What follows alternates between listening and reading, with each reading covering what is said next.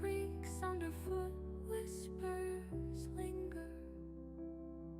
Calm beauty makes me feel inner.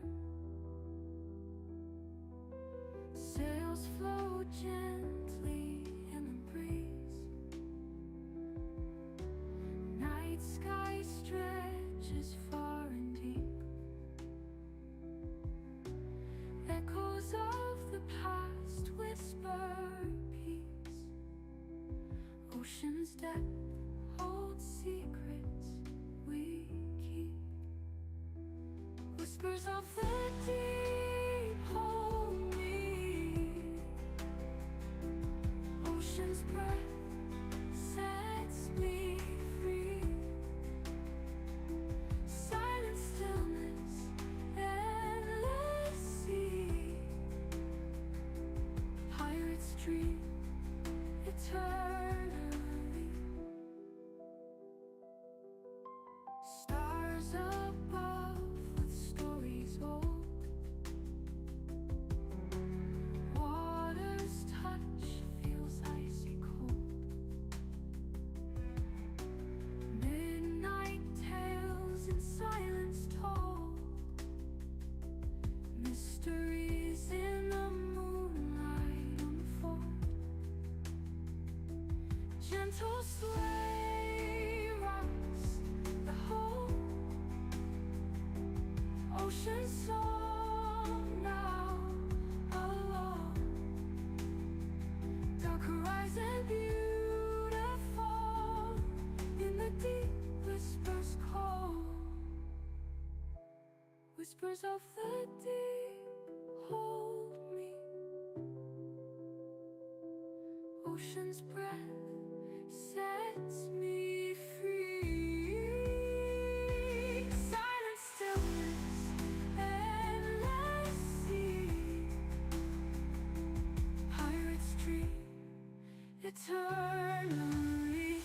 Light on the waves, soft shimmer, silent sea. My heart splintered. Wood creaks underfoot, whispers linger. Calm beauty makes me feel inner. Sails float gently in the breeze. Night sky stretches far and deep. Echoes of the past whisper peace. Ocean's depth holds secrets we keep. Whispers of the deep hold me. Ocean's breath sets me free. Silent stillness, endless sea. Pirates dream eternally. Stars above with stories old. Water's touch feels ice.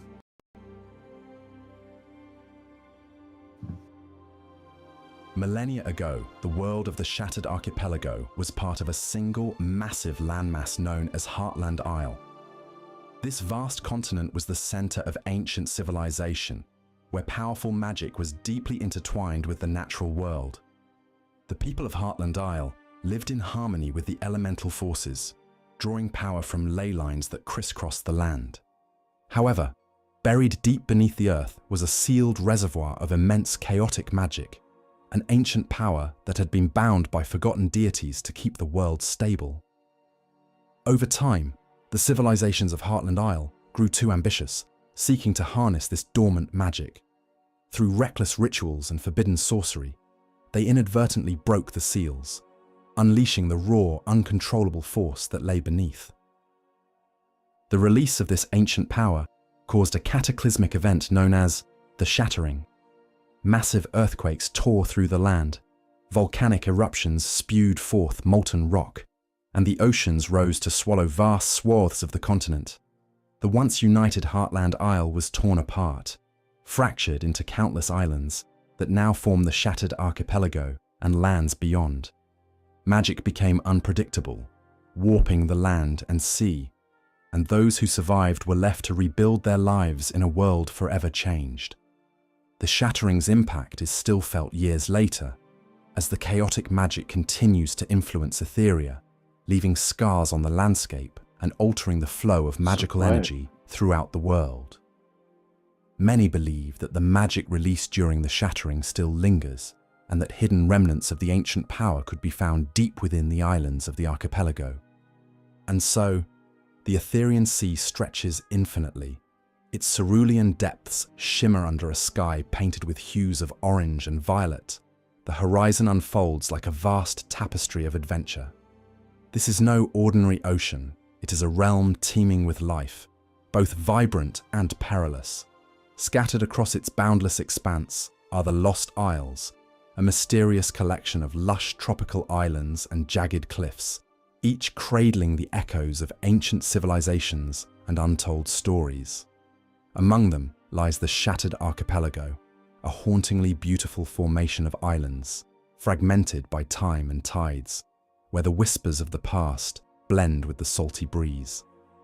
As your ship sails through the gentle swell of the waves, you feel the exhilaration of freedom course through your veins. The air is rich with the scent of salt and adventure, infused with the stories of mariners who dared to brave the uncharted waters. Tall palm trees sway on distant shores, while the sun glistens off hidden coves and pristine beaches, promising treasures just waiting to be discovered. Yet, amidst the idyllic beauty, an undercurrent of foreboding weaves through the ocean. The tales of sailors ring in your ears. Legends of enchanted islands that rise from the depths under the light of a full moon, and stories of treacherous currents that lead to realms lost to time. The sea seems alive, restless with the weight of secrets that have lain dormant for centuries, whispering to those who dare to listen. And as twilight descends, casting a golden glow over the shimmering waters, you gaze toward the horizon. The gentle rocking of the ship beneath your feet becomes a calming rhythm, punctuated by the distant call of seabirds and the soft lapping of the waves against the hull. But there's something more, an electric tension in the air, as if the ocean itself is holding its breath, anticipating the stirrings of fate. Fishermen in nearby coastal villages speak in hushed tones of strange happenings, vessels returning with tales of elusive sea creatures, unnatural storms that brew without warning, and shadowy figures glimpsed beneath the waves. The villagers murmur of omens, as if the very fabric of reality is beginning to fray, inviting the unknown to intrude upon their shores. You stand at the ship's railing, the wind tangling your hair, the dying light of the sun casting your shadow long across the deck. The Lost Isles beckon you with their mysteries, while the Shattered Archipelago looms, a poignant reminder of what was and what could be. Each wave that breaks against the hull seems to whisper promises of ancient ruins waiting to be uncovered, hidden treasures that call to the adventurous spirit within you. Tonight, the stars will guide your way, and the ocean will reveal its truths. Your journey has begun, and as the ship sails toward the horizon, you sense that destiny awaits in the uncharted waters ahead. The sea is alive, a realm of both beauty and peril, and it is calling you forth into its embrace, daring you to uncover the mysteries of the Lost Isles and the Shattered Archipelago. The echoes of the past are waiting to be awakened, and you are ready to answer the call of adventure.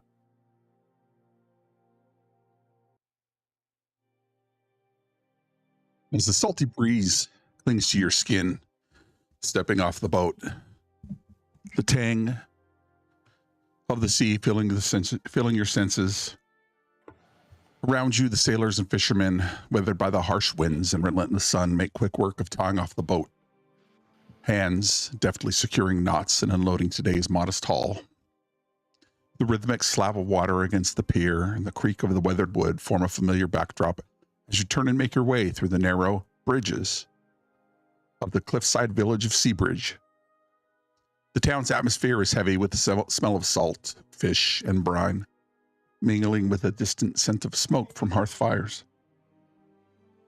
For the past several weeks, perhaps even months, perhaps the only port you've ever known, Seabridge has been your home.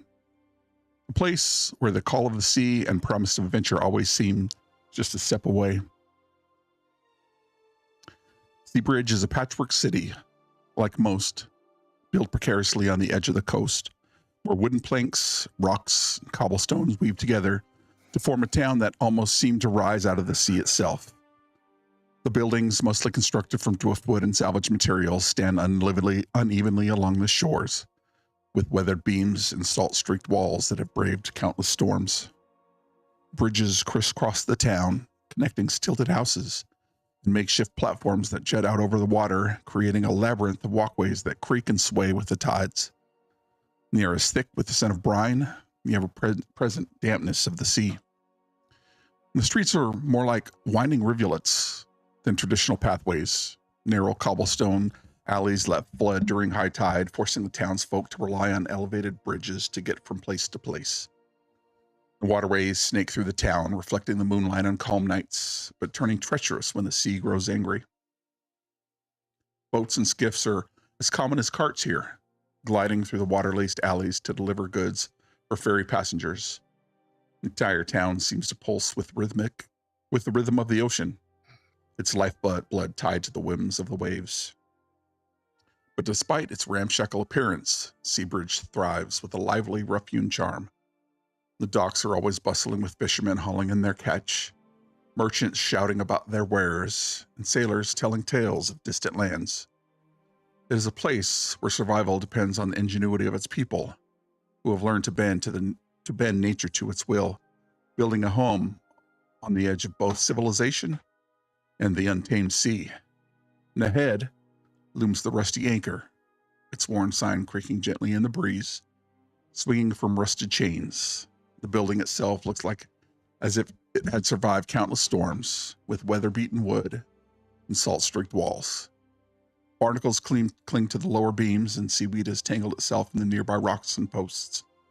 The windows, thick with grime, offer a dim glow from within, while the faint sound of laughter and clinking mugs drift through the cracks of the heavy iron-bound door. Pushing open the door, you step inside and are immediately engulfed by the warmth and scent of roasting fish and ale. The Rusty Anchor is a tavern built from the bones of old ships, planks, and beams salvaged from long-forgotten vessels, giving the place an authentic nautical charm. Lanterns swing from low ceiling, casting flickering light across the rough-hewn tables and mismatched chairs. Nets, ropes, and various maritime relics hang from the walls, and in the corner stands the cracked wheel of an ancient ship, now a silent reminder of the voyage it once steered. Behind the bar, wiping down with a mug and an old rag, stands Maris, the tavern's keeper, his grizzled face and thick silver beard unmistakable, and his one good eye gleams with the knowledge of countless sea voyages. There's a rumor, whispered among the locals, that Maris was once more than just a sailor, but Maris himself never confirms nor denies these stories. He gives you a nod as you enter, his rough voice cutting through the din. Back from another day on the waves, eh? Grab a seat and I'll pour you something warm. May they warm your bones. Hey, Mouse, can you help me out in the kitchen, please? As you sit down to your meal, a familiar tap-tap of raindrops begins to sound against the roofs and wooden planks of Seabridge. The scent of fresh rain mingles with the salty breeze drifting in from the bay. Outside, raised walkways glisten with moisture as droplets collect on the wooden beams. A gentle patter of rain becomes a steady rhythm, blending seamlessly with the creaking of the docks and the distant murmur of the tide. Just another evening in the seaside town, and as Mouse makes her way across the tavern floor, who and what do we see? Lena Lightfoot, or Mouse, as she's known in the tavern and to her crew, is a halfling standing just over 2 feet tall. She has long black, wavy hair, deep blue eyes, and carries herself with confidence. She's dressed in a fitted corset with a white button-up shirt, dark linen pants, and well-worn boots. A practical outfit for life at sea or a bustling tavern.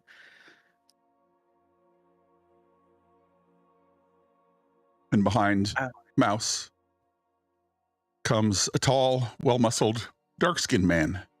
Caesar, who and what do we see? As the camera pans way up, you see a man closer to 7 feet than 6, bushy beard, kerchief tied around his head, casually checking out the rafters, making sure there's no leaks or anything developing, knowing that it's most likely going to be him who has to go out on the roof to fix it. Always has his trusty hammer and his axe on his sides, a general handyman. Yeah, that's what you see. And as the camera pans first down, then up, it pans down again, and we see a gnome with a relatively thick beard.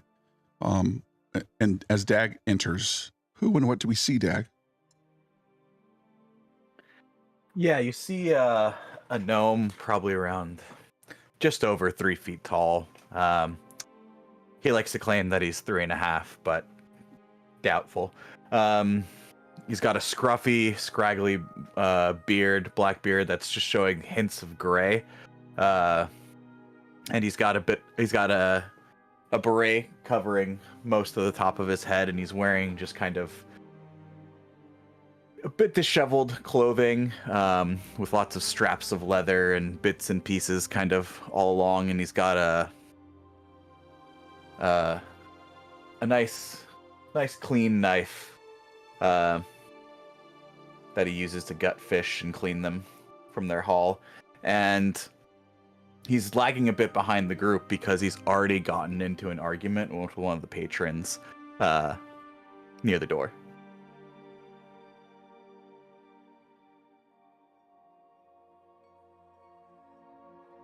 And as Dag starts to argue about something with one of the patrons at the door, we see a tall man with a tricorn hat and long gray beard. Guildenstern, who and what do we see? Guildenstern is average height. As you said, he's a bearded, long hair with a tricorn. His style of dress is what passes for natty in Seabridge. His hair is like salt and pepper. His gray eyes.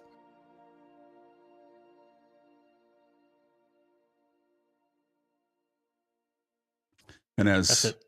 Guildenstern makes his way to the table, finally we turn to a man who is a little bit disheveled, but there's wisdom in his eyes, and we look and see TP looking out from under his baggy hair. Who and what do we see?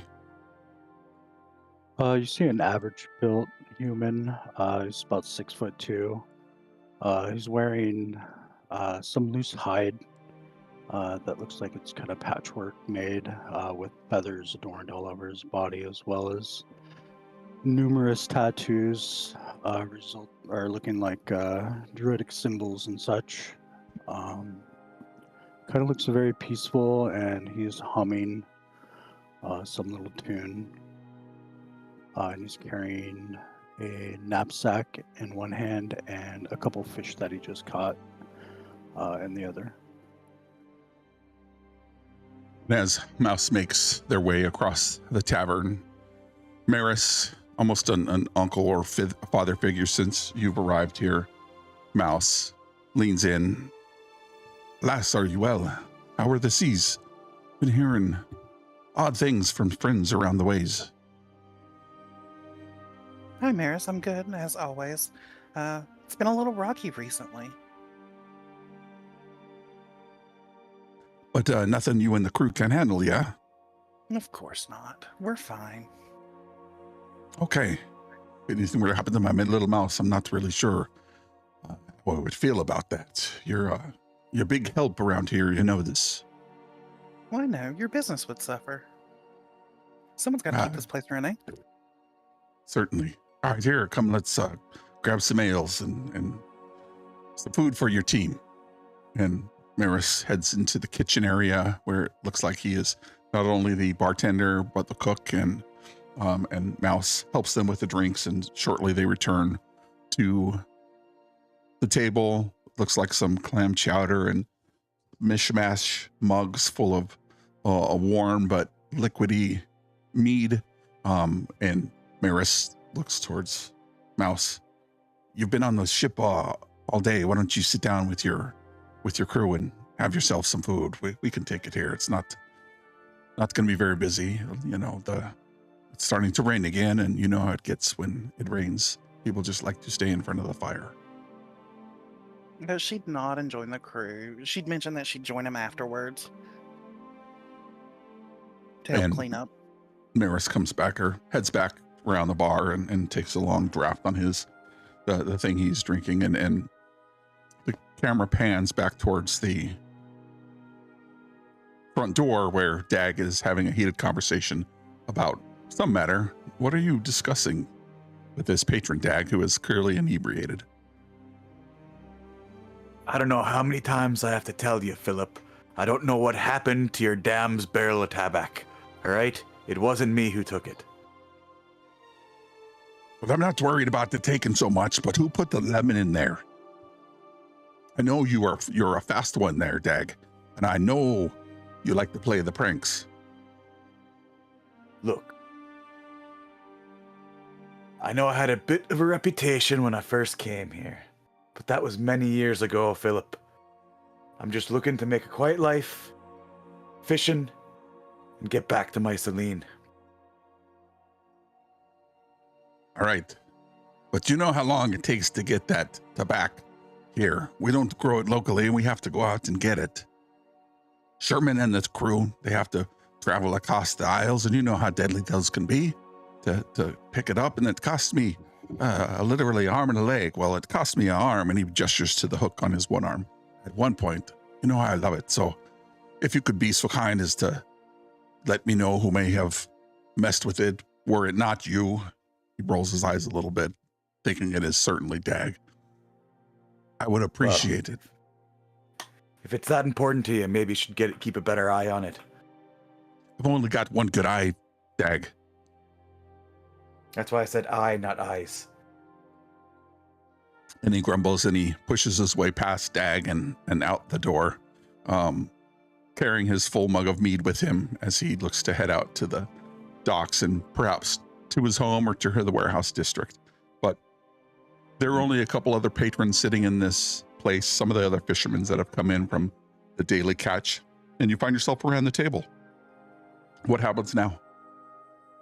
I walk up to the group, pulling out a pipe and some tobacco and stuffing it in there. I don't know what that damn Philip's problem is. Anyone got a light?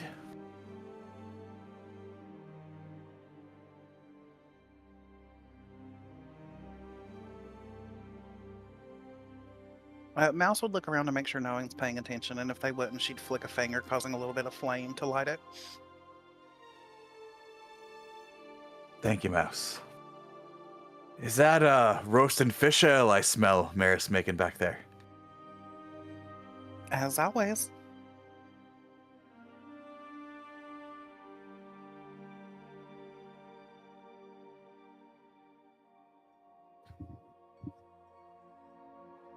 Maris comes back with what looks like some very short cups.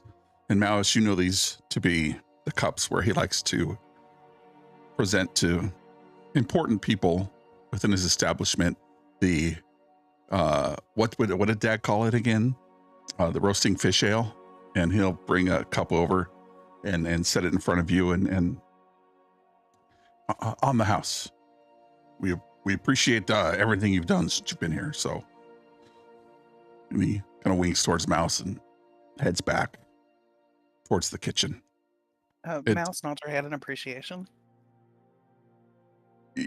While Maris thinks it's fancy, it's probably one of the most fancy things here, but it's just really some distilled moonshine in the broth of the fish that he cooks every night. And what gives it its unique flavor is they don't take anything to waste. And as you look into the short glasses, you see the fish eyes bobbing up and down.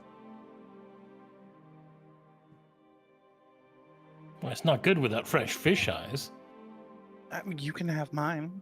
Not the drink, the fish eye.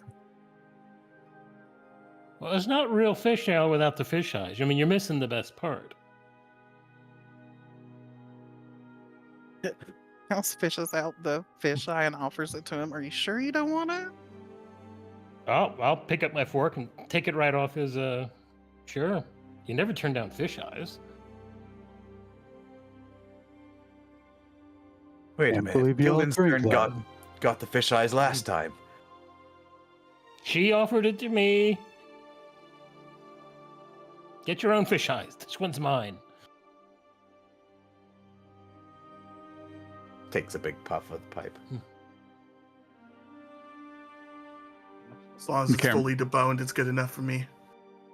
The camera pans from Guild to Caesar, and then once again and rests on TP. How would you like me to say your name? TP, TPP, TPPP? However you want. I'll call you Teep for the time being. And the camera rests on Teep as he's sipping on the short glass and eating his roasted fish. How does Teep feel about what's been going on in the ocean lately? He has some recent fish that he had caught. He would put them up on the table. Says, nature is provided.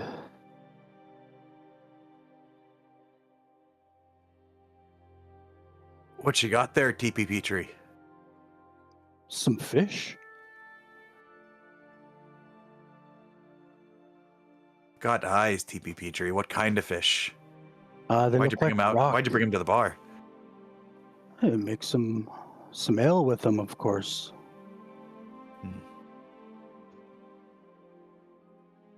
Right. I call the eyes on that one. Very well, you can have the eyes. Oh, does he get both of them? I don't see why not. He's deserving. Yes, of course. I'm deserving. I'll kind of push one of the fish in your direction. I don't want them now. But you're deserving. But they don't have any ale soaked in them yet. Let's see it. Pop one out and put it in your ale. Just takes out that gutting knife and pops one of the eyes out, and on the tip of that it's like a long curved blade. He keeps it very, very sharp. Just looks at it for a moment. Won't have any time to soak up. Won't be nearly as good. Captain always gets all the good eyes. And just grumbles and puffs on his pipe, just staring down at his cup, just waiting as long as he can. And as the camera pans across the table back to Caesar, you're looking down at your short glass as well, and all of a sudden, there's a drip. And another drip. And another drip. And sure enough, exactly what you thought would happen as you walked in. There seems to be a leak in the tin roof, and it's dripping right into your fish ale. It's diluting the salty brine of my ale. Don't worry, Maris, I got this one. And you just see Caesar walk out into the rain as you hear him heavily climbing up onto the roof. And you hear this thud, thud, thud, thud. Clearly no ladder, but Caesar makes it work because, well, while there's no ladder onto the roof, all the mismatched planks that have been nailed over the years makes easy handholds as he makes his way. And you hear the creak of the tin roof as this large individual who's done this several times in the past goes about starting to fix and patch what makeshift roof this rusty Anchor Tavern has. and it'll take you quick work. You know the spots, particular having been here a while, and you make your way back into the Rusty Anchor Tavern. But before you do, on the horizon you see the crack of a lightning strike on the sea, and then you hear the rumbling of the thunder, and you see the storm heads, large rain clouds rolling in towards your group of islands. And before the rain starts to come hard and heavy, you make your way back in to the table with your group.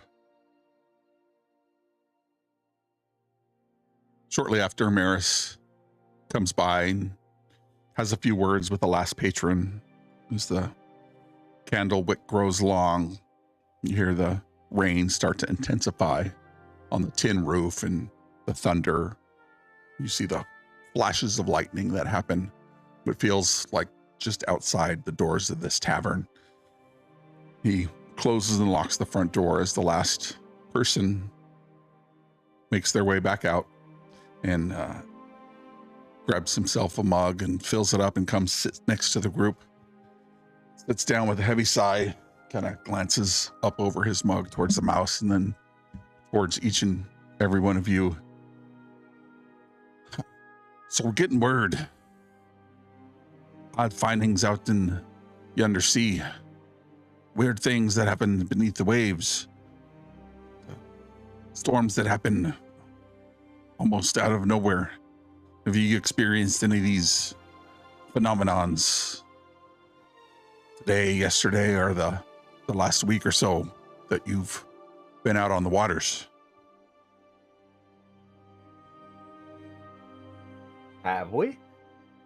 It's up to you.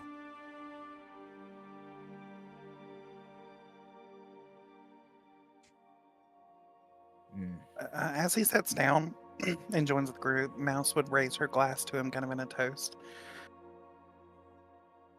And then she'd say, "It seems like someone's angered the god of storms." There's been a bit of squalls out there, I'd say. I don't know anything about a god of storms, but it's been a bit rough. Don't you dare tempting fate. You know Fulgar's real.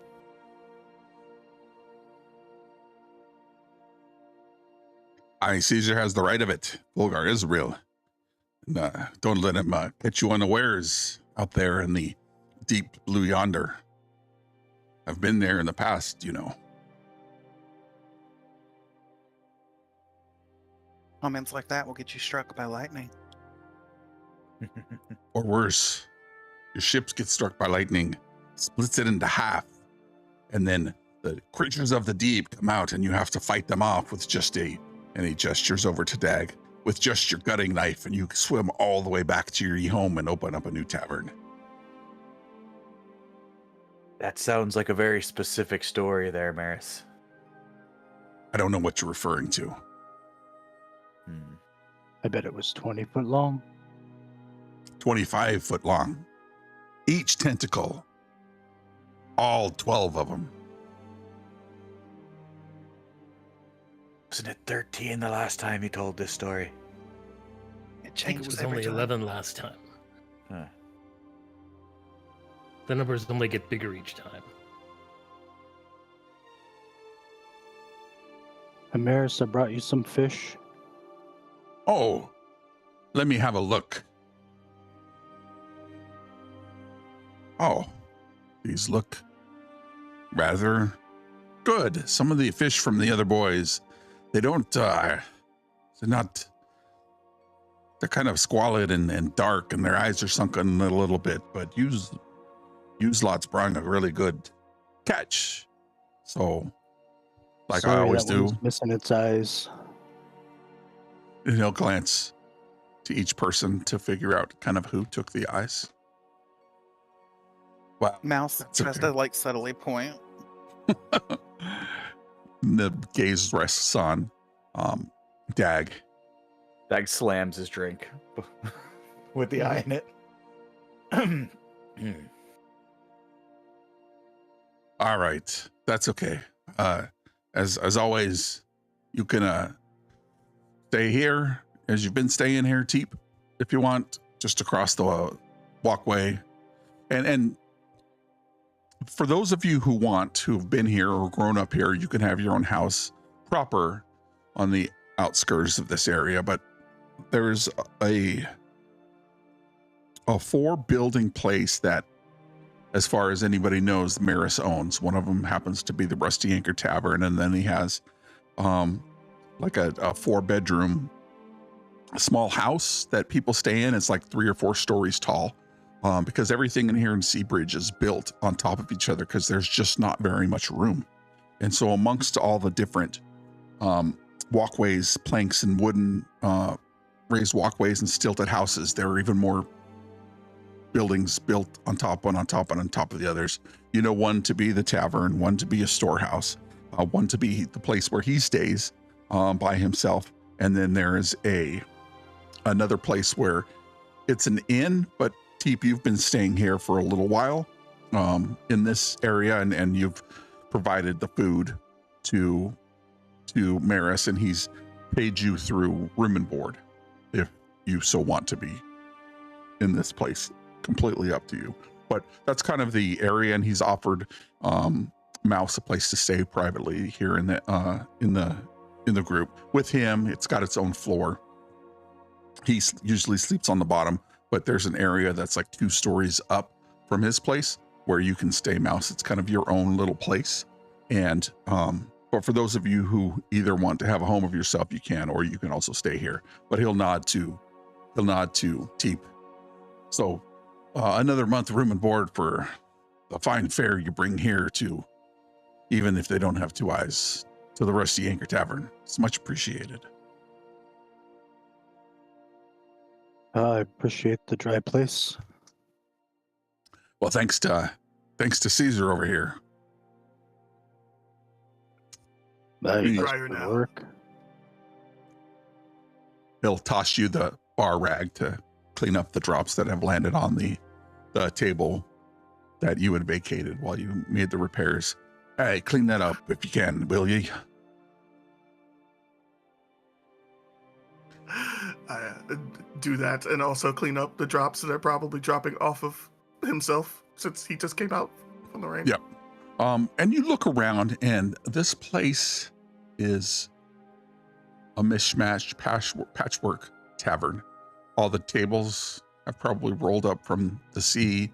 Some are extremely old, perhaps from a time when Heartland Isle had the large civilization that existed.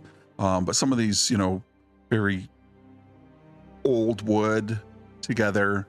It looks like there are a couple of the wheels from ships that have been put sideways, and some plywood has been hammered to them. But you see some others that are almost like this black metal material that have very specific weld marks on them that clearly are out of place here in the Rusty Anchor Tavern. All right, well, you know me, get 1 or 2 of these things done, and now that Philip's gone home early, I think I'm gonna shut her down and take an early night. Mouse, can you see to locking up the place and make sure, Philip doesn't try to force his way back in here again? Maris, Yes, Dag. you wouldn't happen to have a spare room open, would you? You've been asking me that for 30 years, Dag. You said, yeah, only needed for this one night. I'm going to get out of this place, then go on an adventure on the high seas and all this other stuff. And then you come back, and you keep coming back for this roasted fish ale. I think is what you referred to it as. But of course, next door, Mouse has the key. Right. Would you take a bit of trade as I pull out a pouch? Finest tabac available. He eyes you warily. You know I love myself some tobacco there, Dag, don't ye? That's why I offered it. He reaches into his pockets and pulled out this very worn corncob pipe and slides it across the table towards you. I think we can make ourselves a deal. And I'll pack his pipe and slide it back over along with the pouch. It's a smaller pouch. It's not the main pouch of tobacco that Dag keeps. Sure. He puts it in his pocket and reaches in there and has this this metal contraption. It's about 1.5 inches tall and 1.5 inches wide, and the top opens back and forth. And it has the letter Z on it. And he presses the button and you see some flame pop up, and he puffs on his pipe. Wow. This is a wee bit different than what you normally bring, Dag. Where did you find this? A gnome's got to keep his secret. It's the lemon that makes it good. It's hard to find lemon, especially on this island. But I appreciate it very much so. Keep bringing some tobacco, and you can stay here for another 30 years if you'd like. I'll be long gone by then, but ye won't. I'm sure Celine will take me back before then. Celine, your woman. Does she live in Canada? With an S. Ah, got it. So why? You've been here almost as long as I've been here, Dag. What keeps you here?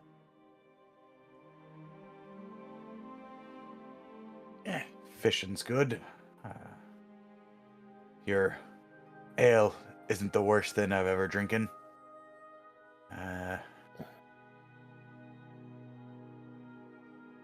And no one's trying to gut me.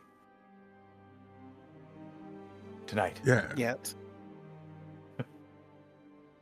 It's been quiet here at Seabridge, perhaps a bit too quiet. I mean, minus the storms, but I mean, now you should be used to those by now.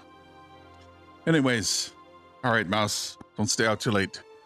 Gentlemen, and I use that loosely, and I mean you, Guildenstern, and the rest of you lot. Have a great evening.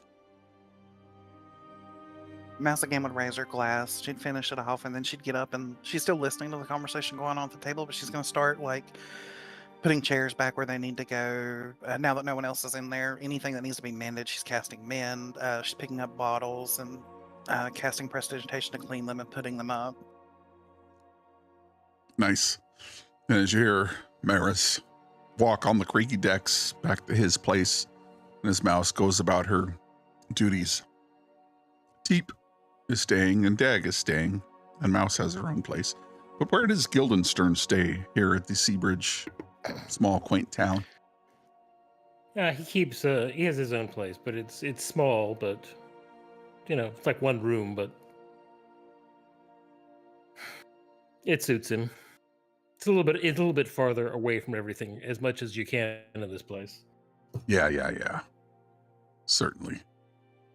The bagpipes at all hours of the night tend to keep his neighbors away. So. Yes, for sure. And Guildenstern's place sits on the south side of town. So across one of the planks that come to these four in the middle. So he's not too far away from the shipping, the central shipping area where many of they're really glorious fishing boats. They're not quite big enough to be a caravel. Most of these have a crew of 5, 6, 7 people. There are some certainly visitors who come with very large, ships that are quite large, much larger than what you've seen here. But as far as what we have here in Seabridge, they're a max you can get on. The biggest ship is probably 10 people, and you're kind of pushing it. But his place sits across just south of the place where both Dag and Teep stay for the night.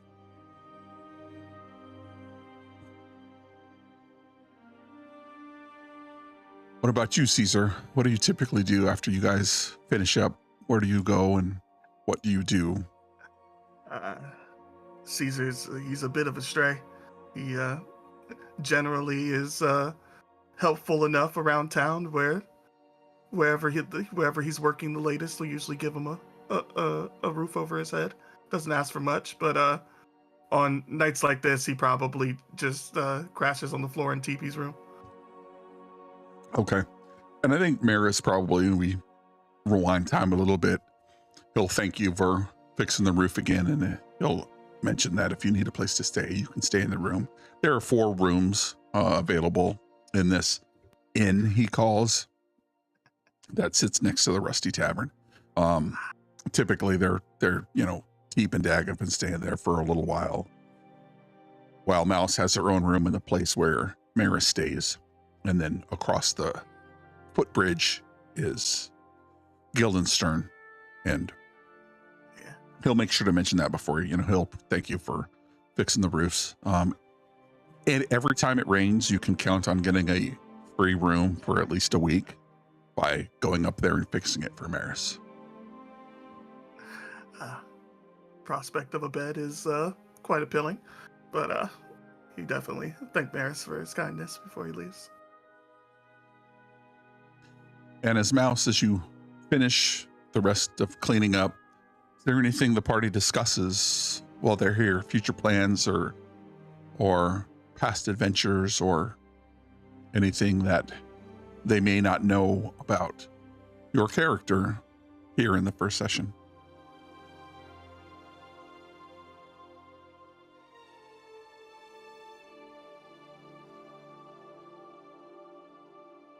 You think there could be some... Oh, good. Go ahead. No. You think what Mary's saying has any weight? That something's brewing, these squalls? I mean, they're a bit bad for the season, but not the worst we've seen. It's just old salt talk. Uh, You heard him. God- When he was younger, all the storms were always worse. He's always saying something. The gods are always up to something. I agree. I don't think it's something we should ignore, especially not the comment about the other people who've been bringing in fish, how they've been looking sickly. That's got to mean something. But the people or the fish? Probably both, but he mentioned the fish. Guess they don't have a fish whisperer on their crew like we do. It's over at Petrie. The shores have looked fairly weird lately. It's a lack of fish. Yeah. What does Mal, the...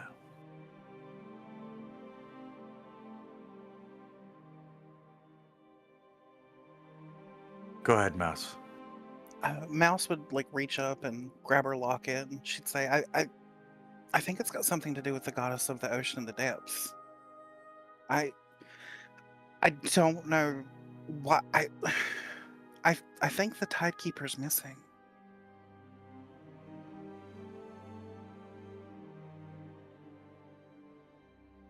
And What do you mean, missing? I don't know. It's just a feeling in my gut. There's something wrong, and maybe that would explain what's going on.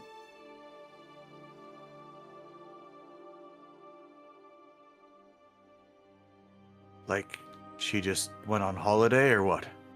I know, something's. Her domain's the oceans. There's all these storms popping up. There's something going on with the fish, and I've got a feeling that something's wrong.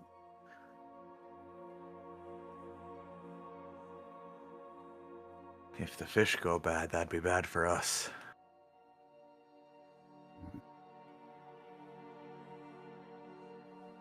I don't know. Maybe I'm crazy. I've got this gut feeling something's wrong. Your gut feeling has saved our hides from a watery death plenty of times before, Mouse. Maybe we shouldn't dismiss it so quickly. I think we should check out the other fish. I mean, at least TP could look at them. Or I could cook them. Well, see if you can find out if there's something wrong with them first. You've been cooking us spoiled fish, TP Petrie. You wouldn't know. Well, you know, if the fish look funny, you just chop them up and you make fish stew. No one would know the difference. I'm liking this idea that Mouse has, though. See what the competition is up to.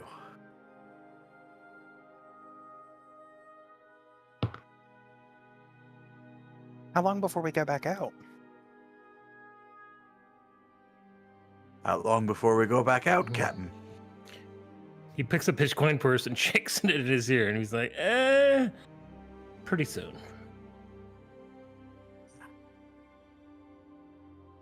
I would like to use a cantrip druidcraft to use the weather sensor. See what the weather's going to be like tomorrow.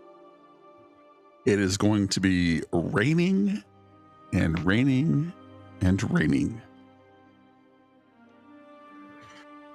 All you see is a little like globe comes out from my hand and goes up about a foot in the air, and there is a circle globe floating that just has like a raindrop. Well, weather's not going to be good tomorrow. Okay, so not tomorrow. And maybe some people can check out some of the fish that have been coming in tomorrow. See if they are sick. Well, the fish do bite in the rain.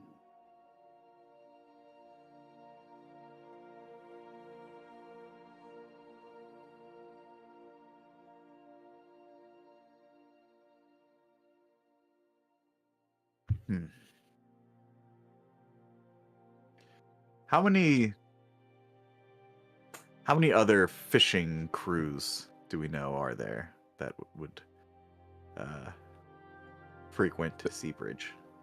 There's no more than a dozen. But you know most of the people who are on the other cruise. Certainly there are people arriving and staying for a short amount of time, a long amount of time, like you, Dag, but at most this place can manage 10 crews with the different docking stations that they have in Seabridge. If they have a large ship at dock, then maybe 6. But you're one of the 4 crews that have been together regularly over the last however long you've been here in port.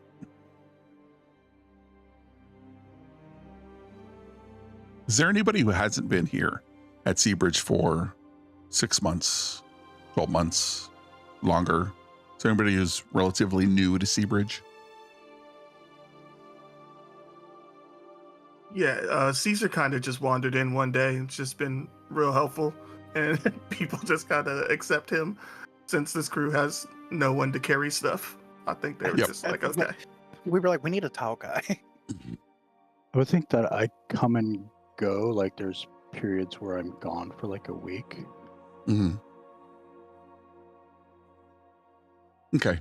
So you've been one of the 4 crews that have been here regularly. At right now, there's likely 8 crews that fish on a regular basis. You fish almost daily, or at least when you can, because there are, being a relatively secure small fishing village, there are a lot of mouths to feed. While the fishing is plentiful, you know, you have to go out regularly to make sure that you, number 1, get some money for your catch. Number 2, provide enough sustenance for the village.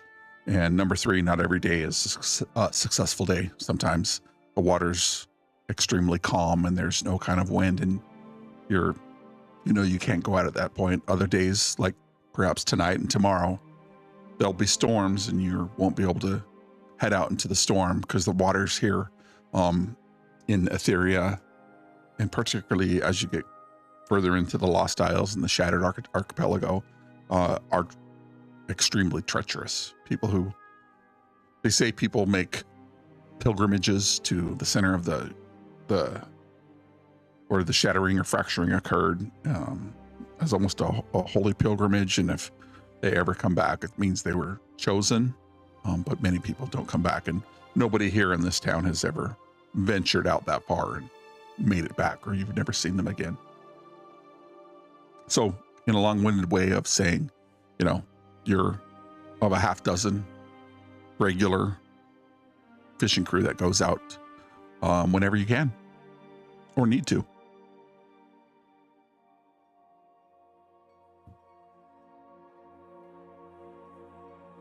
Mouse is still like roaming around the bar, engaging in the conversation, but cleaning things as she goes.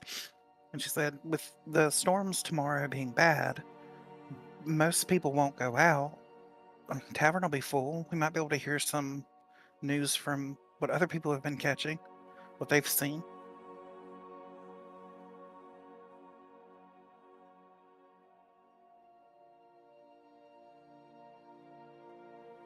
What would be the name of one of the other crew, captain of the other crews that we like the least? You probably. Who's our rival? There is a dragonborn male. He has black dragon scales with green tinge, and his name is Caladan Yargerbet. He typically walks around with a simple black tunic, inside puffy black trousers, and very well-crafted black leather boots.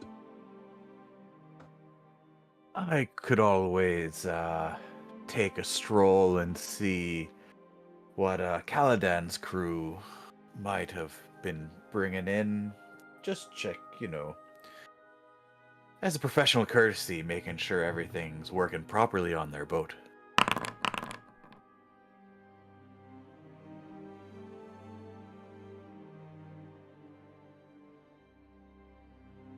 I mean,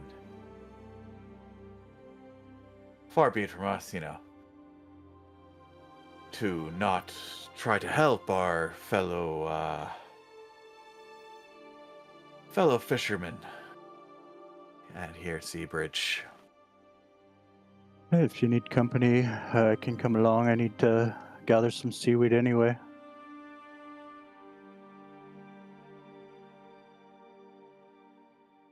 I lean over to TPP. You do know what I'm talking about, TP Petrie, don't you? Yeah? Right. I suppose some of your tricks could be useful.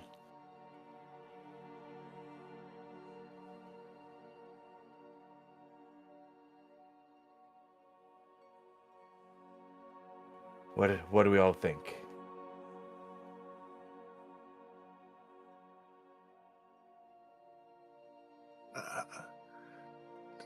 I'm not going to stop you. Sounds like Yeah, a I've good never had person. any luck stopping you, so.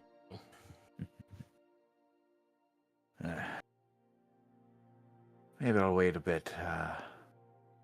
Just lit this pipe, and it'd be a shame for it to go out in the rain.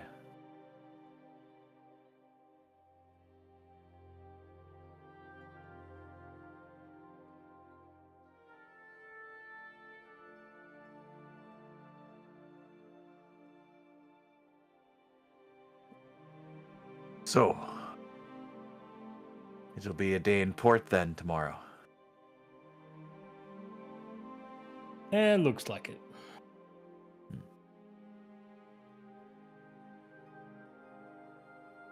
Maybe I'll have a chance to talk with Celine.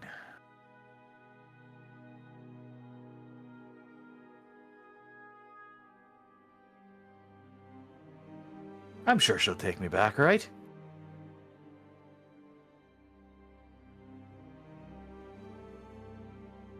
Of course she will.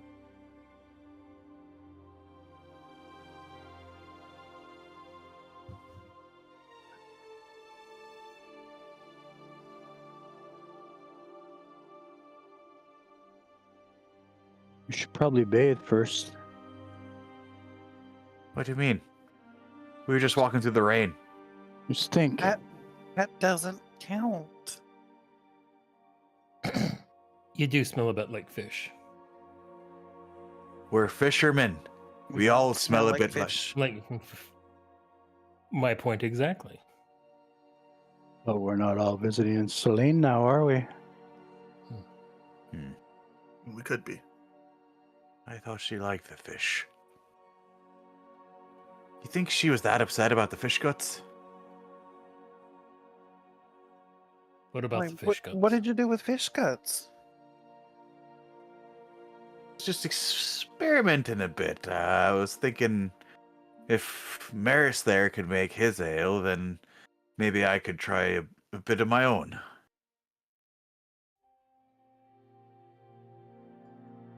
It only exploded a little bit.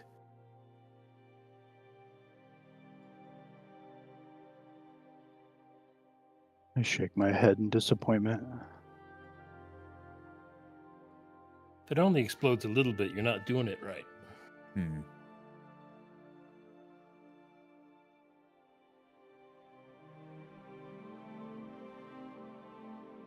Fishka ale.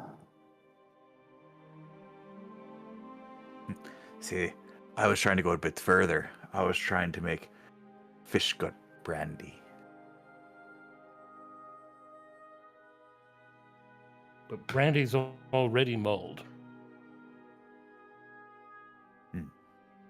That might have been the problem.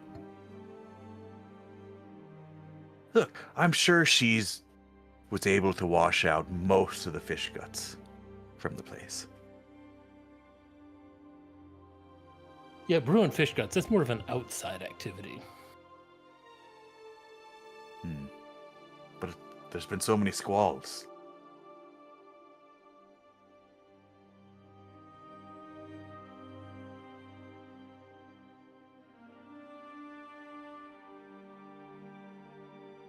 She kept going on and on about it. That I didn't talk to her about it first. Look at the mess that I've made. And then the geese before that. Wait, the geese? I don't want to talk about it now.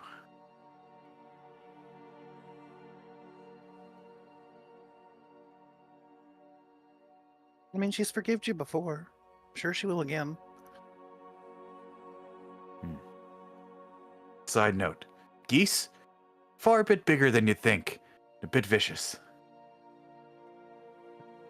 Maybe for one your size, yes.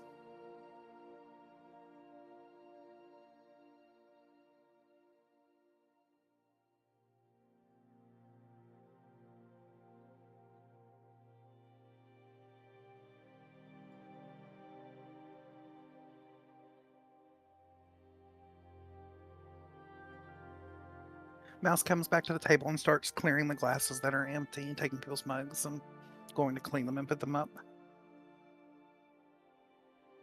Dag bakes, no offer down.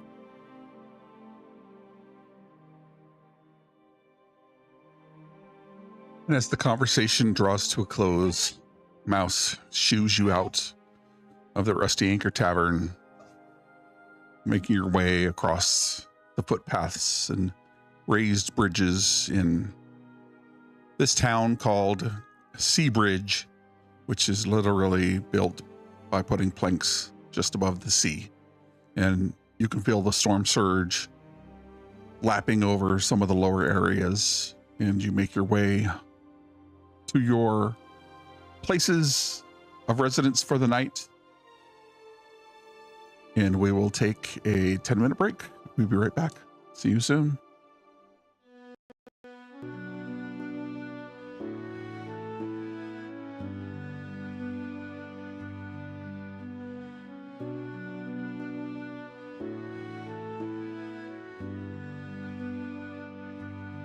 Through the storm and midnight's cry,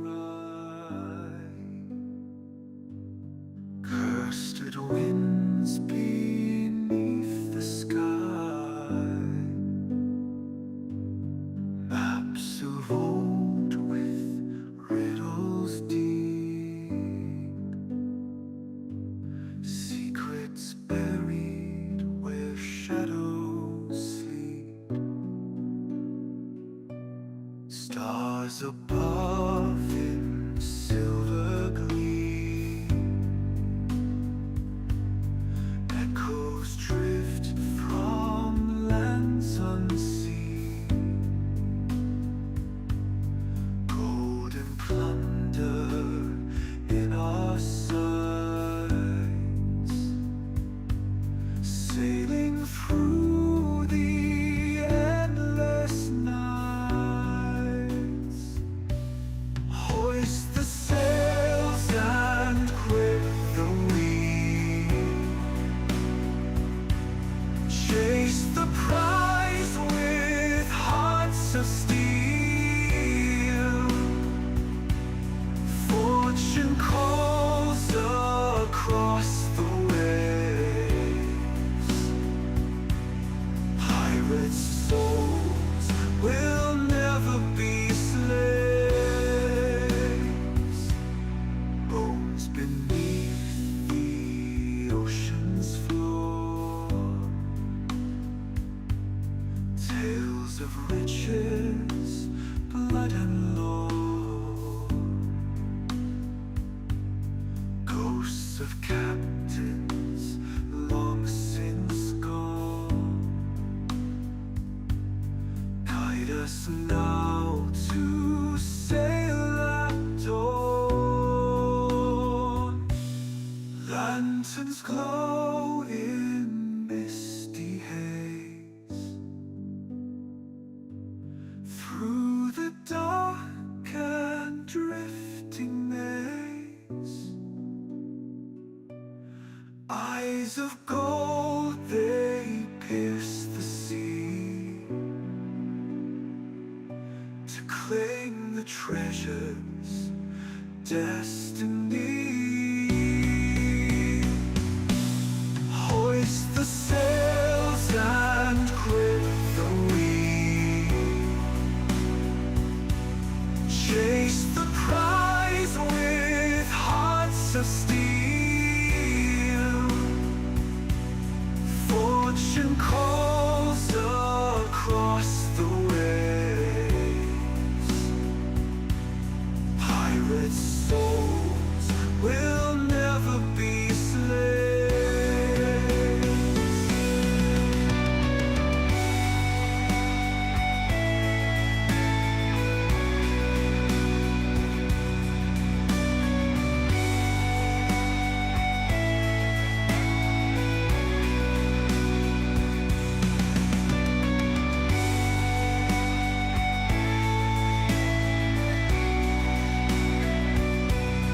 Pirates' souls will never be slaves. Through the storm and midnight's cry, cursed of winds beneath the sky. Maps of old with riddles deep. Secrets buried where shadows sleep. Stars above in silver gleam. Echoes drift from lands unseen. Gold and plunder in our sights. Sailing through the endless night.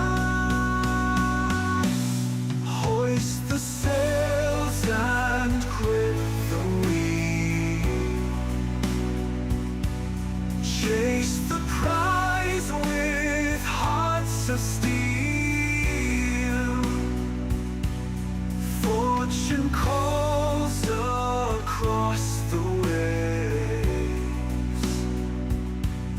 Pirates' souls will never be slaves.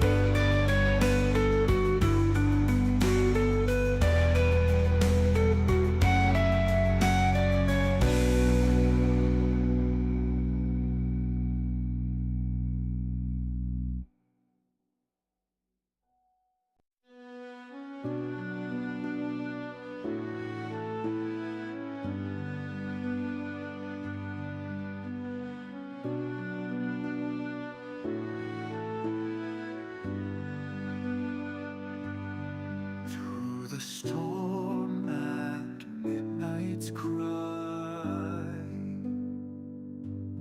Cursed winds beneath the sky, maps of old with riddles deep, secrets buried where shadows sleep. Stars above in silver gleam, echoes drift from lands unseen, golden plunder in our sights, sailing through the endless nights. Hoist the sails and grip the wheel, chase the prize with hearts of steel. Fortune calls across the waves, pirates' souls will never be slaves. Bones beneath the ocean's floor, tales of riches, blood and lore, ghosts of captains long since gone, guide us now to sail at dawn. Lanterns glow in misty haze, through the dark and drifting maze.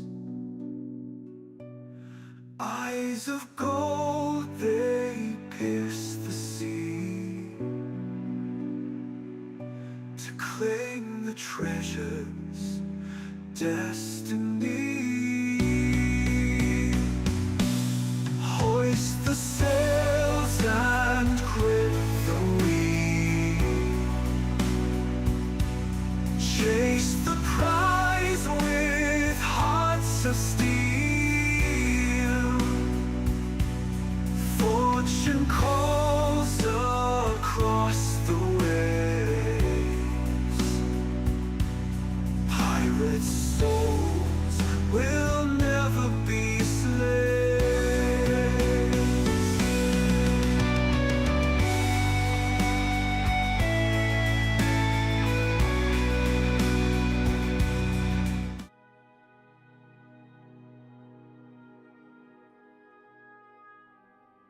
Welcome back.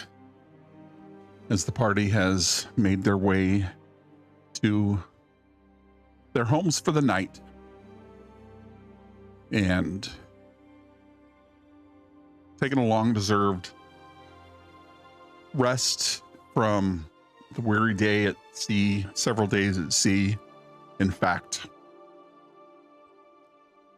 And in the dead of the night, you hear it.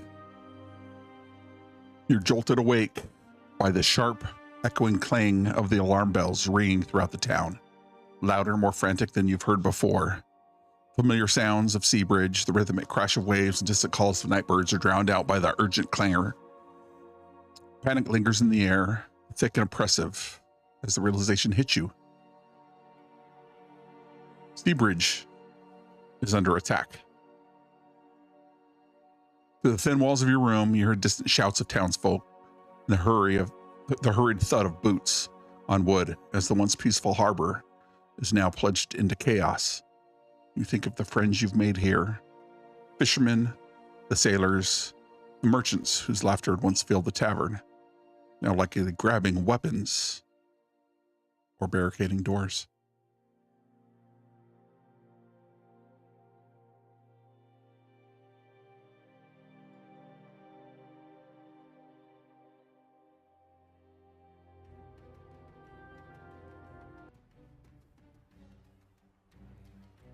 Let me know when you can see the map.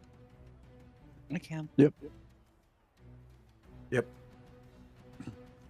So I've placed you each outside of your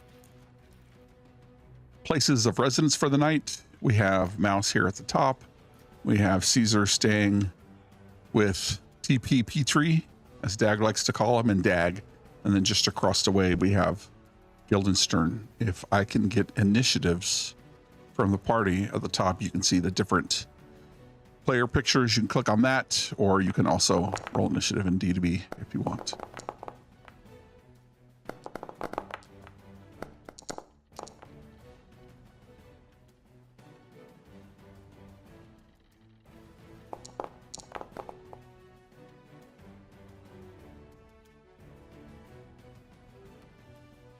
I got Dag, TP, Caesar, Mouse, Guildenstern. And we will begin combat. Question: how does my initiative have a +4? Say that one more time.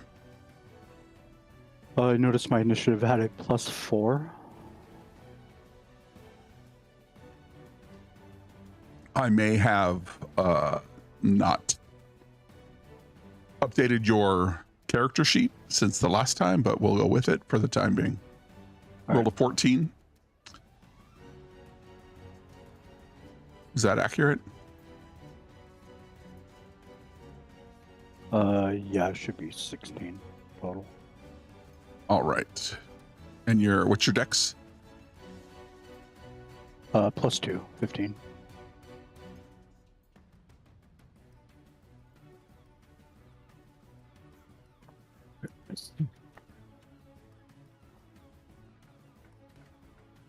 And Caesar, what's your dexterity modifier or dexterity score? Jay? It's a 14. Sorry, I had to look. I don't know All off the top good. of my head anymore. Okay. That doesn't materially move you in the initiative order. So we will begin combat. As you see, really nothing, Dag. Well, actually, you can see across the way as you come out of your place of residence. You see to the north of you, just beyond Mouse, a sea goblin carrying what looks like a spear. Hmm. And you're first to act. All right. I think first level rogue. It's been a while since.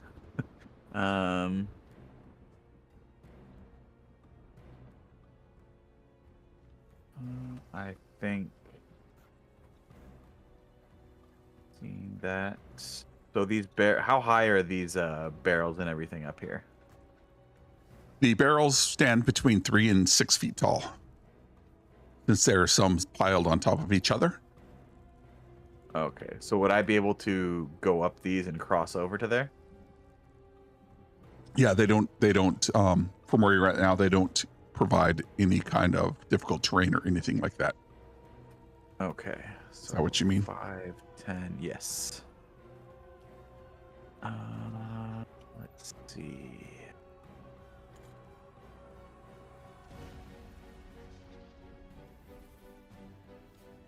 What do I have on me? Sorry, 1 second. 5, 10, New characters, who dis? 15, 20. And I will throw a dart at this goblin. Yeah, if I assume he's looking pretty aggressive. Yes. I would yell out in Goblin.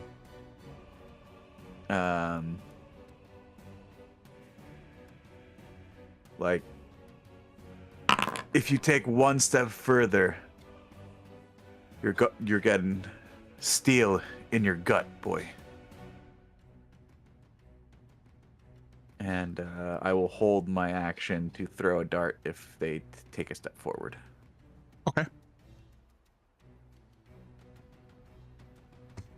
Or I would say I'll say if they make any aggressive action towards one of my friends.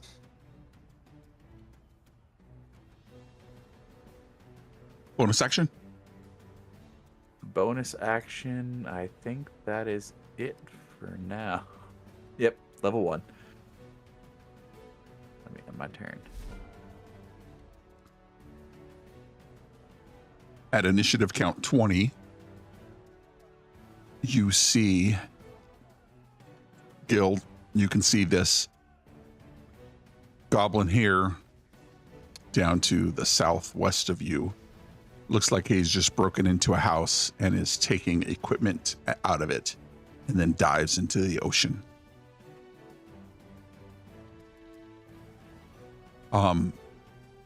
And you look around, Gil, and you see that happening. They're taking fishermen, they're taking equipment, they're taking all kinds of things out of these houses. Fishermen have come out and are trying to defend their homes, but are being dragged into the water by these goblins. And you see this person, this goblin here, jump out with what looks like a barrel and then dives into the ocean. Is that what happens at initiative count 20? Next, we have TP Petrie. Sorry, could I amend my held action trigger?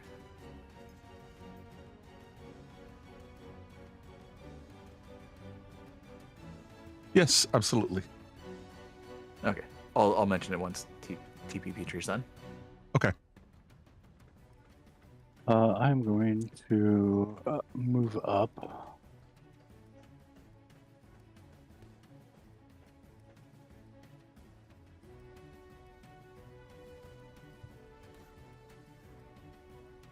And as I come around this corner, this is the goblin to the left. Visible? It is. I will pull out a net and attempt to grapple that goblin with a net. What's the range of a net?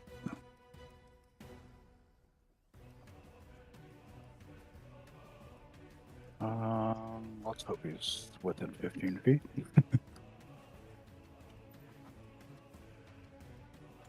That guy's too far. I'll throw it at the other one. Okay. Go ahead and make an attack roll.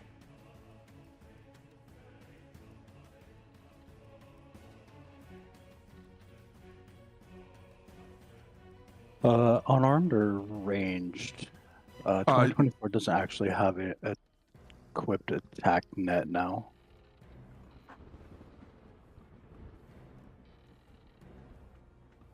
So 2024 does not have net?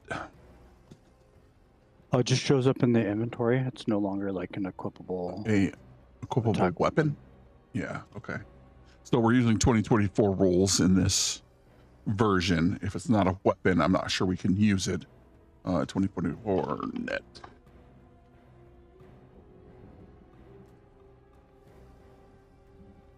I think it's a saving throw versus restrained. Yeah, I just posted it. Oh, perfect.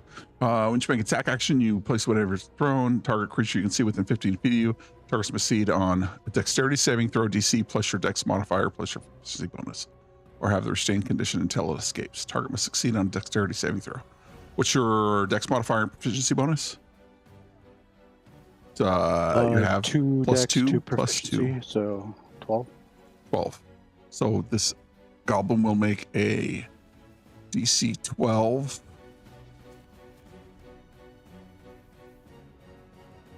Dex saving throw. They're pretty dexterous.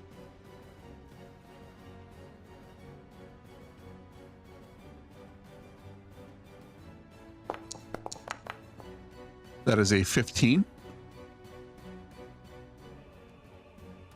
All right, I pull out my net and I attempt to throw it at the goblin. It just kind of slams up against the side of the building, missing. So try and take this one alive. Thanks for posting that. Appreciate it. And turn. Caesar. All right. Caesar is hearing the commotion around the corner and seeing everyone is ganging up on this one goblin. We'll go ahead and 5, 10, 15, 20. Push pie, Petrie, real quick. 25, 30, 35 to come after this lone goblin before he jumps into the ocean.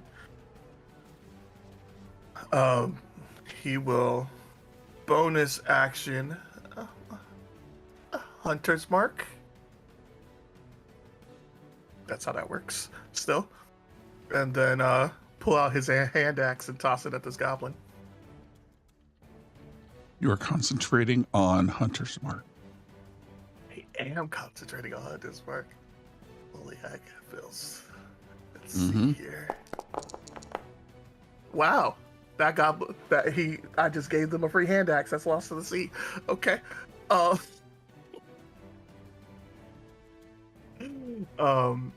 It could be because it's out in the rain. Could be that because you used the back head of this axe as a hammer earlier, because you didn't want to take your big hammer out, but you throw it and it flies over the goblin's head and bloom into the water. You know what? I'm determined, and I have new weapon proficiencies. We're gonna go ahead and take the light hammer and try the same thing. Mm-hmm. Taking a nick attack with the light hammer. Hey.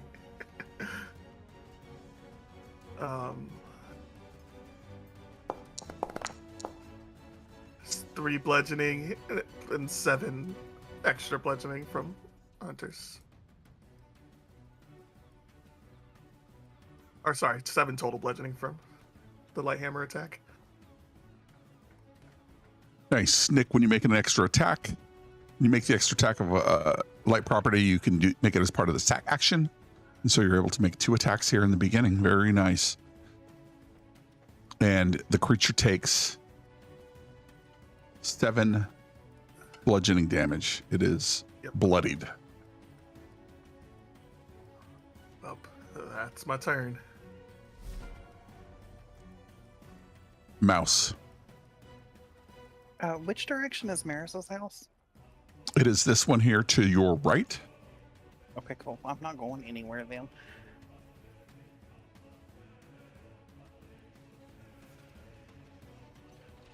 I'm gonna bonus action.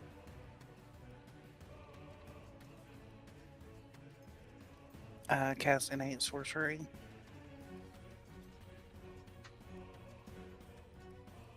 What does that do Which for you? Let me see if I can link it.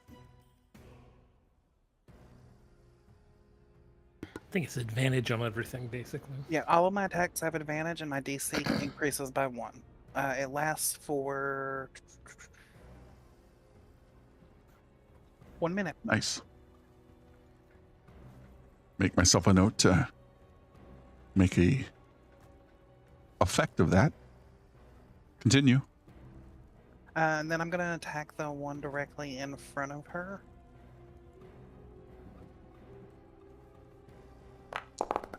With an 8 to hit. And that's with advantage. Unfortunately, an 8 misses, as it appears these sea goblins are wearing leather armor.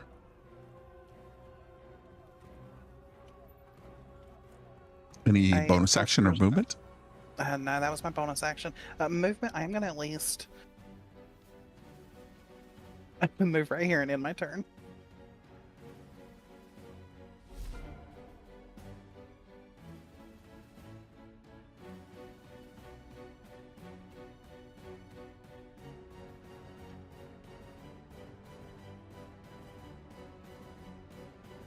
Of all the goblins I have to find him. Oh, he's so cute. They are adorable.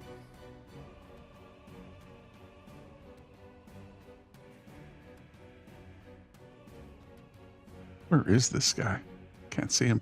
I put too many. I made the surprise. I made the map too big. What? That never happens. What? But is it so big it takes like 10 turns to run across it? Maybe not. Just for clarification, if I cast a spell that lasts 1 minute, that's 10 rounds, right? Correct. So I'm good for a little while. Is it concentration? No. No, and it's not a spell actually, so you don't have to worry It's about. a feature. Yeah.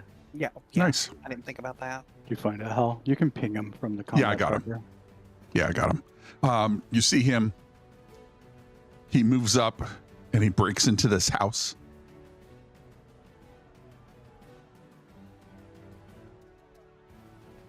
Comes into this house and it looks like he pulls somebody from without the house and dives into the water. Oh, they're pulling people in too? Evil. Guildenstern. Well, seeing this guy over here.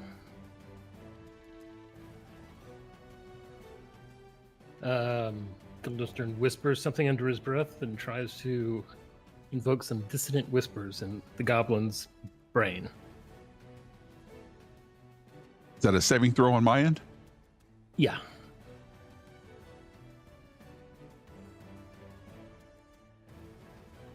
Dex in strength. There we go. It is a Dissonant wisdom save. Wisdom saving throw. They're very wise. Well, pretty wise.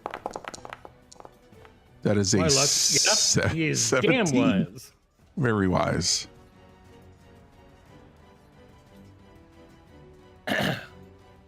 And then Guildenstern curses and runs down the block.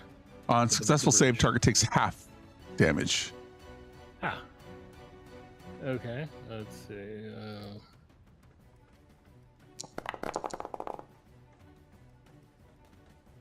So that's 3 points of damage. It's injured. You hurt it pretty bad. So it looks like a very small goblin.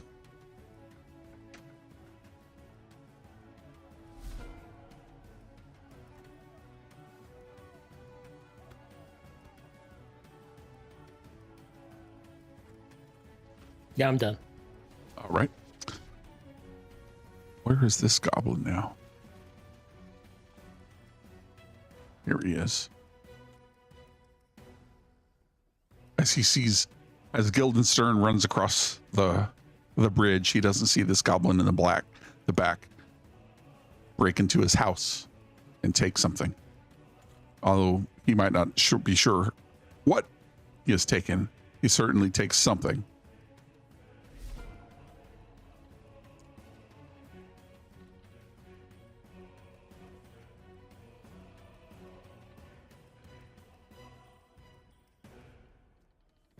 Goblin moves up.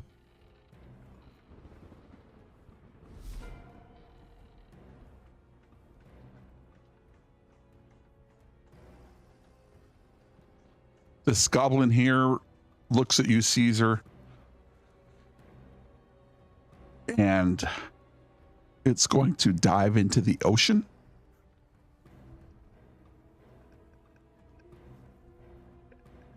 And swims 5, 10, 15, 20, 30.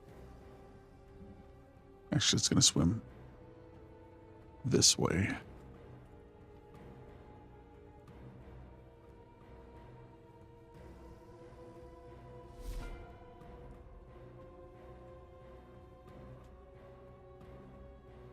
The next goblin will move 30 feet.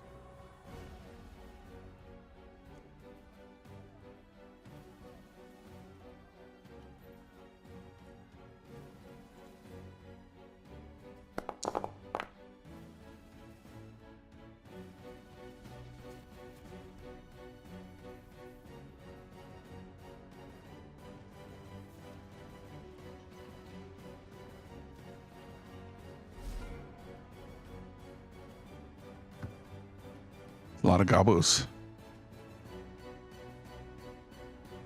This creature runs into this house, grabs another person. Perhaps the person is out there trying to defend its property and is grappled by the goblin as the goblin pulls it into the sea and disappears beneath the waves.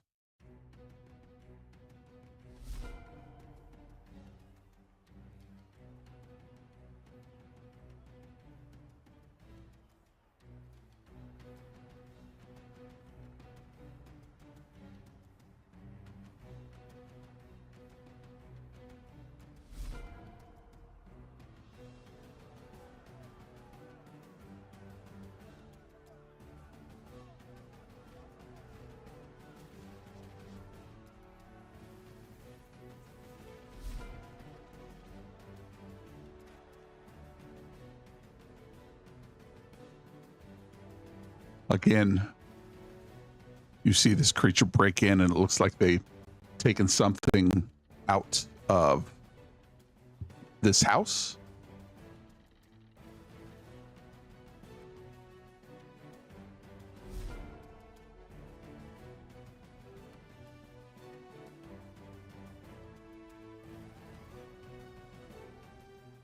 This creature's going to run up. It is unharmed, and it's going to attempt to hit you, Dag. You didn't hide or anything like that, correct? No, I was holding my action for when it came. I'm keeping with you for when it comes forward. Okay. It came forward, and it looks like it's going to attack you. All right, so as soon as it stepped forward, I would throw a dart at it. Okay. All right. Hacha.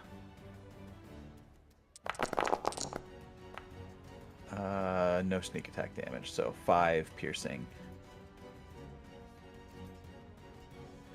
And it, I have advantage on my next attack roll against it for the end of my next You have turn. a enemy within 5 feet of it,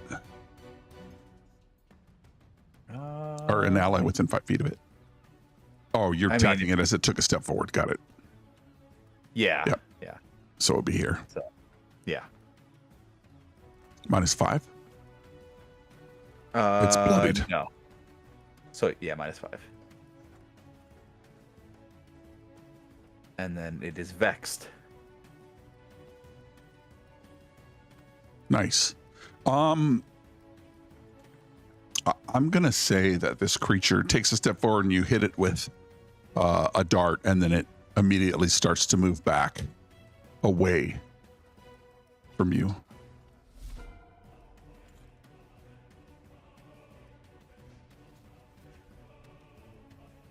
All right.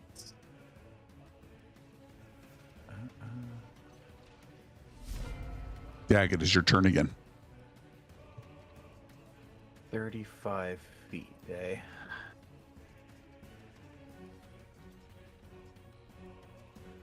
I'm going to probably move up to here and say, "Where are you going, boy? We've just begun to dance," and throw another dart.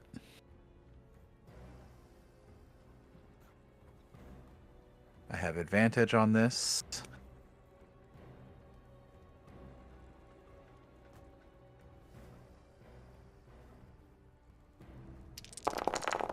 That's a natural 20. For 17 damage. It is the Nice. one that is running away from you, correct? Yep.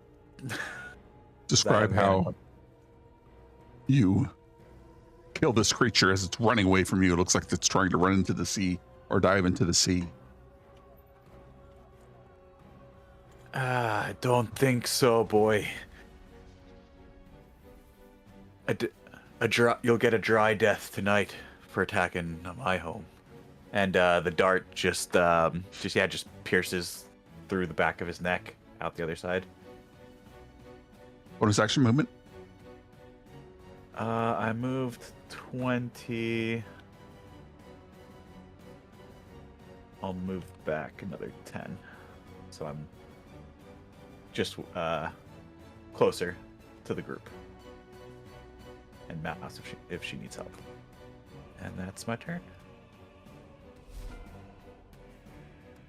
At initiative count 20, you see more goblins pull things from houses, boats, In particular, they're pulling, it looks like, the fishermen and diving into the ocean.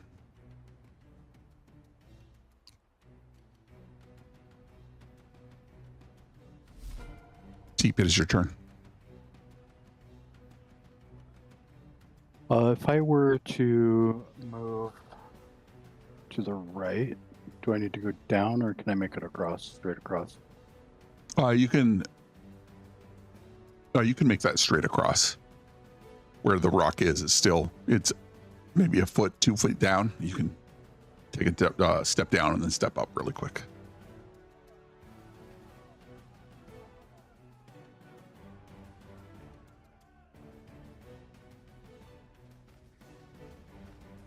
Oh, hello, little guy.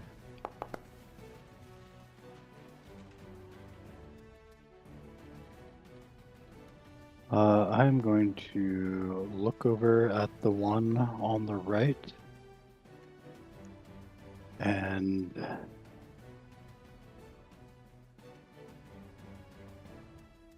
reach into a little pouch, pull out some sand, and say, sleep. And I will cast sleep on him. Nice. How many HP does this affect? Oh, it's different now. You tell me how it works. Each creature, your choice in a 5-foot radius sphere centered on a point you can see within range, succeeding on a wisdom saving throw or have the incapacitated condition until the end of its next turn, at which point it must repeat the save. Target fails the second save, the target has the unconscious condition. It's So he not needs based to make- on HP. That's so nice. He needs to make a wisdom save. These are the wisest, as Guildenstern knows, these are the wisest goblins in the game. DC is 13. He Hey. fails and is now incapacitated. Fortunately, he can still run away incapacitated now.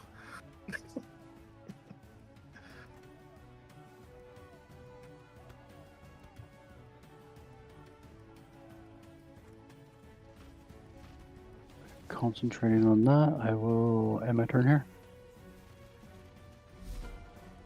These are your goblin friend has decided to jump into the ocean and run away, but you know where they are because you have them marked. Well, I'm sure glad I have a third weapon. So I will pull out. Caesar will unfortunately being left to his least favorite weapon, just his bow left. Would this shot be a disadvantage because the goblin's swimming? I believe. What is piercing in 2024 underwater? Let's see. I think the revised. It's just you miss automatically outside your range. Yeah. And it's super nerf, so yeah, it's disadvantage within your normal weapon range. Okay. Great. Okay. Cool. I believe in myself. Let's shoot this gobbo. Actions. Where are you? Actions.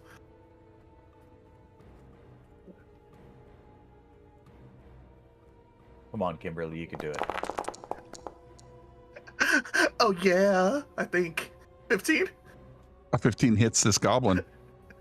Yeah, so that would be 4 piercing damage and 6 force damage apparently now. How do you vanquish your most fearsome foe, this goblin, Yeah, I just swimming away from you? I'm just cold, crack my neck, let it think it's getting away. Right when it's getting to the edge of my range, I just shoot an arrow out there, and you see it silently float back up to the surface. Nice. Bonus action movement? I would, if I can, like to come over and collect my hammer. Mm-hmm. Easy enough. And then probably move back to the same position I'm in. I think that's probably all my movement to even just get back there. Okay. Mouse. Okay, hear me out. I think the only one I can see is that one down there. It's 115 feet away, Yeah. and it looks like I have a clear shot. Yeah. And my sorcerer's burst goes 120 feet, so I would like to shoot it. Very nice.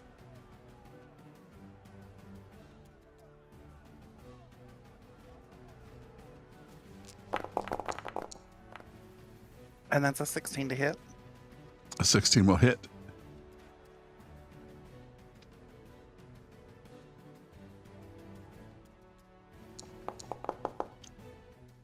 For 6 lightning damage.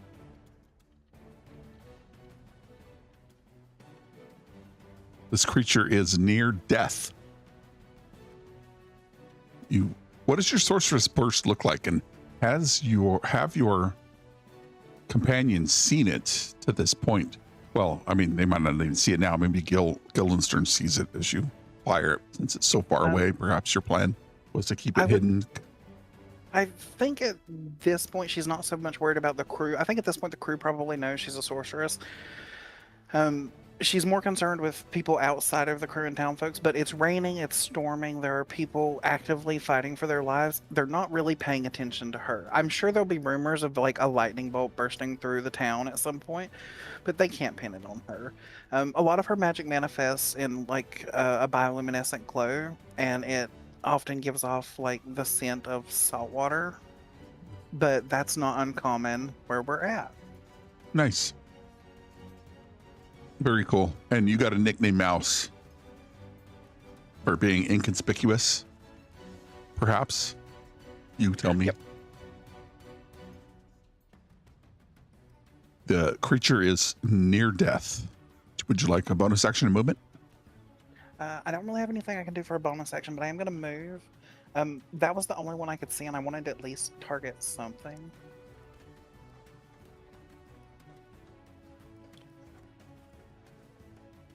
There's something suspicious going on. I smell the sea. We're at the sea. And then I'm going to end my turn. I would like to think she probably didn't let the party know at first, or Maris at first, but over time, eventually, like as she got to know the crew, I would say something probably happened and she used an ability in front of them. Yeah.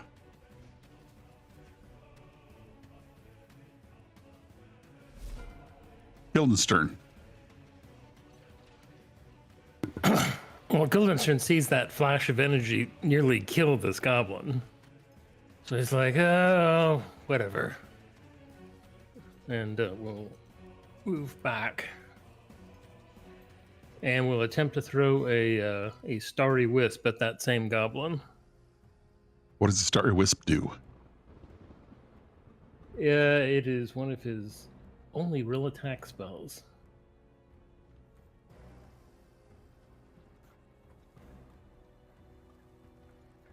All right, so Mouse is going to be our cannon. Got it. Unfortunately, that probably misses.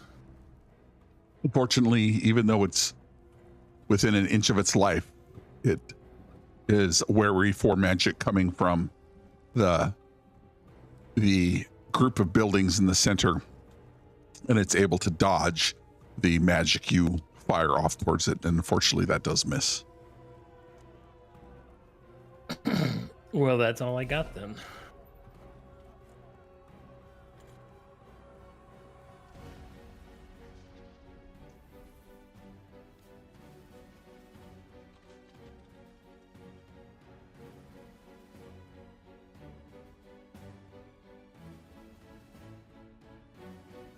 This creature comes running around the corner, Guildenstern, as you're looking towards the right and trying to attack it. It comes rushing towards you, and it's carrying what looks like a spear, and it rushes towards you, and it jabs the spear in your direction.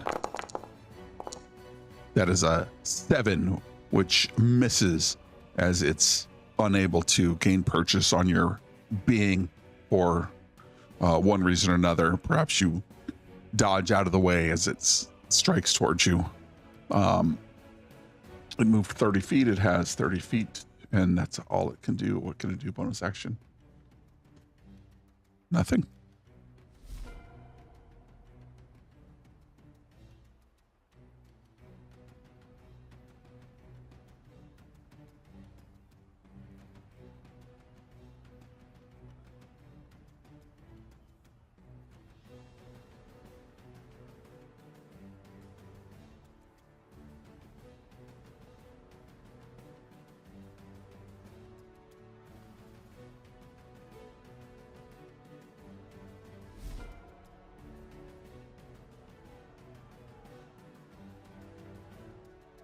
Creature disappears from view and leaves the area. This next creature actually is going to run across the bridge. Come on.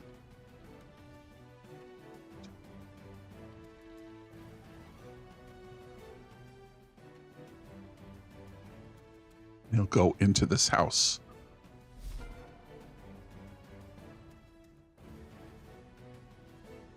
I think this guy's gonna bail. 10, 20, 15, 20, 25, 30. Just jumps into the water. And it heads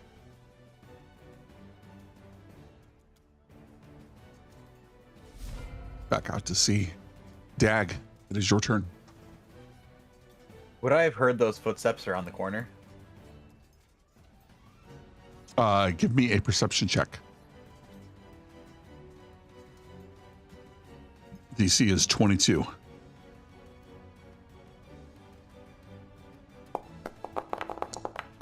That's a 10. No, you do not hear the footsteps around the corner. All right. Let's see what I see. Probably wouldn't be able to see the captain down there.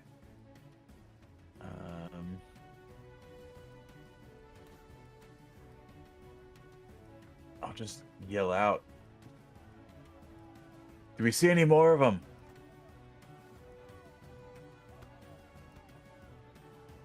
Trying to think. Mouse hollers back. There was one down south, but I took care of it. I Has have one anyone seen split. Maris?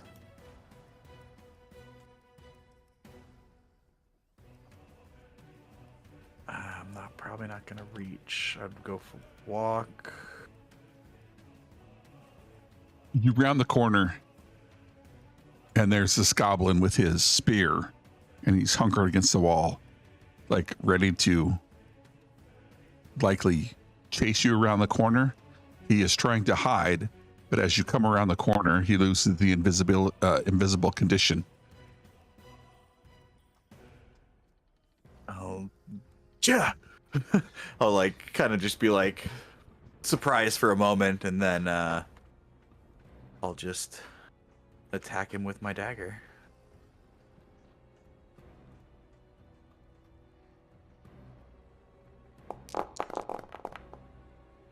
That's a 13 to hit. That barely misses this creature. As he moves to the side, your dagger, what looks like you're gonna hit him with a fierce blow. His toughened leather armor, or the vest he's wearing, turns the blade back as you leave a nice white mark across the leather vest he's wearing. Okay, and then I'm gonna pull another knife out that's been secreted on my person, but I'm gonna use the nick. So when you make it the extra attack of a light weapon property, you can make it as part of the attack action instead of a bonus action. This extra attack can only be made once per turn. So am I still able to do? Can I do 3 attacks then? This one, the nick attack. It says and a because bonus- it's Without dual wielder. yeah, not without dual wielder, because it says okay. instead of a bonus action. So this is taking okay, so I place of can that just bonus do a action. bonus. All right. So Yeah. I'll just with that second dagger that I just pulled out, I will attempt to strike him again. But that still leaves your bonus action open for you to do all kinds of stuff. Yeah. Wow. Later on. For only 6 points of damage because I don't get sneak attack. Do you have advantage from?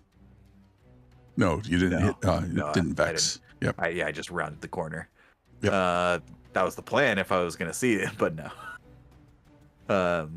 So yeah, only 6 points of damage as I round the corner and see this goblin and the spear and immediately go for one dagger attack, then misses. And as I'm pulling back that one, I'm actually unsheathing another dagger that I have secret on me, and then slashing up with it at him.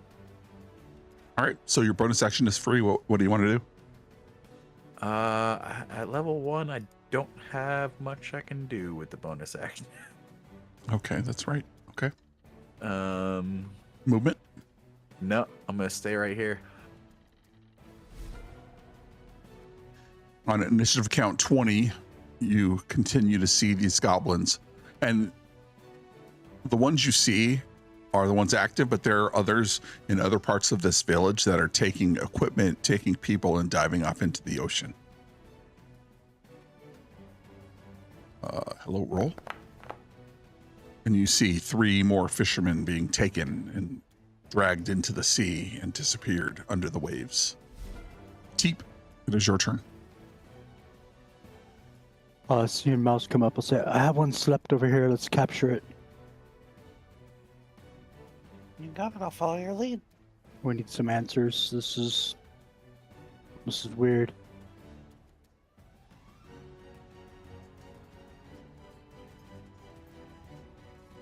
I will move up next to the one that's slept, and I would like to take out my last net Mm-hmm. and attempt to net the creature that's sleeping.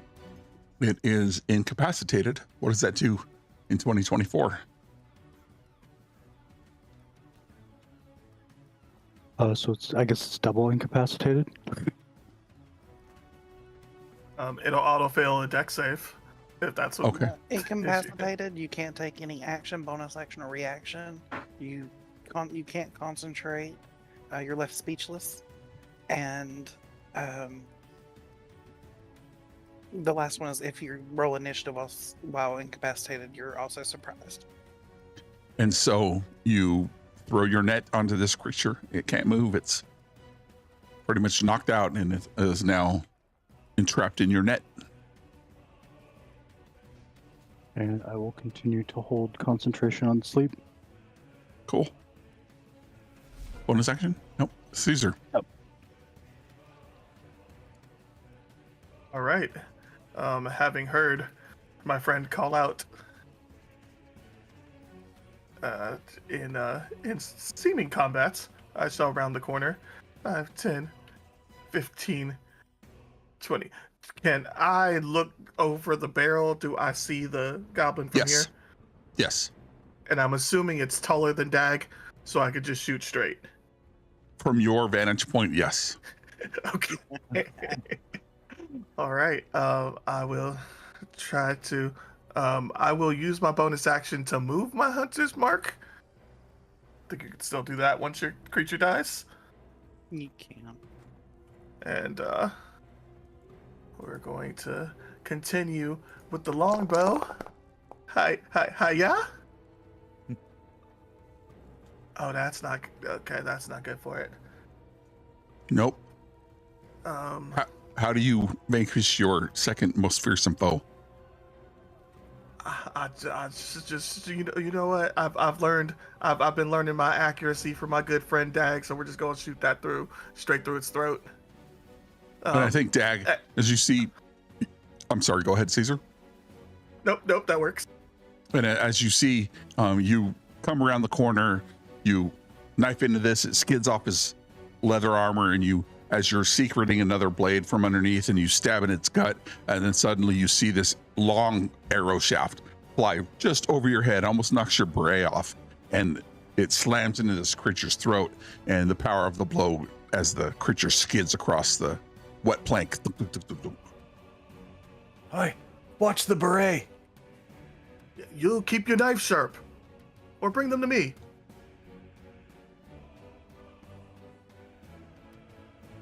Bonus action movement. Bonus action was the bonus mark. action has been used. Movement. I guess I'm just kind of useless from here. That was 5, 10, 15, 20. Move a little bit more. 25, 30. And I guess I will stay here because I'm not going to end my turn on top of a barrel. Mouse. Well, Mouse is going to run up.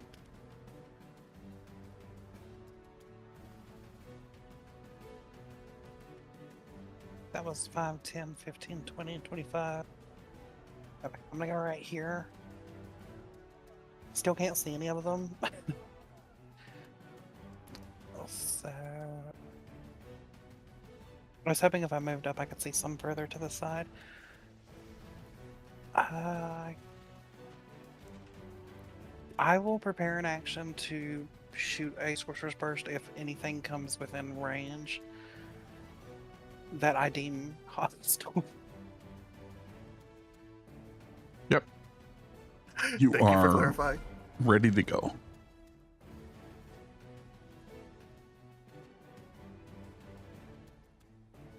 This creature will likely move 5, 10, 30. Do they get to dash? Nope, disengage or hide. Disengage or hide as a bonus action. 5, 10, 15, 20, 25.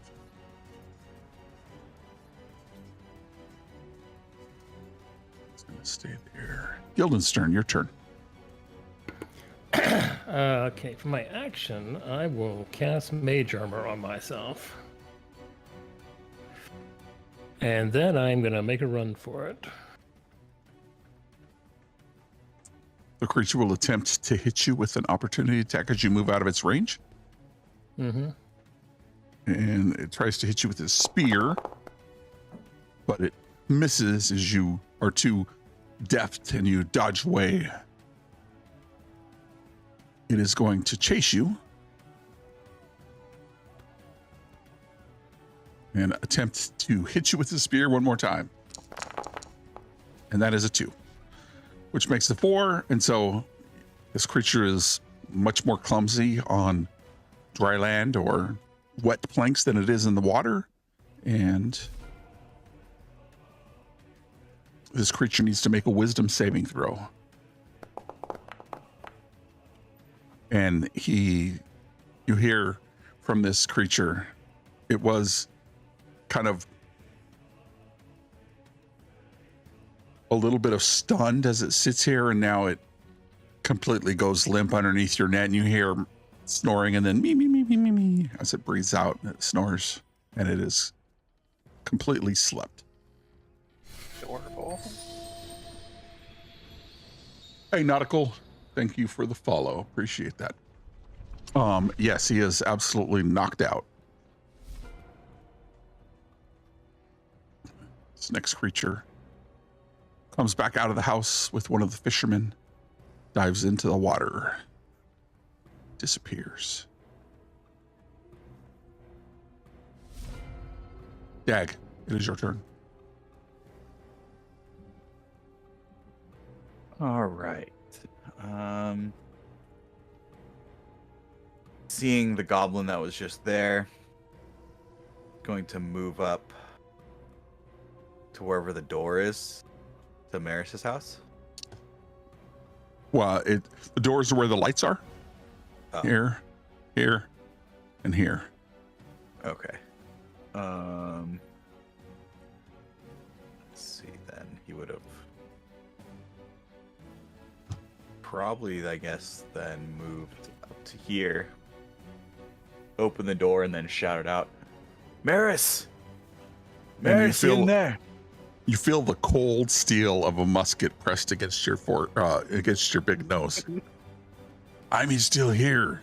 Keep it down. They've left me alone so far, will ye?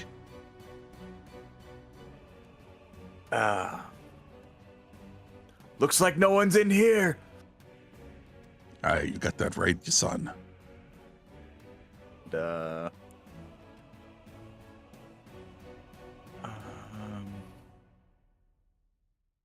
Well, seeing as how Maris is fine, they're up there. I'm not gonna leave our fine bosun on his own. I will use my action to dash back, and that's my turn.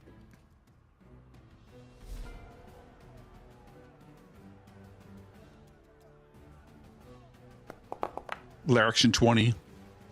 You see 3 more goblins emerge from different homes carrying fishermen and other gear, disappear into the waters that are somewhat ruffled by the storm and the storm surge. Teep, it is your turn. Your goblin is near you and snoring away.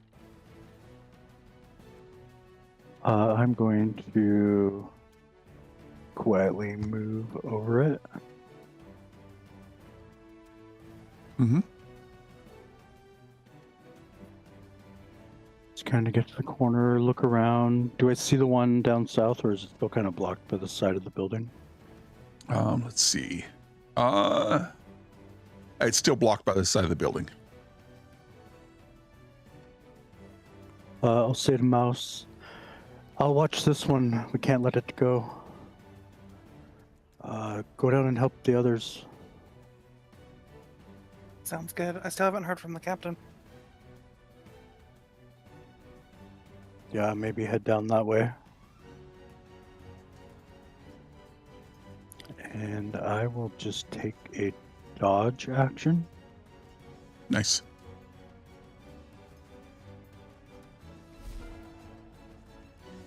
Caesar.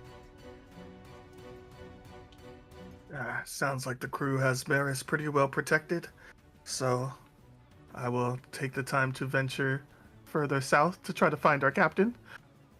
So I heard him yelling earlier. I'm assuming 5, 10, 15, 20, 25, 30. Do I see my captain? Can you see your captain on the map? Captain looks like he's in the dark. Could be in the dark.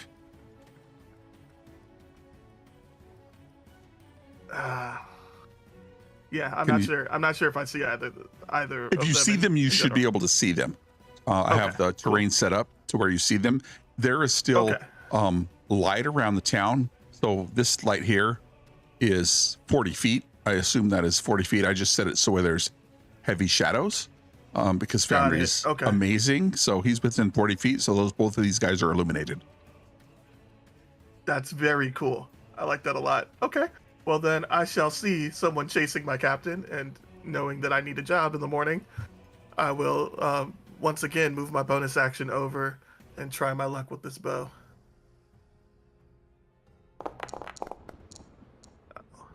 That's a miss. The shadows were deep.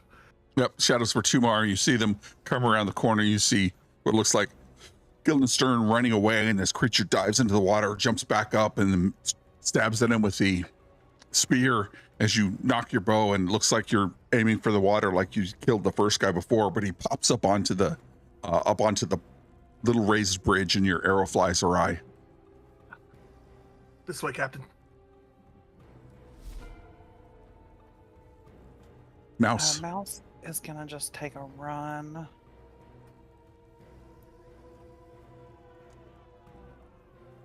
That's 5, 10, 15, 20, 25, 30. She's gonna dash. She's gonna listen to what TP said. She dashes under his or between his legs and runs down.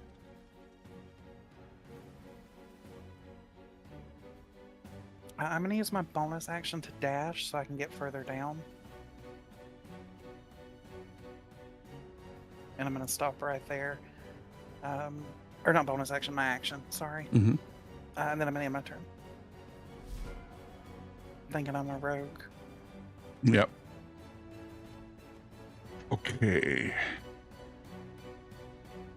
This creature sees you come around the corner. It was pressed up against the wall, and as it sees you, it licks its goblinly lips and it rushes forward, and it is going to attempt to hit you with its spear. That is a 18 to hit. Does that I hit? take that. It definitely does. That is 5 piercing damage.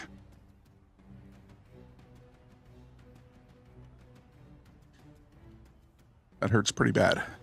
Yeah, it's a lot. Dag, as you're standing there, you see this goblin dart across the way, and as it's getting there, you see it's raising its spear to make an attack in some manner. That's its turn. Guildenstern, is your go. I am going to attempt to invoke some dissonant whispers in my attacker. All right. So wisdom save. Wisdom save. These goblins are pretty wise and continue to be wise. 13. 13 makes it. So he And- only takes 2. 2 damage. Creature appears barely injured. And then 5, 10.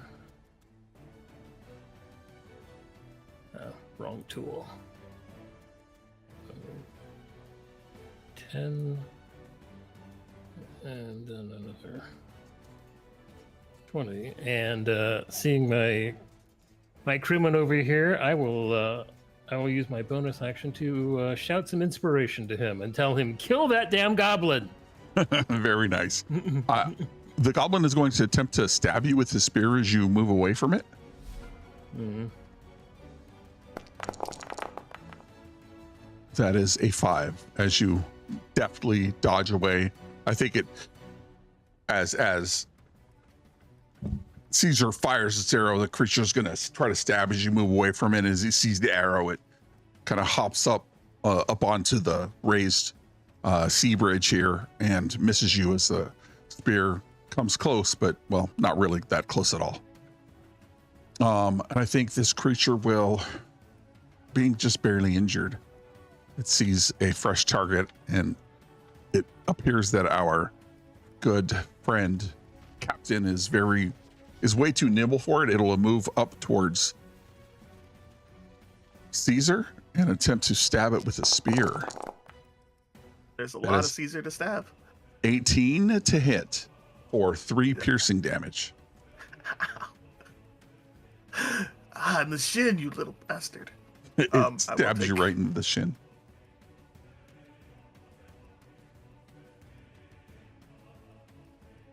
But that is its turn. This next one, that Are you dude's concentrating? completely. Yeah, he's concentrating I on am Hunter's Mark. concentrating. Take Is that inspiration, still a- Guildenstern. Yeah, it's still a thing, right? In 2024, you It's have still, to. it's still a con save? Yeah. Yeah. Okay. Ooh, I did not realize how bad I was at those. Oh no. Your Hunter's Mark drops. You have ADD. This It other hurts creep- to get stabbed in the shin. This goblin is covered in a net that he thinks is a blanket and is dreaming the best dreams he's ever had, or they have ever had. This creature is disappeared and gone. And Dag, it is your go. All right.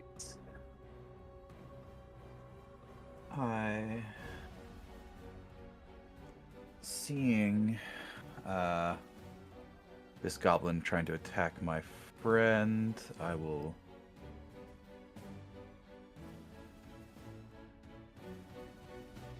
$25, $30, and just swing at it with one of my daggers. I'm just grumbling the entire time and goblin, like, you little fish bastards come into our town. Taking our booze, our supplies. And let me find the button, come on. There we go.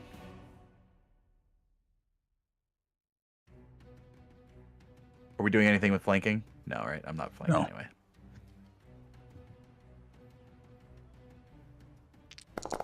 How dare you say that? Still hits, and your sneak damage is available to use as well. Yep. Is it still up? How do you vanquish your most fearsome foe after it stabs Caesar right in the shin? It stabs Caesar in the shin. And as it lunges with its spear, I literally am sprinting as fast as my little gnomish legs can, and I leap, and literally just drive the dagger right into its spine as it's bent over trying to stab Caesar. Nice. Guess that makes us even. Bonus action?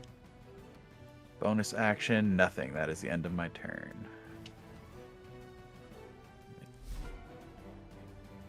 At initiative count 20, you see other goblins in other areas of the village out here and out here taking supplies and people and diving into the oceans. TP. Question. Being Yes. a passive individual, will you allow me to make a sling attack with a hunk of cabbage or an egg for non-lethal damage? Of course, non-lethal's changed a little bit. You're able to deal non-lethal damage with pretty much any attack. And that creature, once it goes to 0, it starts a short rest unconscious with 1 hit point. So let's do that. Great. I will pull out an egg that I have in my little cooking pouch and load a sling and attempt to hit the goblin next to Mouse. I appreciate that.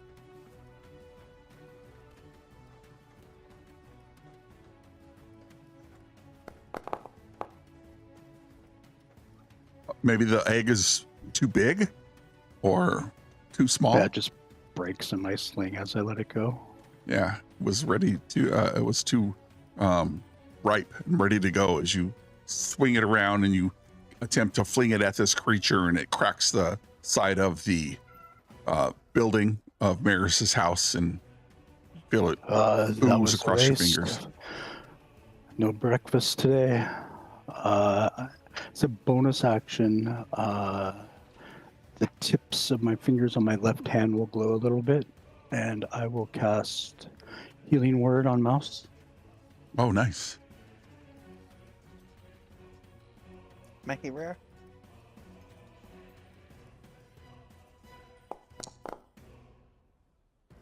Wow. For 9. And just like that, I'm no longer in danger. Feeling good as new. Caesar. And my turn. All right. Captain's orders. He's already dead, so we will continue protecting, creating a barrier to protect Maris's place. We'll move in this direction. 5, 10, 15, 20, 25, 30. 35 is my movement. I do not see any of the bad guys around here. Nope. So I will go ahead and just to make sure that nothing's hiding around, I will dash as my action and just move here so I can have a clear view of multiple directions. And I see you him. see this small goblin almost towering over Mouse because Mouse is so small. No.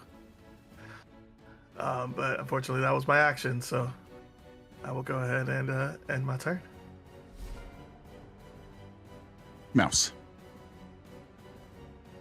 Mouse had been holding her side. Her hand's still bloody where she'd been cut. She's going to reach out and try to touch this goblin.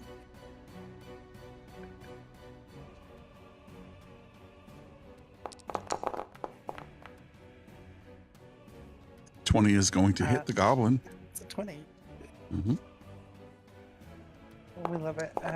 She reaches out and shocks him for 6 damage. How do you vanquish your most dangerous foe? Because he literally almost killed you last round. She reaches out, grabs him like the rest of the party by the throat, and just starts shocking him. Nice. She has to tiptoe a little bit to get it, but she gets it. Yep. Yep. And this creature I'd drops say, to the ground. No, don't kill it.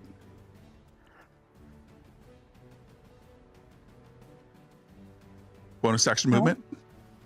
Don't kill it. It was gonna kill us. I'm gonna move 30 feet to the right and then down one. Just to see if I can see anything else. And that's it. I'll end my turn. Okay. And at this point, we will drop out of combat because the last goblin that is left is the one that is asleep due to Teep's sleep spell, and it is using his net as a blanket. And let's just take 10 minutes and we'll be right back.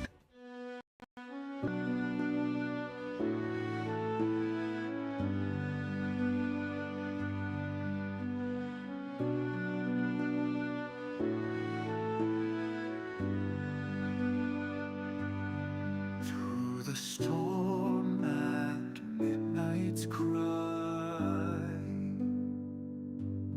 cursed winds beneath the sky, maps of old with riddles deep, secrets buried where shadows sleep. Stars above in silver gleam, echoes drift from lands unseen, golden plunder in our sights, sailing through the endless nights. Hoist the sails and grip the wheel, chase the prize with hearts of steel. Fortune calls across the waves,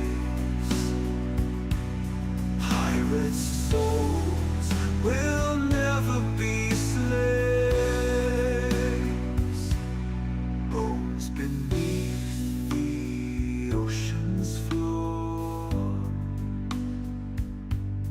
tales of riches, blood and lore, ghosts of captains long since gone, guide us now to sail at dawn. Lanterns glow in misty haze, through the dark and drifting maze. Eyes of gold, they pierce the sea to claim the treasure's destiny. Hoist the sails and grip the wheel,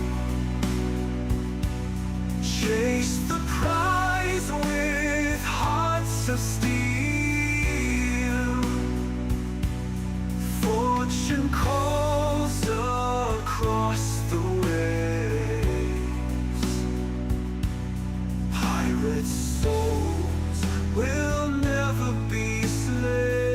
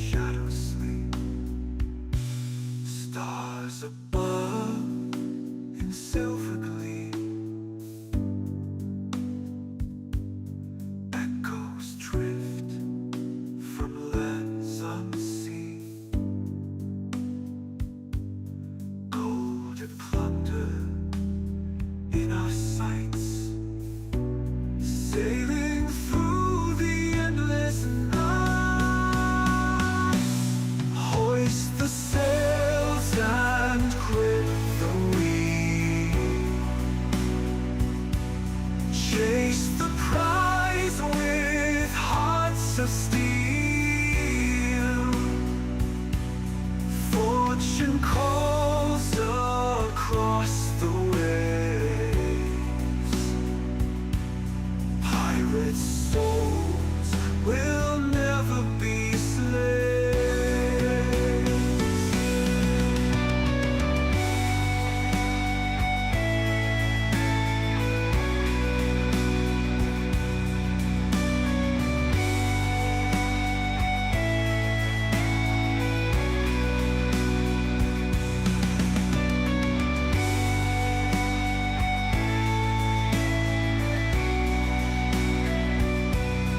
Pirates' souls will never be slaves.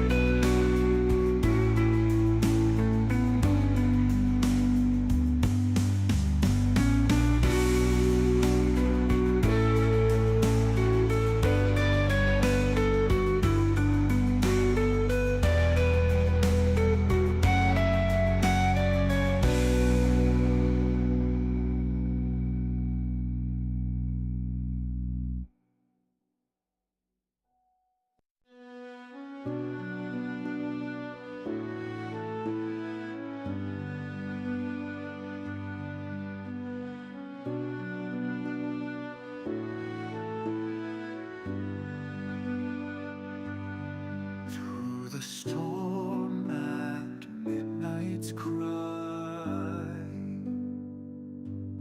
cursed winds beneath the sky, maps of old with riddles deep, secrets buried where shadows sleep. Stars above in silver gleam, echoes drift from lands unseen, golden plunder in our sights, sailing through the endless nights. Hoist the sails and grip the wheel, chase the prize with hearts of steel. Fortune calls across the waves. Pirates' souls will never be slaves. Bones beneath the ocean's floor, tales of riches, blood and lore, ghosts of captains long since gone, guide us now to sail at dawn. Lanterns glow in misty haze, through the dark and drifting maze. Eyes of gold, they pierce the sea to claim the treasure's destiny. Hoist the sails and grip the wheel, chase the prize with hearts of steel.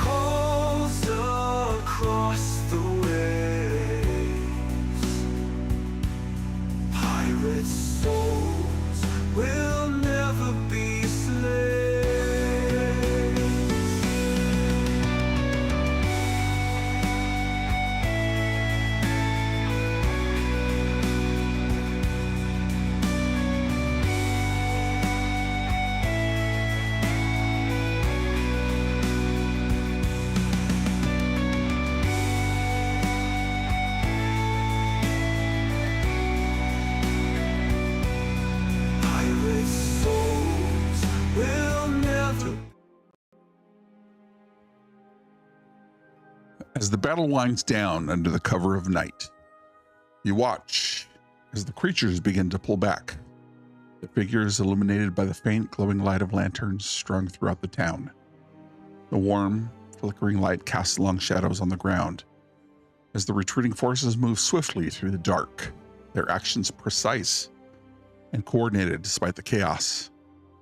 Instead of fleeing into the open sea as expected, some make sharp turns towards the right-hand coast, their paths illuminated by the occasional lantern light reflected off the dark, churning waters. The glow of the lights barely reach the jagged cliffs and the narrow strip of the beach where pirates are headed, but you can just make out their forms slipping between the rocks and staying close to the shore. As the waves crash relentlessly against the sharp outcroppings of stone, sending sprays of salt water into the night air, the goblins, nimble and quick, scurry over the rocks with surprising ease, their small shapes fitting in and out of the lantern light like shadows, their gear glinting faintly in the glow, maneuvering carefully along the coastline, keeping close to the rocks as they make their retreat. Every now and then, a figure glances back, their face briefly illuminated by the lantern light, wary of pursuit but focused on the path ahead. They're not heading out to sea, as you have expected. Well, at least some are not. Instead, they hug the rocky shoreline, keeping themselves hidden from sight, as though they know the waters and cliffs better than anyone.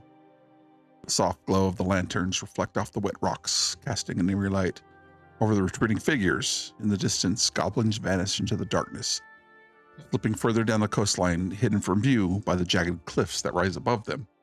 Well, all of the goblins, except one, sleeping comfortably under the net of Bondo's creation. What happens now? Mouse would make her way to Morris's door, and unlike her friend who just immediately opened the door, she's going to tap on it, but she's going to tap 3 times, twice, and then 3 again. The door will quickly open as Maris looks out. Mouse, is everything okay? I think the raid's over, but they've taken a lot of people. It looks like they went towards the right off the coast. We need to go after the people. If we don't, there's a chance they're not going to live. I'm going to head back to the tavern and see if we can help any of these other people who may have been hurt during the incident. Meet me back at the tavern when you have a moment or when you find time. I'll turn on the lamps and keep the lights down low. And he locks the door, and you see him in the gloom start putting on his tavern clothes much earlier than he usually does, although he rises relatively early. Hey, solid D&D with a big raid. Thank you so much. We just ended the Sea Goblin raid, and now we're finding out the aftermath. Hey, everybody, welcome in. Hope you're all doing well, and hope your session went well, Solid. I love the fact that you were so calm running the game. I feel like I can learn a lot from you, so I appreciate that. And as we move back into it, you see Maris move into the Rusty Anchor Tavern, the lights coming along. You see people being carried by their family members and other fishermen and people of the village, as most of the people who have survived the raid on the town make their way in to the Rusty Anchor Tavern. And you have your sleeping goblin, who is on the north side of Maris and Mouse's home, sleeping under the stars as the rain pitter-patters along and along. What happens now?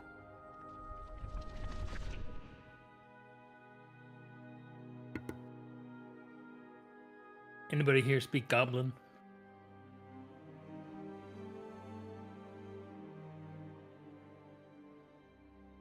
Caesar, you speak Goblin, don't you?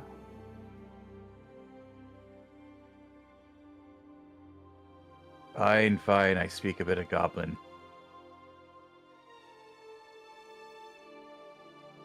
Well, then, why don't we question our guest?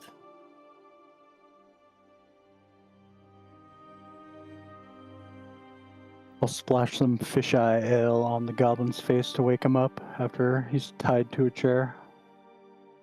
And are you taking him into the tavern as well? Yeah, I'll ask Caesar to help me handle him into the tavern.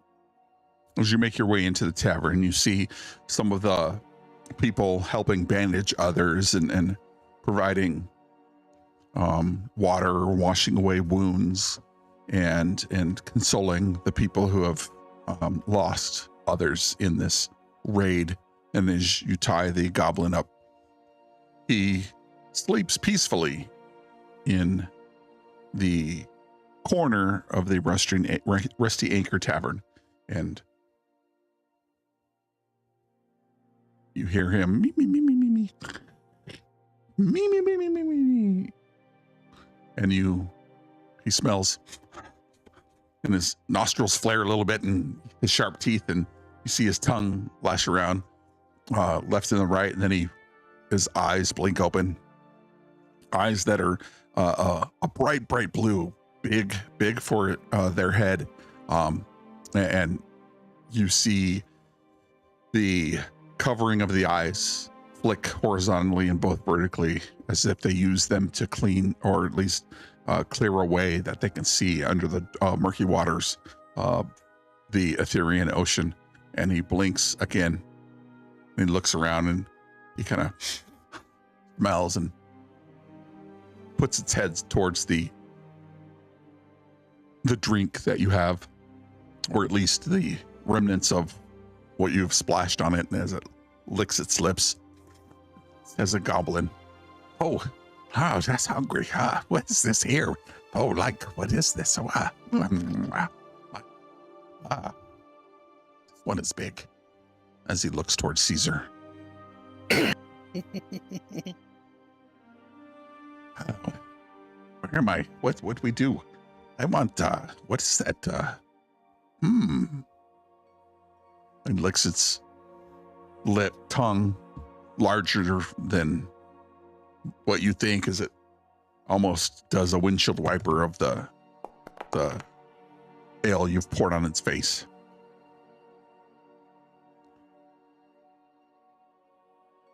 You give me more of this? Yes? And it's speaking in Goblin, right? Yes. Do you speak Goblin, Caesar? I do not, no. Yeah, that was me. That said I speak Goblin. Yep, I know. Okay. Look, you little runt. I'm saying this in Goblin. Mm-hmm. Look, you little runt. You're going to tell us everything of why you came here. Or we're going to gut you and leave you to dry. Oh, no gut me. But more soup, more sauce, more. While he's saying this in the background, Guildenstern just pulls out a dagger and starts filing his nails with it. Oh, okay. Po help you. Po tell you.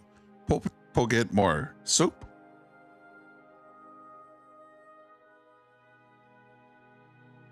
Yeah.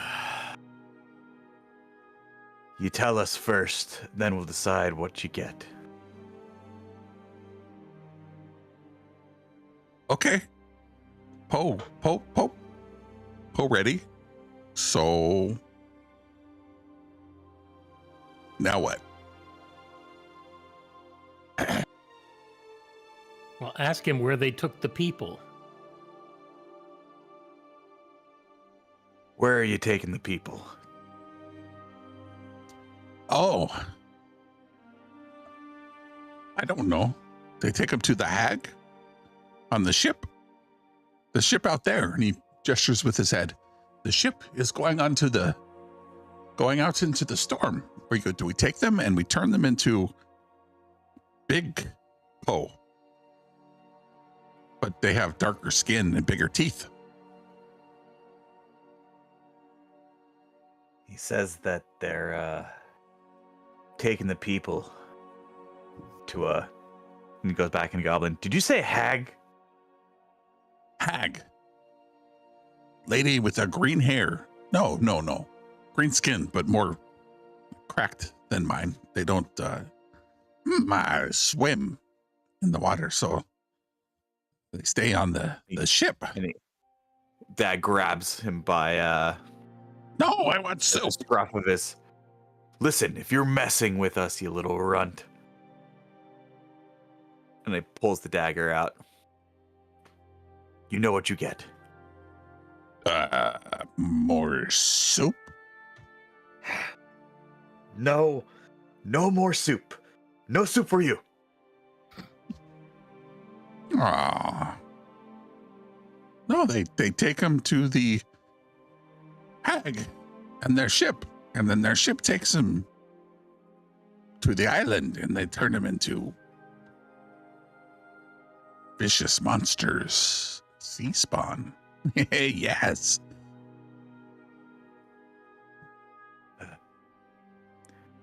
So apparently they take him out to a hag and make more of these little idiots, but apparently they're not so little. I say we just kill him now. And I say that in Goblin. No, kill me. Give me Last Supper. I want soup. They also take your goods around the corner. I can show you. Some go that way, and he gestures to the right, and some go that other way. But you give me soup, I tell you where, I show you.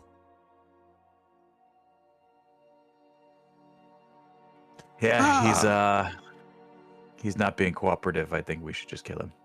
Oh, Well, now let's not jump right to killing him. We can start cutting bits off of him first. I find that very persuasive. I turn back. The captain wants to cut you up into small little bits. What do you think of that? I don't think so, though.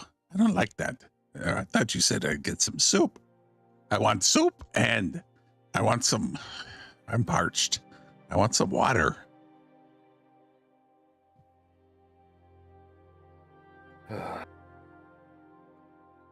This is why I don't deal with goblins. I'm saying this to the rest of the group. Getting the impression they didn't leave us behind one of the top flight goblins.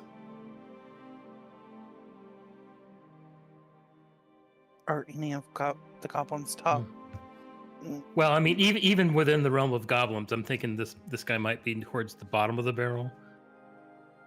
Mouse is not really into the whole torture investigation, trying to get information things. So she's in the back trying to help tend to wounds and get kind of an account of how many people are actually missing.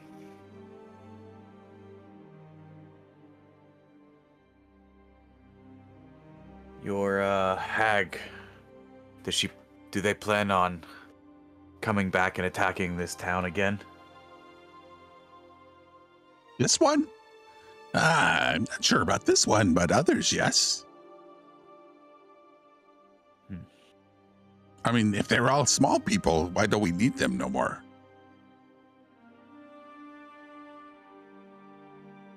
Who you calling small, you big-eyed fish, huh? And like, Dag starts getting like ready to fight this tied-up goblin. No. I just want soup. Something to drink. I'm parched. He keeps talking about soup, Captain. Yeah, I'm just really puzzled by this goblin. So he says that our goods are around the corner. He could lead us there. He's asking for food? Soup. Yeah, he doesn't seem to realize the seriousness of the situation he is in. Hearing this, I would probably pour a mug of fish-eyed ale. His eyes grow larger, and as as his eyes grow larger, you see the pupil expand as he kind of licks his lips a little bit. That's soup. I will go to give him a sip of it. Say, help us, friend. He's craning his neck towards whatever you have there. Look, TPP tree. I know he looks like a fish, but he's not your friend. They pillaged the town. What has he told you?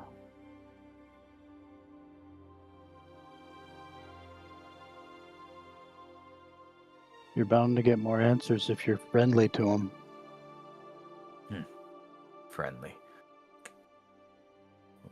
Friend with a bug-eyed goblin fish. Yeah, he was trying to kill us 5 minutes ago, so. Well, do we know where he's taking the people at least? He says that they're taking the people to the hag ship. Out And the into ship to storm. some place. Yeah, where they Don't suppose make he 'em- knows the where this place they're going is. Hey, you. Yeah. I grabbed the cup to put it near my face so he actually looks at me. What do you? Okay. You. Yes. Where Me. do you know where they're Oh. taking the people? Poseidon. To the ship. Where's the ship? In the water. And as you're having this conversation, you hear one of the guys who were being taken care of come to consciousness and groan. And he says,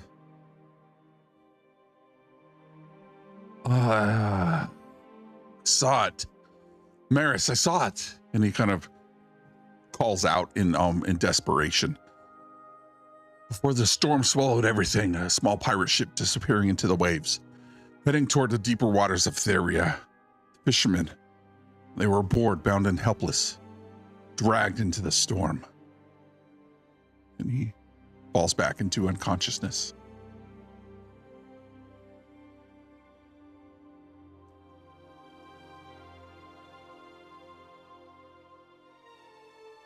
Maris looks to you.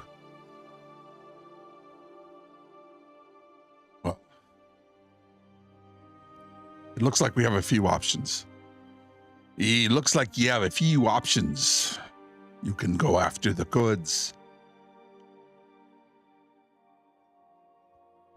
Or go after those goblins and whatever ilk that headed the other way, or you can take that ship out there. It looks like the crew is relatively intact and chase after them in this storm. It is up to you. Do we have any idea on the count of how many people were taken? There was a lot. I think you probably saw 10 to 12 people just from your location, Guildenstern, that had been either taken from their home and dove into the water. So there's quite a few people that have been removed. There's a lot of families there that are amongst themselves, crying to themselves and asking their friends, we have to save Brizzies. And you hear that conversation happening throughout the tavern. There's a lot of people that have been, a lot of fishermen particularly have been taken out to sea. But just as many people likely have been, just as many goods has likely been also removed from the town. And there's a person that you've seen that has come into the tavern. He's dressed pretty nicely, though he's wearing what looks like an old stocking cap that hangs over to the side. And you know this person as the mayor, or at least they call him the mayor. He's some honorary elder who helps participate in any kind of negotiations, perhaps for fruit, perhaps for other things that aren't particularly available directly at Seabridge. But he's known as Mayor Thaler, and he approaches, and his face is worry, and his voice is very polite. We've had some troubling developments. The supplies we desperately need have been stolen. The food, weapons, tools, everything vital to our survival.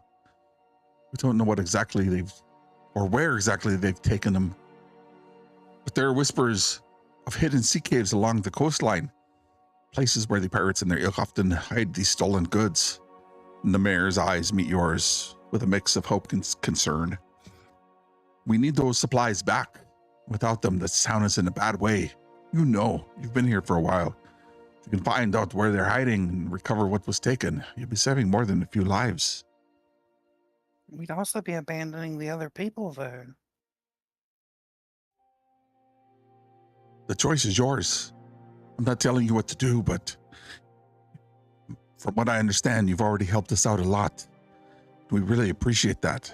So there are things that you can do now, things that you can do later, but it would be great to get those supplies and, of course, the fishermen back. Without the fishermen, this town is nothing. I don't know what to do, but maybe Maris, what would you counsel? What would you recommend, old friend? It is up to our friends here. They know the seas better than anybody. Mouse, what do you think? Mouse would sigh really heavily. We can replace items. We can craft new things. We can't replace the people.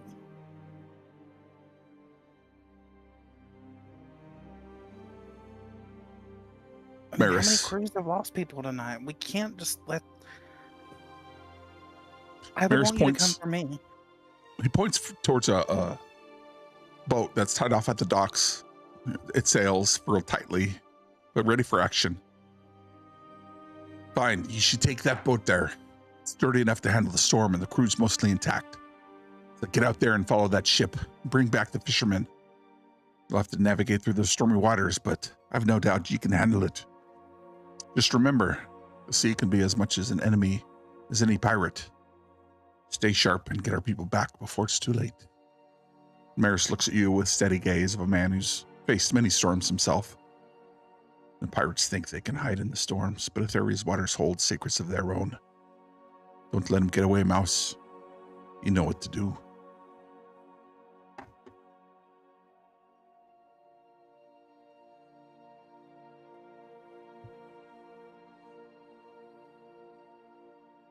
Mouse would look back to the crew nervously, not realizing she was volunteering everyone.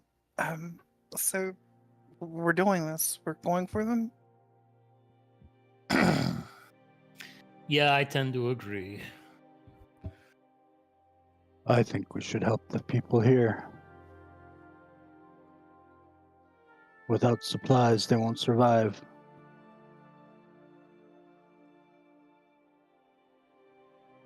So I'm directing to the mayor. So you're saying even if we get the people back that were taken, if we don't get without those supplies, nobody survives.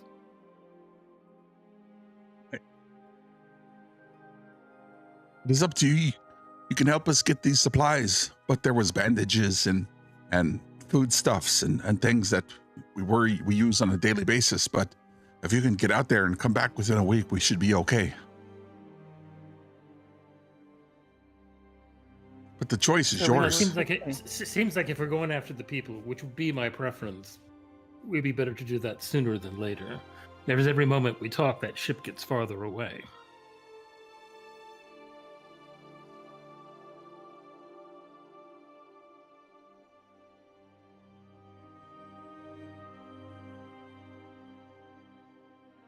Captain, you've seen the stormy seas. I don't think we can catch it.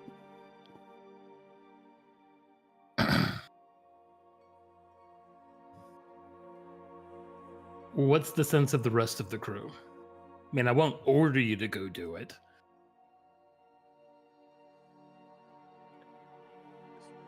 I prefer taking an order. I Wow. believe I started to make a Wow. joke and I refrained. Yep. Uh, I mean, I believe Eros will watch over our travels if we do brave the oceans, but either way, we'll be benefiting these people.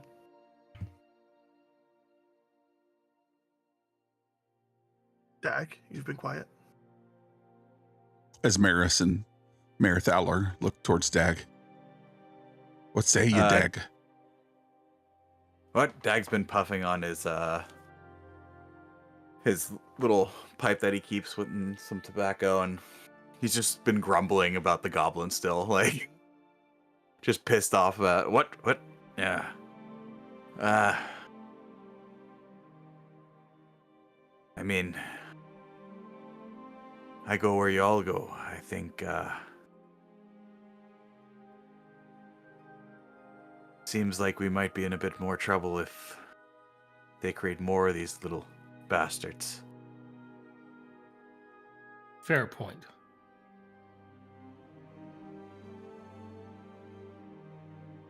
Okay, so you're heading after the fishermen then. That would seem to be the sense, yes.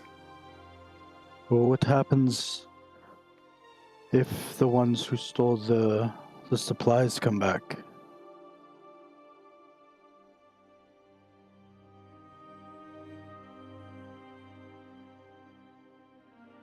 There's not saying there's a clear-cut choice either way here. There's a risk no matter what we do.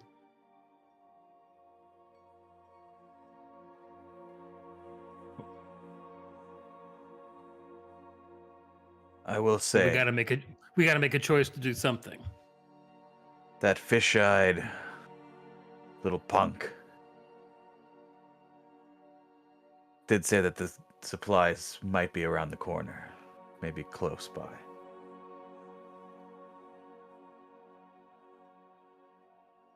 Fine, let's go see where if the stuff is close by and we can get it quickly, great. But if not, then we go after the people.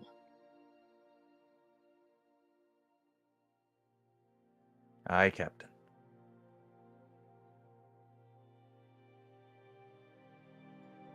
Mouse just pouts but doesn't argue.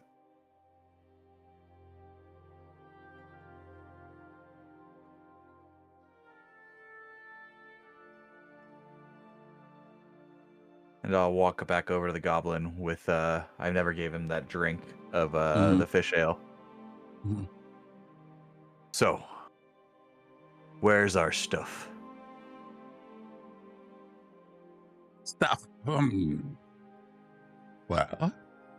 can go that way to get some of the stuff, and he gestures with his nose. Or you can go that other way to get other stuff. Over that way is more of me and our pirate people, and the other way is a bigger version of me.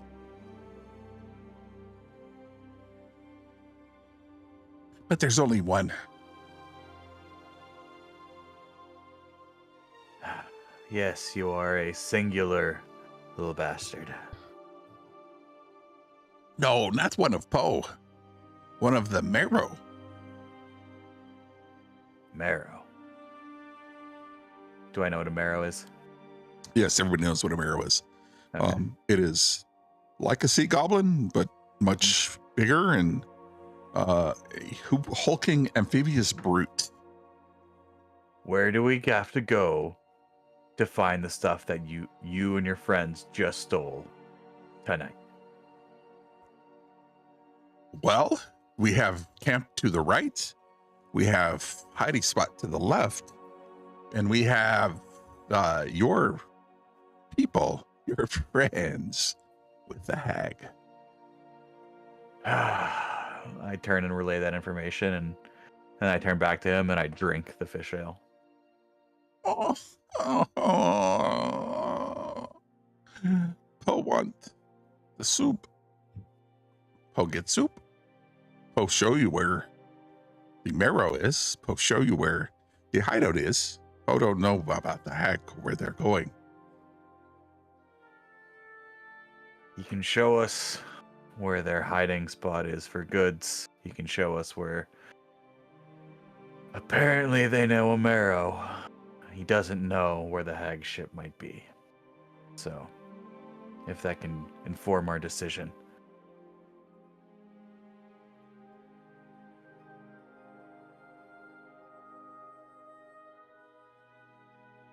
I do think either way we should make a decision. That time is ticking on both fronts. Knowing there's a Marrow out there, I wouldn't want that at our backs in the dark on the water. I'd rather ambush it if we could.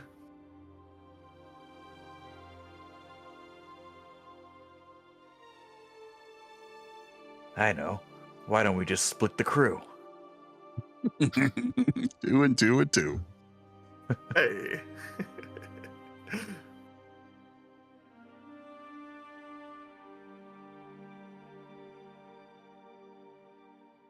Captain, So- it's ultimately your call.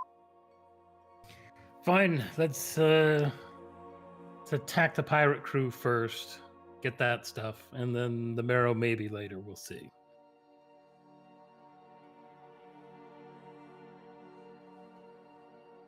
Let's see if this goblin's information is as good as he claims.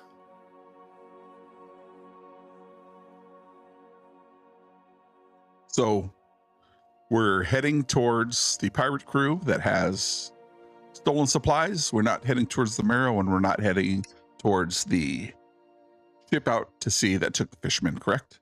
I just want to make sure that we're all aligned. Right. Okay. Yep. Mouse just shakes her head. Tidekeeper, forgive us.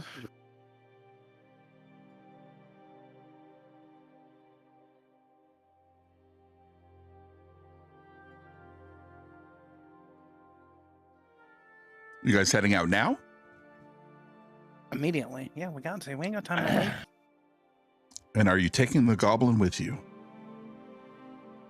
Yeah, that's our GPS. I think we have to, up to a point. And Dag is on goblin duty. Nice. Perfect. Make it clear to the goblin that if he screws with us, we'll cut his head off. He'll be the stew. For all the Honestly, good it might do. I don't think it will do anything. Fine, then tell him we will destroy all of the stew and he will get none. If you cross us, I will make sure that you never drink soup again. You will live out a dry, baked existence out in the sun. No, like the sun. I help you. Give me soup. Give me soup now. Yeah.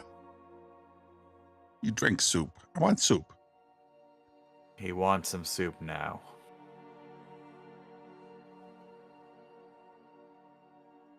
I'll pour him a shot of fish ale. He licks his lips and runs across his tongue, or runs his tongue across his sharpened teeth, and his amphibious ears kind of flap back and forth. And it's the first time you've seen that tonight, as it looks like they're probably dexterous enough to help propel him through the water. And he opens up his mouth really wide.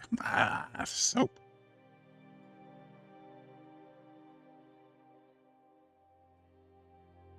Yeah, give him a taste.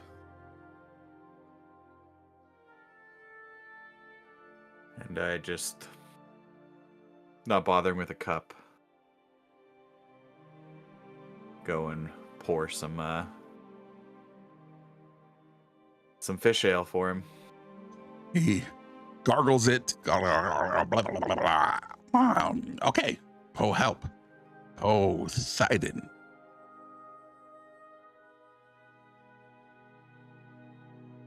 I help. I have to get out. You have to help me out. I help. Come on. Let's go. Let's go, cousin. You're about my size. Let's go. Come on, let's go. I help. Get more soup when we come back. Yes, yes. Yes, more soup.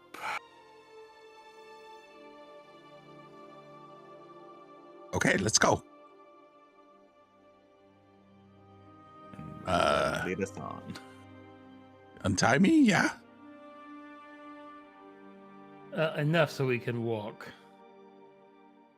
Okay. Soup. All right. We go. Let's go. And Poe begins to lead you out onto the wet planks of the city of Seabridge. The pitter patter of the rain continues to alight in both the water and on the dark planks, and you make your way around to the left.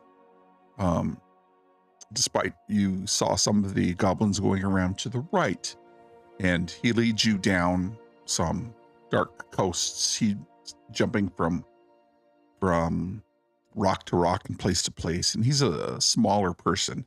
And Caesar, you have a hard time making your way across these rocks and through these very sharp but secluded pathways. And as you approach this sea cave, the jagged cliffs loom high above, and their weathered stones worn smooth by the relentless tides. And the entrance of these caves is half hidden by large boulders with twisted and gnarled roots spilling over the edge of the rocks as if nature is trying to conceal its existence. Dark and foreboding, the cave's mouth yawns wide, barely above the waterline, where the sea laps gently at its base, and you can hear the faint echo of waves as they wash in and out of the entrance. Their sounds muffled by the rocky overhang. The seaweed clings to the rocks around the entrance, and barnacles that illuminate a iridescent light. At this vision, Mausch, you get a sense of foreboding, seeing these barnacles clung crusted to these rocks. And it marks the cave's constant battle with the ocean, pushing out the tide at low tide and bringing in the tide, bringing in whatever might be hidden deep within. The air is thick with a briny scent of salt and decay, and a cool breeze emanates from a dark hollow, promising mystery and dangers within. And that's where we'll end tonight's session. So thanks everybody for coming along on the first session of the the Lost Isles of Theria, the Shattered Archipelago. We'll be back next Tuesday, I think, between 6 and 7. Got to figure out the schedule with the team, with a new schedule and something else is going on. So have another thing scheduled for Friday. So be on the lookout for that. Really appreciate everybody stopping by. Appreciate the follows. Thanks. Indubitably, John, appreciate that. Solid 10. Thank you very much for the raid. Nautical, thanks very much for the follow. Appreciate you guys dropping in. Push Island, appreciate you hanging out. We're gonna go ahead and raid a friend of ours. It's kind of very near and dear to me. Got some friends over at the Dunderheads who are putting on a 24-hour charity stream today. They lost a friend who's a big D&D player that they played with for years. His name was Andre. Lost him to complications with type 1 diabetes and COVID just a couple of years ago. And so every year they put on a charity stream where they raise money for the American Diabetes Association. So we're going to drop in there. Make sure you drop in and leave all your hearts and follows and beautiful. Say hello. They crushed their goal. I know Solid was in there donating earlier today. Dirty Rollers RPG was in there saying hello. They crushed their goal, but if you want to go in and say hi, drop some follows. Really good people up in the Seattle area, and so it'll be awesome for you guys to just drop in and say hello. And so hang tight, and we will talk to you guys very soon. And so thanks crew for first leg of our adventure. We'll see what happens next time.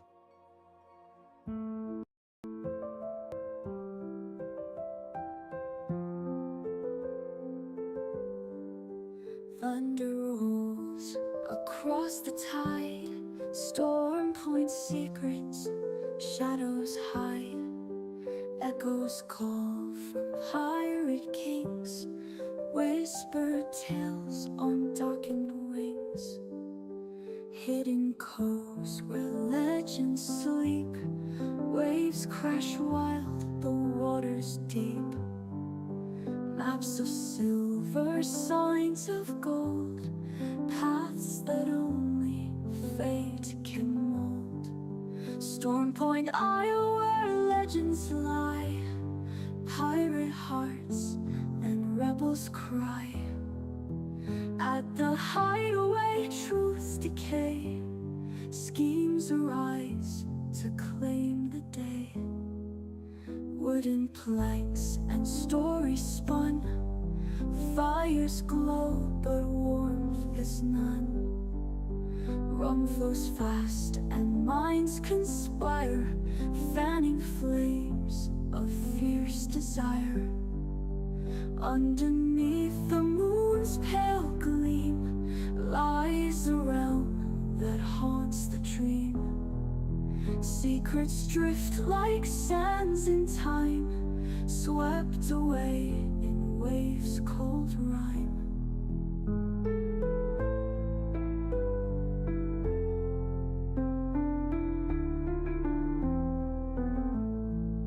Storm Point Isle where legends lie, pirate hearts and rebels cry. At the hideaway truths decay, schemes arise to claim the day.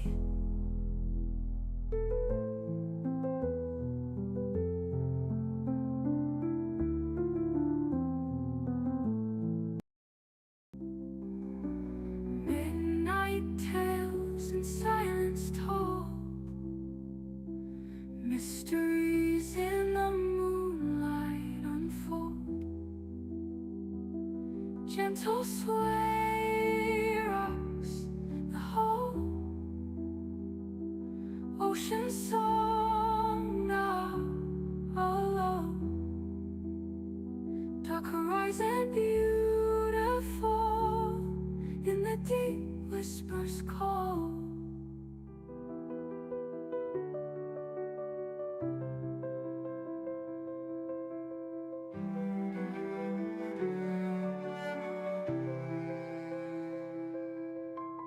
Moonlight on the waves, soft shimmer. Silent sea, my heart splinter.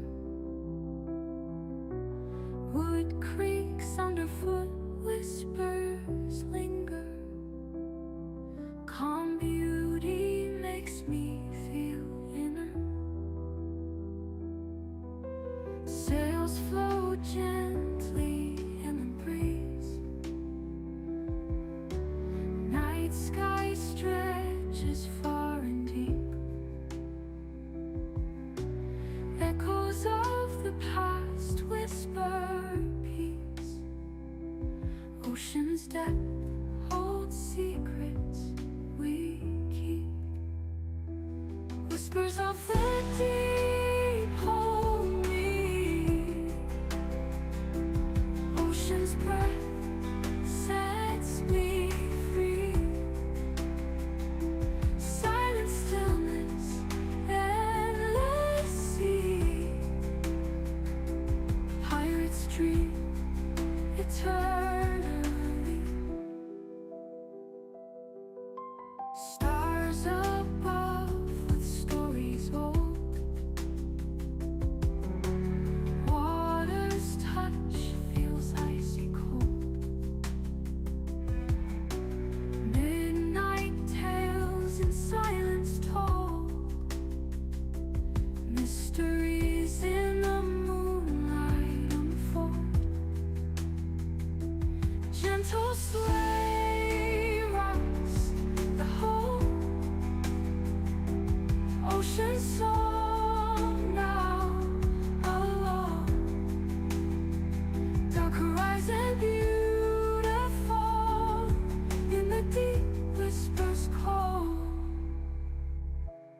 Whispers of the deep hold me. Ocean's breath sets me free. Silent stillness, endless sea. Pirates dream eternally. Light on the waves, soft shimmer, silent sea. My heart splinter. Wood creaks underfoot, whispers linger. Calm beauty makes me feel inner. Sails float gently in the breeze. Night sky stretches far and deep. Echoes of the past whisper peace. Ocean's depth holds secrets we keep. Whispers of the deep hold me. Ocean's breath sets me free. Silent stillness, endless sea. Pirates dream eternally. Stars above with stories old. Water's touch feels icy cold. Midnight tales in silence told. Mysteries in the moonlight unfold. Gentle sway rocks the whole. Ocean song now alone. Dark horizon beautiful. In the deep whispers call.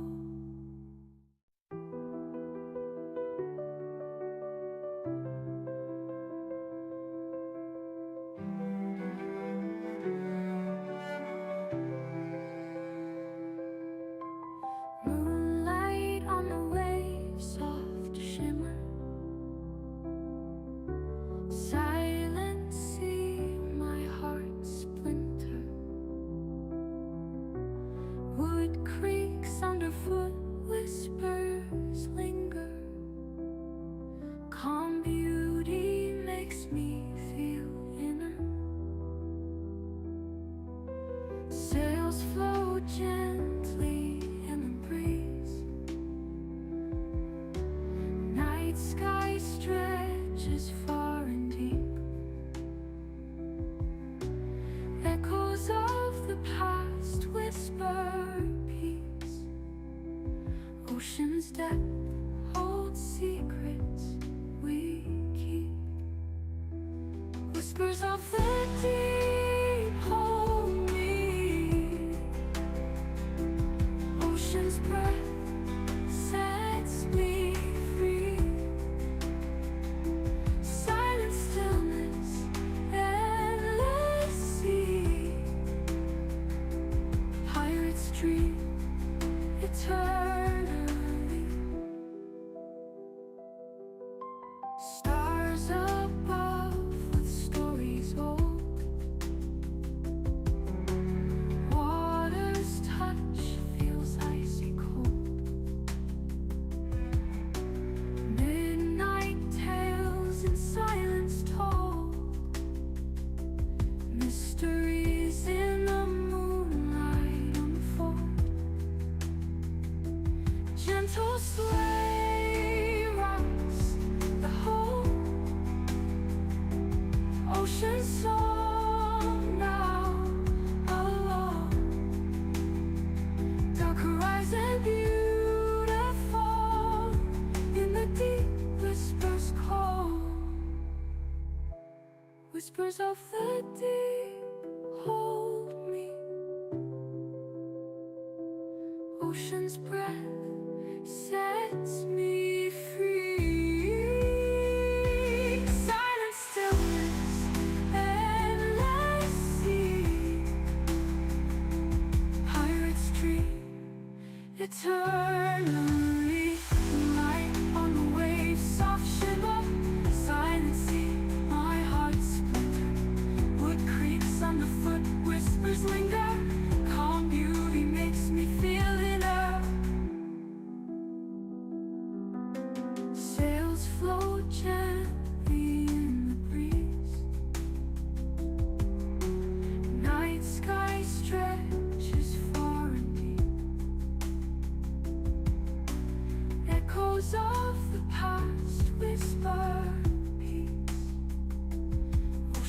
depth holds secrets we keep.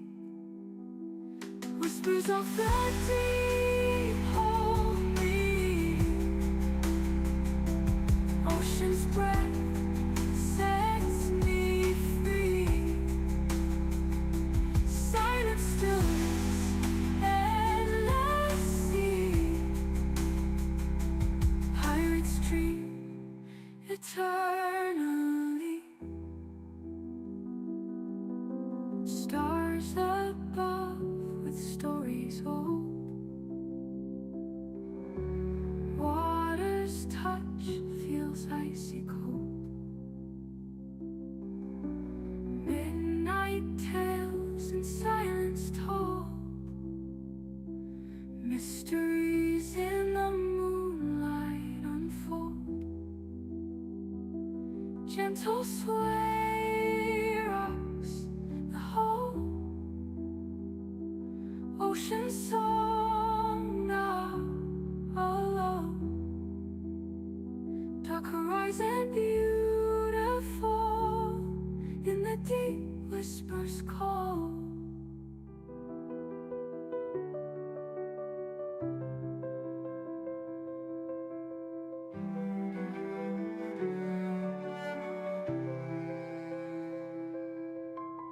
Moonlight on the waves, soft shimmer.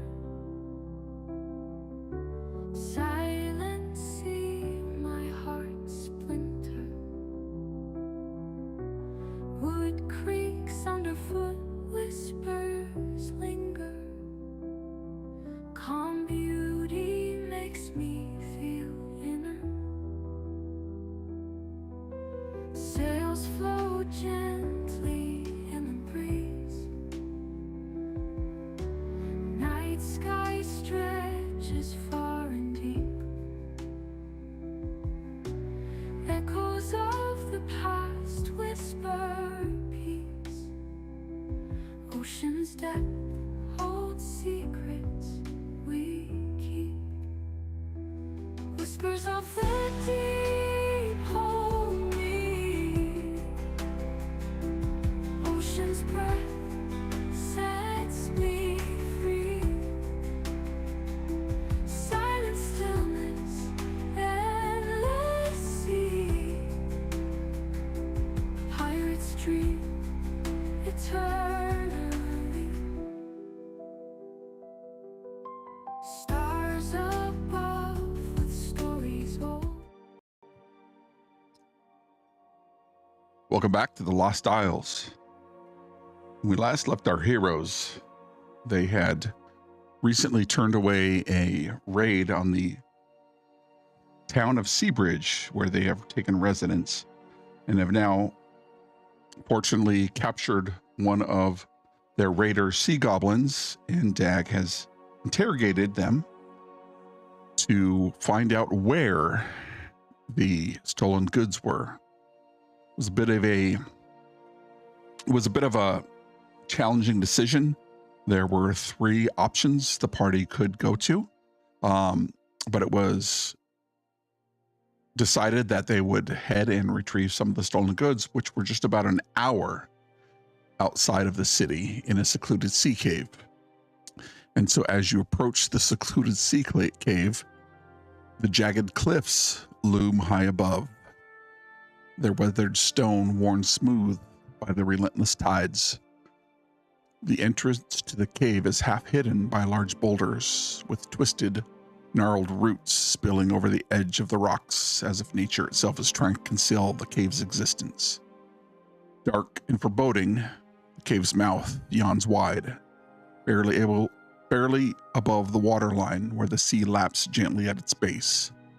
You can hear the faint echo of the waves as they wash in and out of the cave's entrance, their sound muffled by the rocky overhang. Seaweed clings to the rocks around the entrance, and the barnacles crust the edges, glowing bioluminescence upon them, marking the cave's constant battle with the ocean. The air is thick with the briny scent of salt and decay, and a cool breeze emanates from the dark hollow, promising mystery and dangers within. What happens now?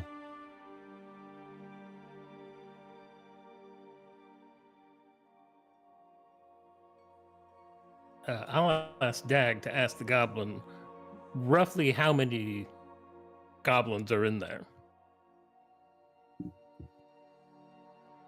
Dag asked the goblin roughly how many goblins are in there. Yeah. Oh, think a few, some. We were supposed to get the peoples. That was important. That was the most important. But also, more than us. he stands back and looks at you as you stand in the dim light. His eyes blink. No? Maybe? Yes? I don't think he No. knows math. Yeah, I don't Yeah, think he's hearing gonna the be able to answer. tell us. Well, thanks for clearing that up. You know, if this is an ambush, you're not getting any soup, right? But will you untie me? This is an ambush. We're adding him to the soup. We have him tied right now. He holds out his arms. Captain, he wants to be untied. No way.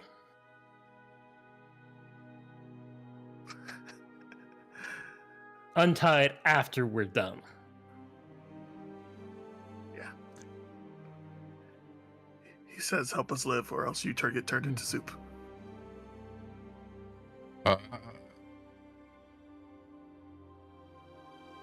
Then I stay out here, and you can sneak in.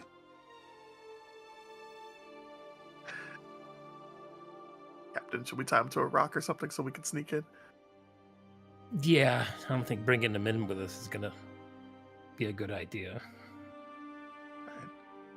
You find a nice, secure looking boulder or something to tie him to. There's a tree. There are That'd be plenty nice. here. No trees in this Boulder. location. Boulder's probably our But best bet then.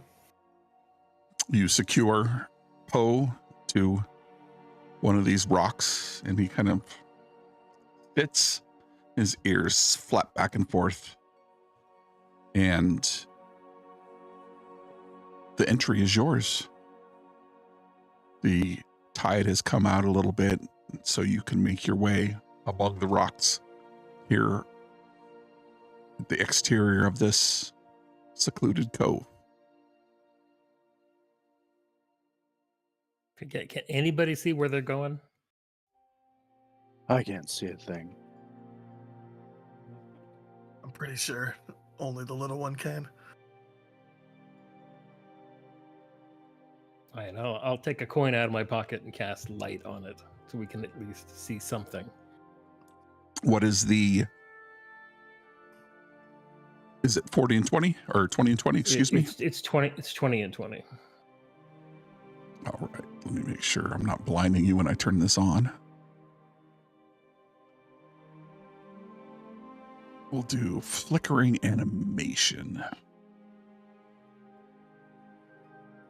And it...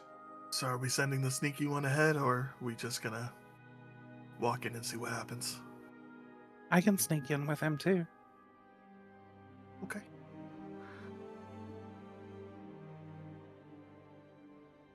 Yeah, why don't you sneak in, try to get the lay of the land, and come back.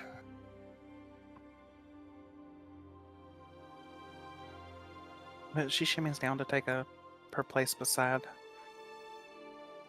him and follows him in. If you would like to go in stealthily, give me a DC 15 stealth check.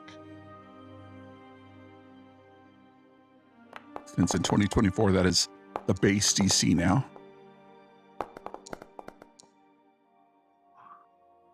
Help. That is a 20 for Mouse and a 13 for Dag.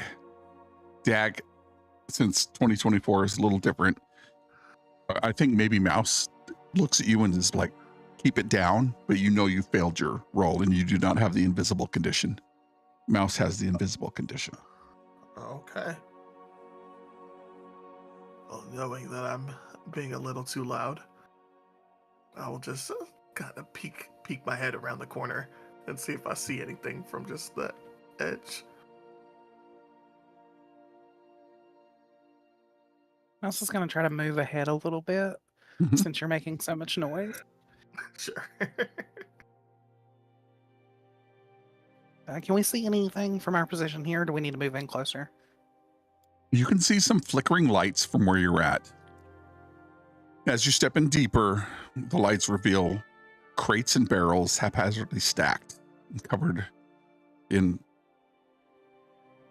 some wetness, some water. But you think you can navigate your way in before being seen. You don't see any creatures at this point in time. Further in, you see what looks like a skiff or a small boat. The boat clearly can't make its way back out until high tide comes in.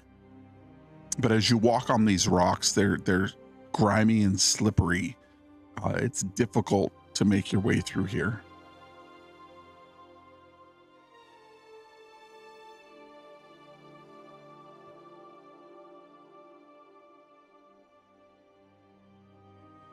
Mouse would whisper back to Dak, "Come on, we've got to get closer. We need to see how many we're dealing with." You said you wanted to be in front. I am in front. Come on.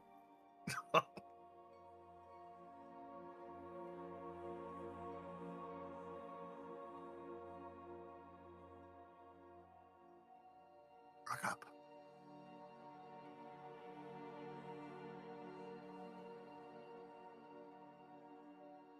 You can see up here on the left-hand side, it looks like a small fire is burning.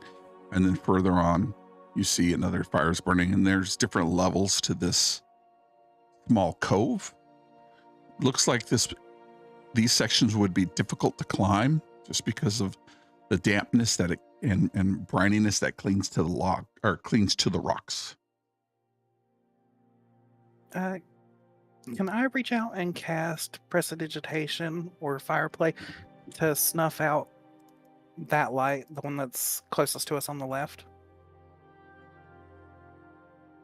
Is there any save or anything like that, or does it say Oh, it's 10 feet. specifically? Let me get closer. Okay.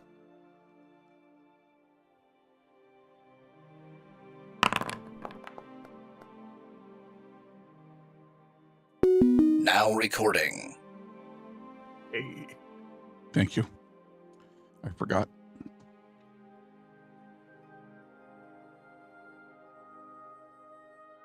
No, it doesn't have a save or anything. It just says you can do it within 10 feet. The light goes out and it is dark again. As you look around this cave, you can see different torches and campfires that exist, along with barrels, sacks of grain and wheat, and the foodstuffs that you are missing from Seabridge.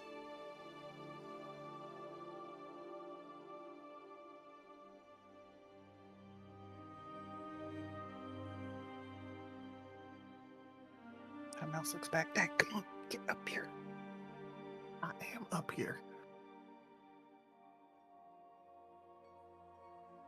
Like, can we get up on the left? I would need an athletics check to climb. Well, it would turn out that my sorceress halfling is not very athletic. Doesn't seem like it's very difficult, but it is wet and it is briny, damp and moist, as Andy would say.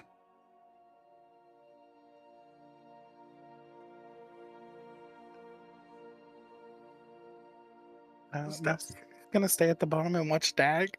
Does Dak also fail at climbing? You pop your head up and you can see the top of this guy's head here. He's wearing a tricorn cap or hat, and he's looking away from you at this moment.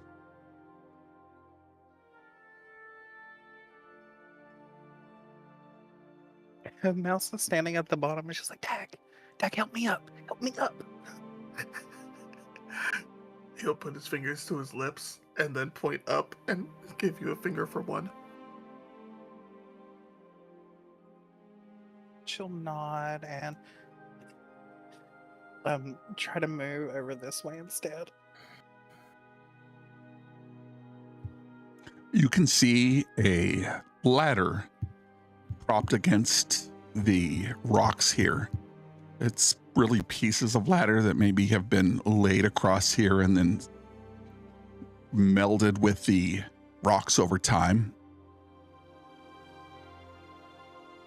You also see a sea goblin standing here. Looks like he's unpacking a barrel and throwing stuff, and he's got his head in it, and all you see is his elbows flinging back and forth as he's looking for something specific, but he's not finding it as he continues to dig through this barrel.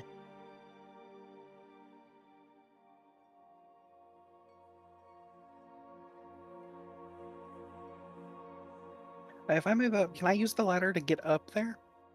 You can. It goes all the way here to the bottom. Okay, I want to get right there and cast Prestidigitation to turn out that light.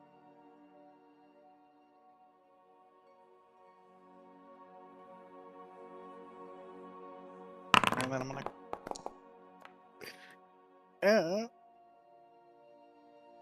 He seems too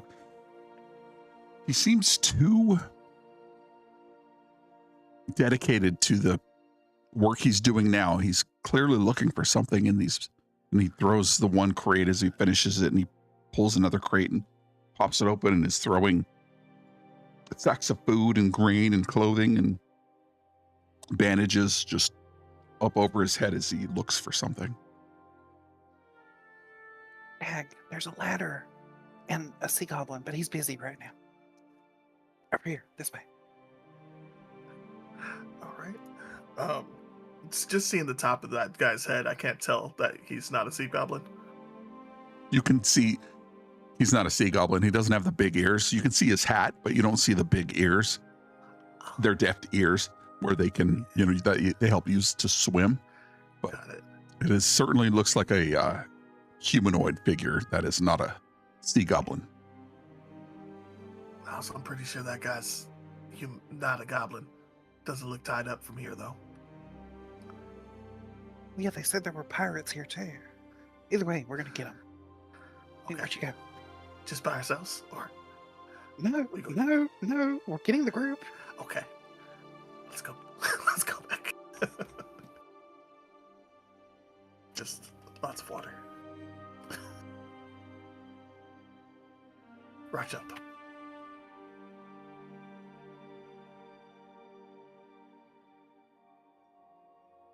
We get back to the group, and Mouse is like, we kind of learned nothing. We put out some lights, and there's at least one goblin.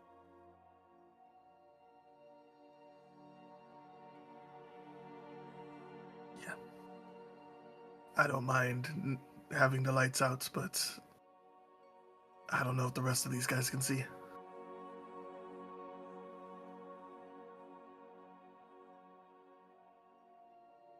But we didn't see a lot of people, so we think we can take the ones in this cavern. If we go in and follow the wall to the right, there's a ladder that leads up. All right, so why don't you guys take the lead? We'll follow you in, and maybe you can try to take them out quietly. If it doesn't work, we'll charge it and support you. Sounds good.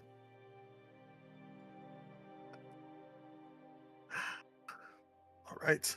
Going back with my extra sneakiness. All right. You all can roll me another stealth check. Are you going to keep the light on? Nope. I'll probably Guildenstern? put the coin in my pocket to Douse muffle it. the light. Yeah. Yeah. Sorry, that was a survival. My bad. Why? Why, Dag? You're supposed to be good at this.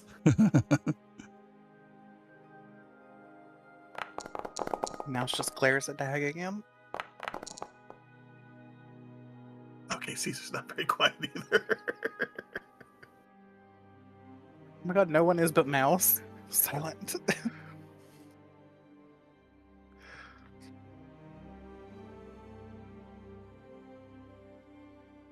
I can't see. Mumble this way. Follow our voices. Oh no. Oh, you're way back there.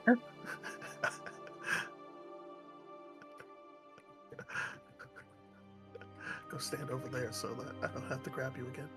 Okay. And as you peek around the corner, you can see this cove is illuminated. There's several campfires and torches giving off light. To Oh, your man. surprise, Mouse, somebody has relit the 2 campfires.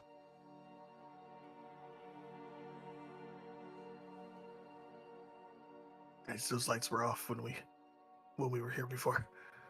Proceed with caution.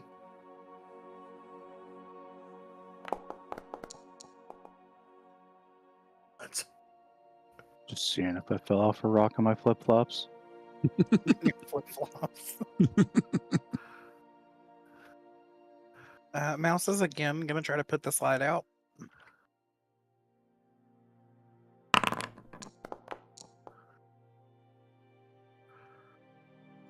The light goes out, and you hear somebody say, "Huh? The hell is that?"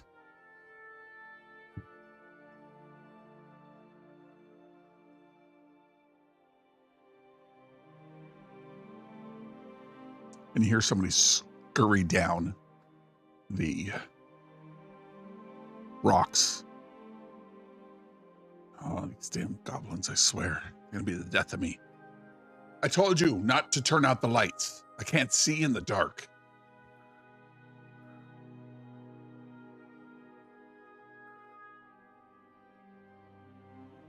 Mouse waits until she hears his footsteps go away.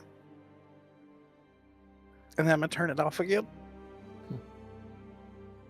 You hear his footsteps. The thick soles of his boots walk across some wood. Clump, clump, clump, clump, clump.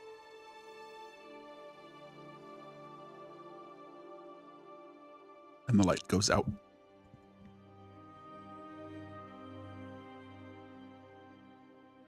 Mouse rounds the corner, motions for the group to follow. She goes to the ladder, goes up it, and does the same thing again, turning the light off.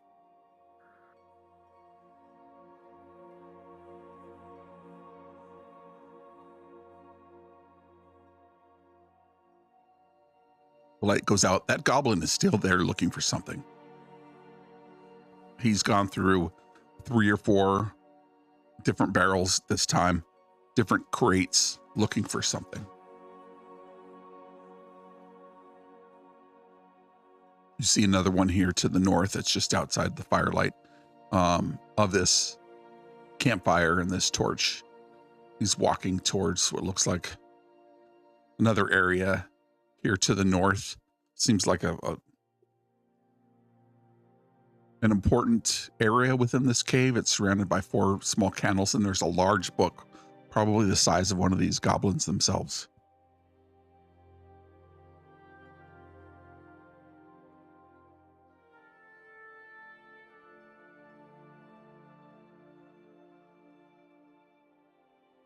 What happens now? Mouse is going to motion for Dag to quietly kill the goblin. Hey, Dag's good at quiet. Okay. Dag's gonna. Gosh, his whole thing is set around throwing a dart first. Dag's gonna try to throw a dart. Okay, he doesn't see you. So you have advantage. He is not paying attention. He's certainly busy looking through these crates, but this section right here, you're gonna need to climb up to get a good So if he doesn't angle see at it, him. he will try to climb, which I'm assuming is gonna be another athletics check. Athletics check. Great.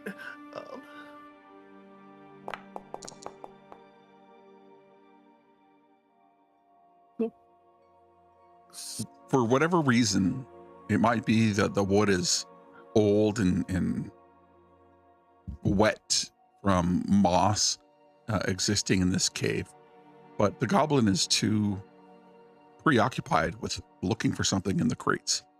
There is a ramp that Dad can see that not everybody can see here to the left. Oh, can you see? Nope, can't see. It's outside the line of sight. But there is a ramp that heads up, and then How high is the The slope ladder. that Dag is trying to climb? at like 7 feet, Can Caesar like give him a boost? twice your height. Caesar can Caesar give him probably a get on boost? his tippy toes and look. Yeah, you can take advantage. All right. Actually, I'm gonna try to Caesar's so large, he just puts him up there. okay. I'm not even gonna make you, because you're what, 6'10"? Yeah. Exactly that. All right. Dag is up here. Dag has been given his instructions. He will pull out each dagger slowly and then try to stab this man. Goblin. Okay, you have advantage. He is preoccupied digging through crates.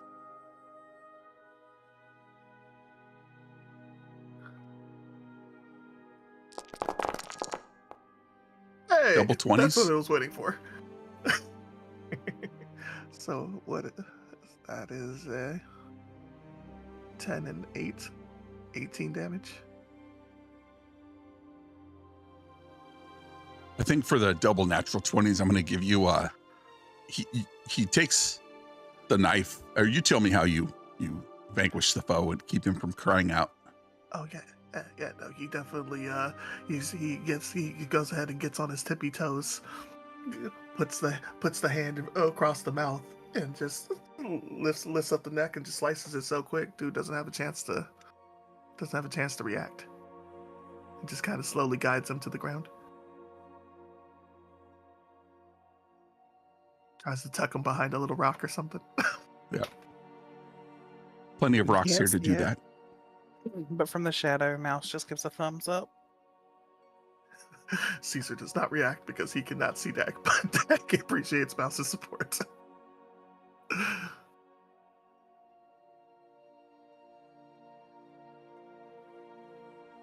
All right. Continue. Are you going to climb up there? Looks like that's what Mouse did. Mouse, give me an athletics check to climb up this 7-foot embankment. That is 3 times bigger than you, about. Right? You're 2'1". Oh, yeah. Dag. With no problem.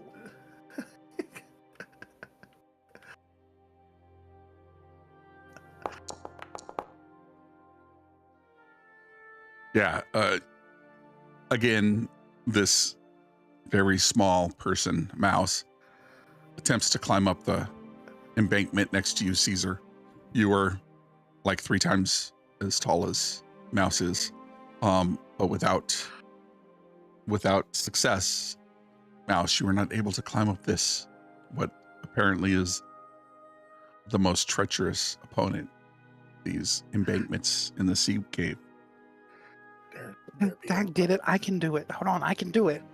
Dag didn't do it. I got a lift from Caesar. Wait, what? Caesar, pick me up. Pick me up. So Caesar will reach down blindly and grab his second companion. Yep. Depositing them on the top of the Oh, thank God, because that roll was not good. 7-foot embankment. Captain, there be a ramp to the left if you don't want to be lifted by Caesar. Yeah, I just go up the ramp. Yep.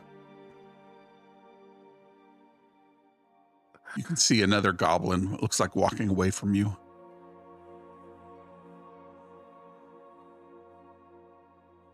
TP Petrie. Hello? Is anyone around me? This way. This way. Follow the sounds of Hello? our voice.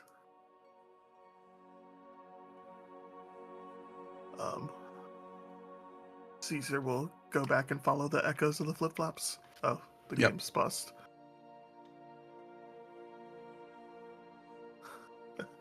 Flip-flop echo. There's a ramp. We just have to walk straight.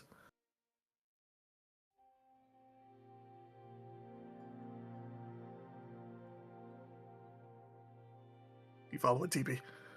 I don't see you.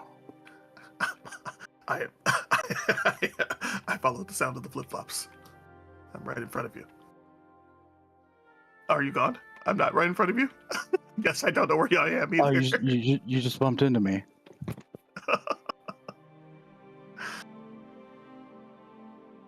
Just straight. Follow my voice to the ramp. Dag pointed it out.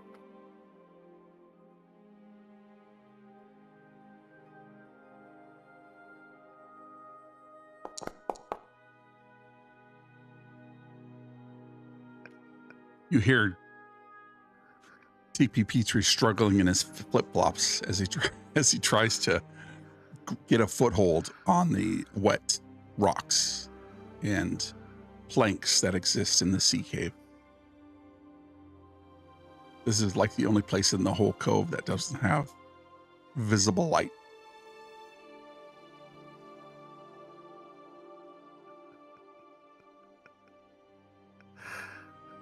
Hello? Anyone around me? Can't you like become something that can see? I don't know what you mean become something. Okay, never mind. Just think really hard and crawl up the ramp. You know what? Dad can go for him. Caesar was a bad choice. Yep.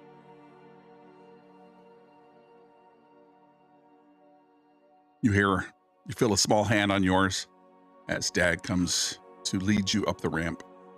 You feel your flip-flops hit tip-or-tap on the wooden planks, and they lead you to the light. Ah, I can finally see something.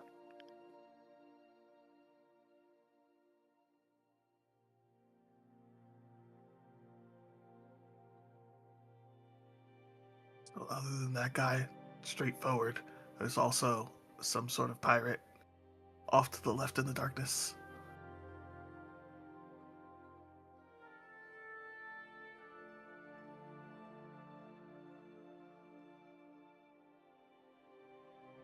What do we do now, Captain? Well, sneaky people, forward. So, Mouse? Mhm. Dag, mouse. Dag has proven to not be very sneaky.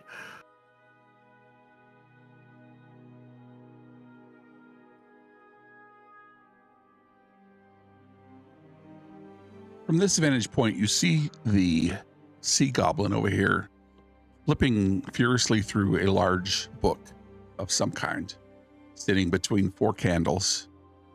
To your right, there is what looks like a little inlet that exists here.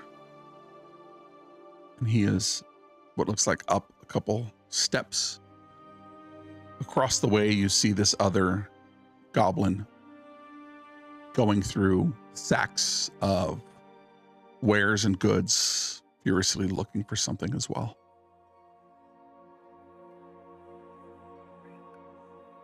They seem to be preoccupied. Could probably sneak forward. All right, come on. Give me a stealth check, DC 15. Gotta pass one sometime, right?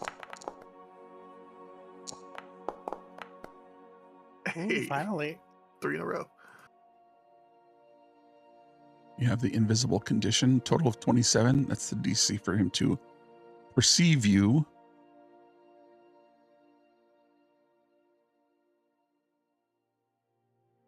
Mouse is going to pop into this area to see what's going on in here. You see a symbol of some kind drawn on the ground.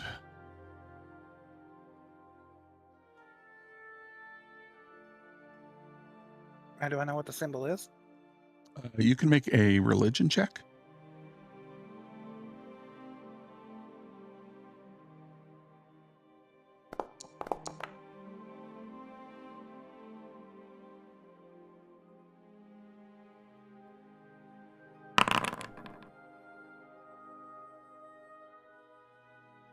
You're not sure what this symbol might be, but it gives you a sense of foreboding.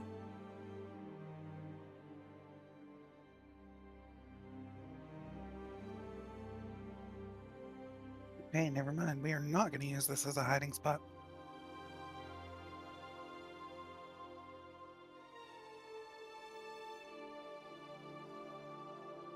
I assumed the captain wants us to take out this next one. Do what you did last time. All right, that last one was pretty good, so Yeah, so don't fuck it up.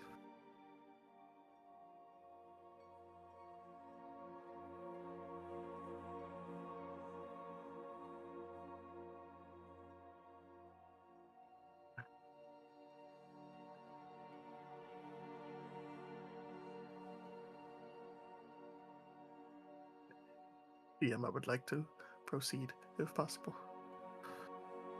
Thank you.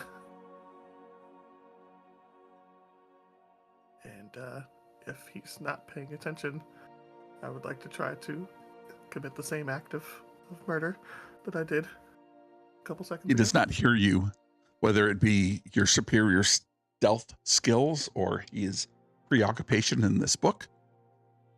You don't know, but you sneak up next to it.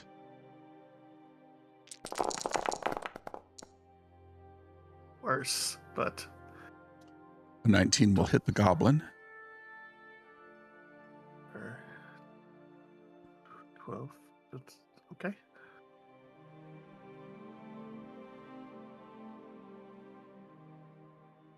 And The he looks around creature for a place to hide. Doesn't see anything, so blows out the candles.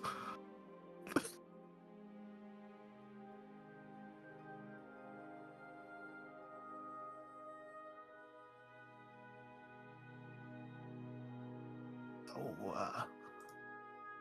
does it look like Does it look like the circle completes itself? at the end here, what you look to see, maybe a palisade of some sort that has some sharpened logs or sticks that prevent people from climbing up from below onto the sledge for one reason or another. Well, this seems like a good place to take our stand if everyone else can see. You just blew out the candles. I did blow out the candles, but it's because I was trying to hide the body.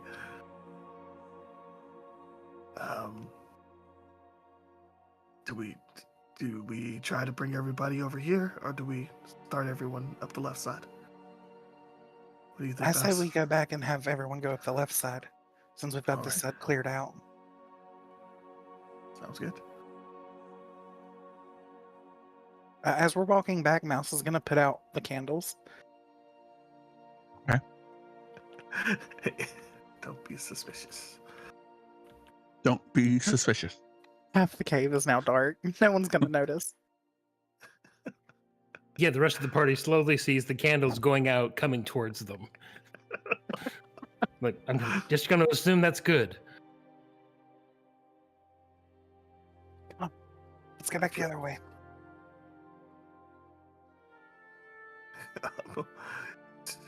Dag grabs TP's hand again Mm-hmm. and leads him down the ramp.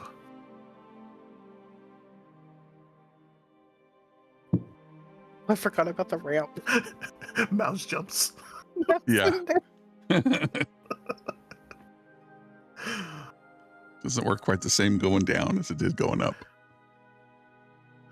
The rest of the party just kind of daisy chains. So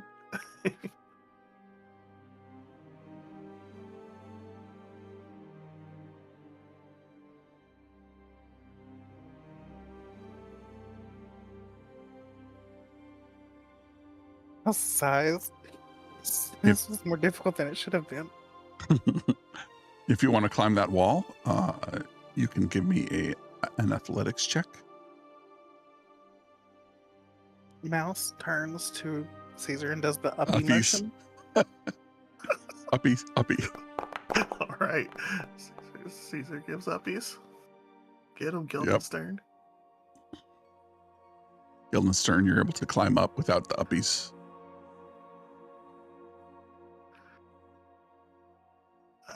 Caesar will provide uppies for Mouse, since Mouse is the one who signaled for it. Yep. Mouse has no shame either.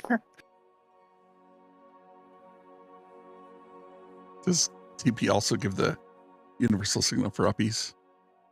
I don't ask for it. I just keep slipping because Yep. I can't make purchase with my flip flops. Flip flops. Okay. Well, then Caesar will give uppies to Dag. He has seen this play out before. And then there's not much room on the ledge at the moment, so I think he'll stay down here. Okay. You guys can make me a perception check. Gotta be better at that, right?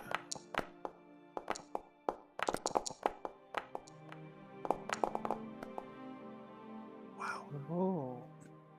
I think At 20. everybody hears the clomp of boots on wood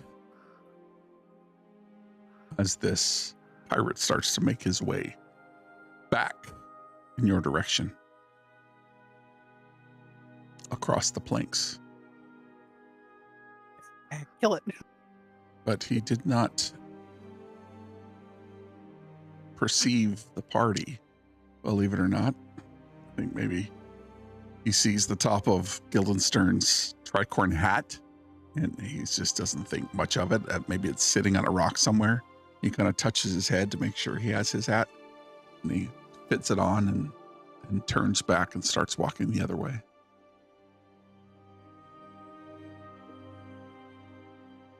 I'm supposed to be listening to Mouse to kill it. Did I get confirmation from Captain? Yes, and I make the universal sign for kill him. Kill it. It is. Stabby signs. When he stops his yes, I use the stabby signs if possible. He'll stop right here. Do I still have the invisible condition to them?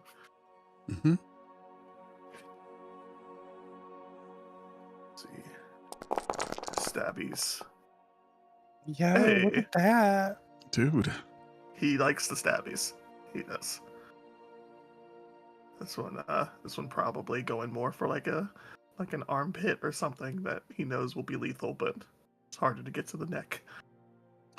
and as you stab into this creature, he flinches and then turns back in your direction. And Oh, we no. will roll some initiative. Stabbies wasn't Yes. enough, guys. You didn't kill him.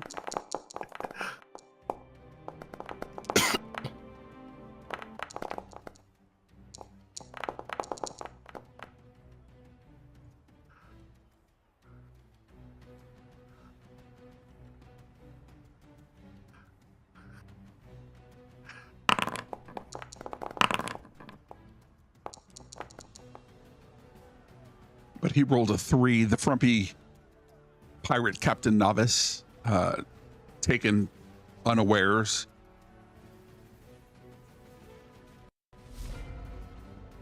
Dag, you stab once. He looks in your direction, and it is your turn. Yeah, I guess he'll take his offhand attack from the same action, or is it like a full turn? No, it's a full. action? It's a full round. Okay, well Your then turn. he will continue digging the dagger in. I don't think he's still invisible since I just stabbed him. No, you're not still invisible. That seems like a good reason to lose invisibility. That's pretty But close a to a 20. 24 hits. 5 stabby. This time he will use the offhand, which Or the nick attack. for the nick attack, he doesn't have an offhand dagger. So I guess we'll just subtract 3 from this. Holy Dude, Christ. Okay. But still, I think that's just 4 damage. well, you get a sneak attack. Or not sneak attack, you get critical damage. Yeah. So that's And 5 piercing the and dice- 2 piercing, 7. Yeah, I don't know if he has offhand. Add your dex to the offhand strike. He's only first level. And That's right, it's 4. I'm not seeing not seeing where he has 2-weapon fighting. Yep. So I think it's just 4 damage on the crit. The pirate is now injured. Hopefully somebody else rolled well. Bonus action? Because you still have a bonus action. He doesn't have any useful bonus actions. So, All right. he will end his turn. Level 1. Level 1. He will. Yep. I got you. Great.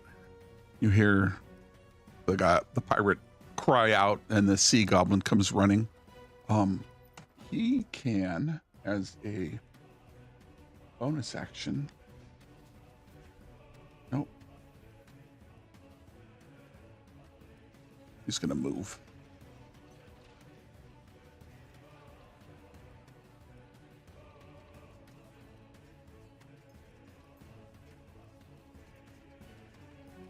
It'll dodge since I can't do anything else. TPP tree at the bottom of the incline. It is your turn. I'm going to take off my flip-flops and put them in my bag and attempt to climb this. All right, give me an athletics check. DC 10.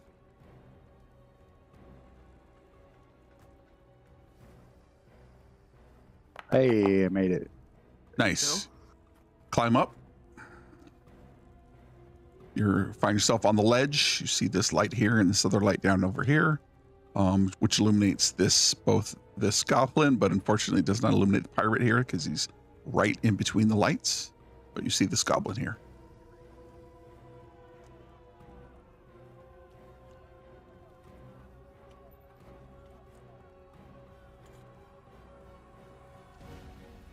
I will move up to there and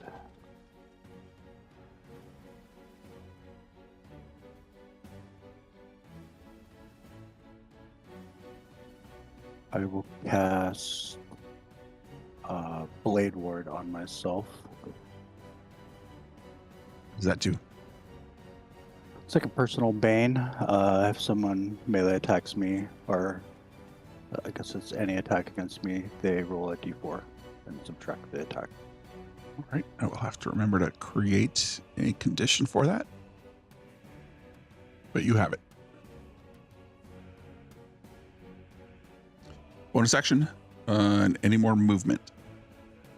I think I'll stay put and end my turn. Trying to get my combat to pop out. Gillen's turn. Well, since we've been discovered, I'm going to pull the coin back out of my pocket so we can at least see. Yep.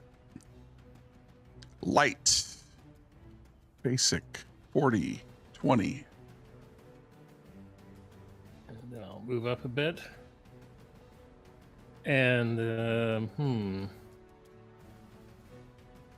I am going to throw a story wisp at the pirate.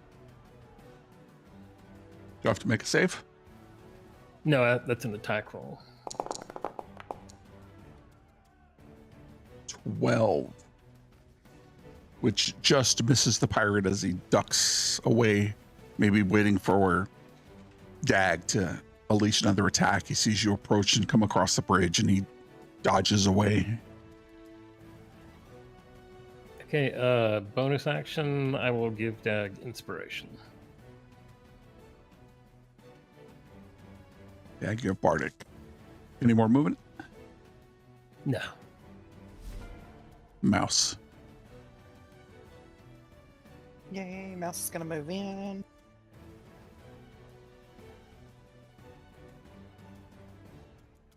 I'm gonna move 20 feet and I'm gonna bonus action use innate sorcery. Mm-hmm. And then cast Sorcerer's Burst on the captain.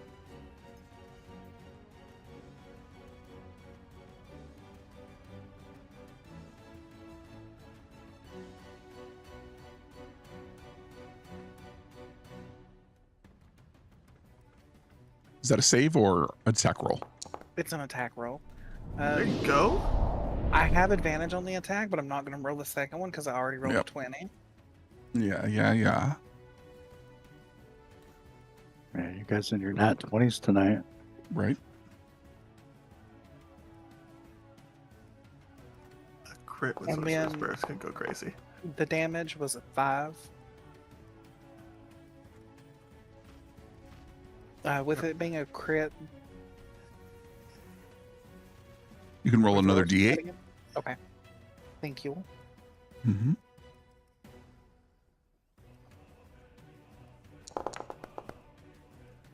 So that'd be 12 cold damage. This creature is bloodied. I have 10 more movement. So I'm going to hide behind Dak and then end my turn. Caesar. I believe Caesar still needs to get up the ladder or get up the hill. Let's see if he can do that.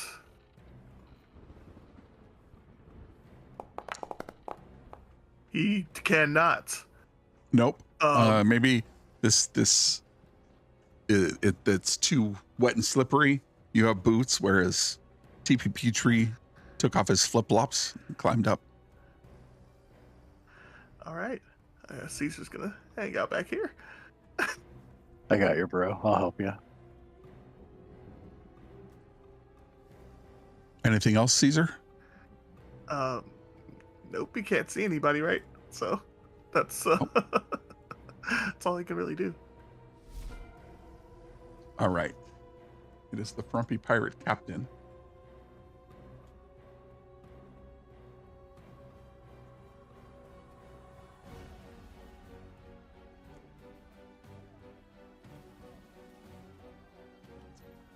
I think this pirate captain takes a step away from you, Dag. Actually, it's going to draw its cutlass and attempt to strike at you with his cutlass. Those are two different things.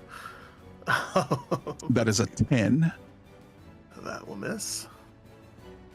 And then he will step away from you with his other hand pulling out this flintlock pistol. You can take an opportunity attack if you so choose. He does so choose. Dagger. Roll. He also rolls a 10. Yes. And I think preparing for you, he fainted with his cutlass, and then you struck in and he knocked it away as he pulled out his flintlock pistol and he aims and fires. Oh, that was almost a 20. But that is a 6.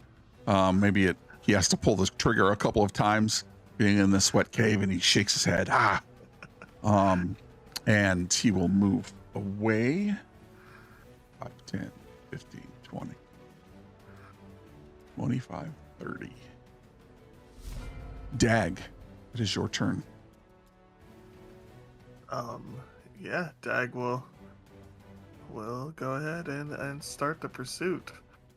I think he will probably not bother chasing after the far one and just attempt to stab this guy. He is dodging, or they are He's dodging. And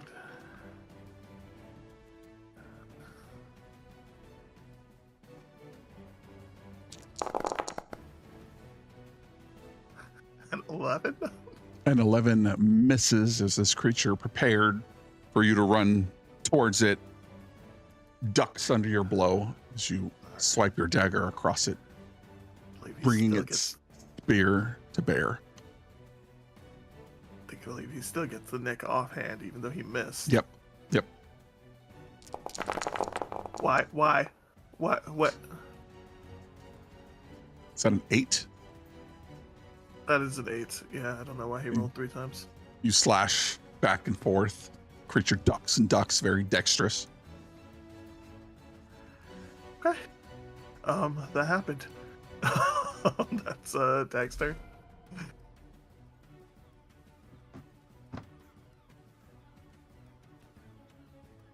The sea goblin will attempt to strike at you with its spear.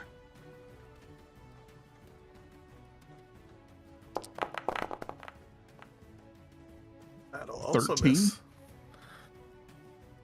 As you to go back and forth, your spear, your dagger, its spear, locked in a furious duel of blades. TP Petrie. Hearing Caesar struggle to get up, I will turn back around and move back down.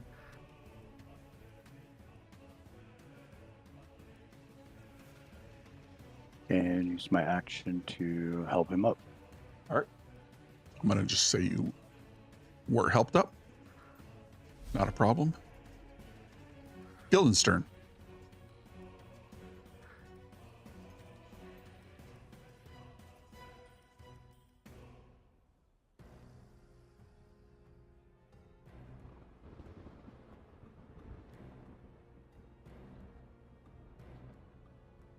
Maybe muted.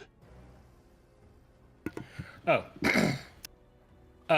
Using my best gnomish curse words, I will insult the goblin's parentage with vicious mockery. Nice. Is that a save for me? It's a save for you. Wisdom save. Wisdom save. You remember how wise these guys are, but No. he fails his wisdom save. And he takes 4 damage, and he has disadvantage on his next attack roll. Nice.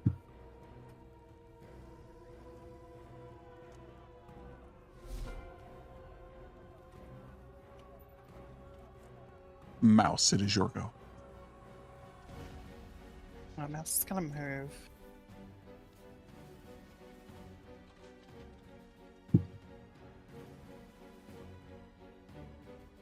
All the way to the top of that ledge, and I'm going to attack the captain again. Okay. He is bloodied. Seems to be running away. A 12 misses. I roll with advantage, but Yes, 12 you was do. my high roll. Or no, All 16 right. was my high roll. 16. I lied. 16 hits.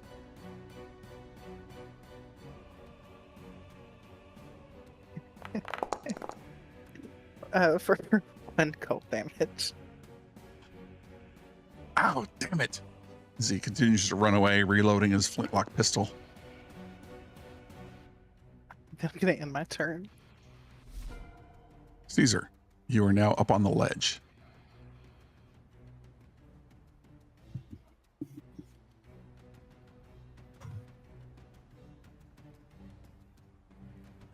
I am muted. I assume that since he's running towards light, I can still see him. Yes. Okay. Caesar will go ahead and burn his second hunter's mark for the day on the fleeing captain, and then draw his longbow and take a shot.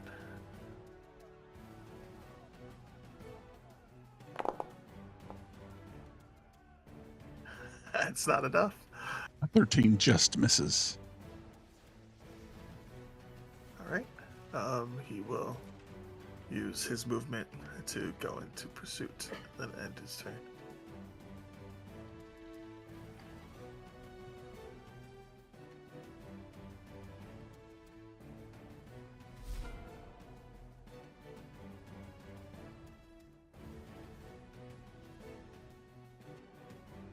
Grumpy pirate captain reloads his firearm, aims it at Dag, fires for a 14. That Does that will hit Dak? hit. For 7 piercing damage. Ha! And he says something in Goblin. Dag can hear it, and the pirate uses commanding presence and orders the Goblin to attack Dag with his spear. And that is a 19 for... He has disadvantage. He has Yes, disadvantage. he does. Haha. 9. Thank That God. would've been- that would've Dag hurt. is still alive. It would have only been 6, but Hey, it misses. But still, Dag has 1 hit point at the moment, so yeah. The pirate moves away. Might have been upset about those gnomish curse words. Dag.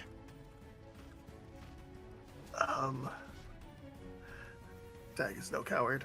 Dag will continue fighting. I think.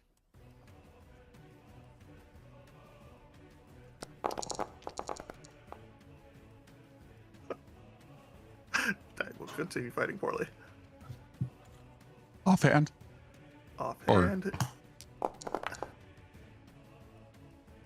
Hey, that one should hit. For 1 damage? 1 damage. Creature's still alive. Yeah, I can't risk disengaging. Or I can't risk walking away. Yep. He is going to attack you, Dag, with its natural 1. It is a duel of the greatest swordsman and spearmen of our time. TPP tree, it is your turn. I am not left-handed. We'll start off by moving closer.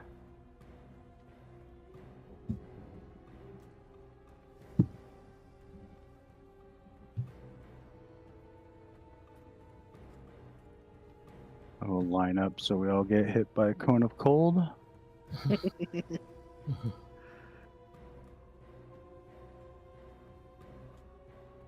You know what? I'm gonna take out one of my nets and let me make sure the range is.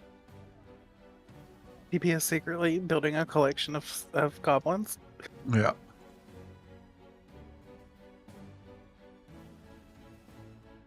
Alright, so it's 15 foot. I'm gonna throw my net at the sea goblin. If I remember correctly, it is a save of some type. DC 10 athletics check. DC 10 athletics check. Or strength. Oh wait, that's the escape. It's 8 plus dex plus proficiency, so 12. Is it a strength save? Dex save. Dex save. The It's strength pretty was to get out of dexterous. it. 16. I start whipping the net around and go to toss it, and it just kind of goes over his head, lands on the other side of him. Yep, he's engaged in a battle of duel, a expert duel with Dag here, and it ducks. Guildenstern. I'll continue to mock the goblin for his poor spearmanship and his dumb ears. Wisdom save. Yep. That fails once again. Yeah. Oh, I feel It really hurt his feelings. Yeah, he's trying to evade Dag's blade and TP Petrie's net, and he acknowledges your insult, but kind of locked in combat is concentrating on his 2 foes.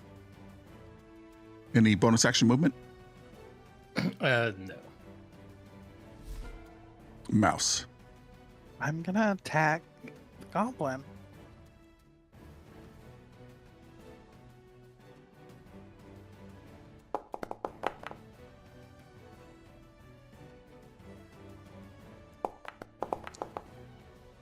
Not so close. Okay, so I'm gonna go with the 24 to hit. And this time I'm gonna do lightning damage. 1 point of lightning damage.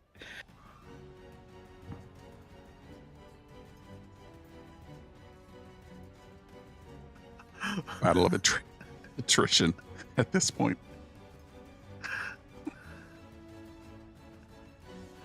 The creature will attempt to strike at you with your spear as you run between Dag and itself. Understandable. That is a Disadvantage. 18 to hit. Oh, disadvantage. Disadvantage. It was too good to be true. That is wow. a Oh, it was 20. 18 still- was. That is Still- 2 I'm piercing gonna take a damage. hit. Okay.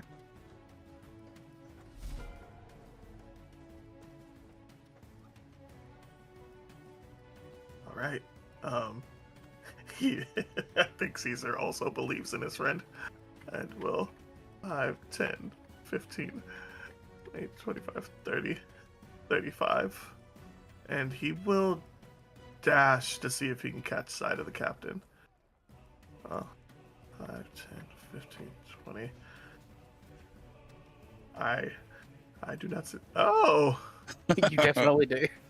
You I caught definitely sight of do. the captain. He was ducking behind the edge here, hidden until you walked around the corner and is no longer hidden.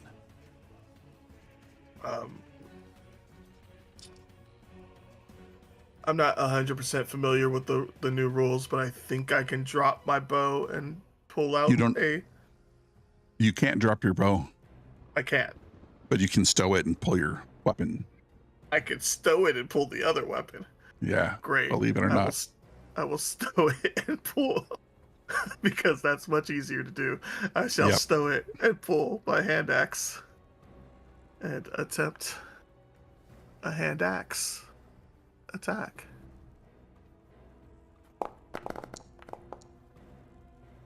That's a lot of attempting. Cool.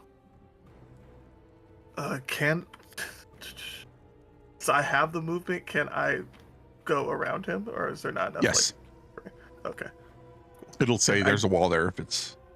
Yeah, I don't think I can do the Nick attack because I would have to draw the second weapon as well, and I don't think you can do that without dual wielding. Or dual wielder, the feat. So I will end my turn. The pirate will attempt to strike you with its cutlass. That's a pretty good attempt. It's 11 slashing. Okay, Wow. Caesar goes down. 11 slashing. Caesar would have gone down if he was at full That HP. was max damage. And then the creature steps back into the light and fires its pistol at Mouse. That is a 14 Mouse. I'm gonna use reaction to cast shield. Okay. You shield the blow away from yourself. Come on, quit dancing with him and kill him, you hear the pirate call out. Actually, he moves up 5, 10, 15, 20. Come on, quit dancing with him and kill him. And he will attempt to strike Dag with his pistol. Excuse me, use his bonus action with commanding presence, and the goblin will strike with his spear. All right, 18? Dag is 6 piercing. Also down. Just 6. He only had 1. Oh, all right. And campaign over, friends. I'm kidding. Dag, give me a death saving throw. Did not Does he think still I would have get up. inspiration? He does still have inspiration. Forgot that he had that earlier. I guess I should have been using that. I can't do that on his sheet, so I'll just roll a 20 here. Yep.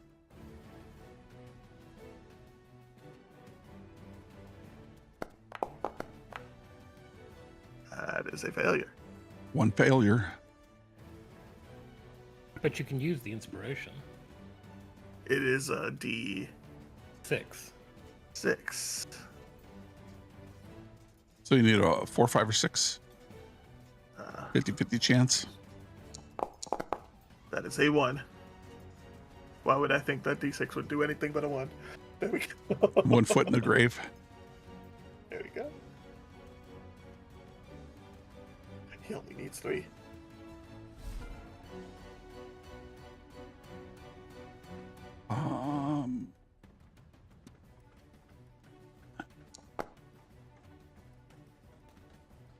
The creature moves around these barrels and heads towards you, TP Petrie, and attempts to stab you. And that is an 8, which misses. It is your turn, TP Petrie.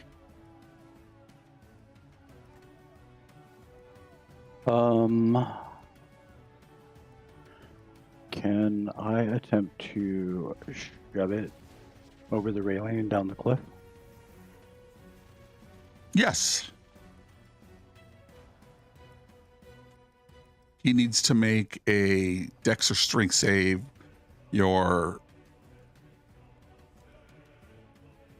shove is 8 plus proficiency plus modifier, I believe. Let's see, A plus strength modifier, so -1. A 9. 9. It's going to use. And it dodges your shove attack.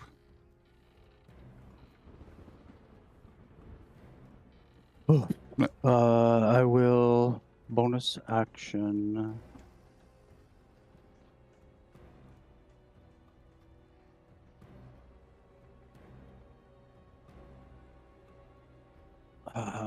The tips of my left hand will start to glow a little bit, and I will cast Healing Word on Dag. Nice. What is the word you use?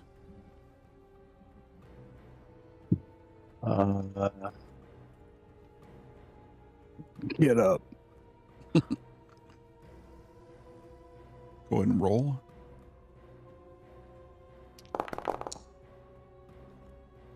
Yeah, that was a good roll.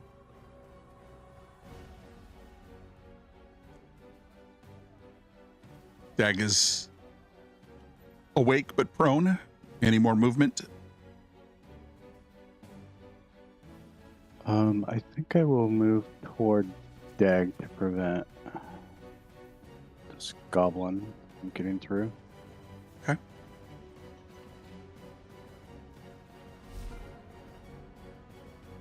Guildenstern.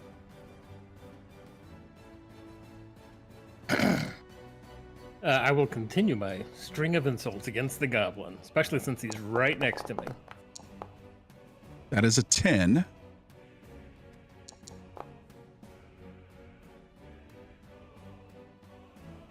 He is taking your insults more sincerely. He growls in your direction.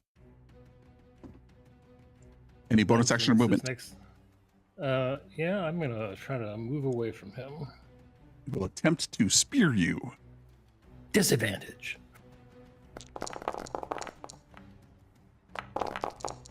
That is a 5. That will miss. Anything else?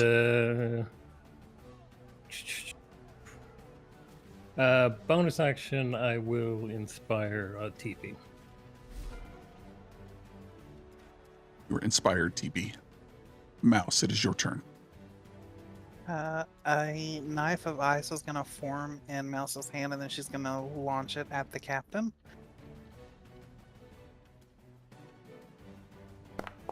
It's a 15 to hit. Mm-hmm. Hold on, let me roll it one more time because I have advantage.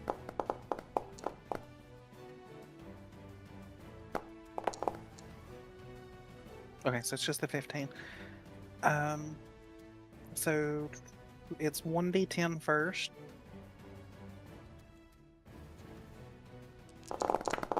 So he's going to take 9 damage from the knife itself. Oh, I'm sorry. 11 damage from... Why does it say 20? He has to make a dex save from the 11 cold, I believe. Oh, that's the second part. Okay, that's what confused me. They're both on there. Yep, so he has to make a dex save. It'll either be 9 or 20.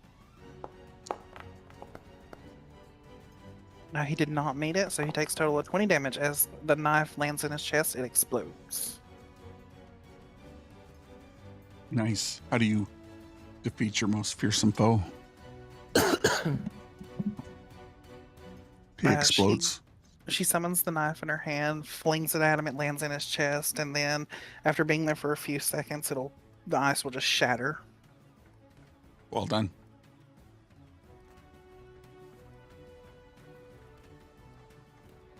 You see Caesar here, bleeding out on the floor. There are crates, boxes, barrels, and foodstuffs stuffed here in the corner. I'm gonna move beside Caesar. I can't do a medicine check to stabilize him. That has to be an action, right? Correct. Then I'm gonna holler and tell them Caesar's down and end my turn. Caesar, give me a death save.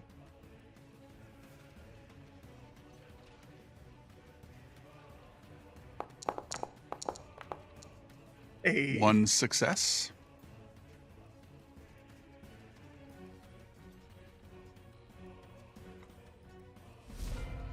Dag is prone on the ground, but alive and feeling uninjured, unharmed even. Yeah, I think he will just get up and collect himself, just unprone.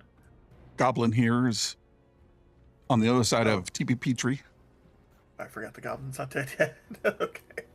Let's get him unproned. Is that still half movement? Mm-hmm. Okay. Then he can step up and rejoin in the greatest goblin fight Duel. of all time. Duel Yep. of all time. Do it. Dagger.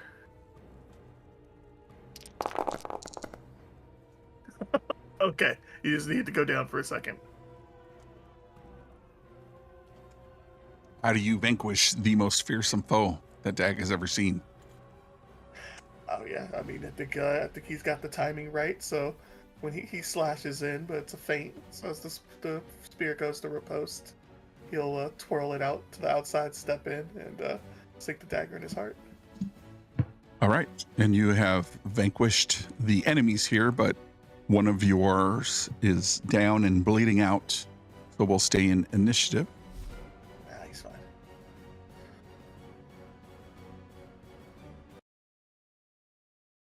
TP Petrie. Hearing Mouse scream out that Caesar was down, I will start running in that direction.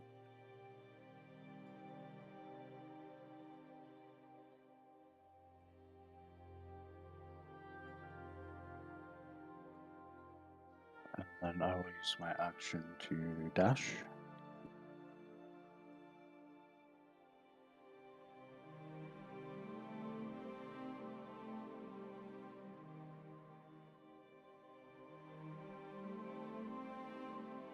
And I think that is it, unless you let me bonus action medicine check.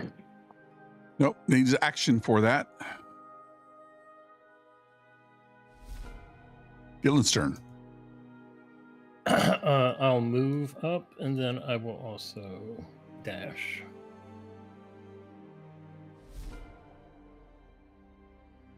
Mouse. Caesar is down, bleeding out. Mouse is gonna try to do a medicine check. All right. Roll a medicine check for me. It's a 1. Yeah. He's so large and I think bleeding from several different holes in his body from the cutlass. You're unable to stabilize it. Bonus action movement. No, Mouse is just panicking, like trying to cover one wound and then trying to cover the next one, but she can't reach, so she's running back and forth.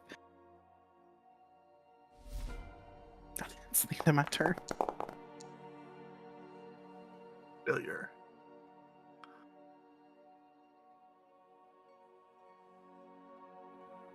Caesar coughs up some blood. Mouse covers his mouth. Dag.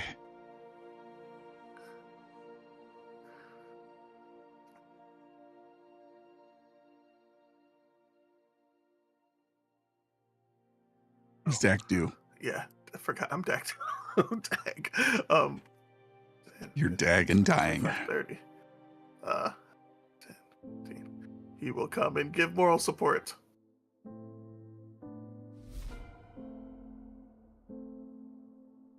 TPP tree. I look over at Mouse and I say, Mouse, your tiny hands can't cover these giant wounds. Look out. I know, but I'm trying. I reach into my bag and I pull out some bandages and I start to press them against the wound. And I'll use a use of my healer's kit to stabilize them. Hey, he is stable. And Yay. When I rolled that one, I just pictured Mouse just trying to do chest compressions, like Pink Pony Club. Oh goodness.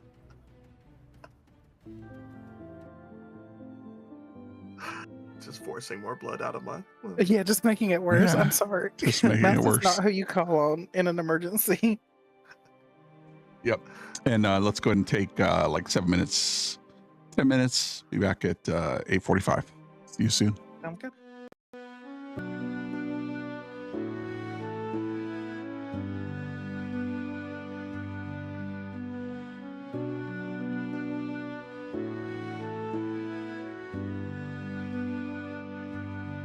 Through the storm and midnight's cry, cursed winds beneath the sky, maps of old with riddles deep, secrets buried where shadows sleep. Stars above in silver gleam, echoes drift from lands unseen, golden plunder in our sights, sailing through the endless nights. Hoist the sails and quit the wind. Chase the prize with hearts of steel.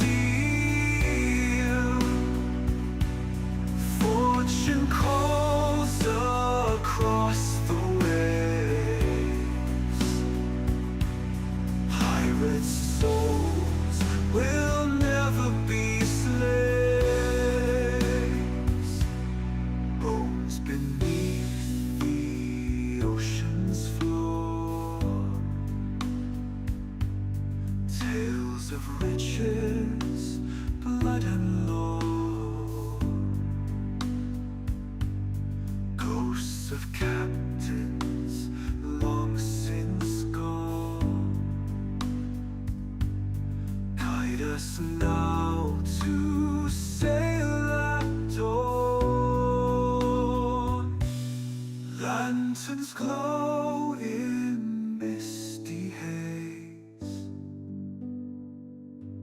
Through the dark and drifting maze.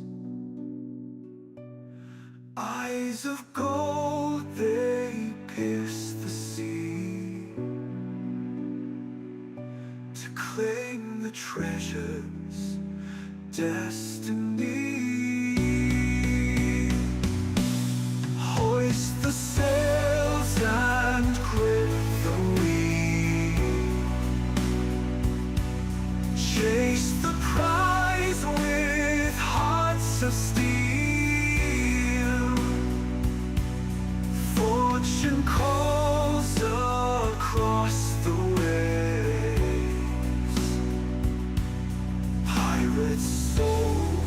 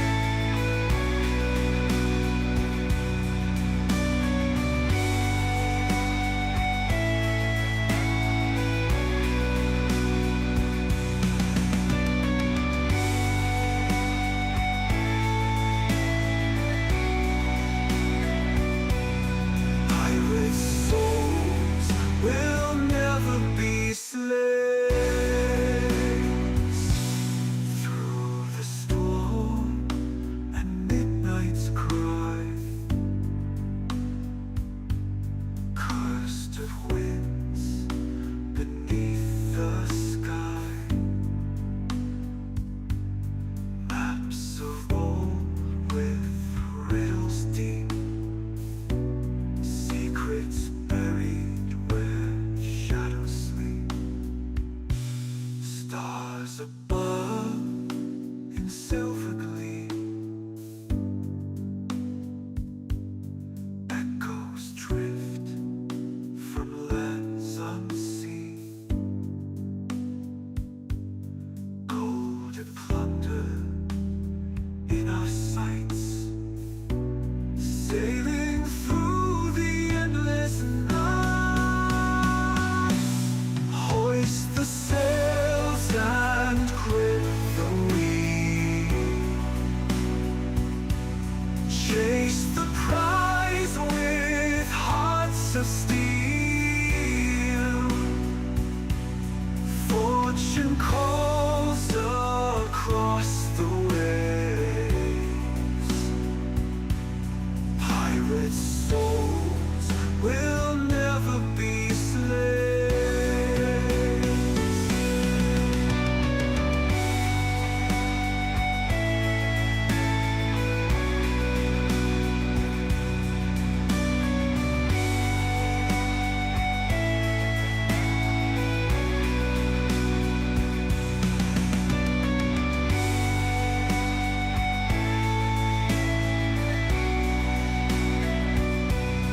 Pirate souls will never be slaves.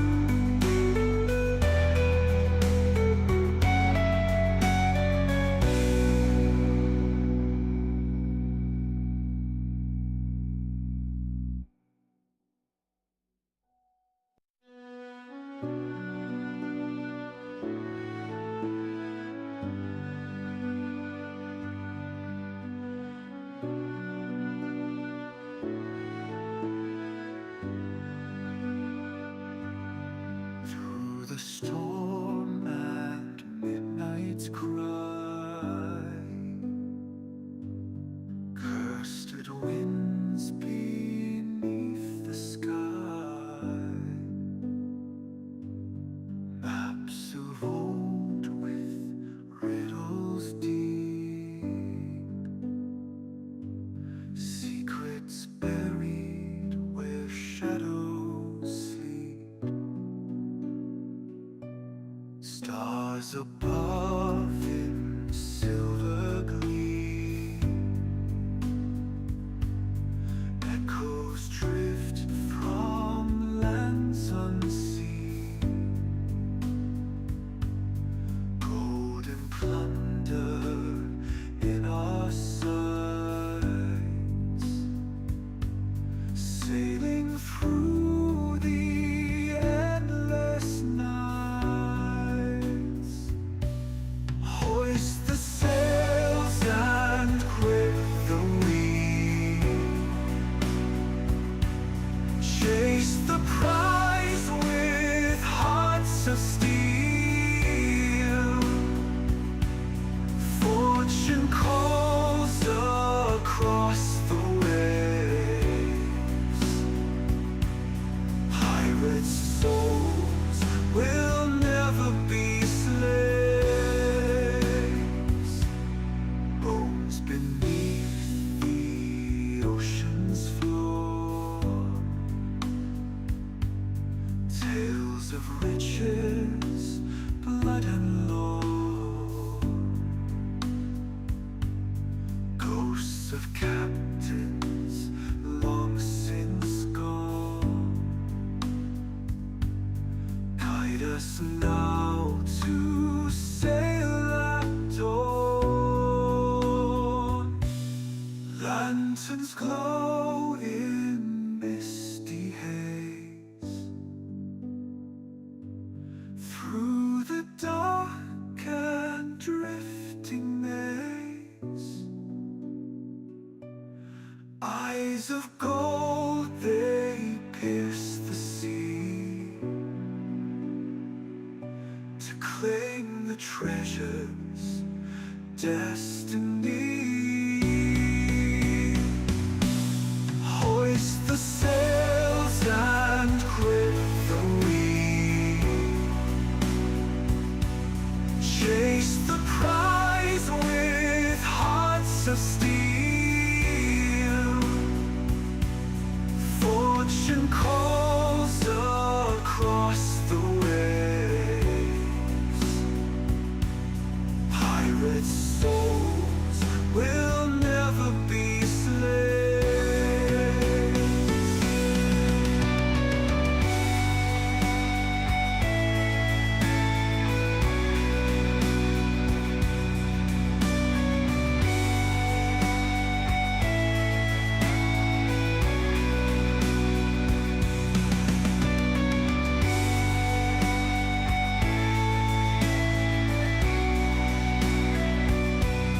Pirate souls will never be slaves. Through the storm and midnight's cry, cursed of winds beneath the sky, maps of old with riddles deep. Secrets buried where shadows sleep. Stars above in silver gleam. Echoes drift from lands unseen. Gold and plunder in our sights. Sailing through the endless night. Hoist the sails and grip the wheel. Chase the prize with hearts of steel. Fortune calls across the waves. Pirate souls will never be slaves.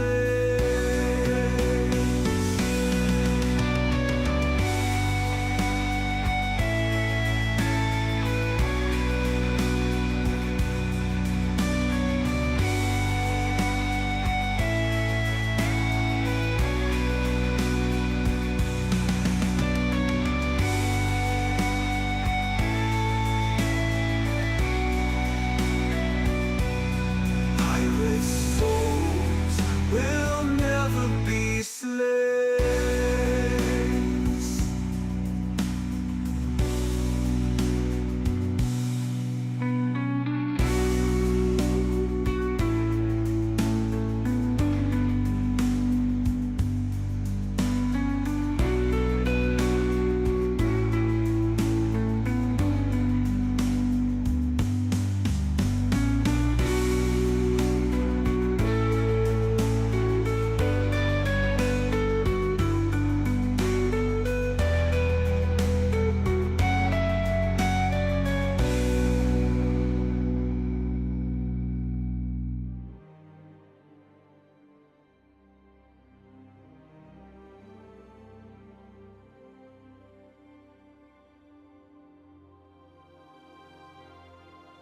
We rejoin our party back in the sea cave, where many of the wares, crates, barrels, and boxes have been stored by the pirate captain and his sea goblin crew. A couple of your party members on the brink, saved by TP Petrie.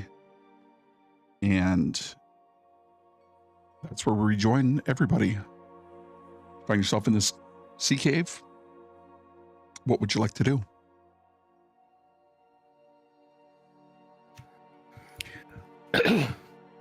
Why don't we search the cave, see what we can find?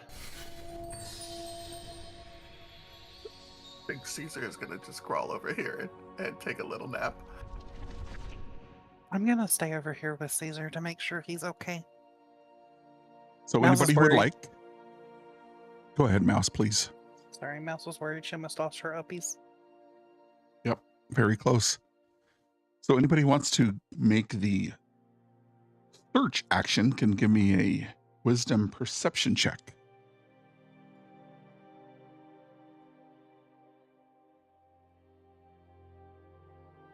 Can I guidance myself? Yes, you can.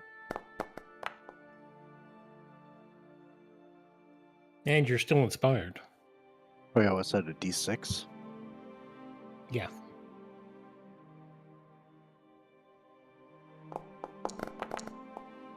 Wow, it's pretty good.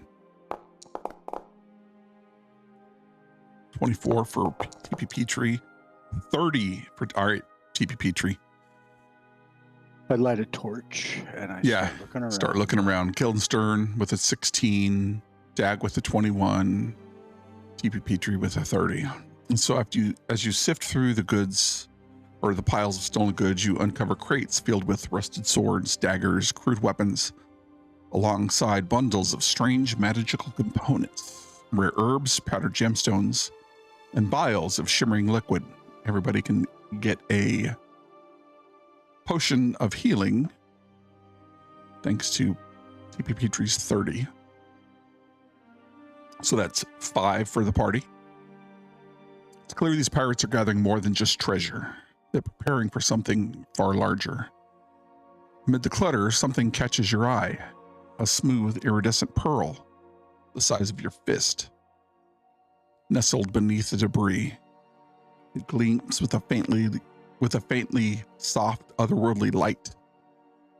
The colors shift like it's the ocean under moonlight.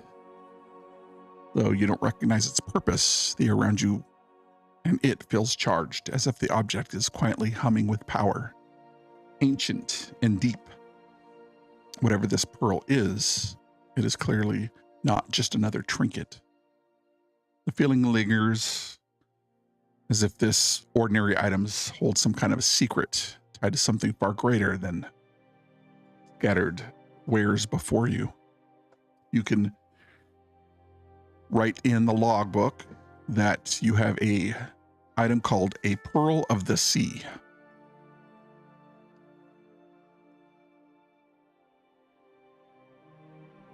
Oh, a gift from the Tidekeeper.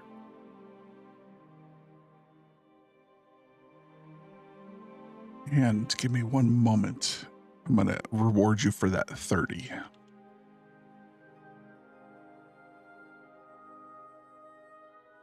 And let you roll on the level 1 Deck of many things. Yeah, the level 1 deck of many things. Can you see that inside? Even though I had Caesar selected, I should have Bonda selected. You see that in chat and Foundry? The macro. Can you click on it?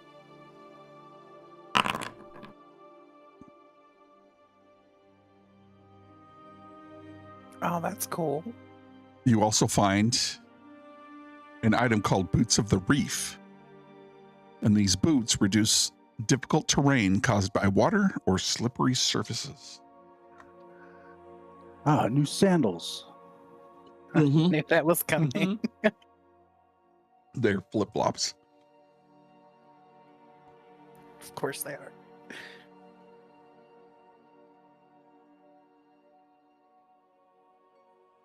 What happens now? You figure probably another couple hours you can pile all the equipment that was stolen onto this skiff here and sail it back to Seabridge. I think Dag goes and unties our goblin companion. As Dag heads back out into the exterior of this cave, you see the rope crumpled up, laying on a sharpened rock. Its ends frayed, as if the goblin used it as a knife. And is the goblin still there? I'm afraid not.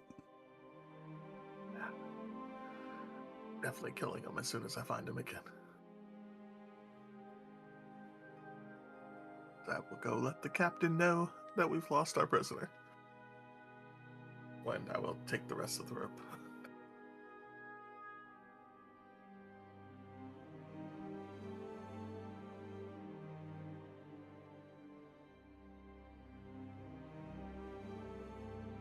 The scene is yours, party.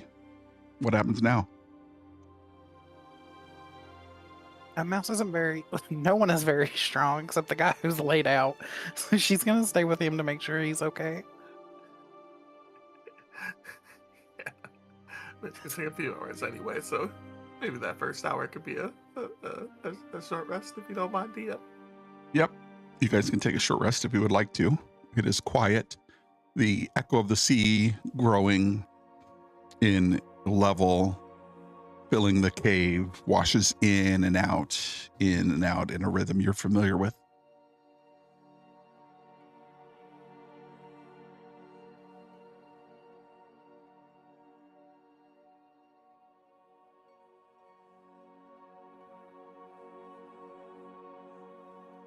I think that's almost everything. Should we get back on the ship and take everything back? Did that search just until the side of the cave, or was it also the other side of the cave? I took it as the entire cave as you guys moved and searched around. You did find most of the stuff was hidden in this clump where Caesar had almost lost his life. But the boots were found up by the large book that was there. And the pearl was found kind of stacked or stuffed away, almost not purposely hidden, but hidden under a bunch of junk, as if it were supposed to be some kind of, discarded or tossed away as these creatures were looking for something important. What about the book? The book is a logbook of some kind from a ship that talks about.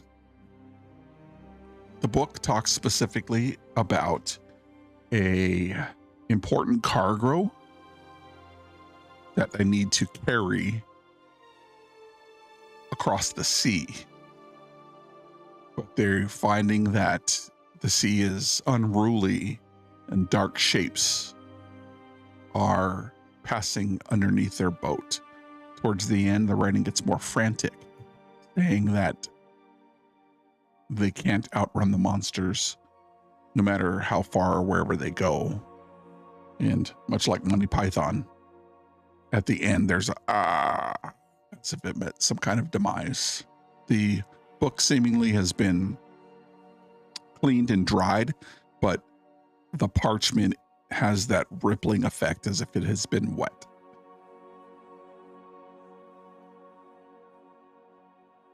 Or was once wet and is now dry.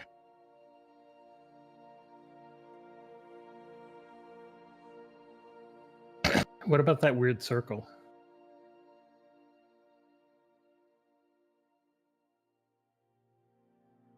The weird circle, you can make me an Arcana check.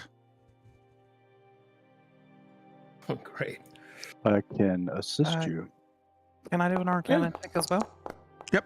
Oh, never mind. Not needed. I mean, I'll roll Very it good. anyway.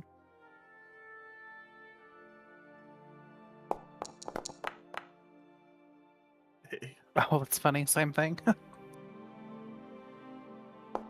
Oh yeah, I'll up you. Oh, look at you with the fancy rolls. So this is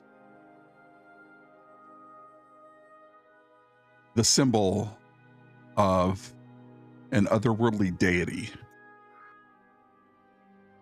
known to be a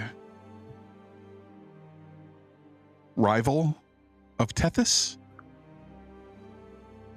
That being is called, and I have to pull up my notes, I apologize. Because I wasn't expecting you to.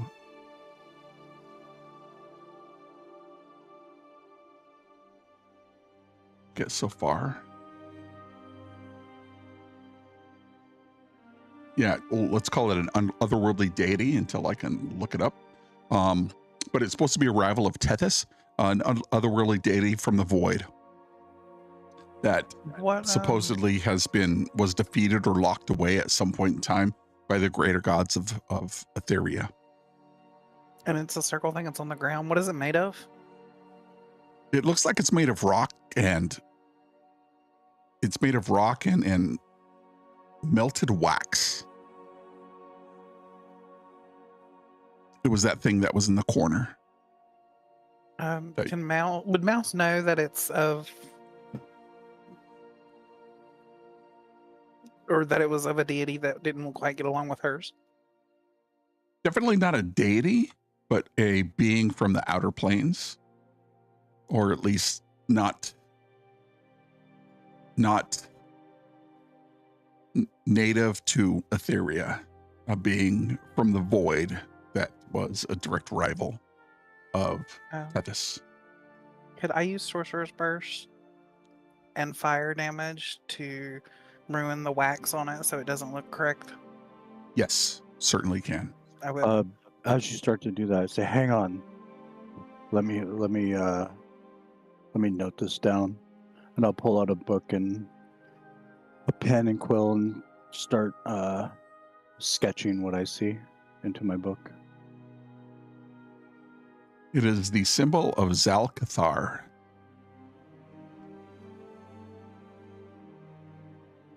Okay, I got it. Go ahead and desecrate it.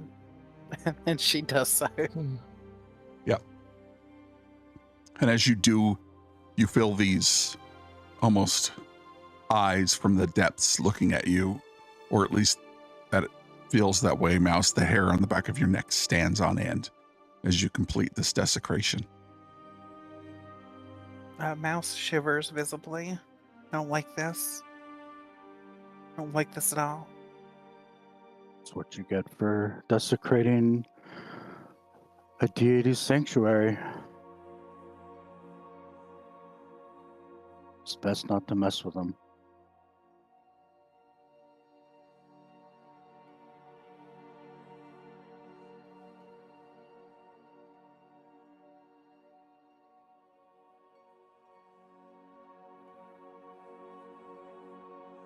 How you doing, Caesar? You gonna be all right?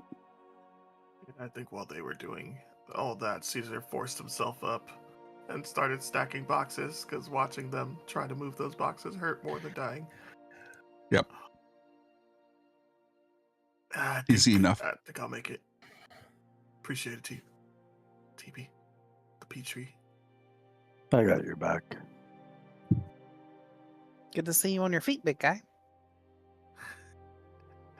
Yeah, I didn't think he had it in him. Guess I'll try to wait for the rest of you from now on.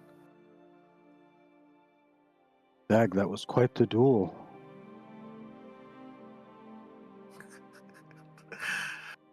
I was just messing with them.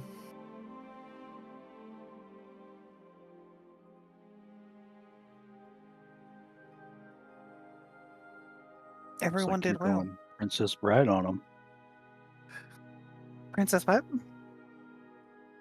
Princess Bride movie.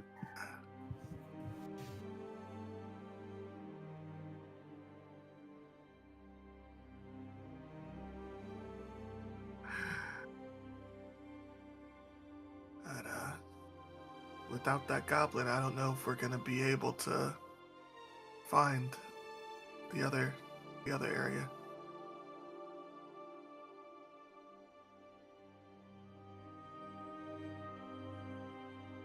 Easy come, easy go.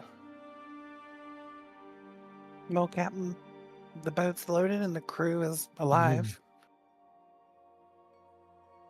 They did say that we do know the location where the other camp is, though, don't we? You do know that Poe had said to Dag that there are three choices, or not choices really. There are three directions you can go. One was after the kidnapped fisherman. The other one was to the right in a cave where him and another, his kind and a pirate were storing some of these stolen supplies, but they're to the left of Seabridge and around the corner in quotes, for about an hour was another camp that they were also using as a place to store some of the items that were also collected during the raid.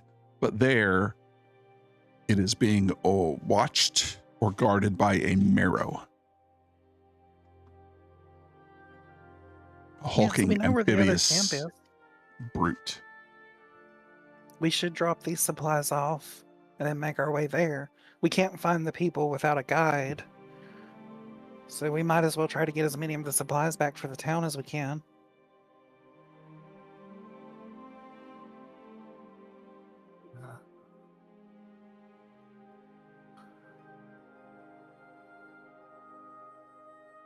Are we sure whatever was having them be watched on the oceans isn't in these boxes?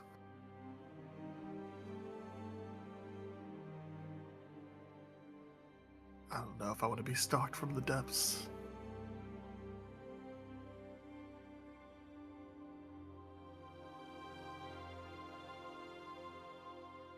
I don't know, but our whole point of being here was to get these supplies back. Yeah. Yeah, we're taking them back. I did just disrupt a thing for someone from the depths, so I mean, they could be watching us. They're right. He'll probably want to come kill us regardless. Let's just go. Yeah.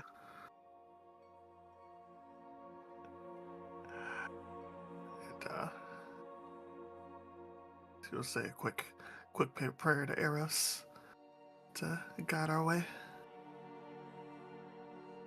And as you make your way out of the pirate hideout, you turn the bow to the port, not into deep water, but at least in an effort to avoid running aground, and you circle your way back. And within a half hour, the lights of Seabridge, although the rain is still coming down relatively hard, you see white caps just on the outskirts of Seabridge, and you pull the skiff in.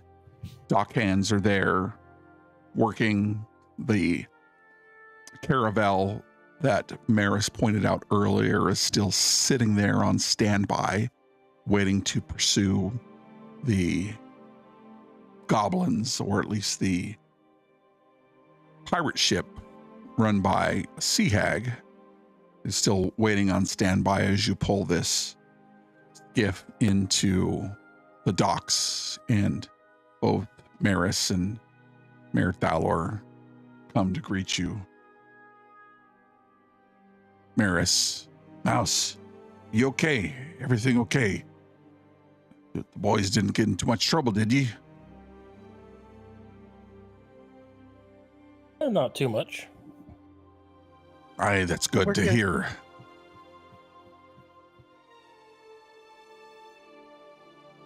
The mayor, well, I see you got some of the equipment back. You going after the rest of the stash, or are you going to head out into the sea and chase after our fisher folk? Is it too much to get some rest? I mean, no, of course not. It's not too much. You've done much. You've done some already, but You not know sure I how can't long if I the don't get my storm- sleep. you see Maris look towards you, Mouse, and kind of give you like this pleading look to say, you know, I think he'll probably pull you aside and lean down, or at least get on a knee and say, there's no telling how long this is going to take you to get the rest of the supplies back and then get out after the fishermen. If you guys wait till morning, I'm not sure what will happen to them. But I'm not going to go, put you against your captain, but see what you can do to convince him. He trusts you. Mouse would nod and head back over to the captain. Captain, you know there's no rest for the wicked. We've got to get these supplies and these people back before we lose them all.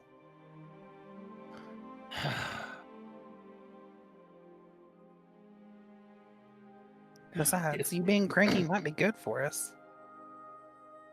If we must.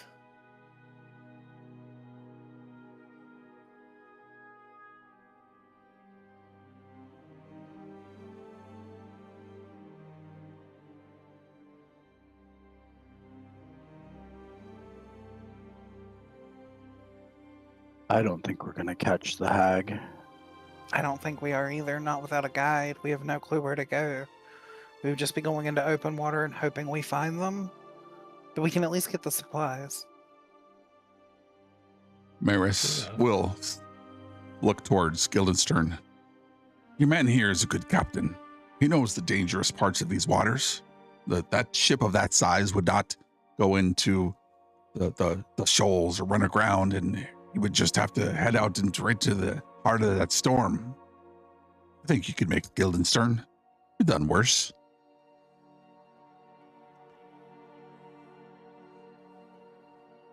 Especially if these winds turn and push against the sails. They won't make much progress. A couple hours is nothing, but it is up to you. I still think, I mean, with what that little runt said, turning our fishermen into sea spawn. And he looks back towards the Rusty Anchor Tavern. Loved ones in there. But up to you. I think you can do it.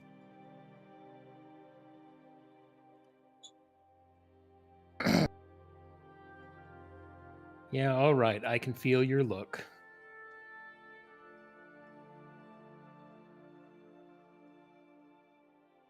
We'll never hear the end of it if we don't.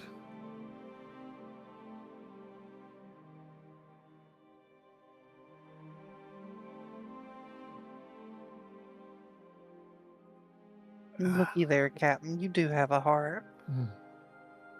Yeah, well, don't pass it. Don't spread it around.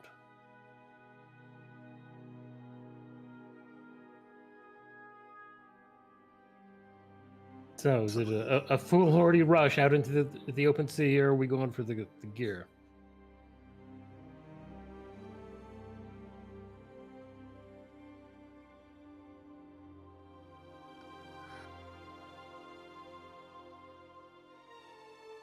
Why would they have stashes so close to this place? Do you think they plan coming back?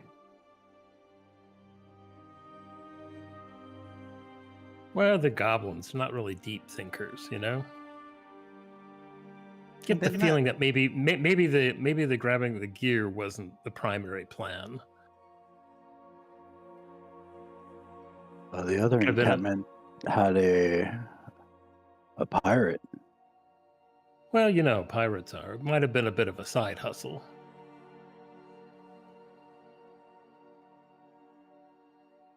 Are we still near the mayor? Yeah, the mayor's standing there with you, Maris, and the party. As some of the other fisher folk are unloading the equipment that you had recovered from the sea caves. Mouse looks to the mayor. Is there anything of importance in town? Something that they could be after? They seemed like they were looking for something specific. Roll me a persuasion check. Oh, I'm good at those.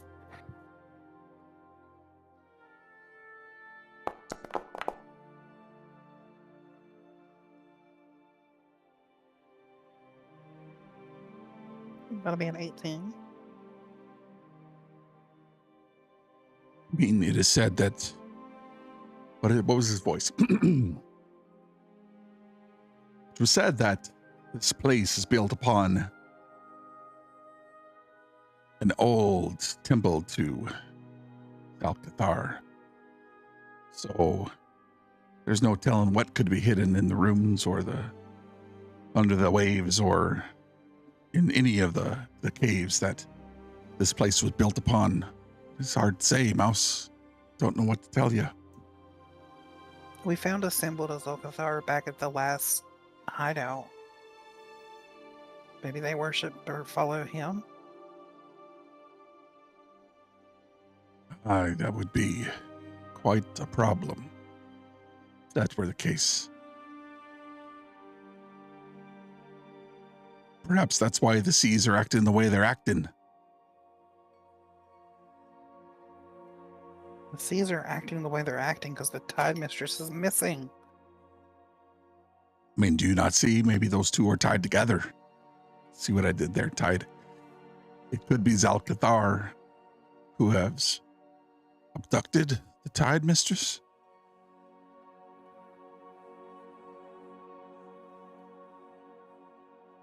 But yeah, this place was built around an old temple buried long, long ago out past the breakers.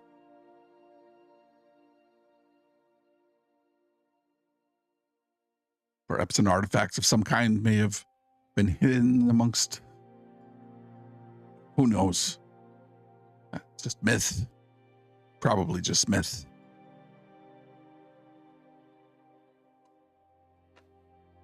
I don't think it's myth. I think it's why they were attacking the town.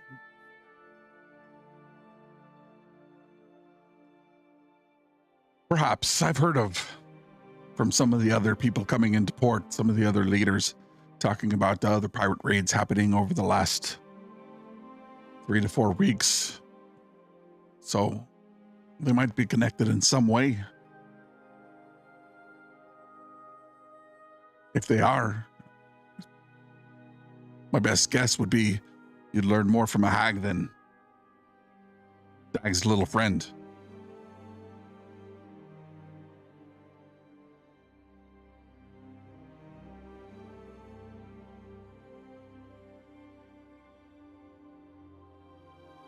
But it's up to you. You know how I feel. Get our stuff back. You know, there's some expensive items in those stashes. As I can imagine you had figured out by now, but it is up to you. Maris will pipe in. You know how I feel. I'm going to keep that crew on standby. If you want to head into the storm, you can do it, Dagenstern. Guildenstern, Dagenstern, wow. You can do it, Guildenstern.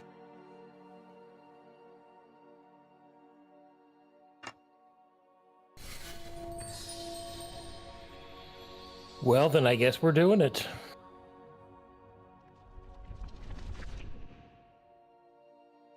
Skipping the Mara and braving the storm.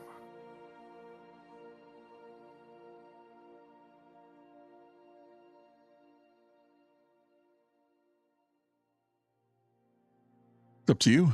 You have one option of going towards the other hidden camp that is being guarded by a Marrow, or heading into the storm amongst the caravel waiting to track down the captured fishermen. We might learn more if we hit their other camp. I was leaning that direction. Yeah, the From what Dad Pope could use to practice. And from what Poe said, it's nearby, relatively close. You don't think that these small sea goblins would be able to carry these barrels and crates the size that they were a significant distance away from Seabridge. Flashback to Mouse and Dag struggling to load the boat.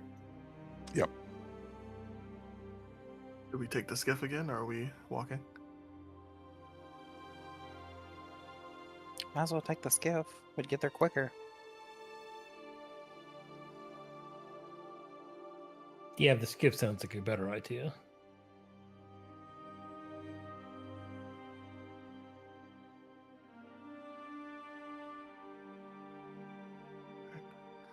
Well, if we're not going to get any sleep, we might as well get moving.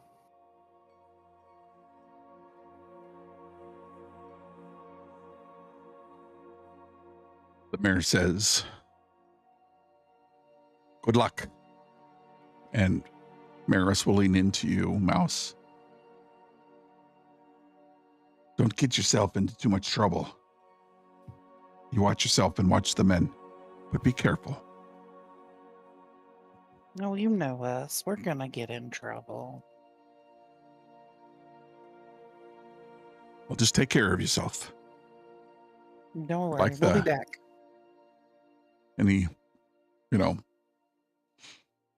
well. Good luck. We'll see you soon.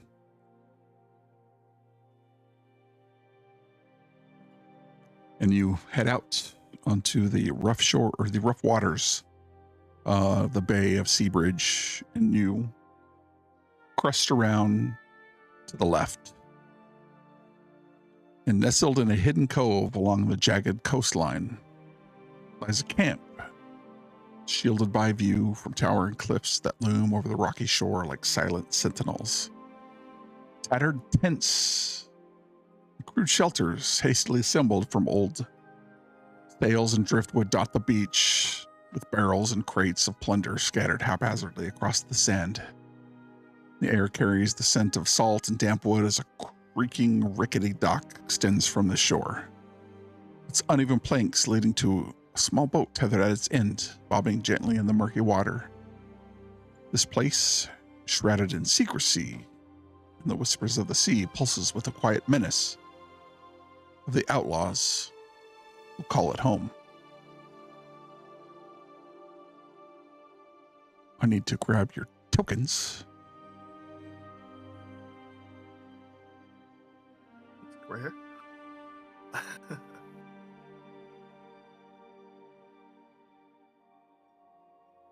Did I already pre-populate you? Yes, I did. Yeah. We're in the upper right.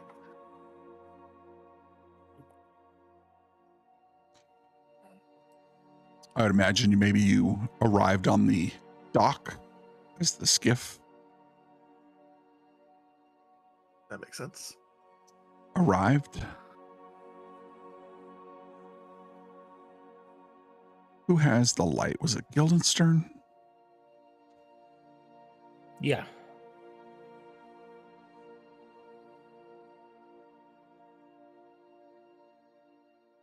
You're no longer laying down there, buddy.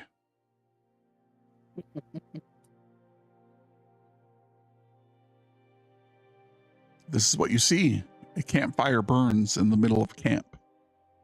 Foodstuffs, crates, barrels, tents, belongings lay all about this camp, just strewn about.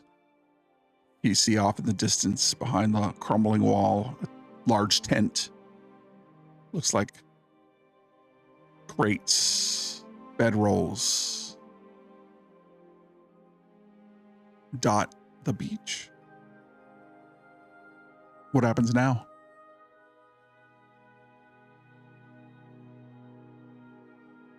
Mouse looks back to the captain, waiting for instructions.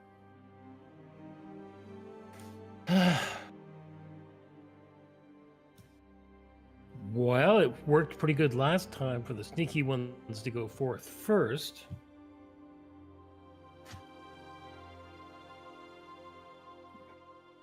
I look knowingly at the sneaky ones.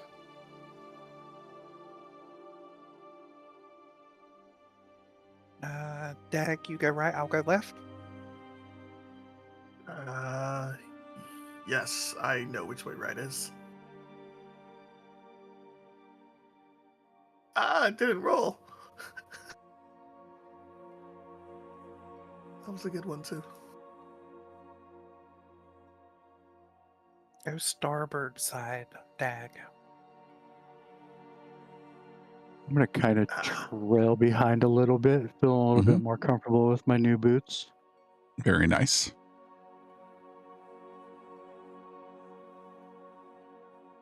They're like Birkenstocks instead of flip-flops. Not quite broken in yet. Yep.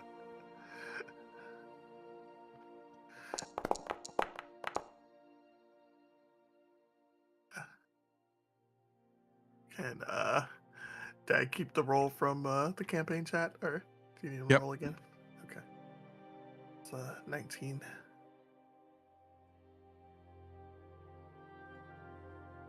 I step on a loose board and I just freeze.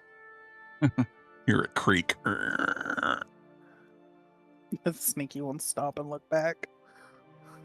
The rain from the storm still driving down and sputtering against the light of the campfire.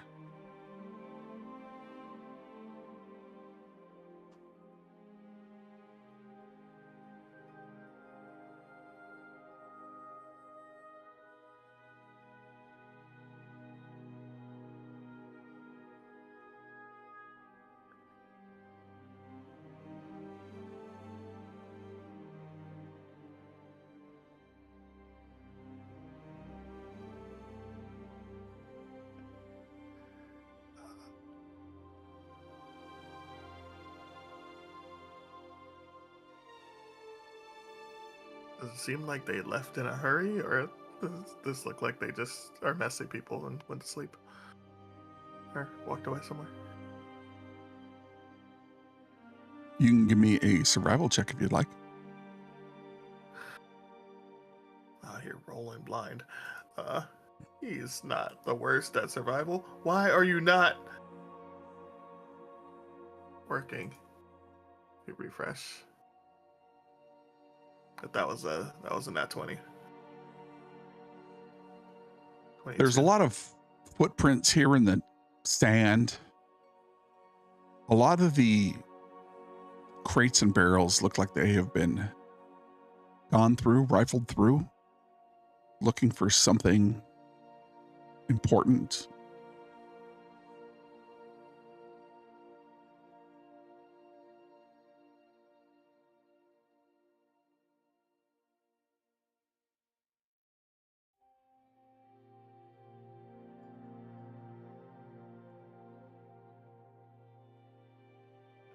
Does it seem like the scent is occupied?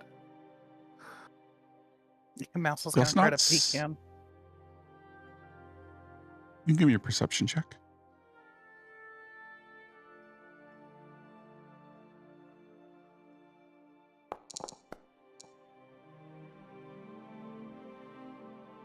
Oh, snap. I rolled it on the wrong one. My bad. I rolled very badly. Oh, it did send. Never mind.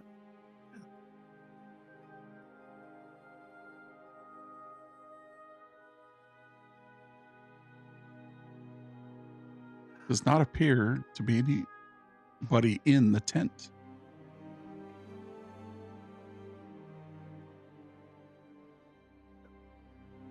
Push into the tent? So no one's here? Doesn't look like there's anybody here. Anything of note inside the tent? You can give me another perception check in there.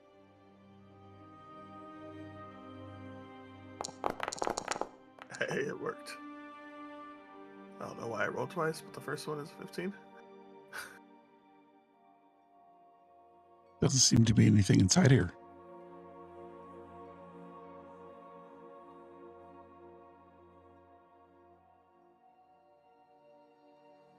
Mouse is going to move to the middle of the camp. Stop trying to sneak around and just wave everyone over.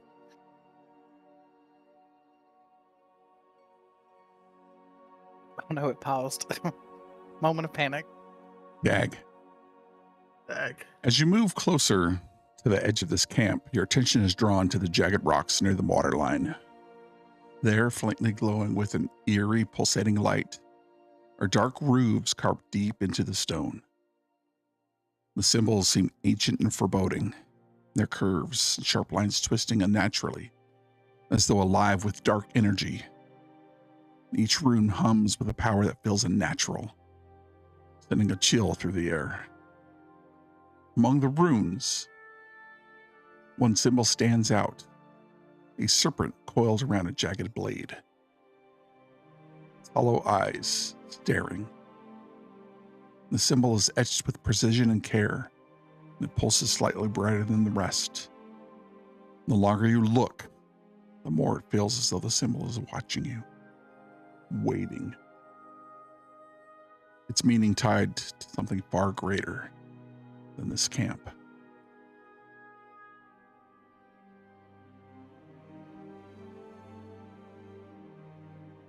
I think Dag will probably scoot a little quicker than he was scooting before to get back into the light and near his friends. Oh, check that out. That's Oh, that's pretty.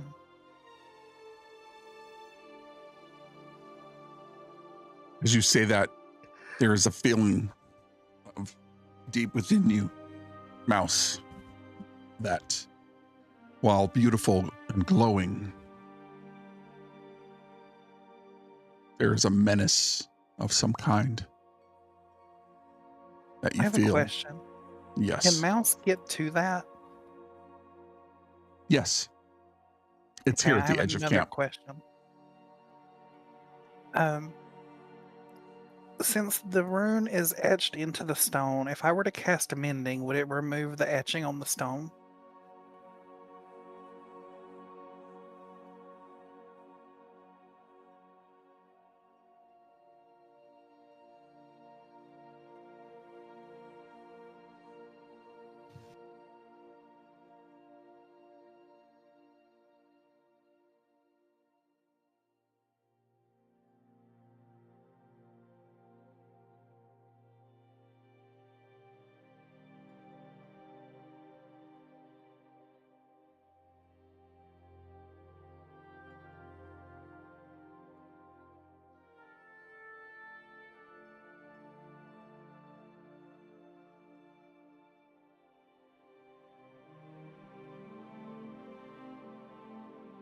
I was saying something, but I was muted. The I bane of wondered every what happened. DM. I thought I disconnected. While you're there looking at this rune, why don't you guys give me the search action in by way of a perception check, both Dag and Mouse.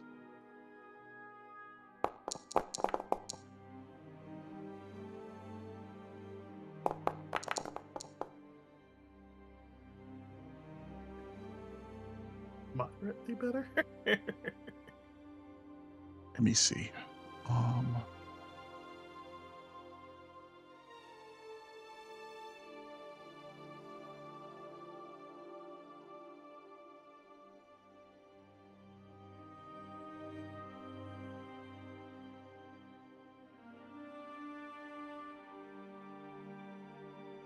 You see this rune, although standing out and carved in this rock, stands out much greater than the rest.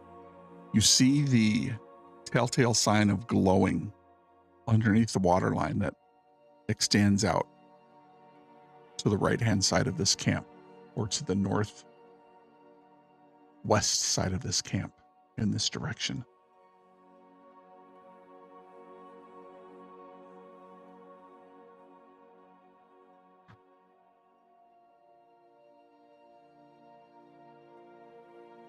Can we head that way and check?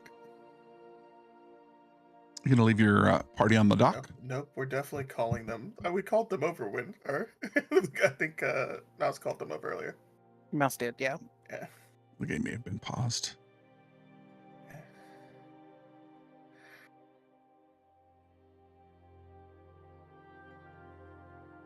And as you continue around the bend, an ancient shipwreck rises from the shallows.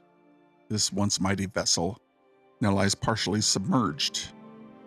Its broken hull splayed across the rocky beach like the bones of a long-forgotten beast, and the thick clusters of barnacles cling to the rotten wood. Vibrant coral has taken root, giving the wreck a strange, unnatural beauty, and jagged remains of its bow jut out of the water, while the scattered beams and planks are scattered across the shoreline, worn smooth by the tides. The salty air is thick with the scent of the sea. The slow, rhythmic crash of waves against the wreck adds to the eerie stillness.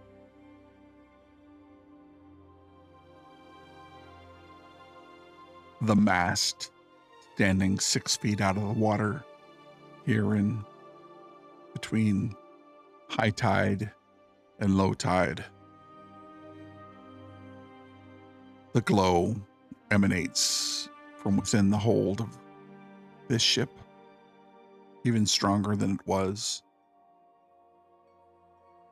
on the symbol of the snake and dagger. What happens now?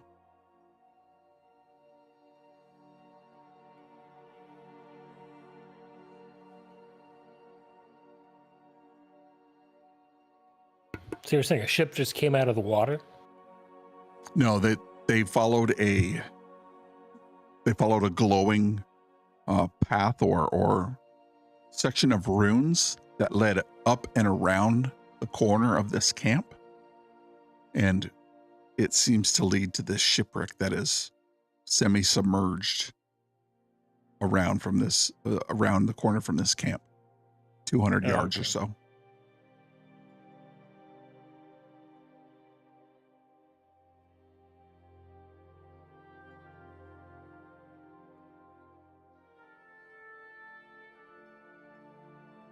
I mean, if anything says I'm holding a scary divine object, I think it's that.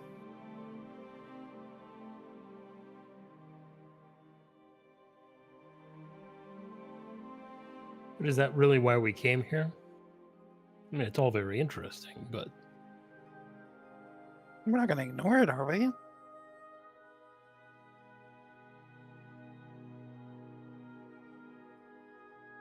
so the ship is sunk, right? Yeah, the ship is sunk. It's underwater for the most part. Some of the beams reach out above water, and the main mast sits about 6 feet above water. But there So is we're not getting in there. certainly a You're glow. saying you want to explore a sunken ship? No, I want to deface this room. Boy, that's just really your thing, defacing runes, isn't it? Never knew that about you. This Quite doesn't the- look good. Quite the rune defacer. Only when they're bad runes.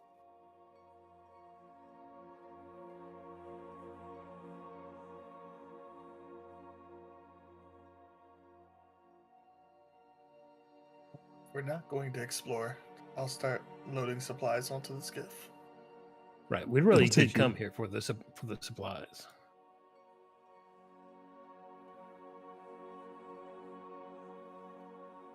All right. Sounds like that's an affirmation. And from my besides, captain. that ship is sunk. It's not like it's going anywhere.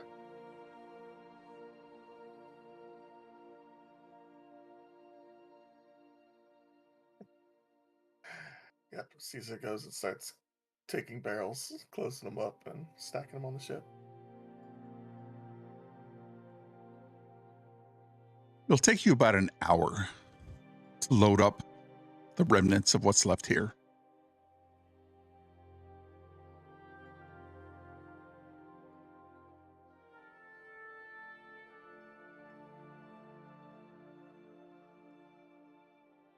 You said the symbol on the rock was the Zalcathar symbol? The symbol on the rock is a symbol that is associated with Zalcathar, yes.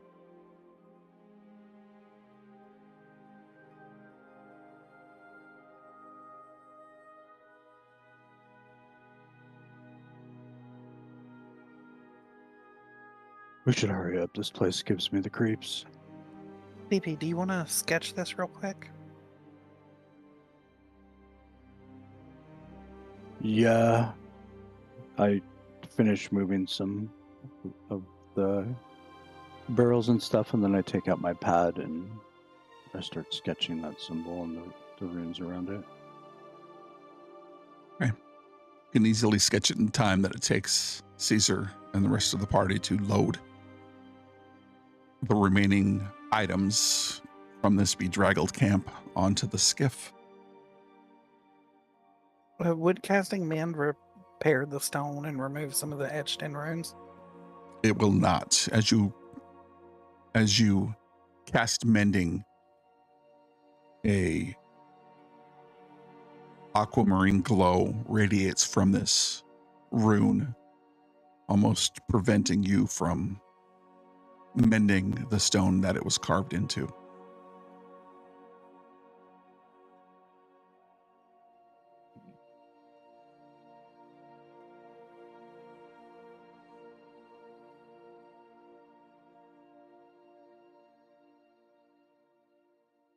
Well, I don't want to just leave it.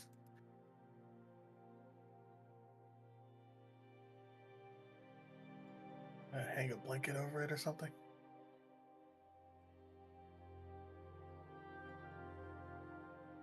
Caesar, can you hit it really hard?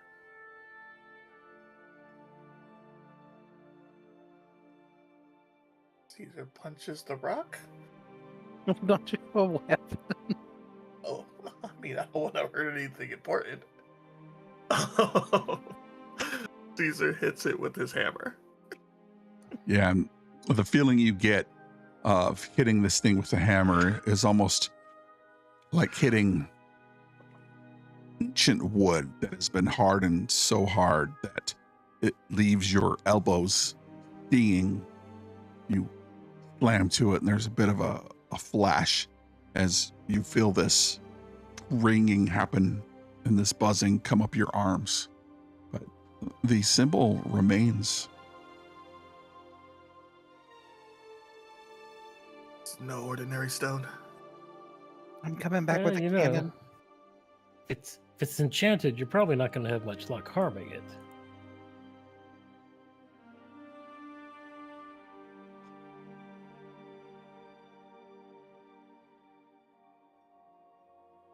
Would we have known of any shipwrecks like this one? There's a lot of shipwrecks in and around the Lost Isles. Almost every place similar to Seabridge has shipwrecks and old.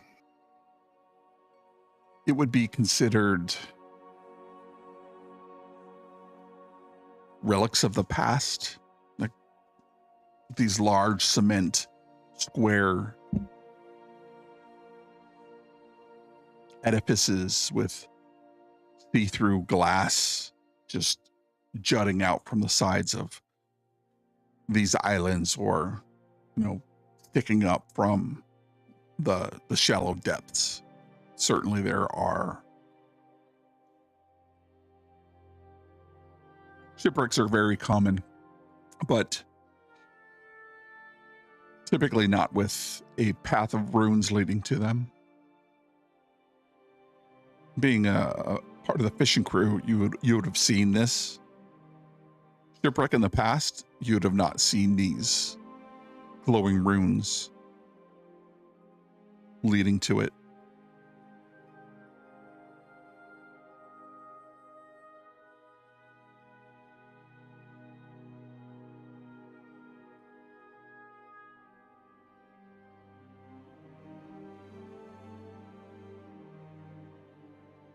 So there's runes that go from the rock to the ship? Yes, there looks like almost a path of these glowing runes, though the one that stands out is this one with the serpent and dagger. But they do exist in, I think that's what you saw when you all took a look, as it leads to the ship, and there's something glowing from within the belly of this shipwreck beast. Perhaps we should check this out. We did come here to look for answers as well. As long as I don't have to be the one to get in the water.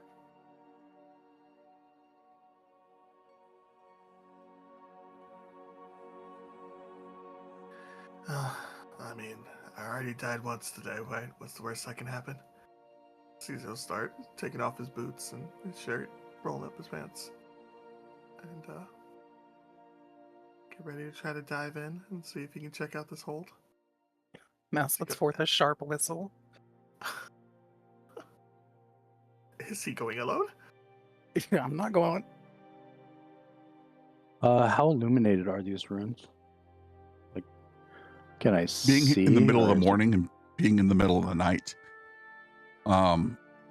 they glow about mechanically in a 5-foot area. There are certainly parts within the ship that aren't visible here in the middle of the night. Captain, you think you could make my my hammer glow so we can see a Sure. little easier? I will cast light on his hammer.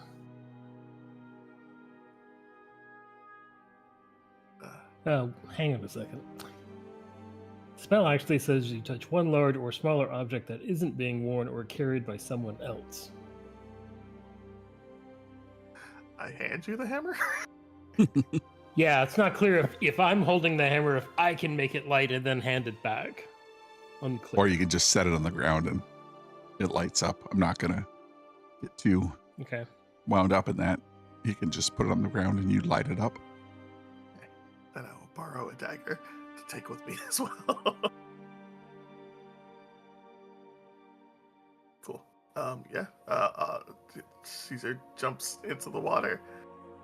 Mouse grabs her locket and says a quick prayer. Tidekeepers steady their hands and guide their path.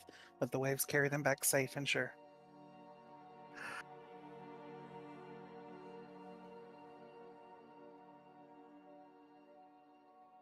Oh, that's not ominously far away from you guys. Okay. Said it was about, man. 200 yards. Yeah. We take the skiff there?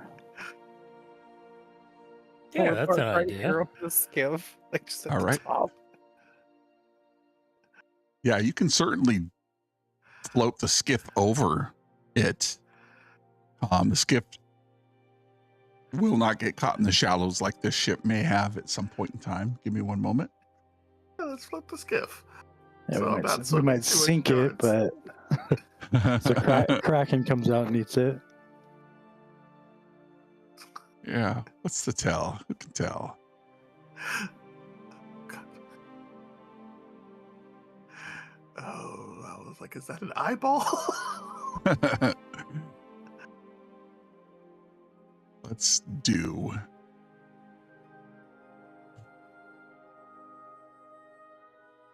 And I'm going to say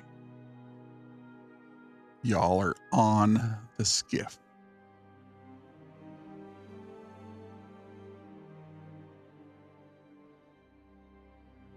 Cool.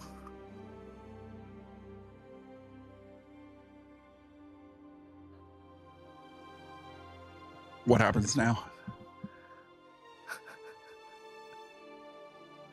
Yeah, I guess once we get within a reasonable distance, Caesar will then jump off the boat, try to go explore. Oh no! Yes, much more reasonable.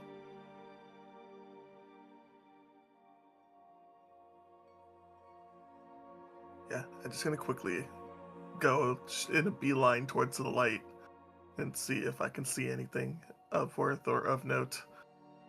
Something that can be brought I'll back cast up to the guidance on you as you dive in. perfect. As you draw closer to the wreck, give me a perception check. Yeah. The search action. From Caesar. 21. He gave you guidance. I want to use it on the perception check. Do I need to use it on the perception You check? have to use it on your No. next 20 roll, right? Darn it.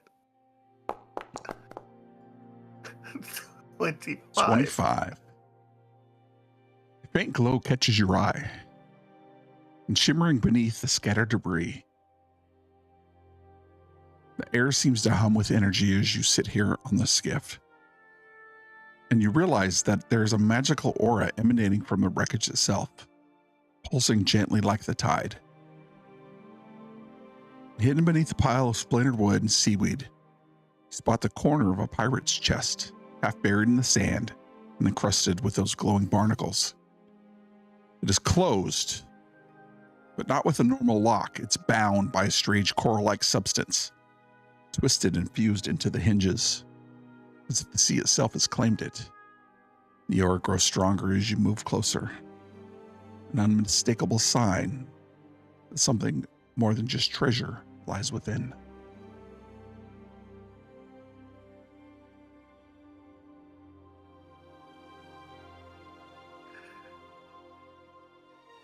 Captain, it's magical booty.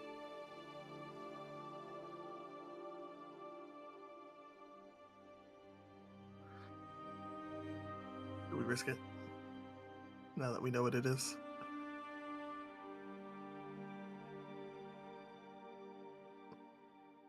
It could be a gift from the Tide Mother. Or tidekeeper. You said the tidekeeper don't live here no more. I said she was missing. Captain, Yeah. Well, am I of grabbing course that? we risk it. Yeah, why not? What's the Alright. worst that can happen? Caesar immediately dives into the mouth of a shark. Magic booty. You dive in. It's a large chest, and these A large barnacles man. cling to the sides of it and cling it to the cargo hold of the ship. I will need a athletics check, DC 12. Let's see here. Do I have anything? Nope. That advantage is only for grappled. Cool. Athletics check. I am great at those.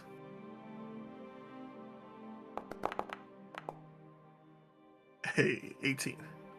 You see Caesar, well, you describe how you roll up your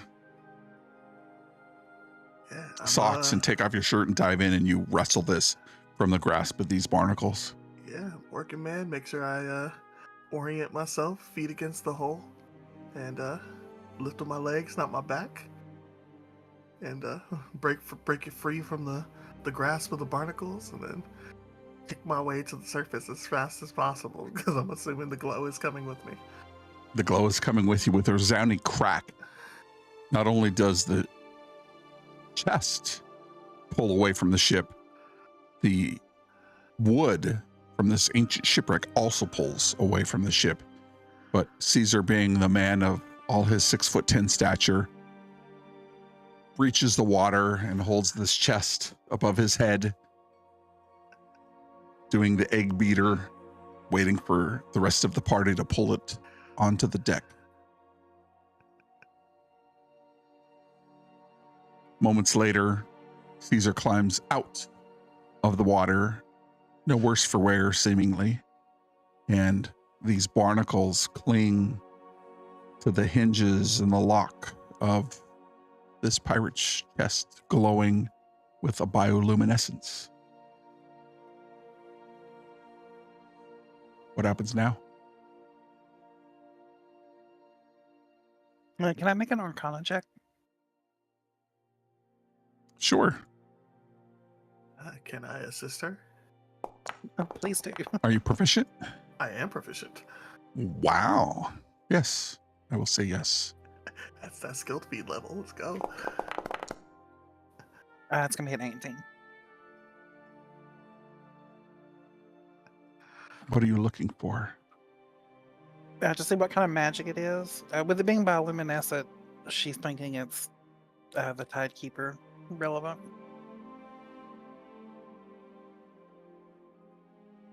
Huh. Give me one moment while I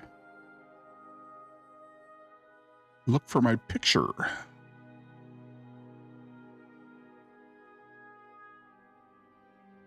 We did it, Mouse. You broke it. You can just use the picture in Discord that Randy put up. I'm not sure. That's- TOS. Oh yeah. Oh, wow. What did I miss? Booty magic.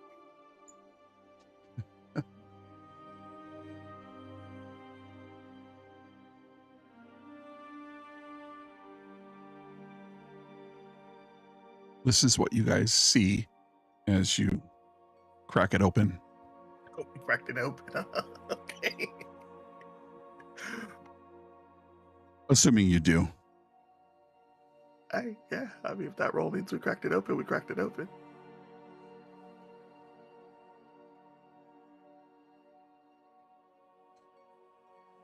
Your Arcana check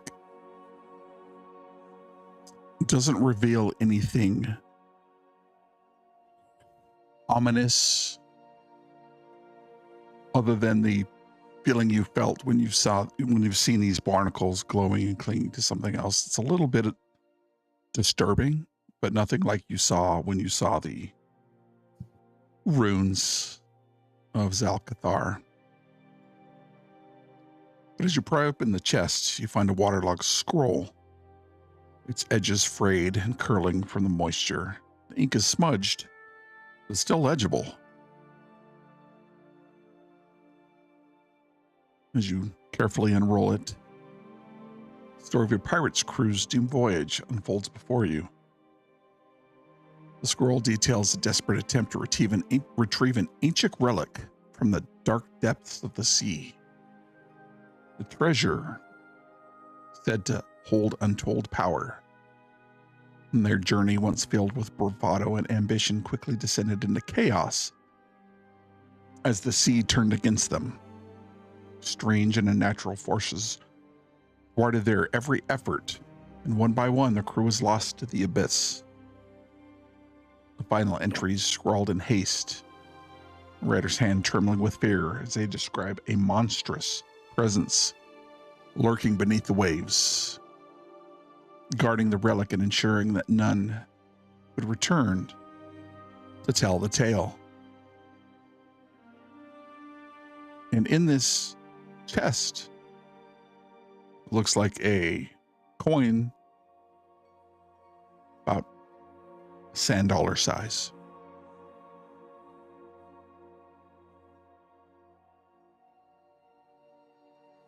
On the head is a tricorn hat.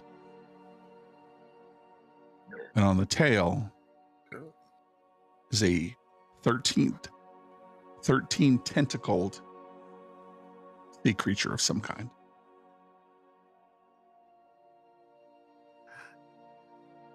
Do we recognize this imagery? No, Got it. Well, a single coin is better than none.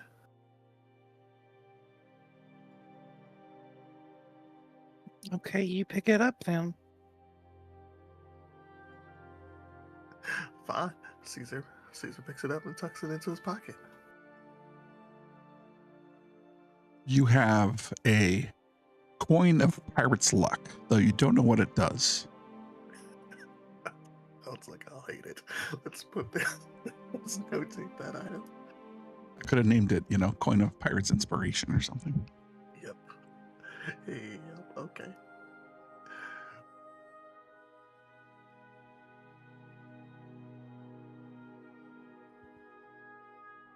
What happens now? There were also coins within the chest, by the way. Oh, more than one coin. I mean, we could probably count it while we sail back, right? Yep. 250 gold pieces exist within the chest. I will say that there are various denominations of copper, silver, mostly electrum, but we'll go on with the sum total of 250 gold pieces.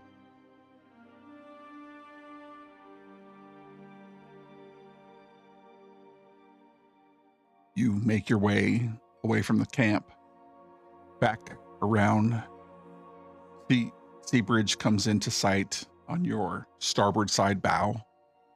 As you make your way, the rain still pouring, pitter-pattering on the decks of the ships, and the ship waiting to ferry you to chase after the fisherman still waits at the end of the dock as you're greeted by both Maris and the mayor.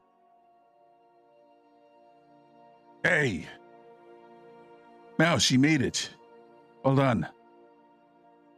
Maris says to you, Mouse, looking in your direction as the fishermen who are remaining, their families, move to take the reclaimed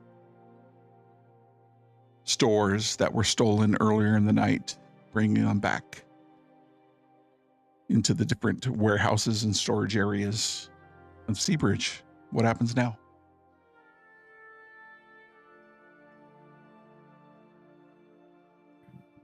No rest for the wicked, right? Apparently not. Well, at least that last job paid for itself. That it did. I pat my pocket where the coin's sitting. Did we leave the 250 coins in the chest? I didn't put it all in my pockets. Yeah. It's a lot. Mouse looks to Maris and asks if he'll take the chest and put it in the tavern for them for later. Aye, certainly. Men, seal this up. Don't take any. This is Mouse's, and you know what happened. And they'll, aye, Captain. And they'll pick up the chest and pull it into the the house of Maris's that is next to the Rusty Anchor Tavern.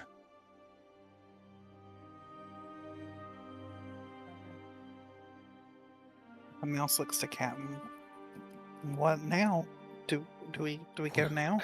I suppose we head out. There's nothing left here for us to do. And as you set sail on the boat pointed out by Captain Maris, the familiar coast of Seabridge fades into the distance. The sea, once calm beneath your vessel, grows restless as the deeper waters of Etheria stretch out before you. Dark clouds gather on the horizon, their shadows creeping ominously with each passing moment. And the wind picks up, sharp and biting, whipping sails and crack as they gather the wind behind them and shivers down your spine.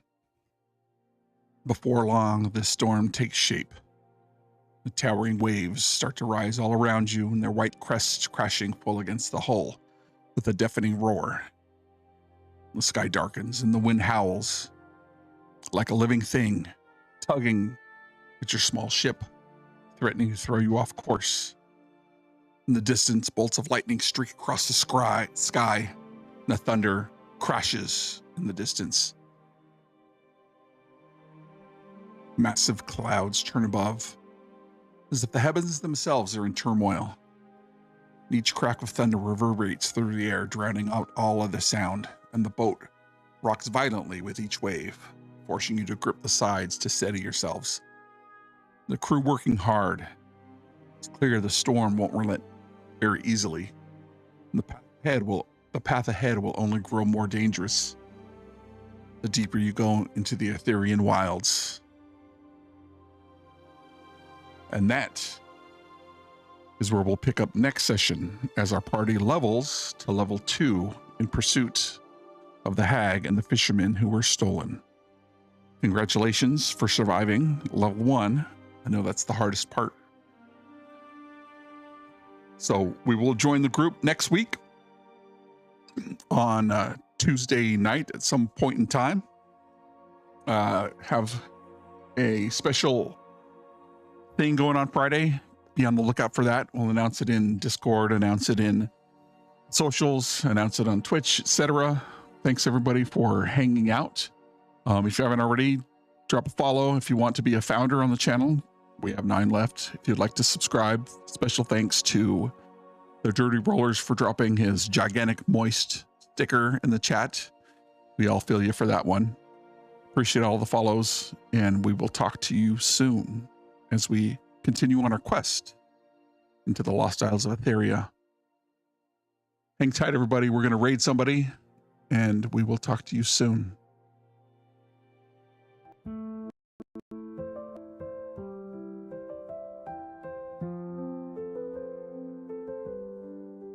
Thunder rolls across the tide, storm points secrets, shadows hide, echoes call from pirate kings, whispered tales on darkened wings, hidden coves where legends sleep, waves crash wild, the water's deep.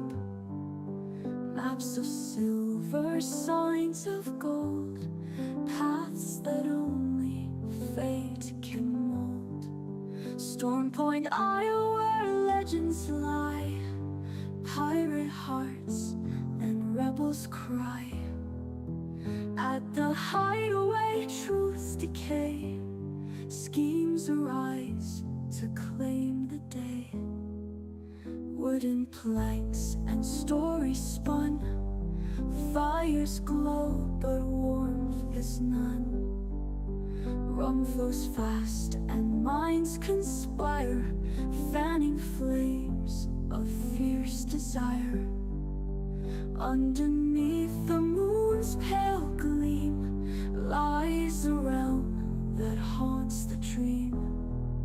Secrets drift like sands in time, swept away in waves' cold rhyme.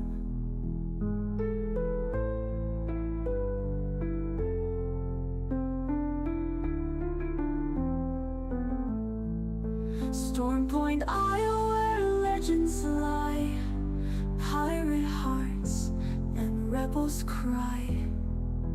At the hideaway, truths decay, schemes arise to claim the day.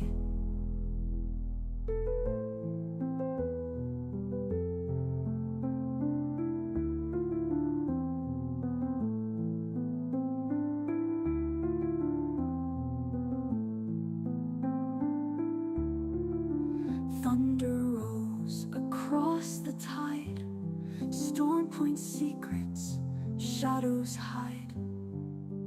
Echoes call from pirate kings, whispered tales on darkened wings. Hidden coves where legends sleep, waves crash wild, the water's deep. Maps of silver, signs of gold, paths that only fate can mold. Storm Point Isle, where legends lie, pirate hearts and rebels cry.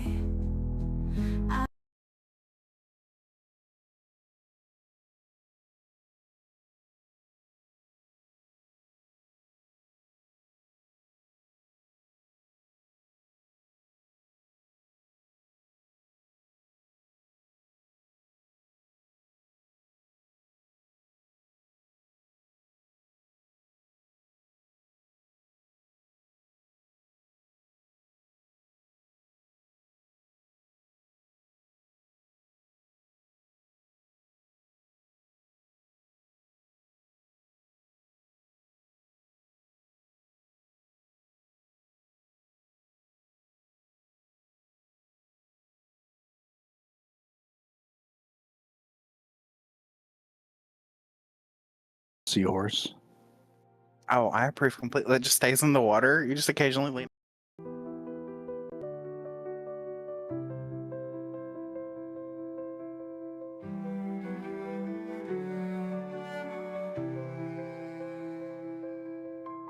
Moonlight on the waves, soft shimmer.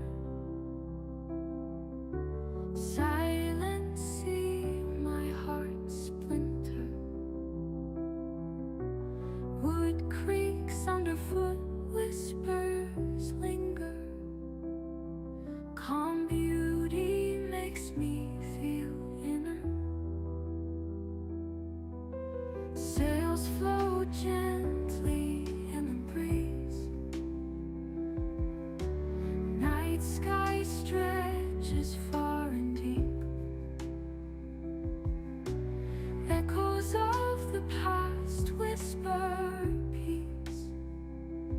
Ocean's depth holds secrets we keep. Whispers of the deep hold me.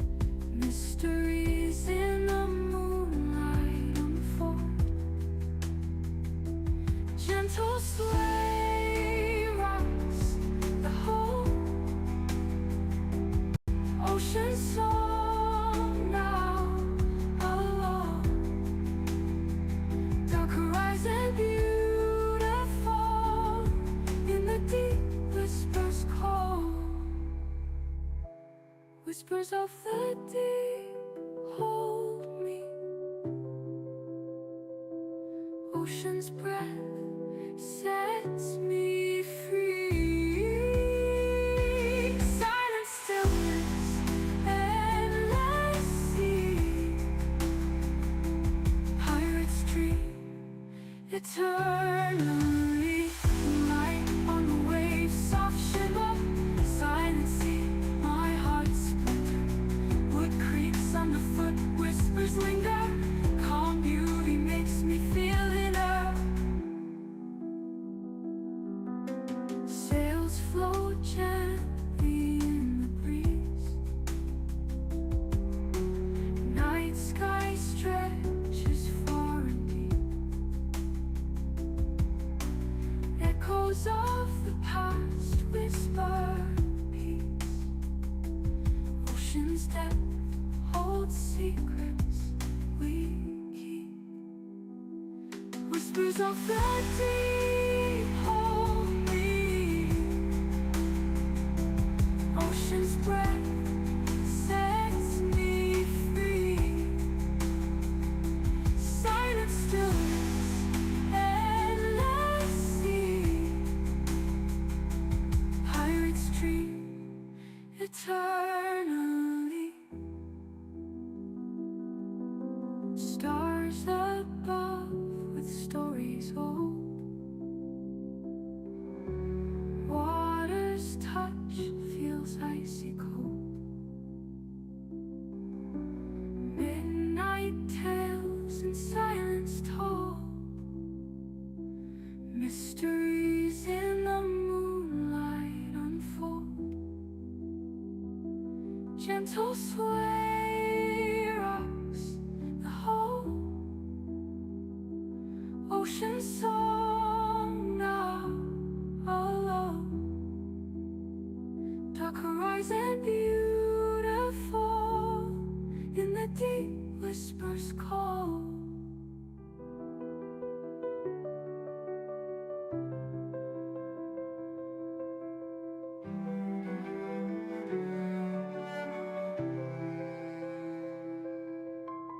Moonlight on the waves, soft shimmer. Silent sea, my heart splinter.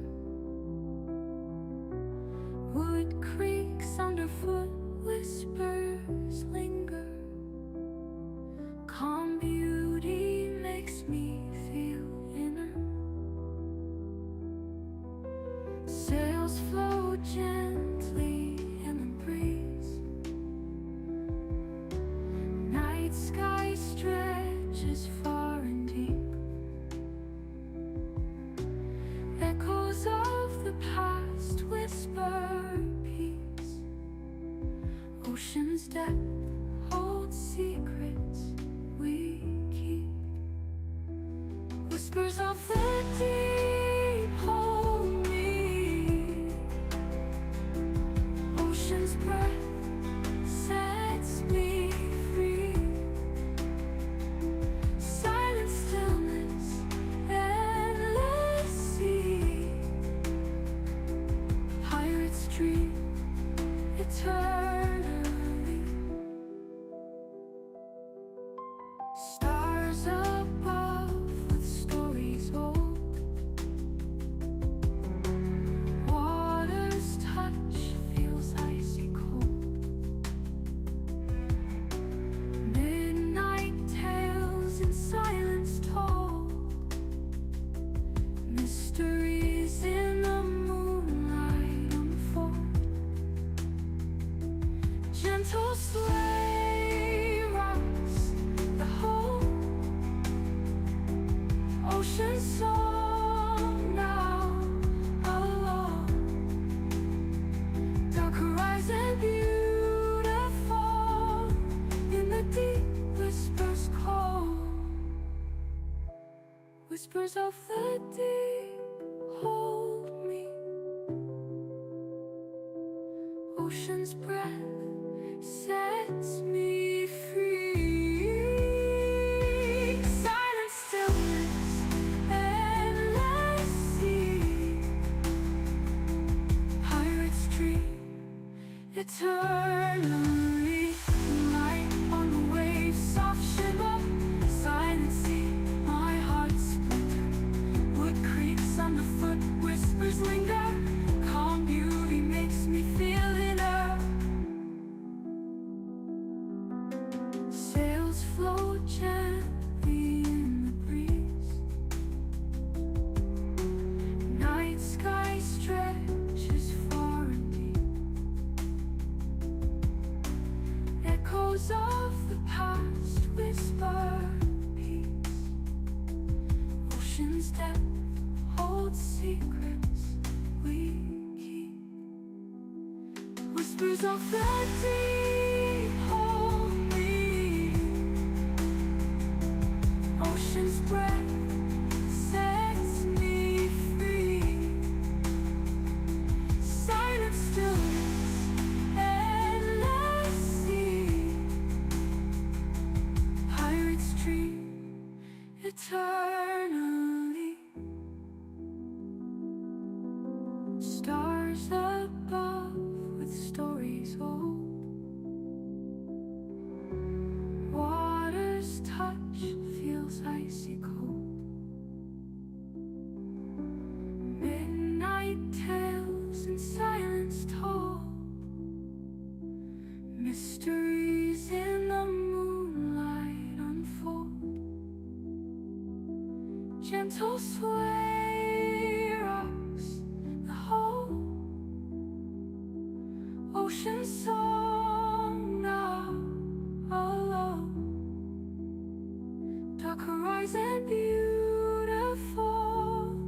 In the deep whispers call.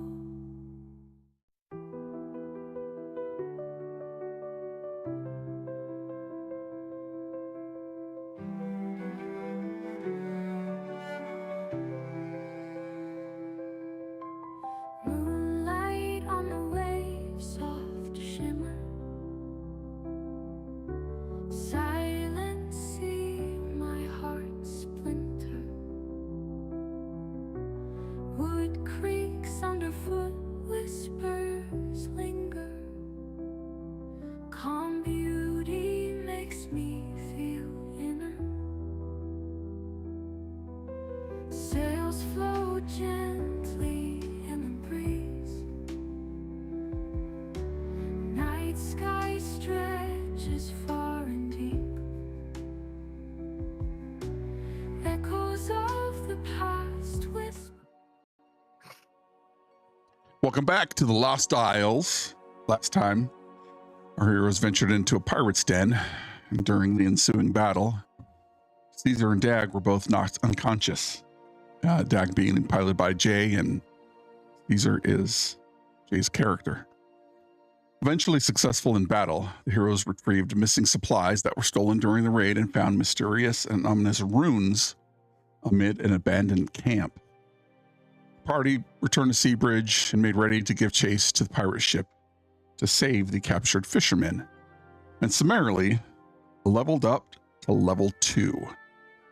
So as you leveled up, what did you take? Anything interesting? Caesar, did you get anything good? Took a level in fighter, so second wind is nice.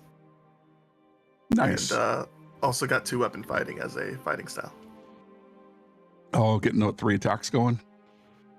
Eventually? Eventually? No, I need eventually, yeah. But I get to add my my dex modifier to my offhand, or my strength modifier to my offhands now, which is nice. Nice. Guildenstern, what'd you pick up? Another level of bard, so expertise and jack of all trades. Nice. That's going to help you in the skill challenge chasing the pirate ship. Mouse, what did you get? Not twin spell? Not twin spell. Welcome to that drama. No, I got quicken spell and subtle spell, which I thought would be useful for the character. And then I took a note from Bondo and picked up the sleep spell. Oh, very good. Finally, the TPP tree, as Dag would say. What did you get? I got wild shape, Nice. so now I can become a chicken and make eggs for everyone. And not slip. Yep. A seafaring chicken. Isn't that like a seagull or a, what do they call those? A Anyways. seagull. Yep. All right. Before we jump into the group, we have channel point redemptions available to help the party. So if you want to help the party, you can go ahead and do that and give the DM disadvantage, give the party advantage, bless them, give them resilience, give them a whole bunch of neat things. We're 6 off our follower goal. So if you want to give us a follow, go ahead and do that. We have now 8 founder badges left for the channel. The Unstoppable Bug picked one up earlier today. So thank you so much, Bug. I hope you're feeling better. And finally, we're looking for some players to play one-shots and or mini-series Friday and Tuesday. I say mini-series because one-shots are hard and I suck at time management. So looking for a session on Friday coming up and a session next Tuesday. So if you want to play with some of us, give me a shout on Twitch or Discord and we'll have a good time, play some D&D. With that said, is everybody ready? Yeah. Ready? Yeah. Do you want us to start off taking a long rest, or? Yeah, you take a long rest, got your level up, you're good to go.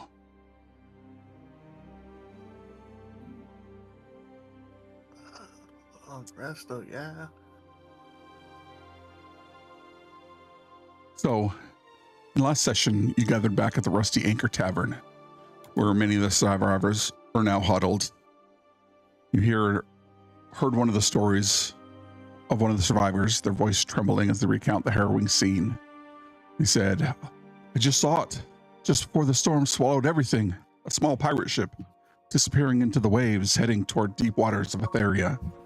Fishermen, they were aboard, bound and helpless, dragged into the storm." Captain Maris pointed to a small caravel tied off the docks, sails furled tightly, ready for action. He said, "Take that boat.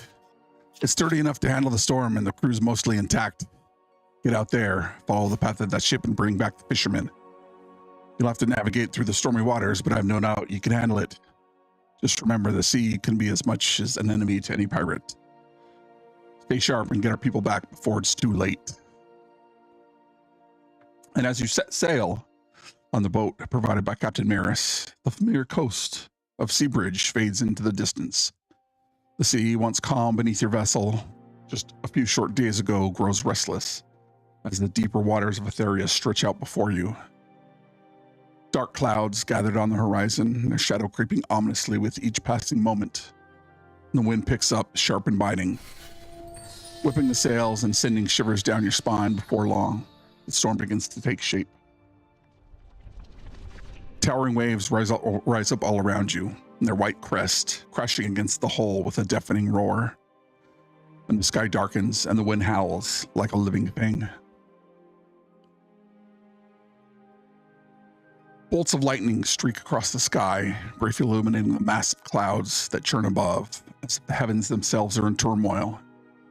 Each crack of thunder reverberates through the air, drowning out all other sound. The boats rock violently with each wave, forcing you to grip the sides to steady yourselves. And it's clear that the storm won't relent, at least not easily. And the path ahead will only grow more dangerous, the deeper you go into the Etherian wilds. And as the storm rages around you and the boat pitches violently with each towering wave, forcing you to grip to the rigging and the sides, the wind howls and the thunder crashes. But amidst the chaos, something far more unsettling catches your attention.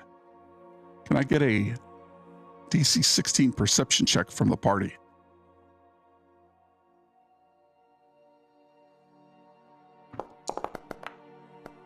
Not from Mouse.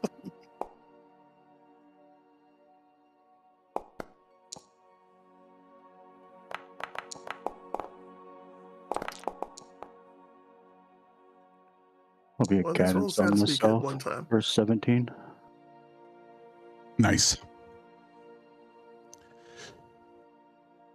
So TP, I think you see this as you're looking out and scanning the waters below. Just below the surface of the roiling water, You begin to notice shapes moving, dark and shifting forms that glide through the depths with unnatural speed. They're not ordinary creatures of the sea that you've seen before. The shadowy figures pulse with a strange and eerie energy, faintly illuminating the water in brief flashes as they pass beneath your boat. Their movements are smooth, almost serpentine, yet their size and presence suggest something far more powerful and ominous. Each time the lightning strikes across the sky, you catch a glimpse of these shapes, just fleeting, long and sinuous, like the shadow of some forgotten nightmare lurking in the deep. The cold, unnatural sensation grips your spine as you realize whatever these creatures are, they're not of a natural world. You being somebody who embraces nature and the sea, yet they seem drawn to the storm, moving with purpose, as if they are part of something far darker. And as the rain crashes against the ship and the waves crash against the hull, we are going to go through a series of skill challenges as you look to gain ground on the ship, only knowing the direction that you're pointed in. Capable sailors under your command. Caesar, what would you like to perform? You need 3 successes before 3 failures. And if you do get 3 failures before 3 successes, you will lose a day of time chasing the ship. Yes, Caesar definitely knows how to use boats. He is going to do his best to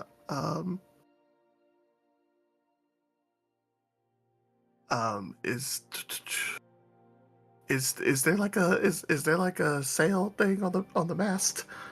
Yep, there's sails and Yeah. riggings, and so sounds like you want to. Can he pull a rigging to try to capture the wind? Let's see if we can catch up a little better. Change Yep. the angle.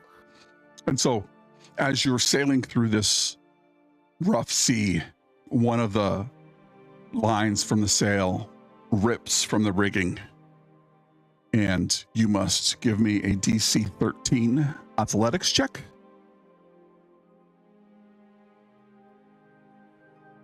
To see if you can secure the rigging. That I should be able to do.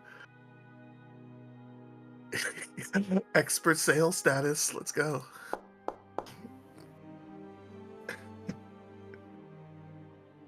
The storm Hey. rages on. You grab hold of the ship's ropes, feeling the strain as the wind and rain fight against you, and the creak of the sail and the crack of the sails echoes out across the deck, and they bellow wildly, threatening to tear free. But with a burst of strength and perhaps height, being able to grab the ship or grab these lines as they whip back and forth across the ship, you haul them under control, and the creaking of the ship tells you that you're pushing it to its limits. But the vessel holds steady, and through the whipping rain and crashing waves, your effort pays off and the ship stays on course. You see a crack of thunder and lightning in the distance, and a dot on the horizon. Perhaps the silhouette of the pirate vessel? Its tattered sails barely visible through the storm. 1 success, no failures. Guildenstern, what would you like to do? I'd like to try to figure out how to maneuver the ship through the sea currents and waves and so on. To Okay. Make the best time we can. Let's do a DC 15 survival check. I believe you are the captain, so you are proficient with navigator's tools, so that will give you advantage on the check. Is that correct? I thought the stuff you gave us said I was proficient in water vehicles. Oh, there you go. That'll give you advantage too. Okay. So survival? Mm-hmm. Okay.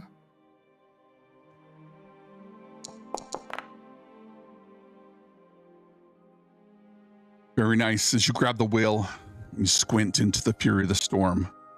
Your instincts kick in. Reading the chaotic rhythm of the waves and the darkening of the sky, you make subtle but precise adjustments At least they seem precise. The rest of the party sees Gildan just spin the wheel one way and then with a quick grab of his hand, stop it. And as he comes down the other side of the wave, he spins it the other way. And while the movements of the ship seem almost imperceptible, Guildenstern is on top of this boat. You guide the ship with a steady hand, and the howling wind crashes, and crashing waves threaten to tear you off course, but you stay focused, finding a path through the towering swells. And suddenly the ship tilts, lifting up over a massive wave that crests and crashes behind you. You've steered through the worst of it, and the crew lets out a collective sigh of relief. The hull cracks, but it holds. The hull creaks, but it holds firm, spared from a direct hit by your quick thinking. The storm still rages, but you've given everyone hope, and they can trust in your skill to guide them through. Congratulations, that is 2 successes. You just need 1 more. Mouse, what would you like to attempt here?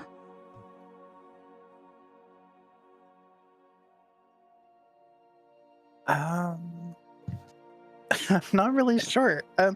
Can Mouse just be going from like person to person, trying to help, encouraging people to, do their best or something? So you want to give an intimidation or persuasion check? Yes, I would like to do persuasion. All right, you can give me a DC 13 persuasion check to help rally the crew. They're not your crew, but they're certainly ready to help. This is an interesting description. Mouse, this diminutive figure, stands tall amidst the chaos of this storm. Catching the crew's attention, your voice cutting through the roaring wind and waves. With fierce conviction, you remind them of their strength, unity. With a commanding tone, you give sharp, clear orders that rally everyone into action. The faces that were once clouded with fear and doubt are now set with determination, their movements precise and focused. The crew falls into a steady rhythm, hauling line, securing sails, and tightening their grip on the tasks at hand. Supplies are accounted for, no movement is wasted, and under your guidance, the team's efficiency holds the ship steady. And as you continue, the storm seems a little less daunting, the crew bolstered by your words of strength. They look to you with newfound confidence, ready to face whatever comes next. And I should have asked you this, how do you persuade the crew? Now that you're successful, what do you say to them?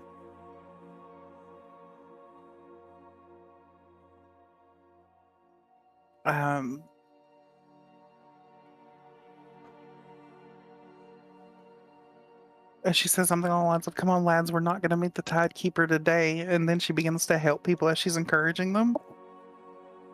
Nice.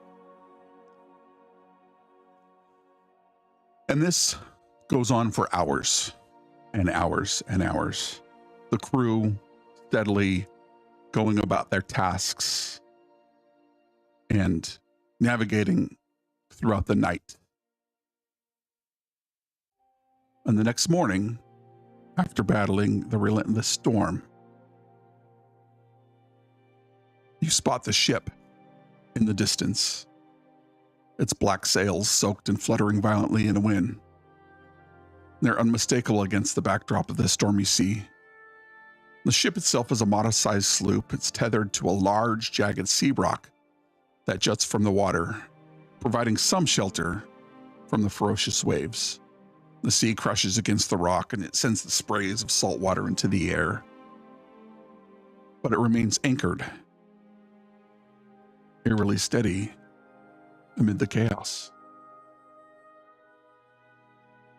What happens now?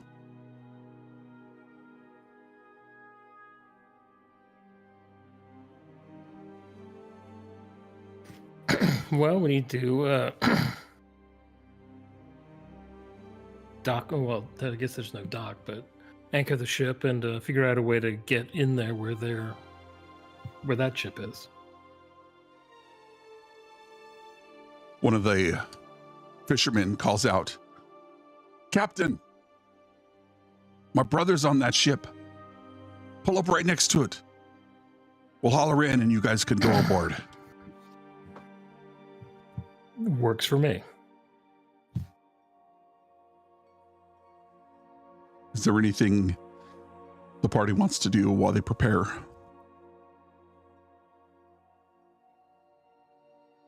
Could I I will- ritually summon my familiar? Sure. I would kind of go back into the galley and just sit in a corner, meditate for a little bit, do a small ritual, and a giant fly would appear. Nice. You now have a giant fly. I'm going to have to get a token for you momentarily.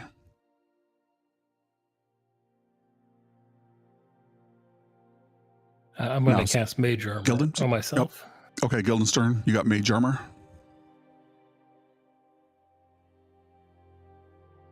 Caesar, anything you want to do? Just checking my weapons and trying to do everything I can to make sure we could cross from ship to ship safely.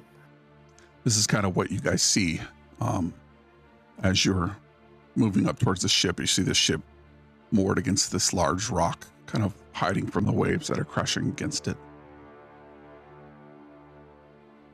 Do we see any inhabitants on the ship? Yes. As you move closer, something far more sinister catches your eye. The pirates aboard the sloop aren't alone. Towering over the crew stand the twisted aquatic forms of Sahaugan, their sleek, scaly bodies shimmering in the dim light. They move with purpose, their sharp teeth gleaming as they prepare for battle. But it's the figure that commands them, standing at the helm, that sends a chill down your spine. It's a beautiful woman wearing a green shawl. She looks in your direction and smiles with a beckoning grin. The air around the ship hums with a dark energy, and they set their cold, calculating gaze upon your approach. The ship's deck bobs in the waves of the passing storm.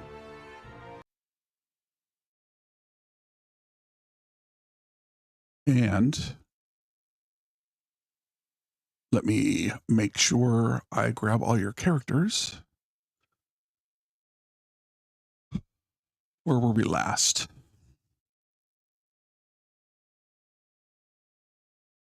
We were at the camp. No, we were at the shipwrecked.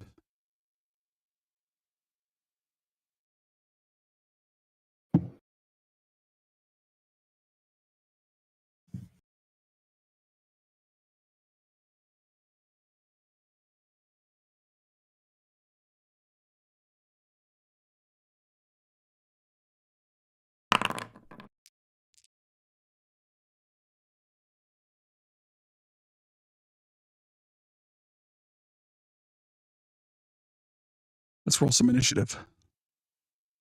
Oh yeah.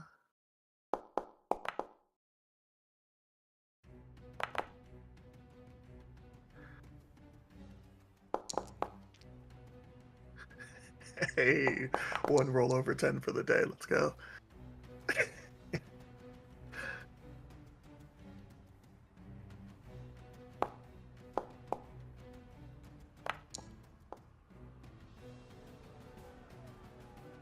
We got Guildenstern, Caesar, Dag, Mouse, and TP Petrie.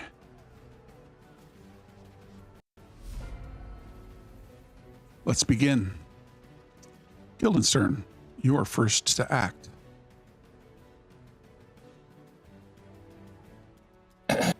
Okay. I will move up.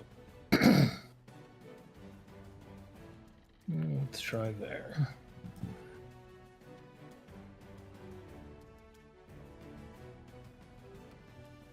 Okay, and I will cast Bane on the three creatures I can see. To Sawagan and this beautiful woman. Yes, so they each need to make a charisma check. Or charisma saving throw. What is the DC? DC is 13. Super charismatic. So I'll go left to right.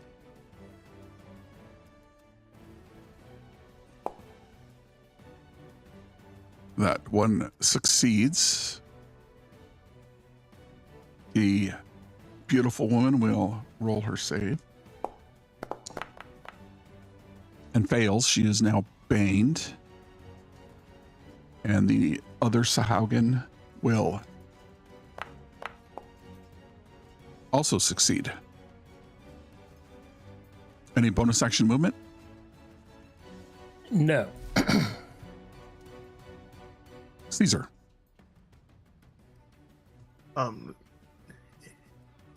Yeah, Caesar is going to go ahead and...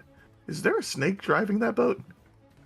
There is a giant snake, not driving the boat, but it is in the crow's nest of the mid-mast.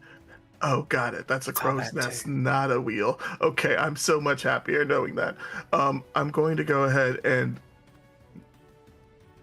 I don't like that, but I'm gonna hunter's mark the beautiful women. I don't trust her. Why did you So say we're gonna women? Do you frequently Women? hunters mark the beautiful women, Jay? I on occasion we do our best. We're gonna go ahead and try to hit her with an arrow from the bow. Trusty bow. Oh yeah, that should hit. Yes, that hits. She looks like she's wearing regular clothes. Cool. You Or- did describe her as like green and also like the leader, right? She doesn't look like she's from our village. Now that I've She shot definitely doesn't look like she's from your village. She's far too attractive. Caesar. her. Got it. That's got Martha. it. Okay, that's an initial 8 piercing and then an additional 5 force. And she is slowed until, what does that mean with weapon mastery? With the weapon mastery slowed, that means her speed is reduced by 10 feet until the start of my next turn. All right, I'm gonna have to create weapon mastery condition tokens. That's okay. I'll just put slowed on here for the time being so I remember. And Bug says, holy wow, that map. Yeah, this map was made by Angela Maps on Patreon. If you don't follow Angela Maps, she makes some of the amazing maps. She also makes animated maps. So she's really, really good. And one of the people I look up to from a map mapping perspective. Awesome.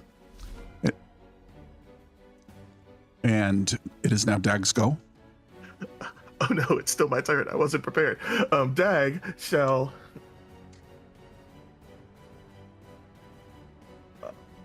Dag is going to go ahead and move up following his captain's lead. And I believe the lass is just within range for a dart. So he shall toss a dart.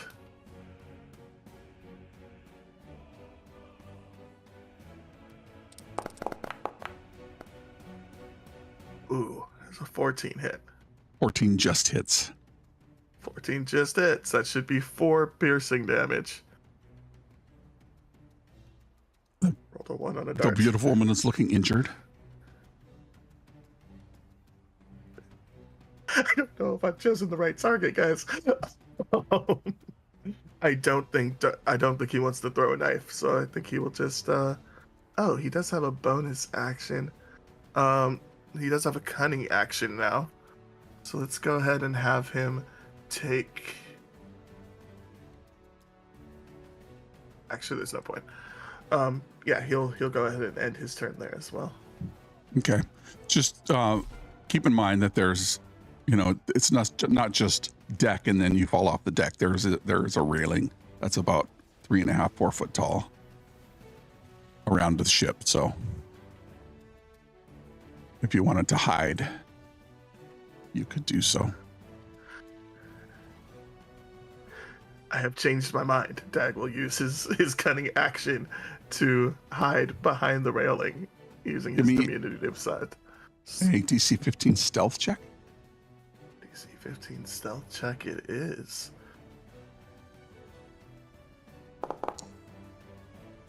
Or not.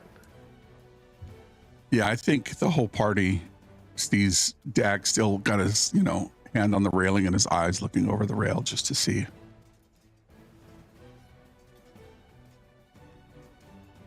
Anything else?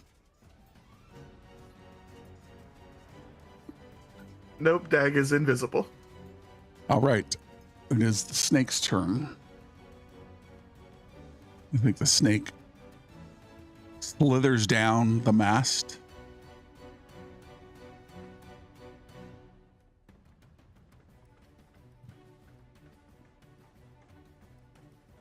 And then it'll use its action to move across the boat Oh in no. your direction.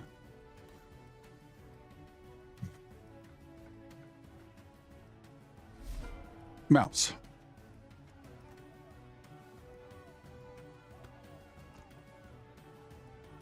I'm going to use Innate Sorcerer as a bonus action.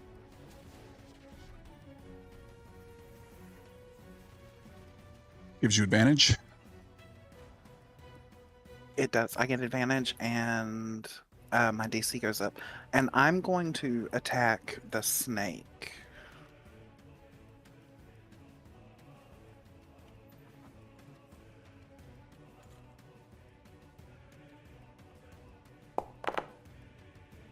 Does a 21 hit? Yes.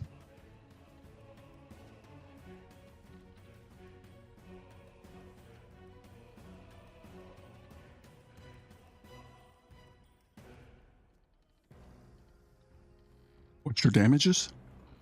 It's going to be 6 fire damage.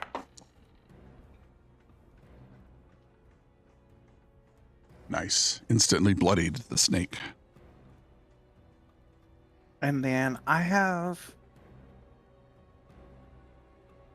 2 sorcery points. I can use one to quicken spell. If I use quicken spell, I can cast Sorcerer's Burst again, correct? Yeah, as long as it's cantrip, correct? Yes. Yes. Okay, then I'm going to use a sorcery point to quicken spell and shoot him again.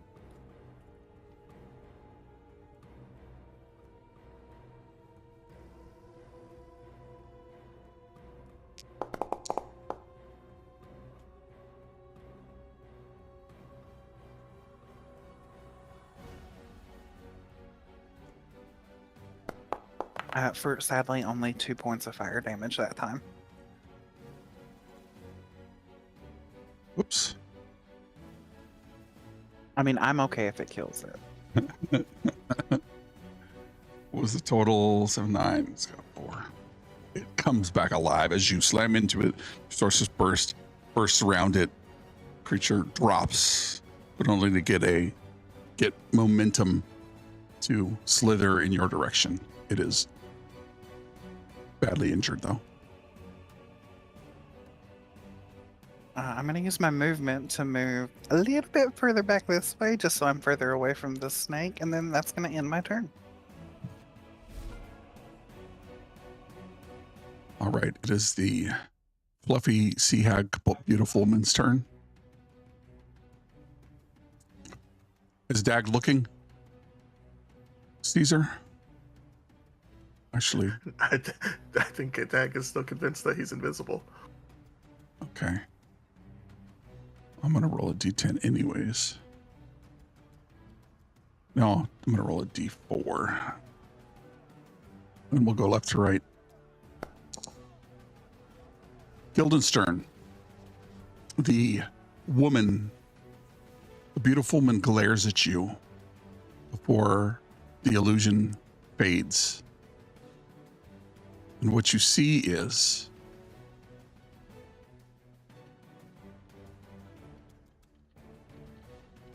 a grotesque visage. I would like to ask you for a DC 11 wisdom saving throw.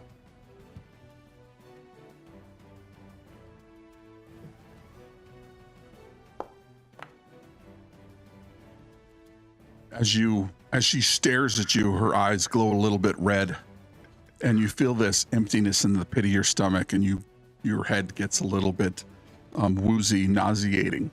You feel like you're going to almost instantly faint, but you shrug off this effect. She can no longer use that ability for the rest of the combat.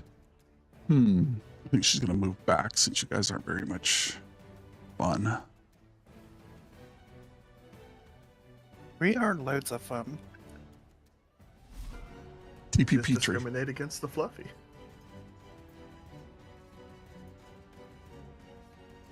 The snake died, right? It is still alive. Did I make it invisible? Yeah, it's still alive, barely hanging on.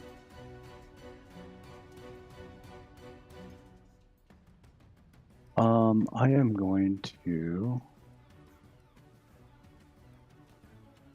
the tips of both of my hands, my fingers glow bright white for a split second, and I am going to cast Bless on the captain, Mouse, and Caesar.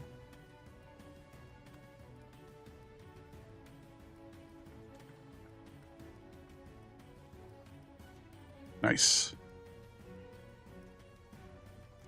What does it look like when Yes, you sir. bless them?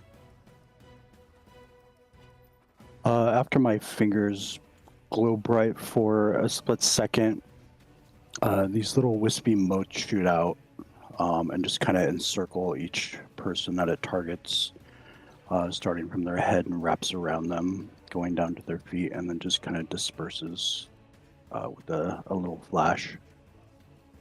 Nice. Any bonus action and or movement? I think I will hold my ground, and then my fly is going to zoom over to the Sahagin, the good-looking one. Nice. And provide a help action.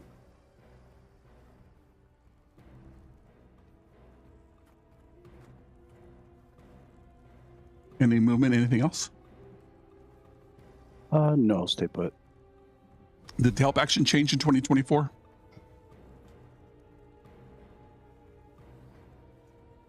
Let me check. I think it's the same.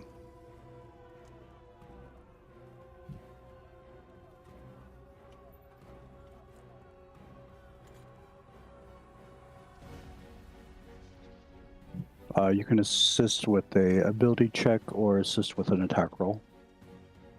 Or administer first aid? Is that right? Ooh, the first aid is nice. They'll just spit on you and coagulate your wounds. Let's see the first aid. Like, click on it, but doesn't mean that D&D Beyond's not right. That could have changed. Okay. It is preparing the help action. Help another creature's ability check or attack roll. Be clear, you're not helping the Sahagin, right? It's if you attack him. Essentially, the fly provides a distraction while you attack him to give you the help action. I think this Sahagin, as it runs across the ladders that have been here for boarding, it jumps down and it sees a meaty morsel crouching behind the railing. He's so hidden. And it is going to attempt to first bite you. Oh, gosh. Here we Well, go. I think that hits. Well, it hits, but it's only 3 points of piercing damage. Lucky it wasn't on the spear. And then it'll take its second attack with its spear. And that's a natural 1. Hey. I think what you see is it come running across, and it has good balance. Or it looks awkward as it goes across this ladder, and as it jumps down, it lands right there and bites into Dag's shoulder.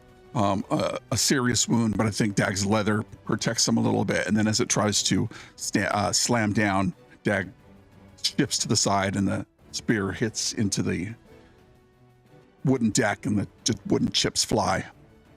That is its turn. This next creature will come across.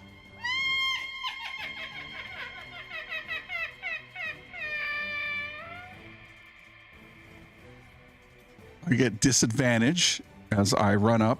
Becoming a Lecco just redeemed disadvantage. All right. So this creature has disadvantage to attack. Let me see. Is it going to attack TPP tree or Caesar? It's going to attack Caesar at disadvantage. With its spear. That's a 7 that misses. Just misses. And then it attempts to bite you. And that is a 10 that also misses. Guildenstern, it is your turn. Okay. Bonus action, I will inspire Dag. Tell him, you got this. Then I will throw a Starry Wisp at the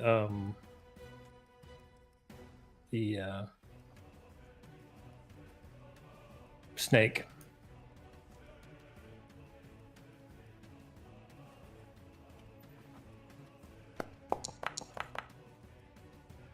A 20 will easily hit the snake.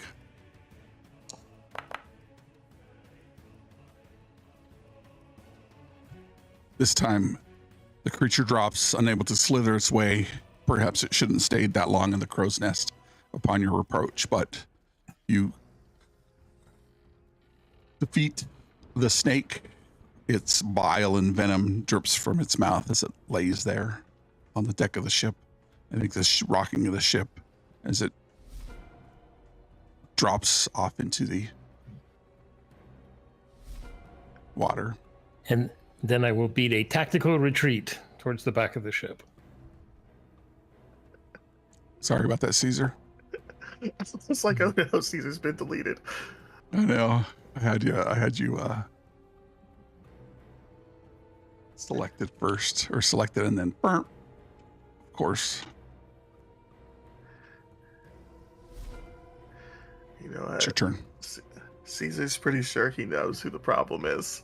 So he's going to take his chances with this obviously incompetent Sahagwin. And he's going to go ahead and try to run past it. He'll go 5, 10, 15, 20. It will 25, 30, yeah. use its reaction 2. against you as you run away. The stab? The Sahaugen. Oh, yeah. Unlike the staff. Great. Holy gosh. Okay. Oh, So it does, for whatever reason, Mistakes were doubles the. So that's 7 damage. I need to fix why it's getting double. I think it's adding the versatile and non-versatile. 7 total damage to you. Oh, okay. That 17 was mighty scary. That hurts. He should not have underestimated this proud creature. But he's going to continue hobbling his way across that plank. But before he does that, he needs to make a DC 10 con saving throw. She just succeeds. Nice. And then he would like to use his action to once again shoot arrow at Scary Lady.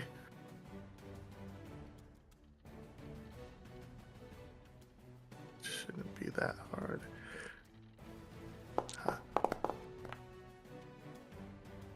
That easily Not hits. like Scary Lady. For 7 piercing and 1 force damage. Nice. Haha. And he will, you know what? He has it. So he will go ahead and use his bonus action to second wind and get some of those hit points back.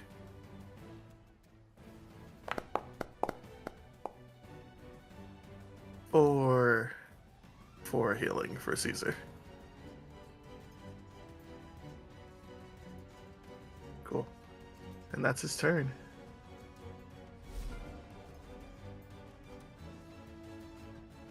What does Dag do this turn? Yeah, being caught by surprise and not realizing he wasn't hidden, he will go ahead and retaliate with some double dagger strikes. Well, let's try to hit once first. You should have advantage on your first attack. With the fly. That's the one that the fly is on.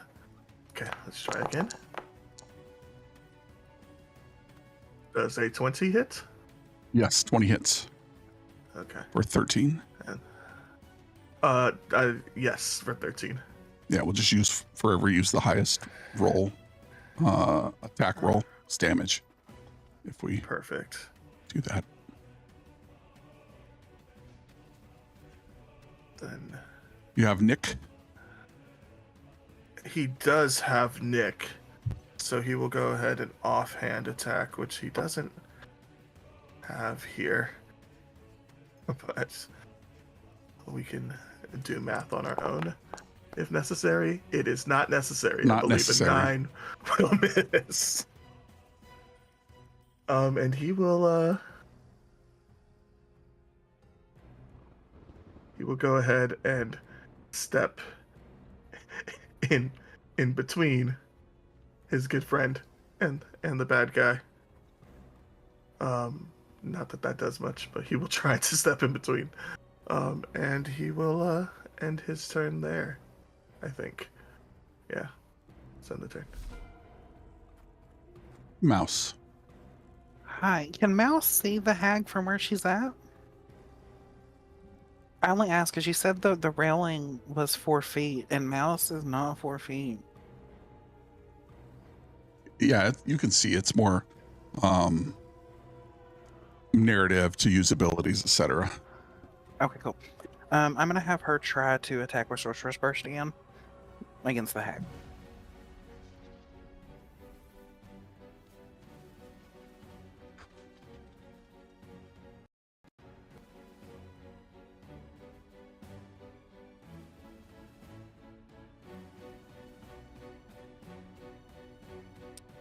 Oh, even with advantage. Unfortunately, that misses. Perhaps, you're on your tippy toes trying to look over Dag and the other You do creature. have bless also, if that matters. How much is Bless? D4? D4. It was only a 1. Unfortunately, still misses.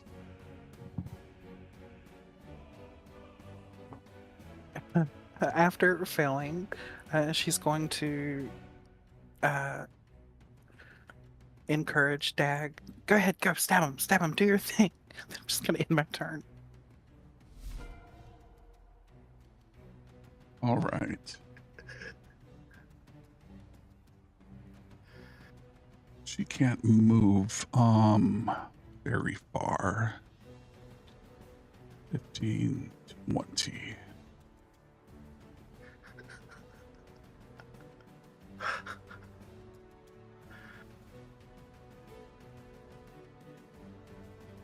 She's still slowed, correct? Because you shot her again with your bow. She is still slowed. Correct. Yeah. And baned. But I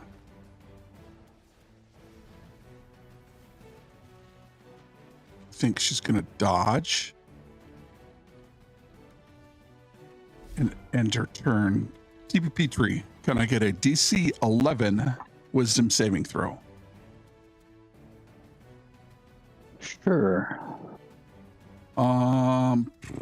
With disadvantage. Excuse me.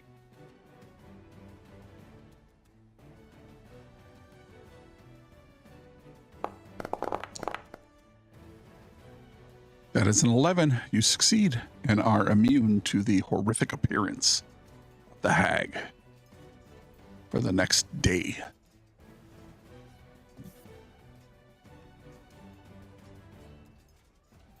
It is your go. What would you like to do? Briefly glancing over at the hag and seeing her grotesque appearance, she just kind of blinks, shakes it off a little bit, looks at the immediate threat next to him, and pulls out a net and is going to attempt to net this Sahagin. All right. That is a strength or dex save of 8 plus your modifier plus your proficiency bonus. Was that DC 12 or 12. 13? 12. All right. He's going to attempt a DC 13. Fails. What is the effect?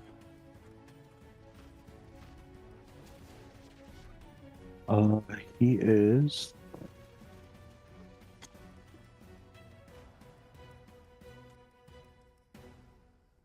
I guess restrained? Yeah, restrained until it escapes. Nice. Bonus action movement. I will move.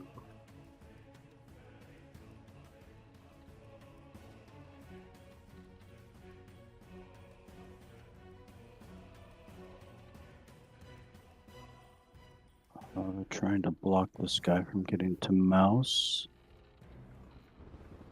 And then my fly is going to zoom over to the hag and provide assistance.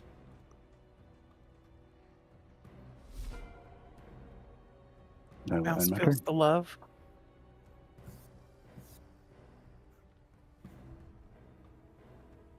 This creature's speed is 0 and can't increase even if he gets out. Disadvantage on dex saves and attack rolls have advantage, and its attack rolls have disadvantage. But I still think he's going to try to escape. Is escaping the same save? It's strength save. I posted it in BTT. It's just To straight. escape the target, creature within 5 feet must make an action. Blah, blah, blah, blah, blah. I can destroy the net.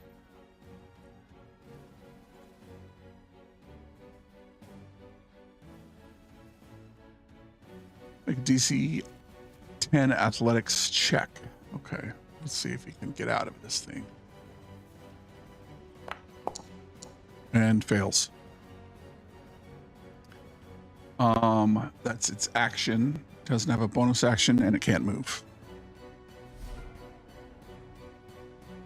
All right. I think it's going to attempt to seeing the I think it's going to attempt to spear Dag. And the 7 that misses, and it'll attempt to bite Dag for 4 piercing damage to Dag.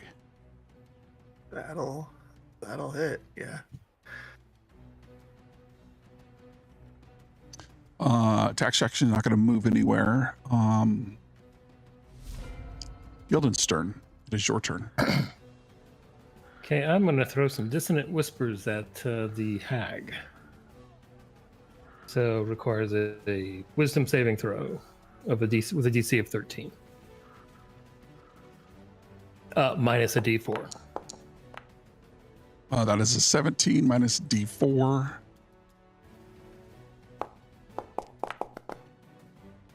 So that's a 13. Which is the DC. So it takes half damage. 5 points of damage. And the creature's bloodied. Bonus action or movement? I'm going to move up on the deck there. Nice. A familiar spot for you. Caesar, give me a DC 11 wisdom saving throw. Don't worry, guys. Caesar is great at these.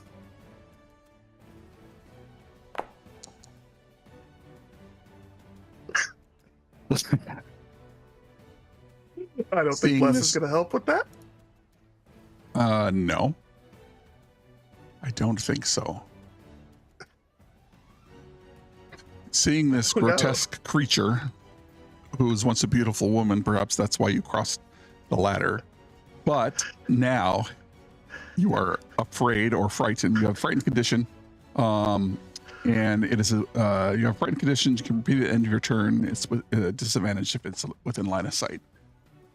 And at the end of your turn, you can, end of your next turn, you can make a save to try to get rid of the effect.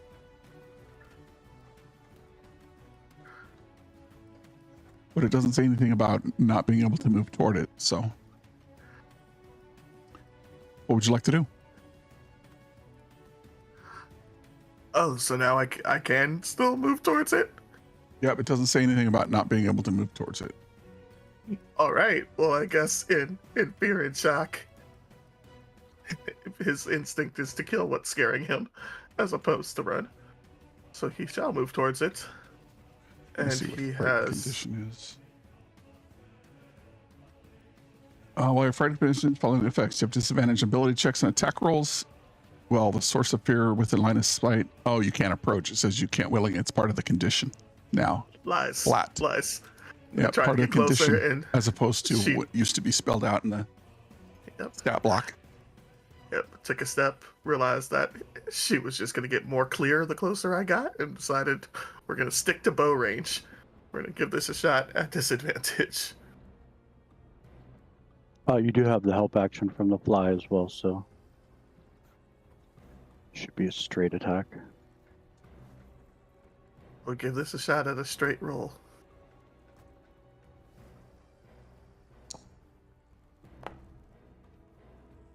$14 14 just hits. just hits her. The worst piercing damage.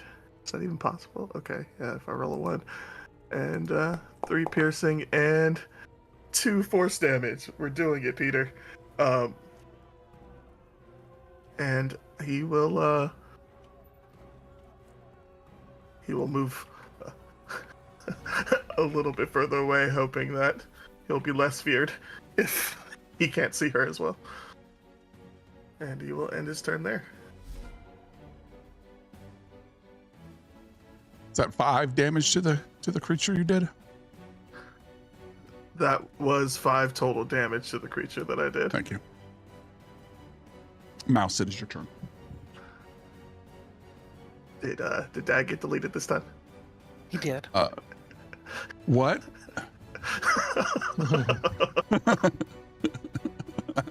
Hey, I don't mind. I don't have to play 2 characters. He definitely did.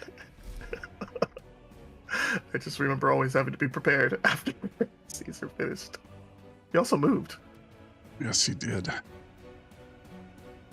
Who's being controlled by AI? Sneaky. Yeah, the DM. Deck. All right, Dag, give it your best shot. All right. I think Dag was still in melee with this guy, but He he'll was. take. Yeah. So he shall go ahead and try to give it the good old 1-2 with dagger attack. 14. Yep, that's their armor. 12 is their armor class. Hey, okay, so that's should be 7 total damage with the first dagger and second dagger. 12. So it should be 4 additional damage.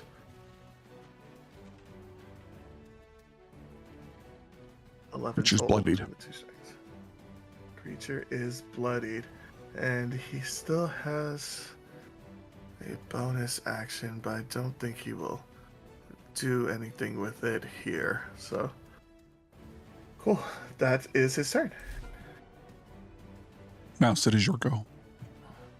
A little hand appears between Dag and TP as she tries to cast another Sorcerer's Burst at the hag. Are you within 30 feet of the hag? Let me see. Nope, it's just out of range. Sorcerer's Burst is 120 feet. Yep. She was going to scare you, but you're just out of range. Oh, you can't scare a halfling. We're brave. Yep. All right, make your attack. She's dodging. So if you have advantage, Oh, it's I straight rolled with roll. advantage. My bad.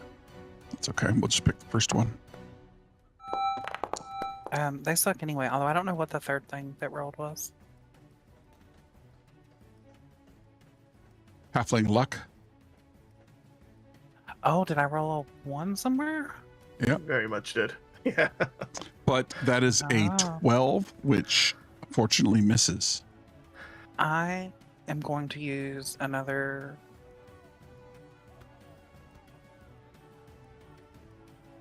TP Quicken turns spell? around and says, "You're blessed." Oh, yeah. Oh yeah, I'm blessed. Thank you. Rolling the d4, it's a 1. It's always a 1. Barely misses the hag. Okay, sorry, I'm a noob. I'm going to use a sorcery point to cast that spell again. To clarify, I'm using quickening spell. Yep.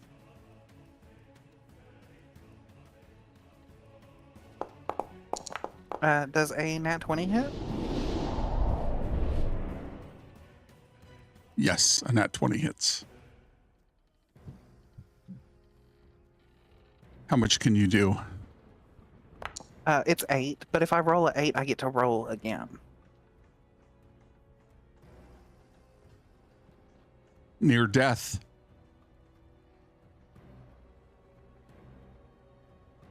Yeah, take that. And then I'm going to continue. She's going to thank TP for the bless spell, and then she's going to go back to encouraging Dag to don't let it bite you. Stab the thing. Stab it. Stab it. Did she take 12 total damage there?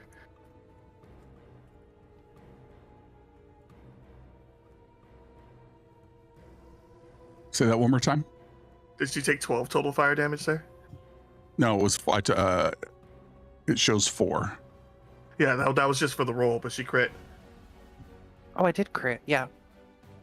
So what happens when it crits on a sorcerer's burst? Oh, well, have I guess no if we're idea. not doing You tell perfect, me. then she just has to roll again. Yeah, roll me another d8. You could kill it. Okay. Can do. Oh, it's just a 1. Sadness. Every little bit counts, though. Yep, we'll take one more.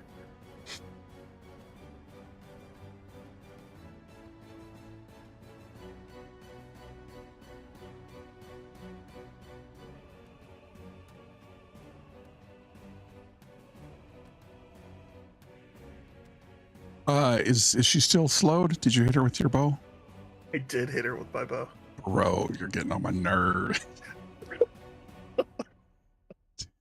Oh, but she can get up there. No. She's going to glare at you and then rake her claws across your chest. Right. What does the glare require of me? Oh, Nothing. no, just free glares. Got it. Yeah. That's So that's a 6. he liked it. TP. Look over at the one I just netted. Looks like he's under control. Not sure what Caesar's doing. I am going to stand my ground and be a meat shield and cast Blade Ward on myself. All right. Any bonus action? Oh wait, no, I'm not going to cast Blade Ward. It's a concentration. Yeah. Okay.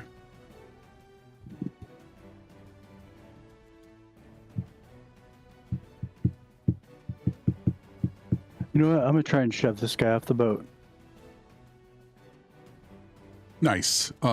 Shoving somebody in 2024 is almost the same, except for it's a flat check. Target must succeed on a Dex or Strength saving throw.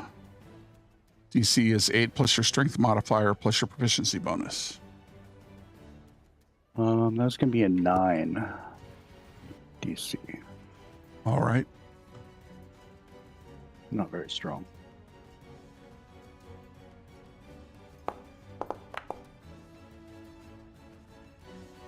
But still strong enough. I just kind of like do a little rush at him and shoulder check him off the boat. Yeah, and it goes, seeing that it's still at the very edge of this ladder, you shoulder check him and its web feet get caught between the rungs of the ladder as it trips and falls, splashing into the water.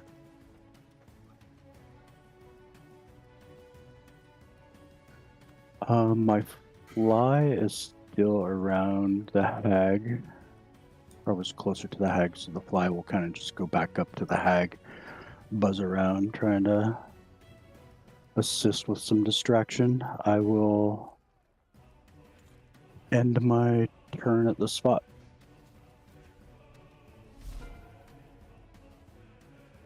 This guy will attempt to get out again.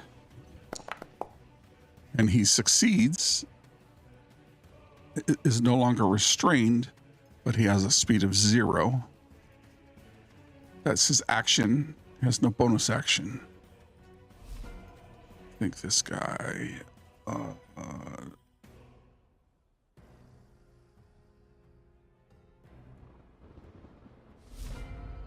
Gilden's turn. I'm going to move up, and then I am going to viciously mock the hag for her inability to scare us, mostly. All right. So wisdom save of 13, minus a d4. That is a 12 minus a d4, a 9. Yeah, so she fails. 3 damage? 5 damage. 5 damage.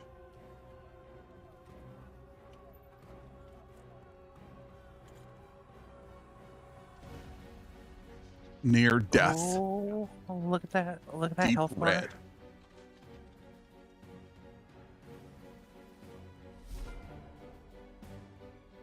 Captain, should we take her alive? No! The hag! Kill it!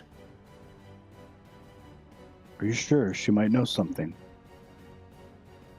No! Kill it! Too dangerous. Caesar, what would you like to do?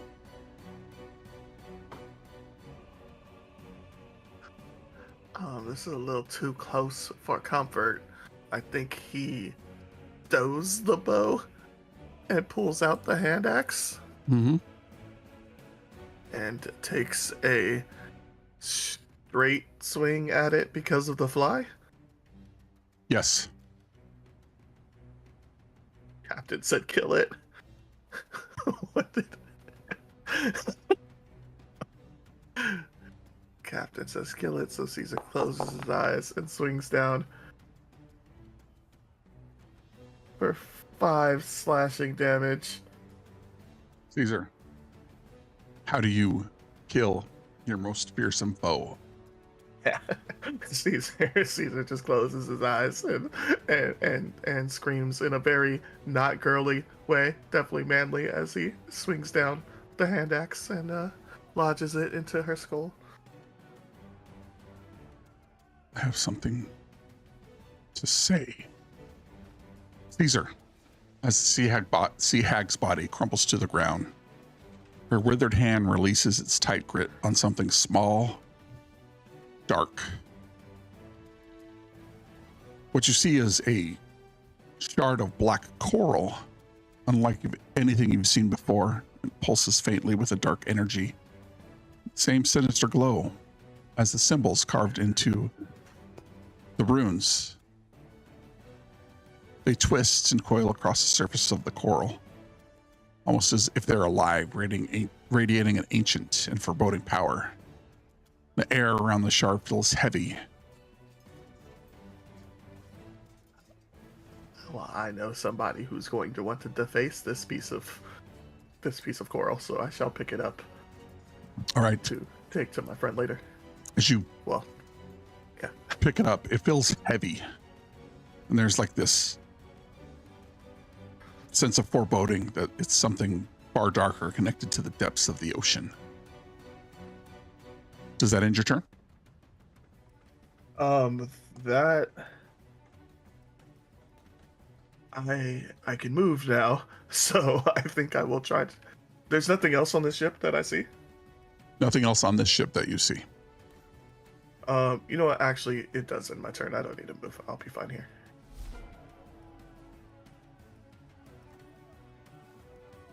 What does Dag do? Yes. Dag will sneak around his buddy TP Petrie and throw himself a dart.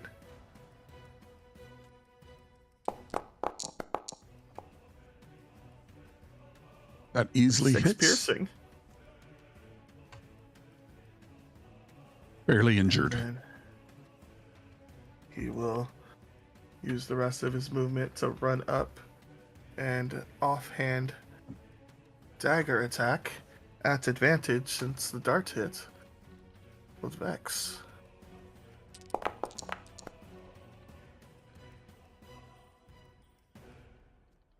Or 9 damage since you get sneak attack.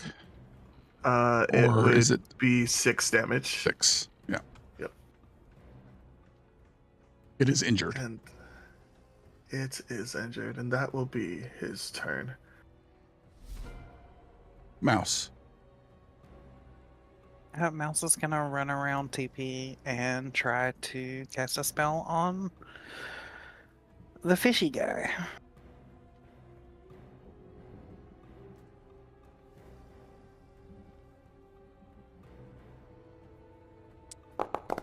Uh, 16 to hit. That's a successful attack.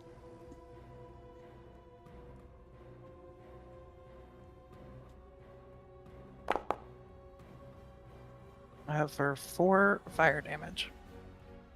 4 fire damage.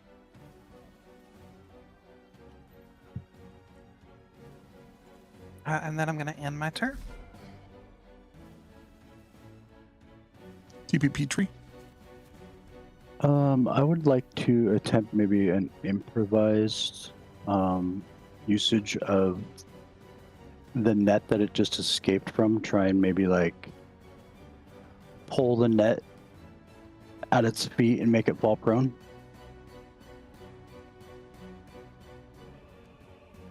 Sure. I will do another strength save for that. DC is 12. That is a natural 20. I yank at the net and it just slips past his webbed feet. Yep, but you got your net. Say you're a slippery one. My fly will make its way back.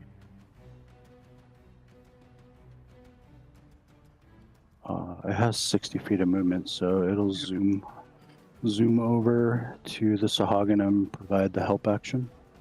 All right. Bonus action and movement. I'll stay put, no bonus. Okay. This creature, seeing Dag bleeding, tries to bite at the area that is bleeding. He will do so with advantage because it has blood frenzy that I didn't realize until now.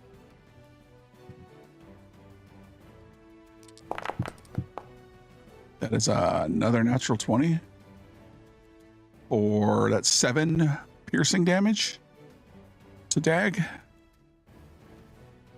And it'll attempt to spear Dag with a 21 to hit for 4 piercing damage. So that is a total of 7, 4, 11 damage. Stag is near death. And this other guy disappears beneath the waves. Yeah, Hilden's turn. Dag only had 9. Dag is down. Yeah. Stag is unconscious, bleeding out.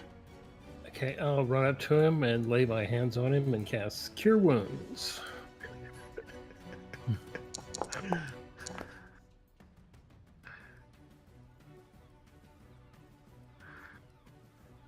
For 8 healing. Hey. Stag is prone, but conscious.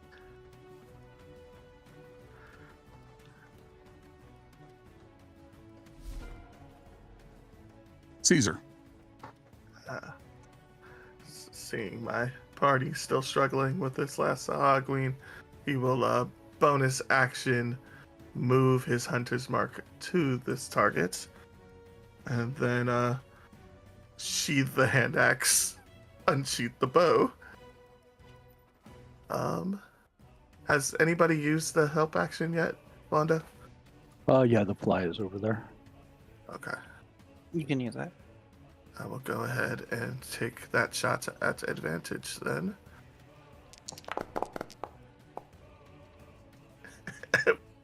Great. Still hits. Still hits. Let's go. That's big 4 piercing damage and 6 force. 10 total. Yeah. 10 total. Nice. Creature's near death. And yeah, that'll end his turn. And now it is Dag's turn. Dag is lying on the ground, bleeding from multiple bite wounds. Dag will stand up. And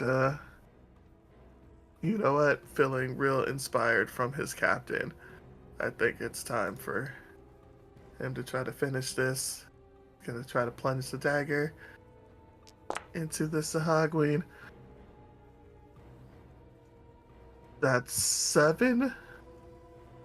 How does Dag defeat his most fearsome foe? Yeah, the key's just playing dead for a bit, and as soon as the Hogween tries to turn its attention to one of his crewmates, he just jumps up and plunges the dagger deep into its bowels. Slices it across, turns around, just like gutting a fish. Nice. And we will drop out of combat. Let's go ahead and take 10 minutes. We'll be right back.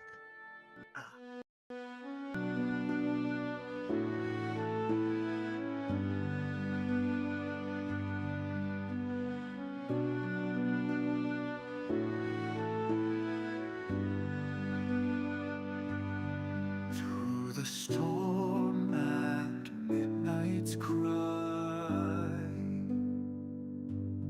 cursed winds beneath the sky, maps of old with riddles deep, secrets buried where shadows sleep.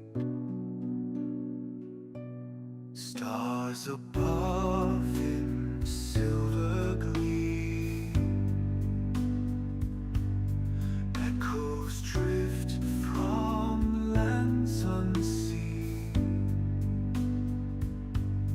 golden plunder in our sights, sailing through the endless nights.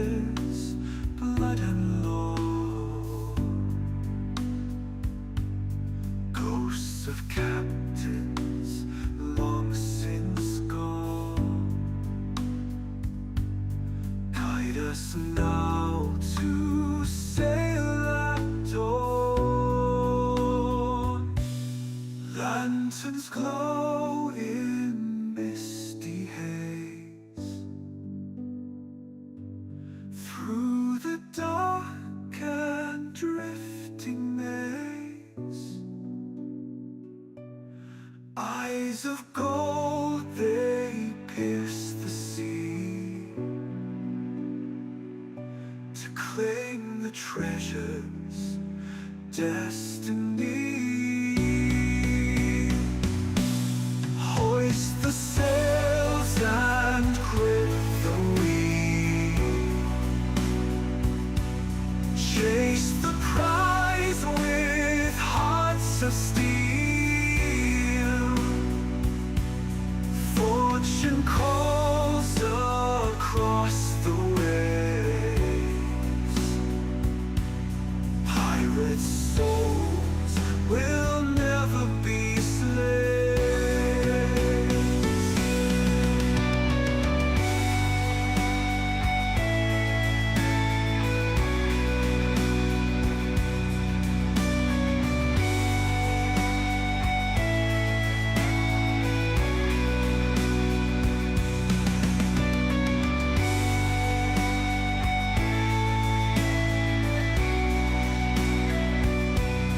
Pirate souls will never be slaves. Through the storm and midnight's cry, cursed of winds beneath the sky, maps of old with riddles deep. Secrets buried where shadows sleep. Stars above in silver gleam. Echoes drift from lands unseen. Gold and plunder in our sights. Sailing through the endless night.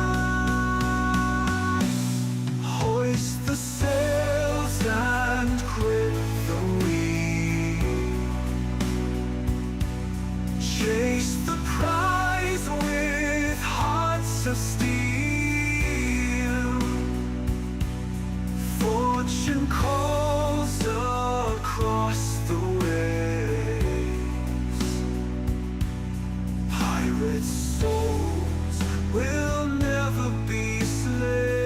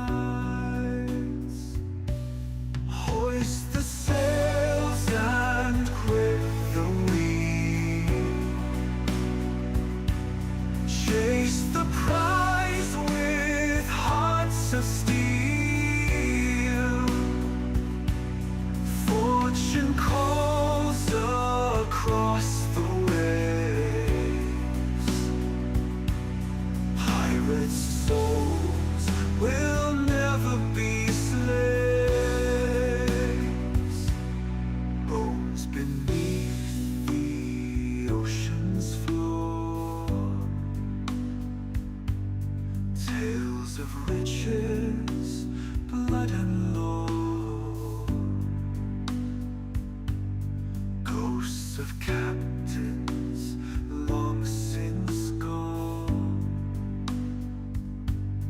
Guide us now to sail at dawn. Lanterns glow in misty haze through the dark and drifting maze. Eyes of gold, they pierce the sea to claim the treasures destiny. Hoist the sails and grip the wheel. Chase the prize with hearts of steel. Fortune calls across the waves. Pirate souls will never be slaves.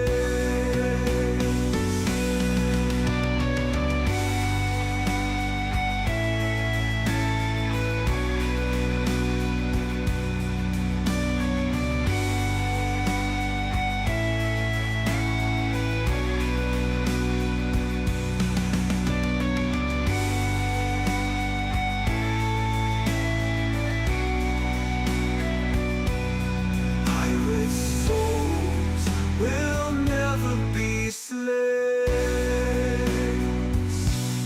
Through the storm and midnight's cry, cursed of winds beneath the sky. Maps of old with riddles deep. Secrets buried where shadows sleep. Stars above in silver gleam. Echoes drift from lands unseen. Gold and plunder in our sights. Sailing through the endless night.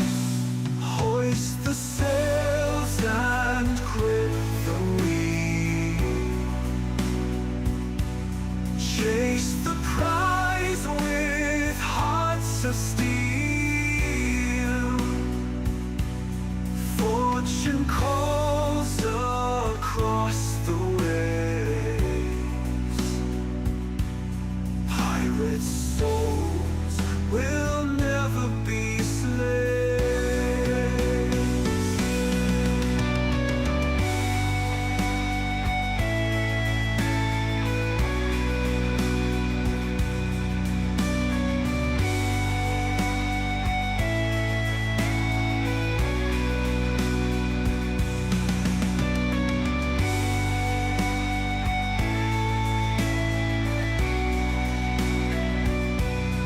Pirate souls will never be slaves.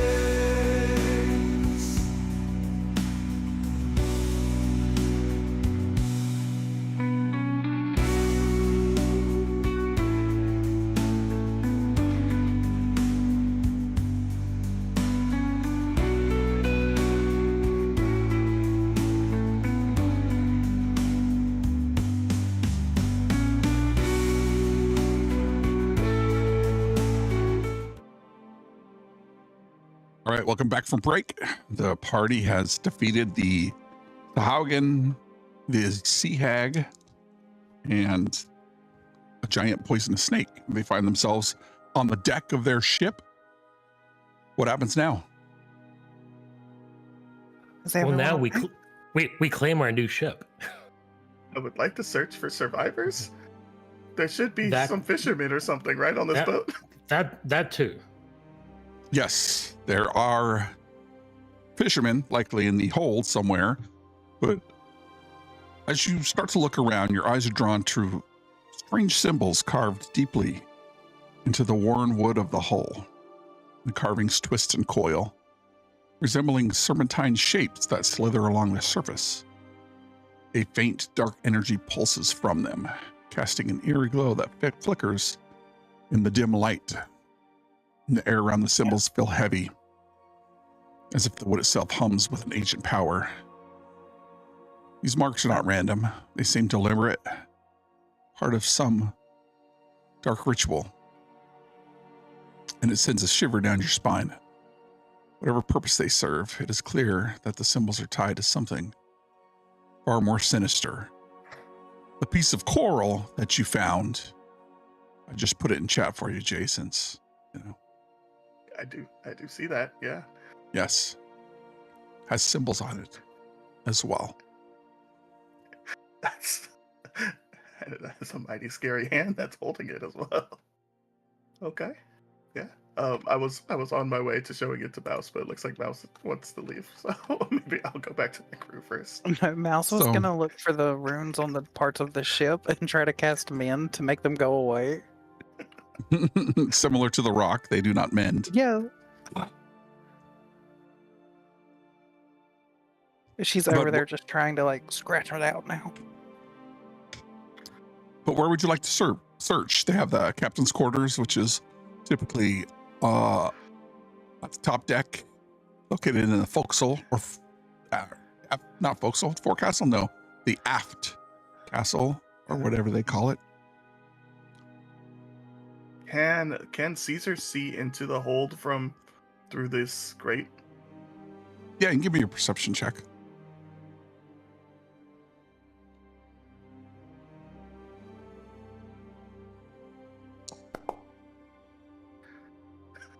Seven. It's dark and the light is not very good outside. It's early in the morning. What you do not necessarily see, but the stench of human waste rises up from this area and it makes your eyes water.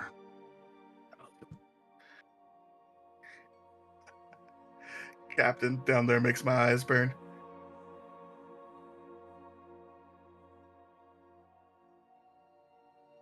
Well, still gotta search it.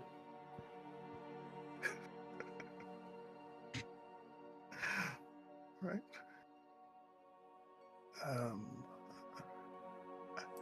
I know ships. I should be able to find my way down into the hold, right? Yes.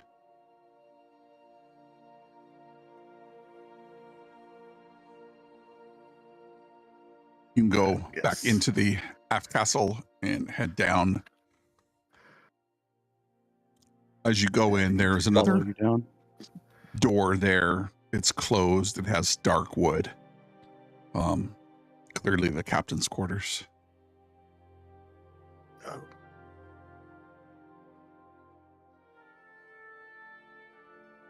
Well, no point in not investigating the whole ship. Let's see what's inside these captain's quarters. As you crack open the captain's quarters, it's disheveled. There are clothes and tables turned over, clothes are strewn about. But what does catch your eye is a dusty tome tucked away on a shelf. Shelf is something that has not been knocked over, likely built into the hull of the ship. This dusty tome sits in the corner. Light filters through the aft of the ship from the small window, highlighting the dust in the room. The pages are old and yellowed with age. Yeah. I'll flip it open. Is it some sort of like logbook or is it actual tome? As you crack it open, it reveals intricate illustrations and faded text. Scanning briefly through it, you discover a passage describing a powerful artifact, an object said to hold the ability to control the sea. Lost to time long ago, submerged in the mysteries of the ocean. Rumors suggest it was hidden on an island far out to sea, where only the brave or foolish dare to venture. talks about ancient rituals and hints at the location of lost islands, though much of it is written in cryptic symbols and fragmented stories. As you look further, you feel like a shift in the air, almost a sense of urgency, as if the entire sea just let a large breath out as it exhaled.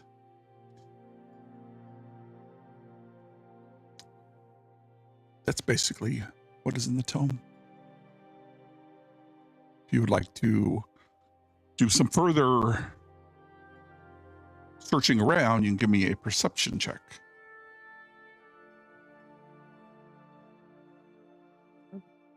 We would like to do further searching around.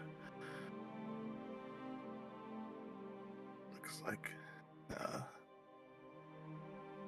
Bondo is with me. Is there a way that I can give him a help action to search? If I'm Sure, you also proficient. Proficient In perception, nice. Yes, you can if you'd like to. Mouse moved down to help, but then she saw another rune, and now she's over at the wall with her dagger trying to pick at it. Oh, Mouse, here's an evil one. Careful, it's heavy.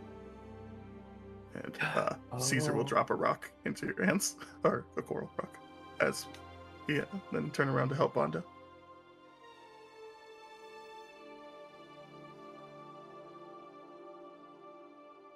I will cast a light cantrip and illuminate the area, and then just kind of rummage through everything. Give me a perception check, please.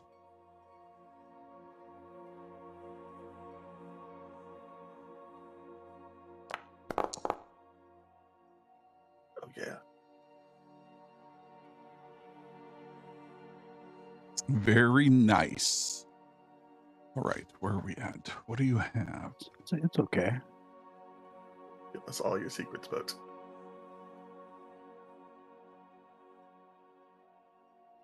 Give me one moment. Interesting, Bondo. You are not proficient in perception, huh? No.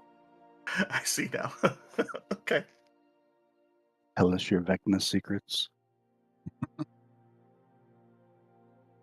I found a hand. Oh, and there's an eye.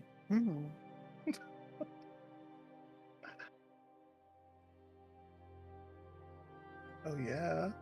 Go ahead and click that macro in the chat window there, Bondo. What? More sandals? More Ooh, sand. a 20. Oh, that's pretty sweet. Go ahead and enter that into the journal. Under Lost Isles of Etheria, there is a journal called Lost Isles Party Log with a page called Loot. Very cool.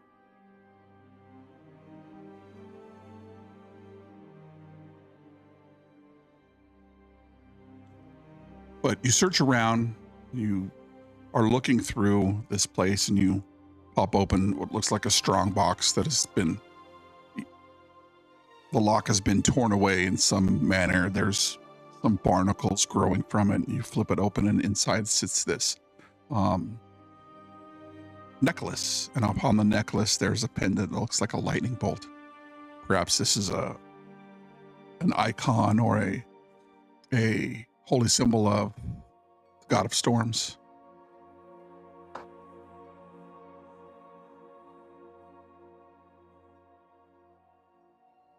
I pick it up. I just kind of hold on to it for now.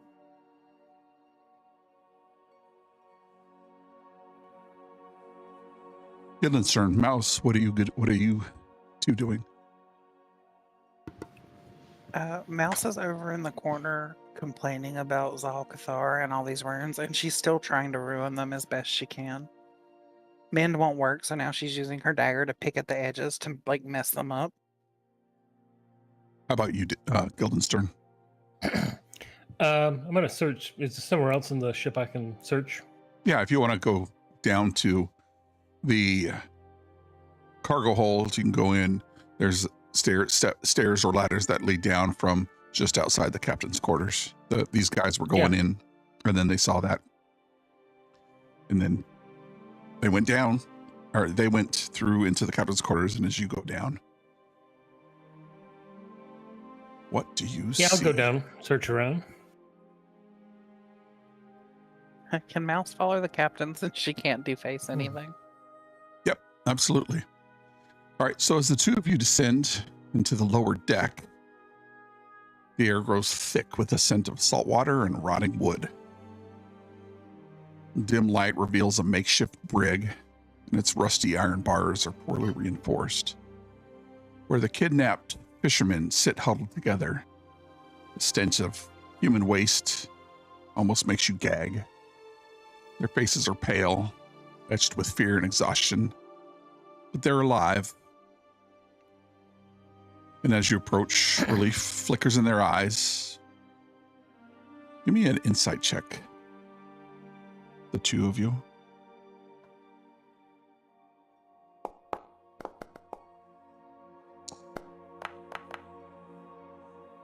Pretty good.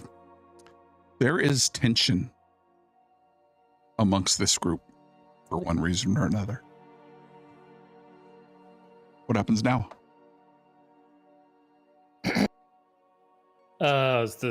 I assume the doors are locked. Yeah, the door's still locked. Rusty old lock, but it doesn't look like they're attempting to get out. Where would they go in the middle of the ocean? Can we look around to see if there's a key somewhere nearby? Sure. Give me a perception check. I'm not going to make you roll. Yeah, it's back as you turn around and look back towards the way you've gone. It's hanging out of reach just next to the frame of, not the door frame. There's no door in it. It's just the frame wood where one of the load-bearing beams goes across that you use as an entranceway. It's hanging there on an old rusty nail. Yep, and there's a key back there. And then she'll turn back to the fisherman. You lads ready to go home? One of the fishermen, his older man, his face weathered, kind of steps forward and his voice is trembling, but seems urgent to say something. Says, "Thank you for coming. But before you let us out, there's something you need to know." The others exchange glances in the cage. As the man continues, his gaze shifts towards another young fisherman, sitting apart from the rest, his head bowed low, elbows on his knees and his head resting on his arms.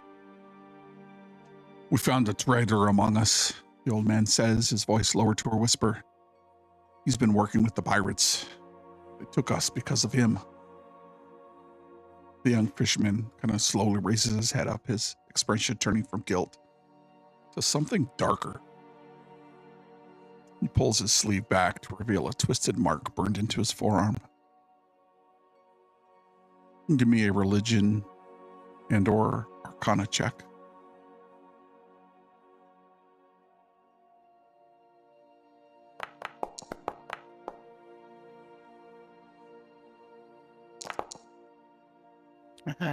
That ruins on flesh. I know I can erase that one. Yeah, I'm like, there's one you can get rid of. Well, maybe we'll just let you guys out and we'll leave the traitor in there. We should take him back. It's Well, the same see, I'm symbol. I'm sort of thinking that we're going to take the whole boat if we can.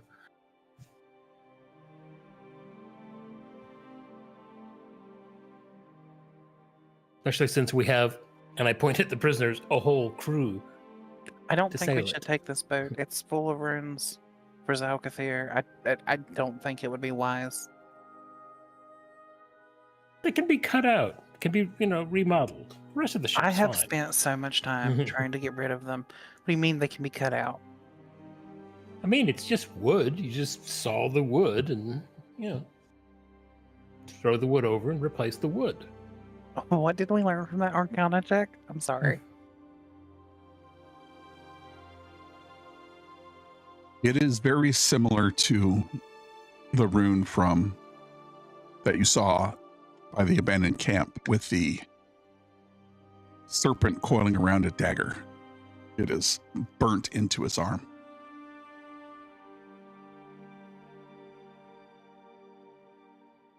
Magical in some way, shape, or form.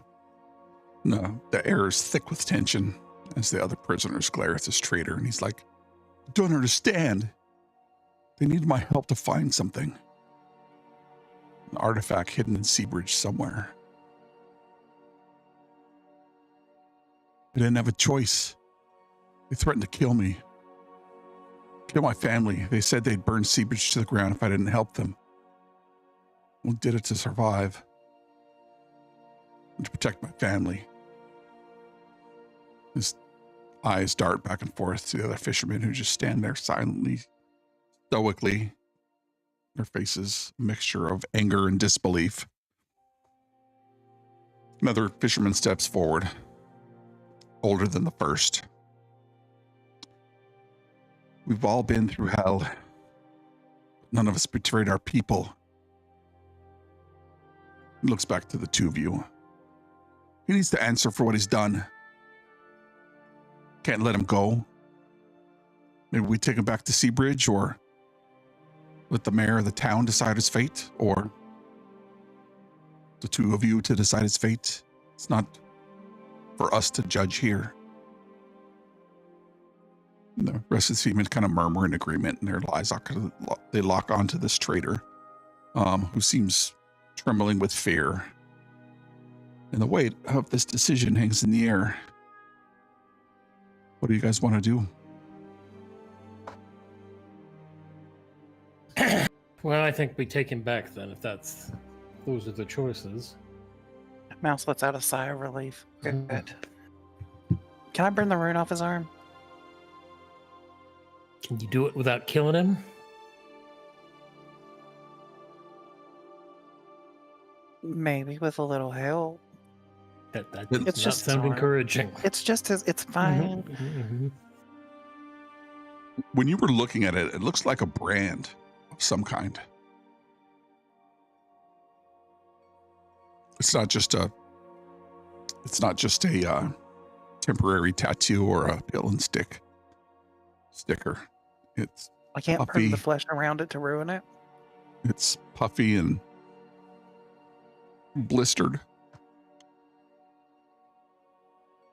You do it wrong, it gets infected, he dies. You know, Already it could become a whole thing. Should we just take the arm? You want to cut off his whole arm. No, we should take him back to the town. Just really don't like that room. I'm getting that, yeah.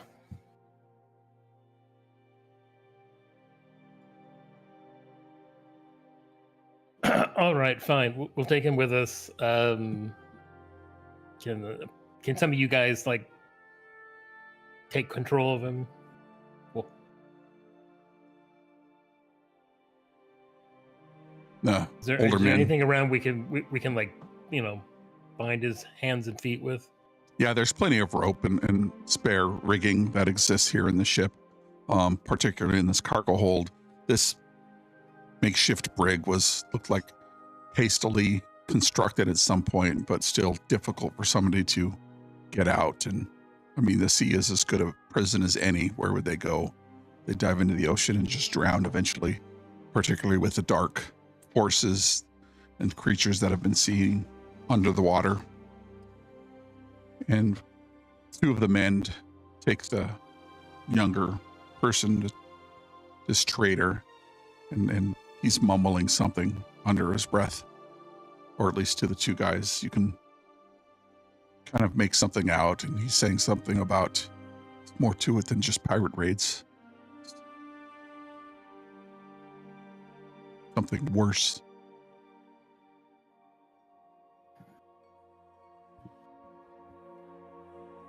We're searching for something ancient connected to a sea god. I don't know much about them, but the pirates, they're desperate to find it.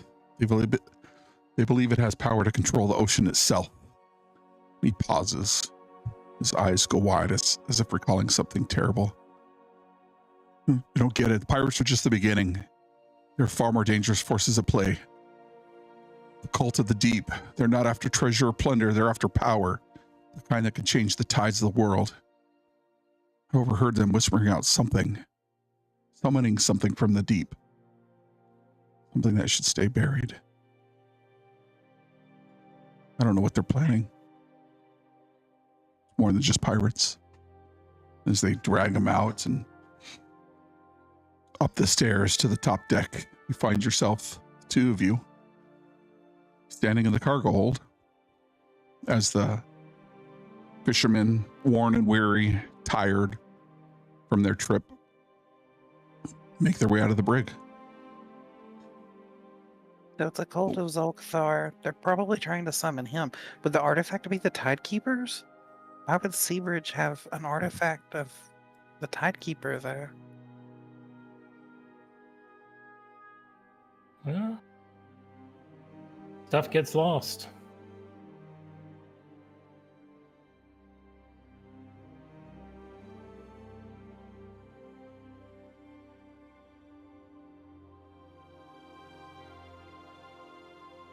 But it's not today's concern.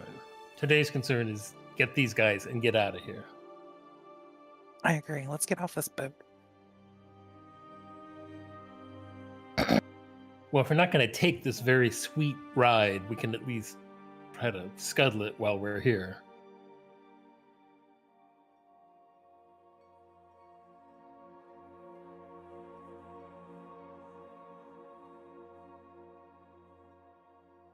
I agree. Let's sink it back to the ocean. Right, we'll just go back down below the waterline, hack some holes in the hull, and get out. But get everybody on the other ship first. Takes a little while. The fishermen eager not to be on this boat any longer for whatever dark powers that were being wielded by the hag, what they've gone through, kind of haunt the look in their eyes as they make their way back up and onto the deck and across the rigging. The ship's much closer now than they were during the battle. And your crew has tied the boats together to allow for easy passage from one ship to the next. They debark from one ship and embark onto the next. Caesar, TP, what are you two doing? Let's say after searching the cabin, we kind of come out and we see I see all the prisoners being escorted to the ship. So, oh, you found the townsfolk. We did. Great. Did you find anything else? No, not really. Of course, we weren't really looking for anything else. I mean, I we found managed the to find people. a strange amulet of the gods, and I'll pull it out and I will toss it to Guildenstern. You see what looks like a silver pendant on a long silver chain. The pendant is in the shape of a lightning bolt, reminiscent of the holy symbol of the god of storms.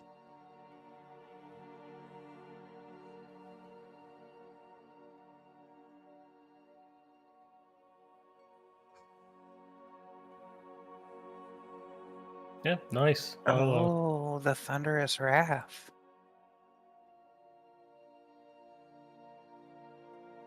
We might need his help.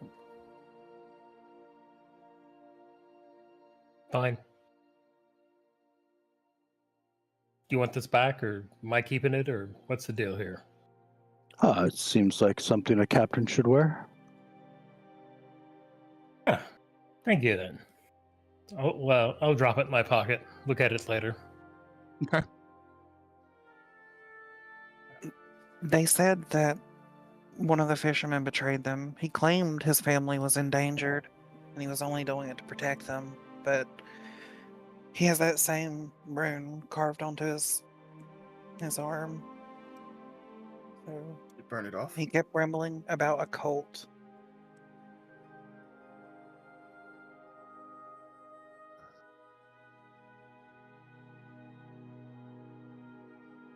Interesting. So I think they're a cult of Zalkathir. I think whatever they're doing is why the Tidekeeper's missing. And from the way he talked, there's an artifact of the goddess in Seabridge, of all places. And that's what they're looking for. If that's the case, the town is definitely in danger.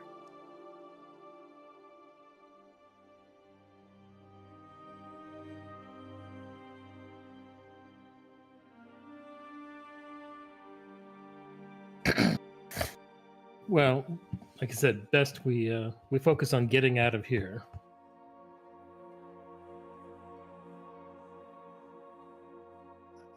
DM, is this? I think the front of the ship over here. Is this a separate hold, or is this the same as in the center? Where are you pinging? These crates. Yeah, they're. It's not a separate hold. It's Same. Okay. another area. Yeah, they lower it down, and then the middle is typically to lower it down into the cargo hold. The other things, foodstuffs, sails, extra riggings, stuff that they need to get relatively quickly or put in this area. Is this some sort of trap door? Is this leading to the same spot? No, it doesn't lead to the same spot. Oh, well, I think Caesar will continue investigating before we abandon this ship or burn it or scuttle it or whatever we're doing.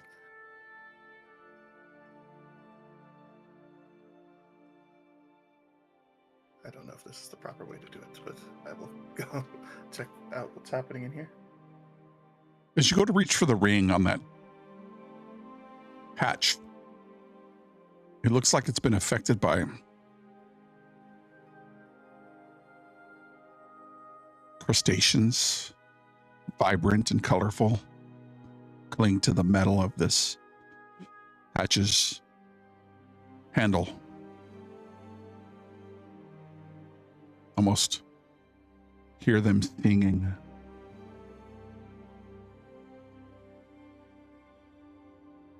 Do you want to open it? I do. You pull. Give me an athletics check. Sure thing. Athletics. Yeah.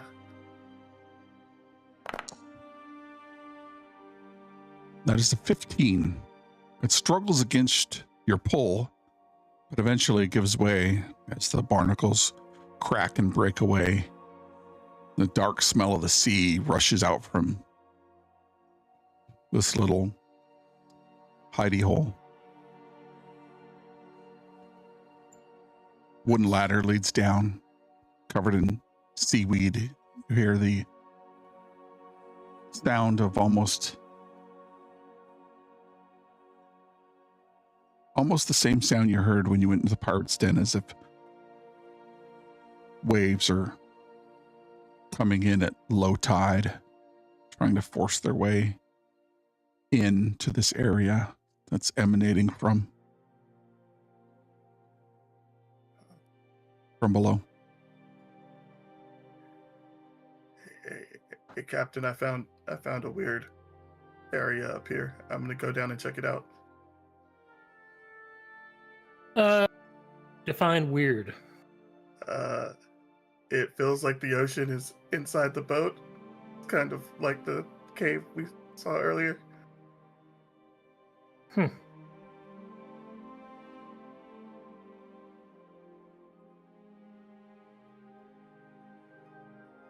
Yeah, carry on. I have a partner. We shall go down and check it out. Make your way down this, the best I can describe it as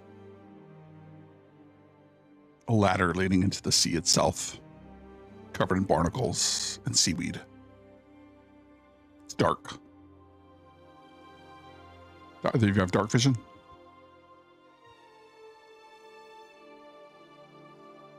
That's have dark vision.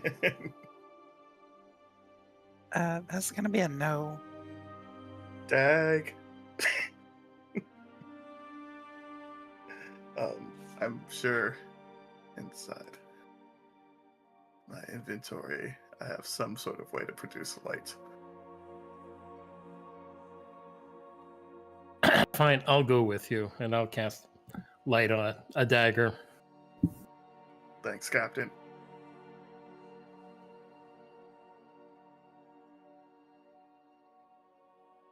As you illuminate the room, towards the front of the ship is a mural painted that looks like a yawning cave, as if you were inside the ship looking out to the ocean. And laying in front of this mural is the semblance of a man. He's nude, but his skin is blackened and blue.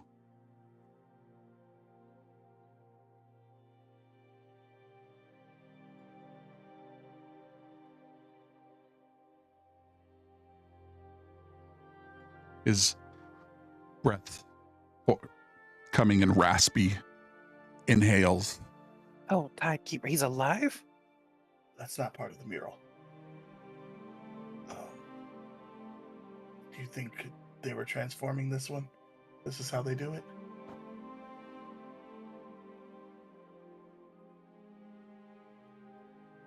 Caesar, Captain, go check him. Go check. The mouse is gonna move behind Caesar and just push at his leg. Go check him. I mean, it's alive.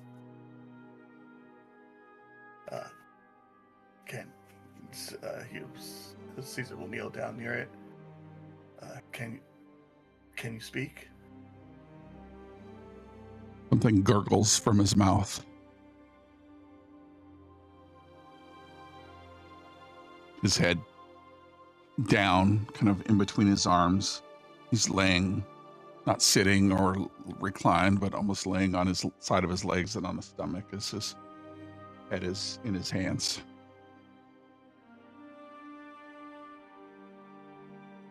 I don't know. Maybe TP can do something about it. If not, maybe we just put him out of his misery. Seems bad. Do we know this man? Was he one of the ones who was abducted? You can give me a perception check with disadvantage, or also history check if you want.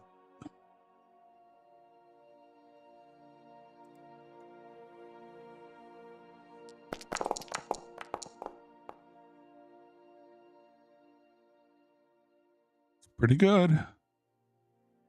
Yeah, this is one of the fishermen. It's one of the younger boys. Relatively new to Seabridge. His story is very similar to Dag's. Those Dag's may have been 30 years ago. Very similar to Mouse's. He's got dark hair that's tinged green now. And as he looks back towards you, his bulbous eyes take in yours, and his breath comes exhaling out, and he says, "Kill me."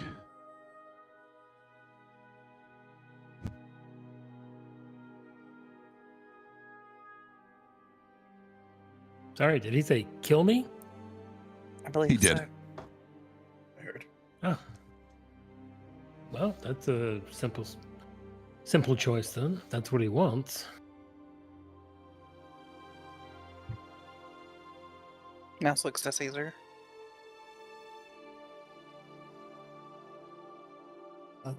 Yeah, Caesar will take a dagger and go ahead and plunge it into his heart, or where his heart used to be. Hopefully, it's still there. As you plunge it in, you feel his body convulse, and where the dagger enters into his body, his skin cracks and rips as what you could only call semblance of a tadpole breaks from his skin, or from his broken skin onto the deck, and it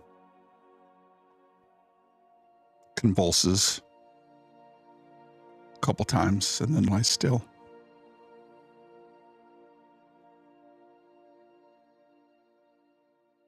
That was growing inside of him. This is okay. No. Mouse is gonna walk out.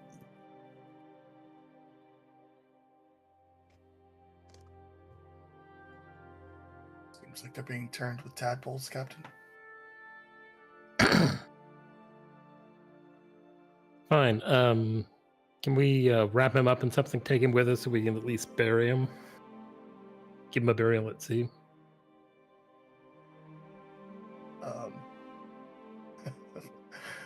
I will casually stomp on the tadpole just to make sure it's not playing dead, and then we'll respectfully bundle up this young man and take him back up the ladder. Okay. Easy enough to do despite his slimy and gelatinous skin. You make your way back up to the top deck.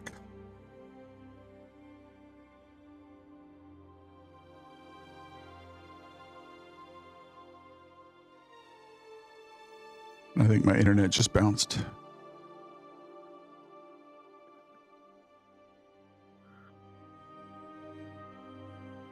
Can still hear you. We can still hear you. So Okay, cool.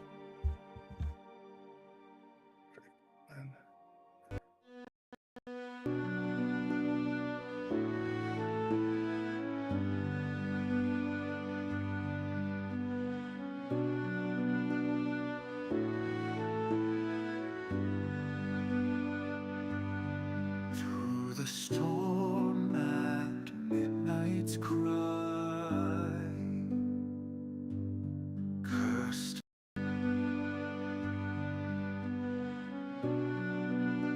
used. I mean, Every if ship we needs have- some work. By a group of evil Mhm. people. as long All as the better reason we to have redeem it. Exactly. If we have it, The no one ship, could do the visuals ship on it. isn't evil. The people were evil. There are runes carved into the ship that make it evil. We can't salvage it. It can't be done. Well, not with that attitude. Captain wants an upgrade. Give me a couple weeks, Captain. I'm sure I can replace these floors. See, now that's the attitude I'm looking for. You're gonna get us all killed.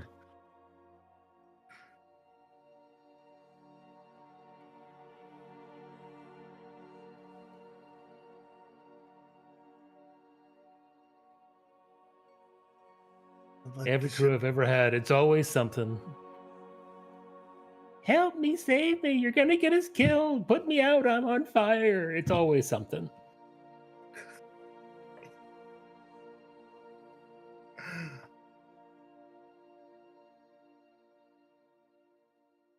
Speaking of help, does anyone need healing? Probably Dag. The tag does look kinda rough. Dag seems to have been getting the worst of it the last few days. There is a figurehead on this ship, and our ship doesn't have a figurehead, and that makes me jealous. You are not helping. But it's so cool. I think that figurehead might cause our ship to sink. We should put it in the back of our ship.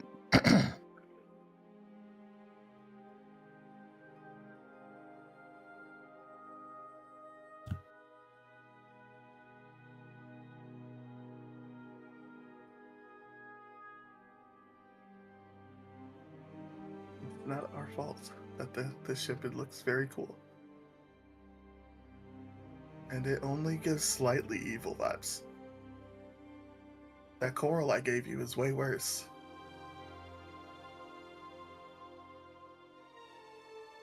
We'll do something about the coral later. For now, can we sink this ship already? Captain said to scuttle the ship.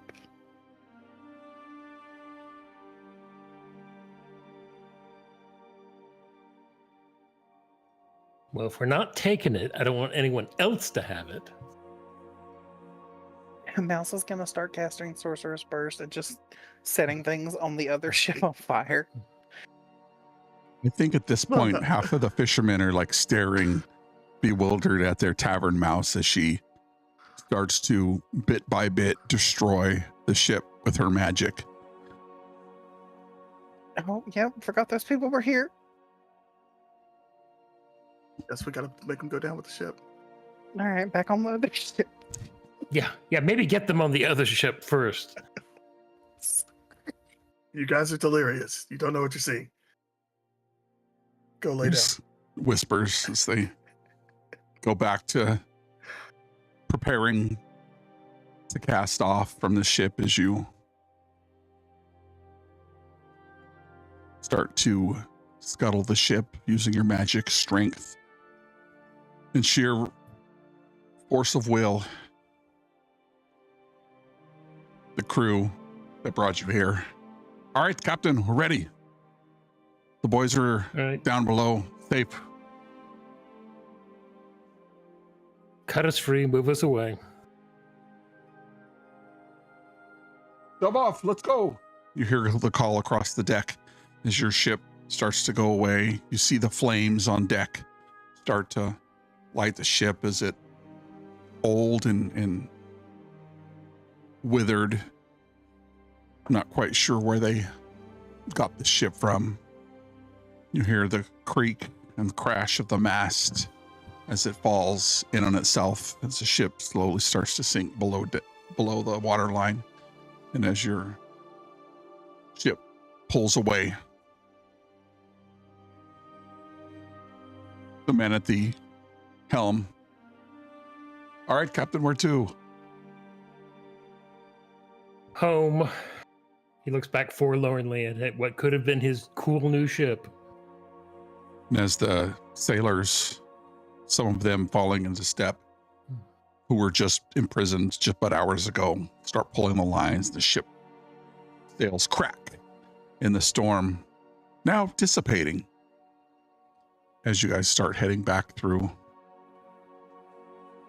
the hours go by, the sea is calm, the wind at your back. Is there anything you want to do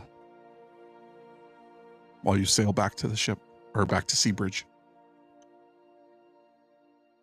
I would like to sit down with Mouse and make sure that we take care of this little coral before she just starts trying to burn it or whatever she's doing. As you approach, she's sitting at a table with the coral in front of her and a dagger. How's that going for you? I can't damage. Why can't we damage them? Why can't they be destroyed? What is this?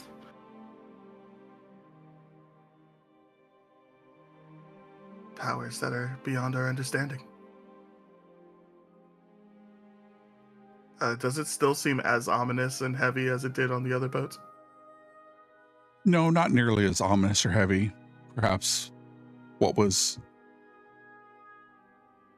drawing power, draws more power in proximity, but it certainly feels ominous and heavy. It's just not as pronounced as it was on the ship.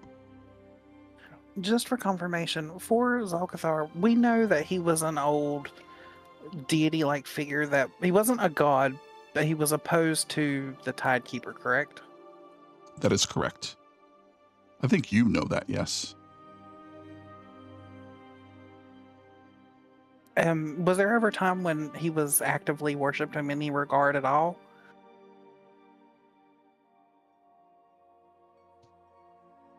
I imagine so. I mean, any being of power that can grant powers or otherwise always have some kind of worshipers. That's how they end up becoming either rising to demigod status or, could be a planar power of some kind. Okay, so cults of this person have been around before. Yes.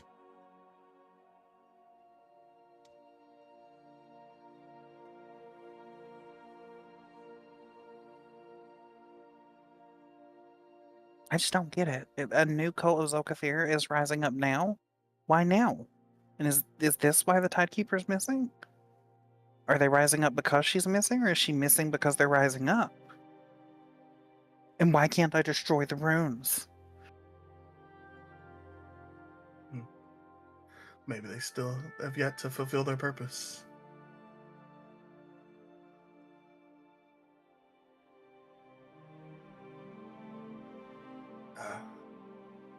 It seems that the power has waned, so maybe keeping that will let us know when the cult is thriving, or if we're winning. I'd certainly rather we have it than they have. I'd feel better if we could destroy it.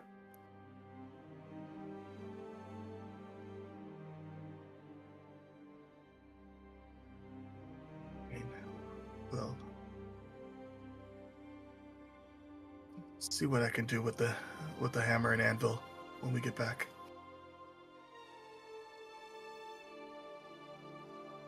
Sounds like a plan.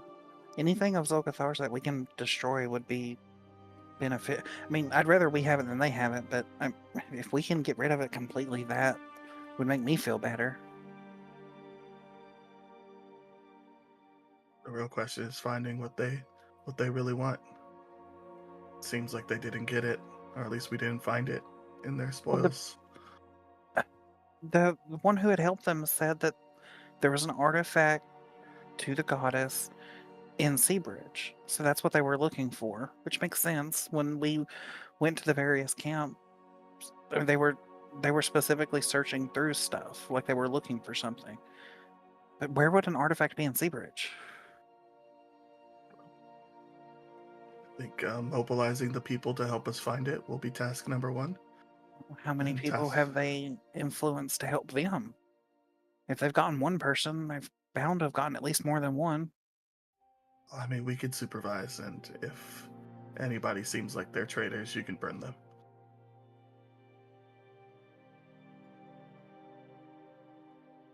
Unless you want to just search an entire city by ourselves. Well, it's, it's not exactly a secret. Everyone that we just rescued knows what the traitor knows.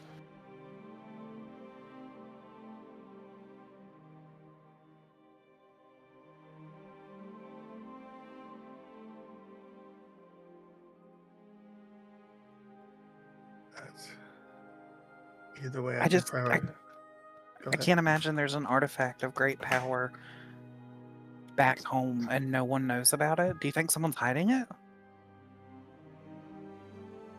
No, I think they just don't know that it's there. Yeah, Or perhaps or maybe somebody has it and just doesn't know what it is.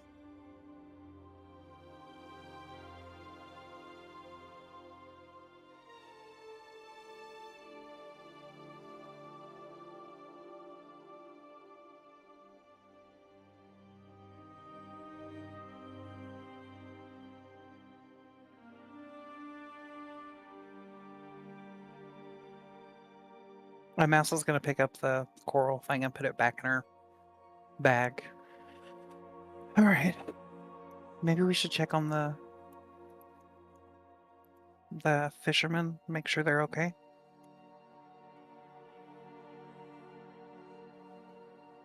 I'm sure. I assume they would let us know if there's a problem.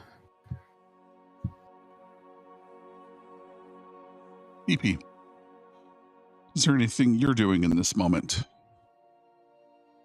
I would have been in the galley, just finishing up a meal for everyone, which Nice. consists of some warm cider, a bowl of seafood soup that tastes horrible. It's really, really salty.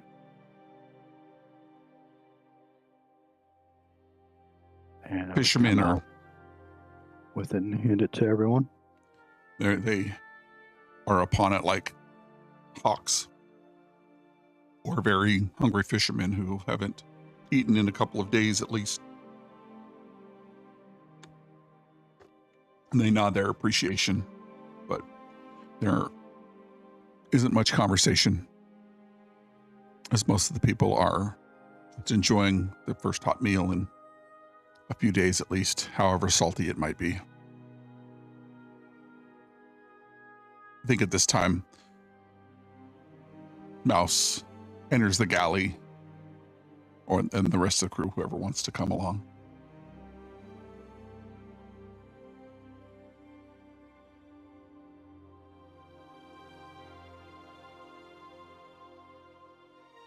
Mouse would go and get herself a bowl, cast prestidigitation on it so it tastes a little bit better, and then sit down. She'd keep an eye on the crew to make sure everyone was eating and seemed okay. You seem okay, although they're not saying much.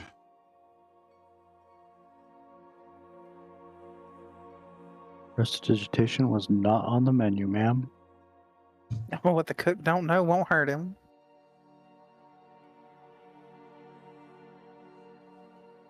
I think after everyone grabbed their food, I would probably wild shape into a constrictor snake and slither up to the mast. You slither up to the mast. It's late afternoon. Can I get a perception check? I think I do that as a snake, right? Your wisdom wouldn't change, so it's just whether you have advantage or not.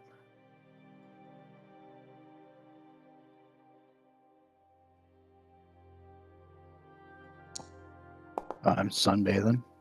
Yeah, you're sunbathing. I think the ship's rocking a little bit, and while the sun's peeking through the storm, it's still in the middle of the deep blue yonder.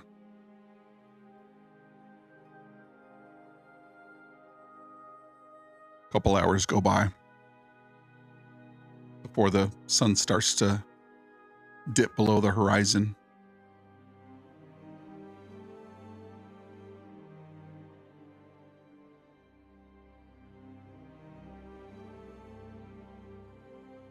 At this point, you likely have enough for 3 separate crews to pilot the ship. You could spend some time together before you turn in if you'd like. You guys tell me how the story goes.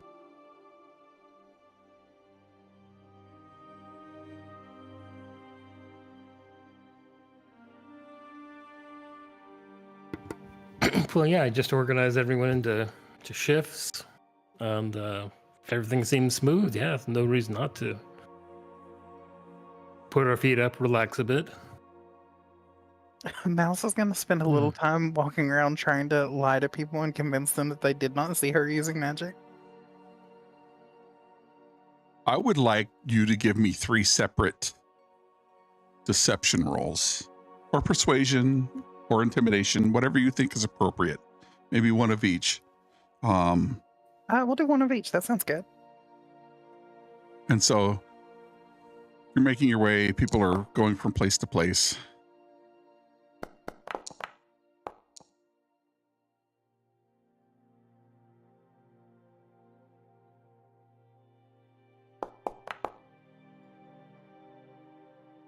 Gradually worse as we go.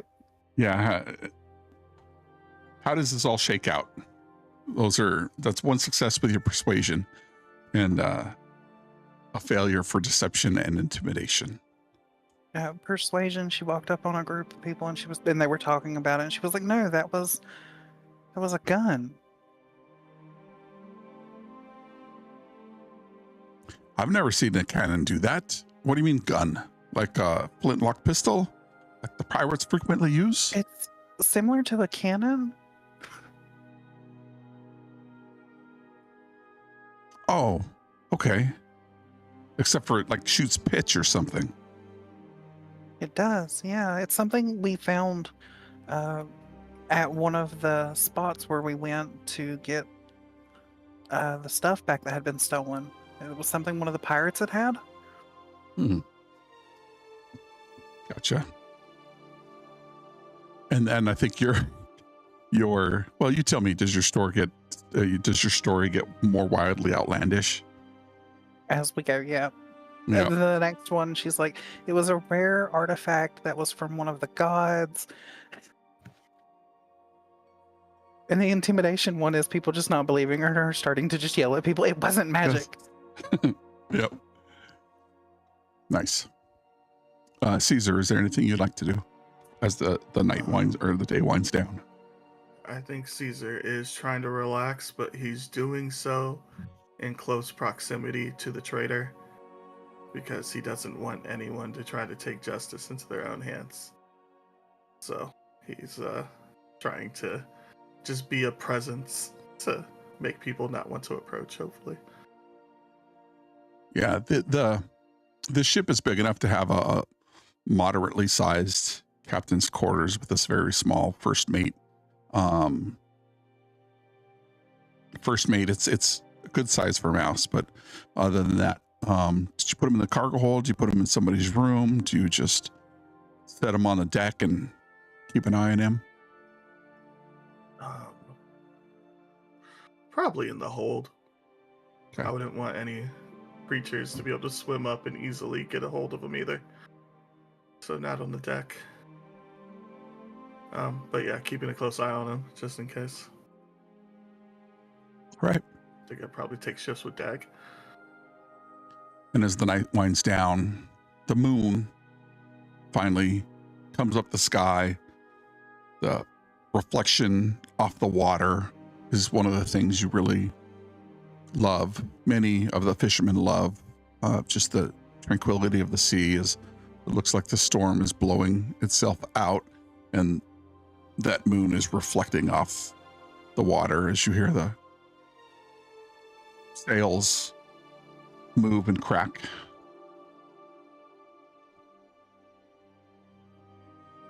But if there's no other items you'd like to cover, you guys can turn in for the night. After a while, I would slither around the ship and then revert my form back in the galley. And before I head off to bed, I would fill a bowl full of good berries. About 20 of them. Nice. Midnight snack.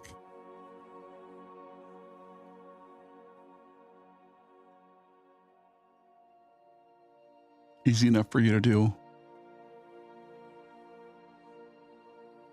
The crashing of the waves against the hull is that constant reminder of where you are and lulls you to sleep. Everybody can take a long rest. As you wake up the next morning, you hear somebody calling out early in the morning.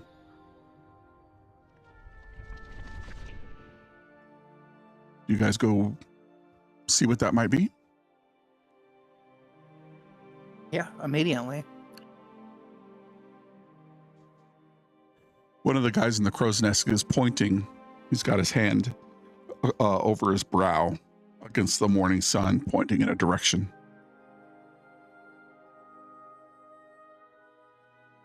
Yells out, "A wreck off the starboard bow. See it there." And he's pointing his arm in that direction. And what you see is the sight of floating debris in the churning wave amongst rocks. It's a massive half-submerged wreck. Its shattered hull unmistakable,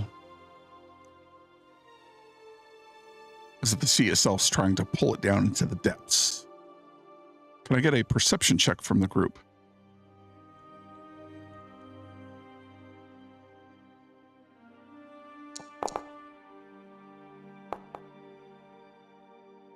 It's pretty good. That's really good from everybody. As you look in that direction, there's eerie blue lights flickering in the shadows below the wreck. They glow softly, casting an otherworldly glow that dances along the surface of the sea. And the hairs on the back of your neck stand up. But also, this is a ship from Seabridge.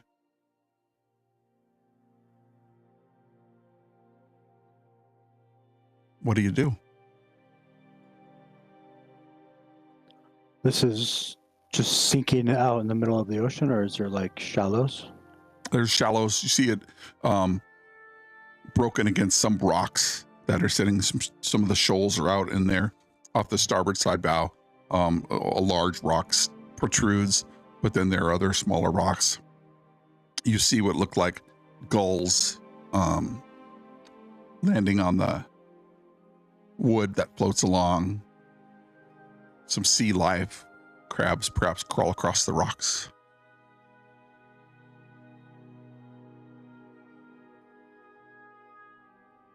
How deep do the blue glow look like they are? Very similar to the one that Caesar saw at the other shipwreck, maybe 10 to 15 feet, but it's really wide. So it's not in a specific area. It's very wide, almost as if it encompasses this entire rocky formation where the ship has crashed.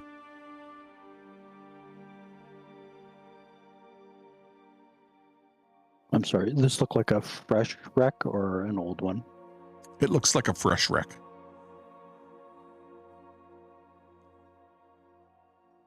Captain, should we check for survivors? Sure, of course.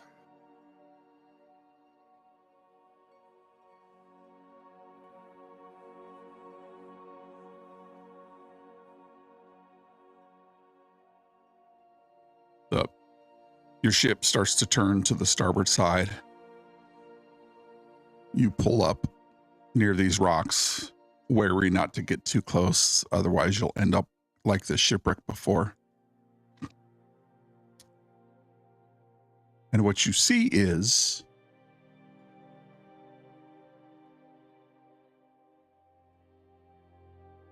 we'll find out next time on the Lost Isles of Theria. That's going to end our session. Thanks for everybody for playing. Thanks for coming along. Thanks for the follows. Thanks for the subs. Thanks, J Swerve guy. Appreciate it. We'll be off this campaign for a couple weeks while we wait for the return of Dag as he finishes celebrating Ramadan. Thanks, Push. Appreciate it. We will see who we can raid. The party is close to level 3. We will see what happens in the next session. Thanks, everybody. We'll talk soon.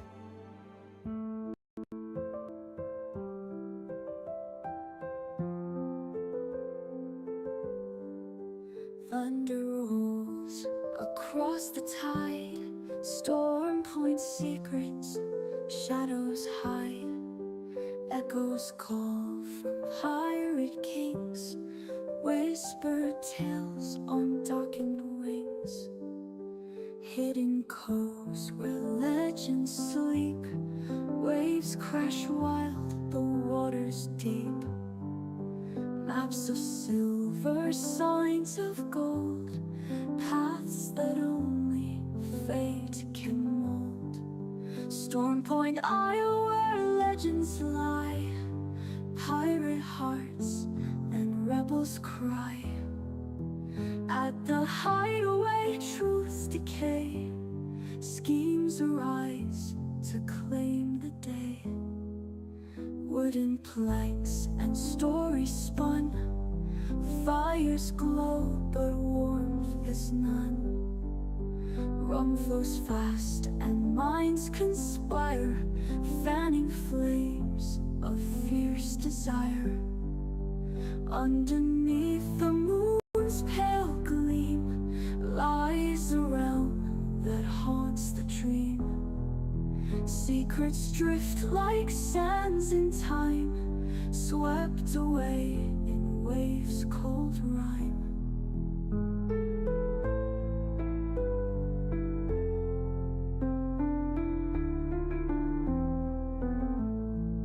Storm Point Isle, where legends lie, pirate hearts and rebels cry. At the hideaway, truths decay, schemes arise to claim the day.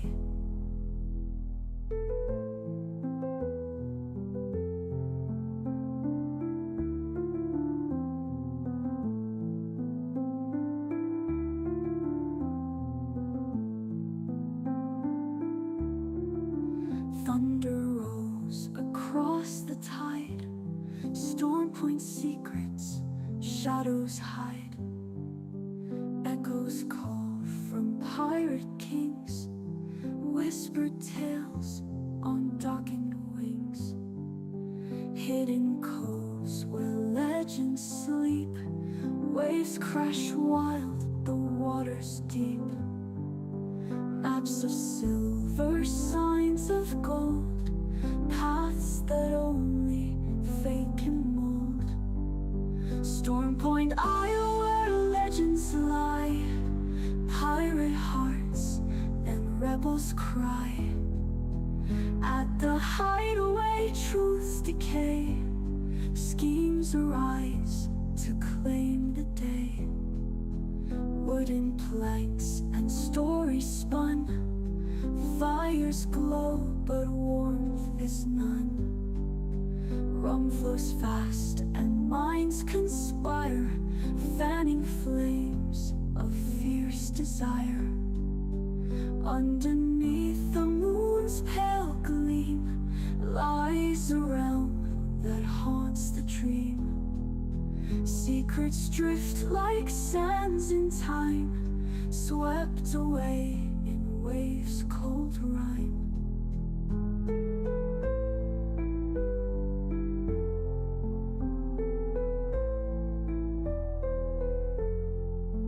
Thunder rolls across the tide, Storm Point secret.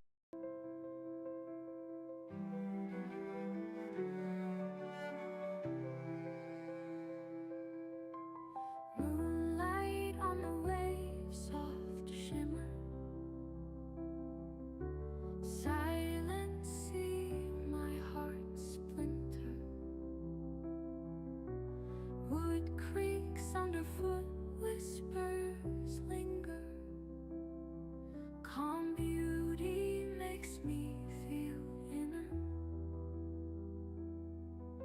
Sails flow gently in the breeze. Night sky stretches far and deep.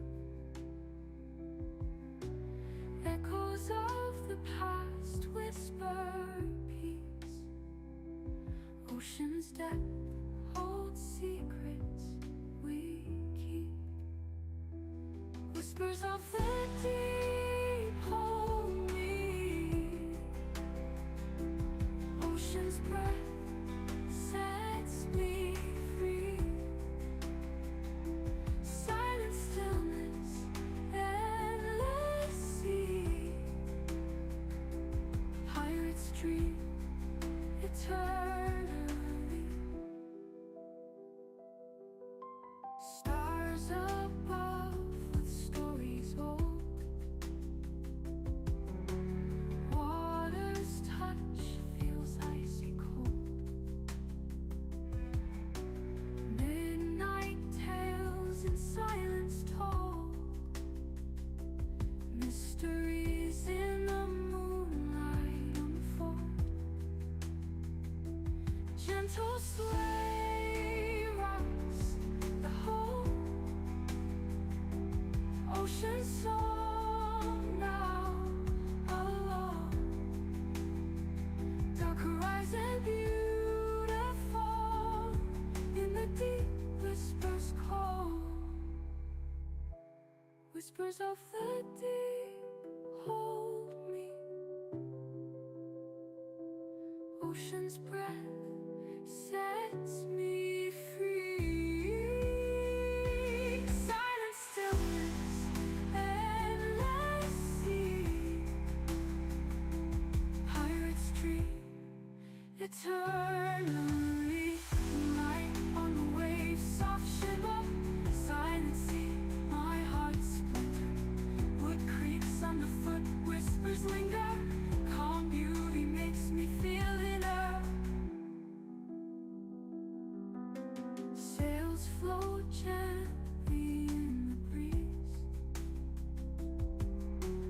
Night sky stretches far and deep. Echoes of the past whisper peace. Ocean's depth holds secrets we keep. Whispers of the deep hold me. Ocean's breath sets me free. Silent stillness, endless sea. Pirates dream eternally. Stars above with stories old. Water's touch feels icy cold. Midnight tales in silence told. Mysteries in the moonlight unfold. Gentle sway rocks the whole. Ocean song now alone. Dark horizon beautiful. In the deep whispers call.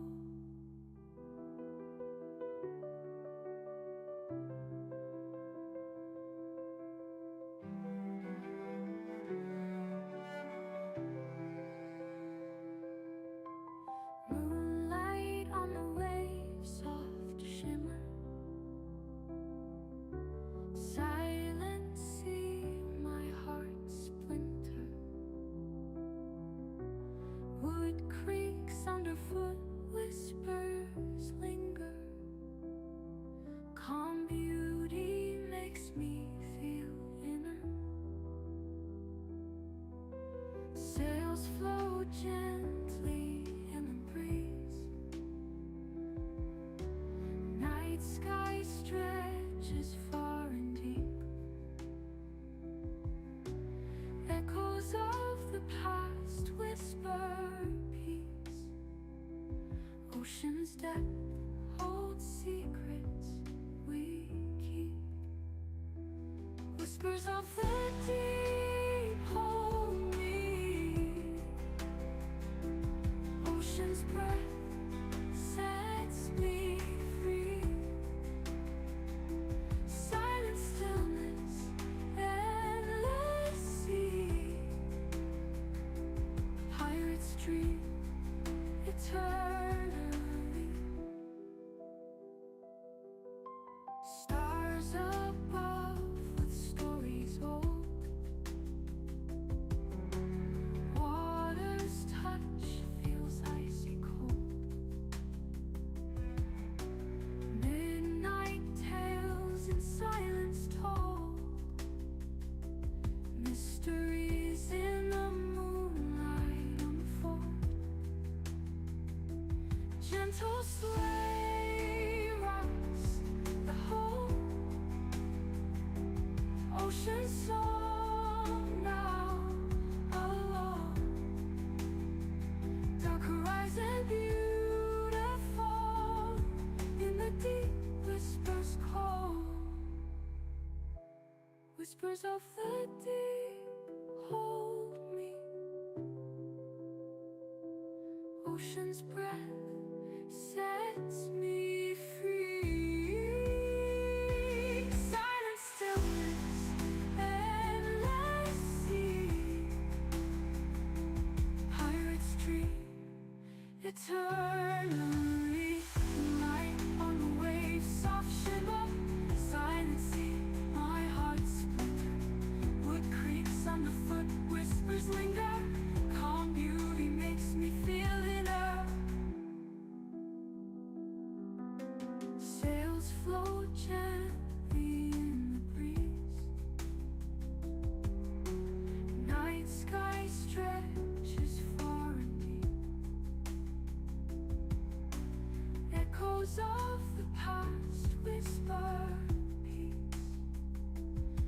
Ocean's depth holds secrets we keep. Whispers of the deep hold me. Ocean's breath sets me free. Silent stillness, endless sea. Pirates dream eternally.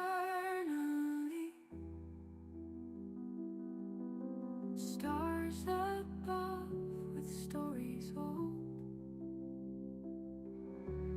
Water's touch feels icy cold. Midnight tales in silence told. Mysteries in the moonlight unfold. Gentle sway rocks the whole.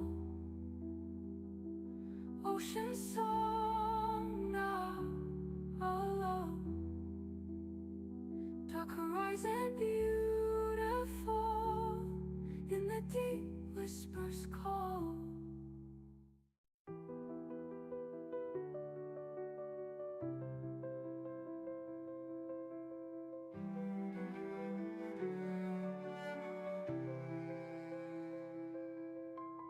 Moonlight on the waves, soft shimmer.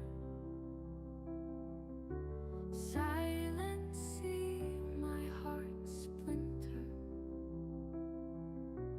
Wood creaks underfoot, whispers linger. Calm beauty makes me feel inner. Sails flow gently in the breeze.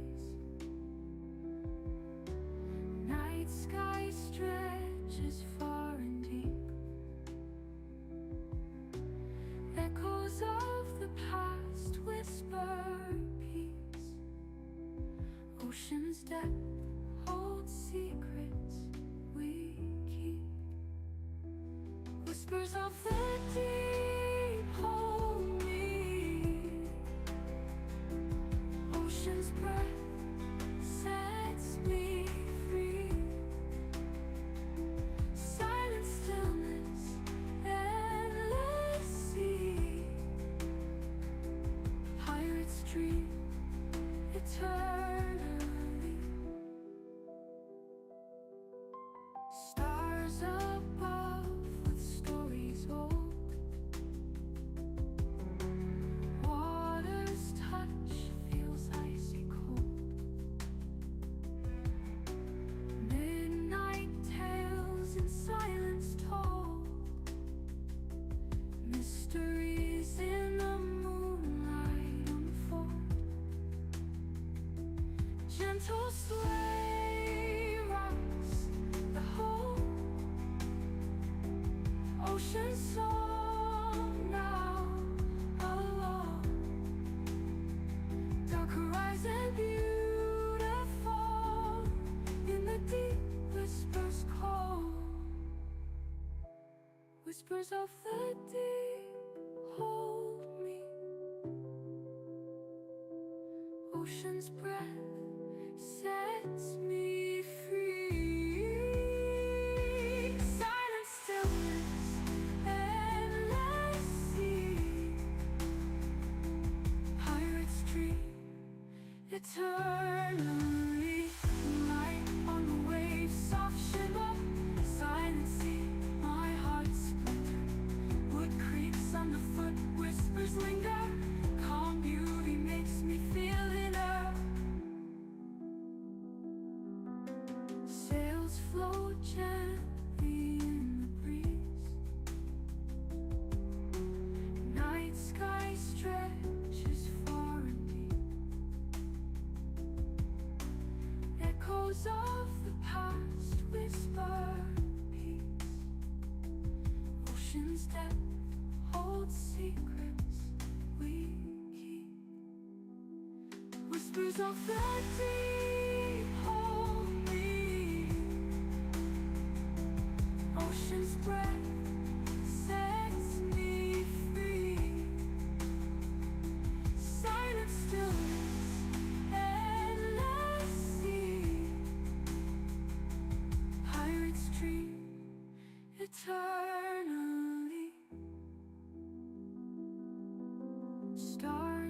above with stories old.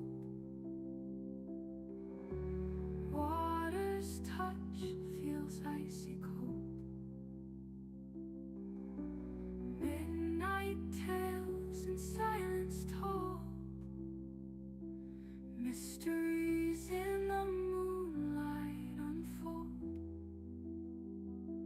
Gentle sway rocks the whole ocean song now alone. Dark horizon beautiful in the deep whispers call.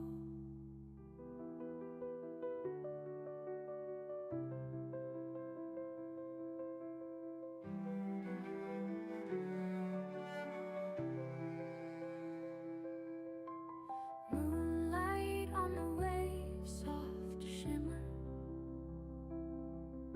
Silent sea, my heart splinter. Wood creaks underfoot, whispers linger.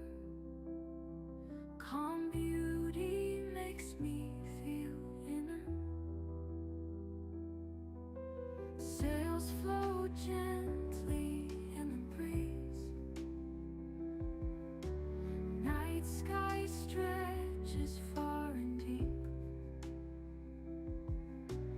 Echoes of the past whisper peace. Ocean's depth holds secrets we keep. Whispers of the deep hold me. Ocean's breath sets me free. Silent stillness, endless sea. Pirates dream eternally. Stars above with stories old. Water's touch feels icy cold. Midnight tales in silence told. Mysteries in the moonlight unfold. Gentle sway rocks the whole ocean song now alone. Dark horizon beautiful in the deep whispers cold. Whispers of the deep hold me. Ocean's breath sets me free. Silent stillness, endless sea. Pirates dream eternally. Light on the waves, soft shimmer. Silent sea, my heart splinter. Wood creaks underfoot, whispers linger. Calm beauty makes me feel inner. Sails float gently in the breeze. Night sky stretches far and deep. Echoes of the past whisper peace. Ocean's depth holds secrets we keep. Whispers of the deep hold me. Ocean's breath sets me free. Silent stillness, endless sea. Pirates dream eternally. Stars above with stories old. Water's touch feels icy cold. Midnight tales and silence told. Mystery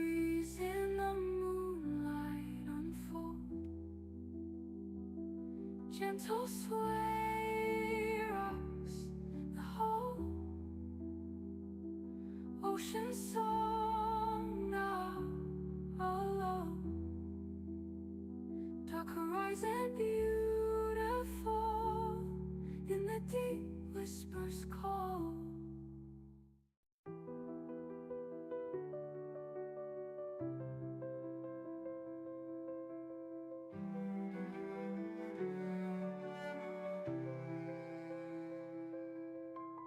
Moonlight on the waves, soft shimmer. Silent sea, my heart splinter. Wood creaks underfoot, whispers linger. Calm beauty makes me feel inner. Sails flow gently in the breeze. Night sky stretches far and deep. Echoes of the past whisper peace. Ocean's depth holds secrets we keep. Whispers of the deep hold me. Ocean's breath sets me free. Silent stillness, endless sea. Pirates dream eternally. Stars above with stories old. Water's touch feels icy cold. Midnight tales in silence told. Mysteries in the moonlight unfold. Gentle sway rocks the whole ocean song now alone. Dark horizon beautiful in the deep whispers call. Whispers of the deep hold me. Ocean's breath sets me free. Silent stillness, endless sea. Pirates dream eternally. Light on the waves, soft shimmer. Silent sea, my heart splinter. Wood creaks underfoot, whispers linger. Calm beauty makes me feel inner. Sails float gently in the breeze. Night sky stretches far and deep. Echoes of the past whisper peace. Ocean's depth holds secrets we keep. Whispers of the deep hold me. Ocean's breath sets me free. Silent stillness, endless sea. Pirates dream eternally. Stars above with stories old. Water's touch feels icy cold. Midnight tales in silence told. Mysteries in the moonlight unfold. Gentle sway. Welcome back to the High Seas and the Lost Isles. Before we get started, we'll do some quick announcements.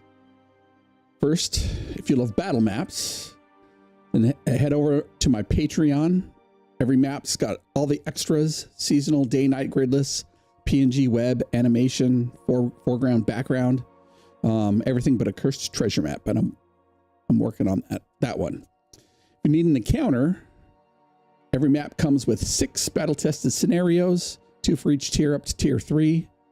And I'll be dropping a weekly actual play encounter of the week based on our actual play here.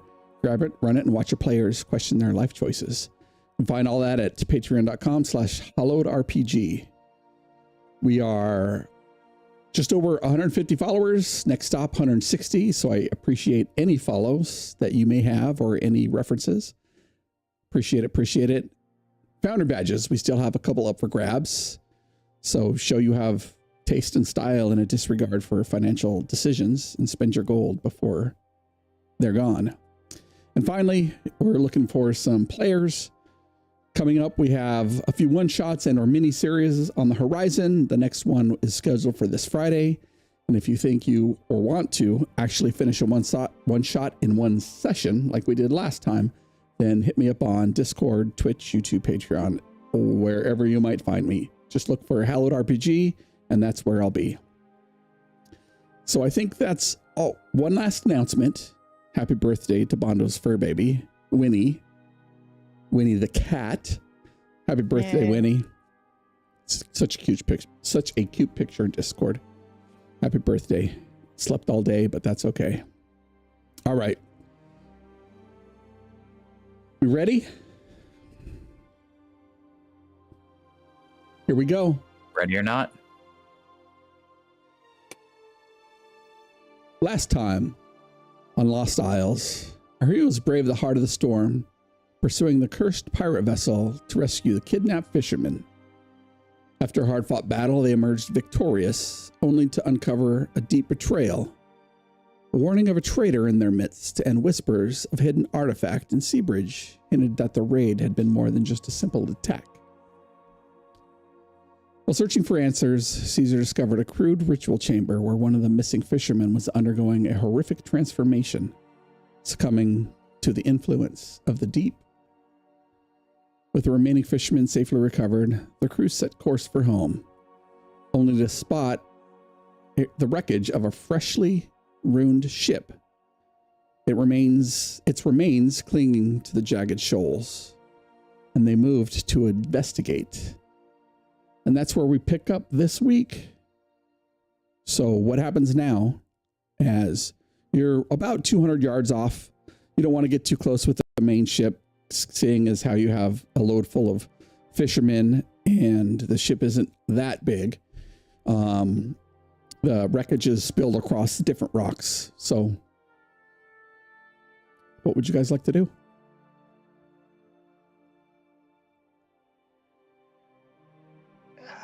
Captain, it seems like she's going to follow us if we don't do something about it.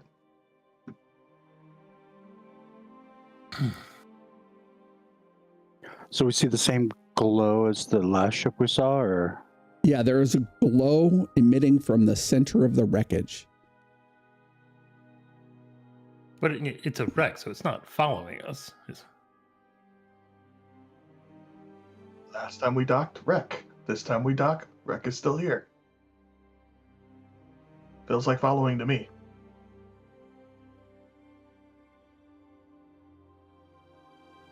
Yeah, I think it's a different should ship. we investigate?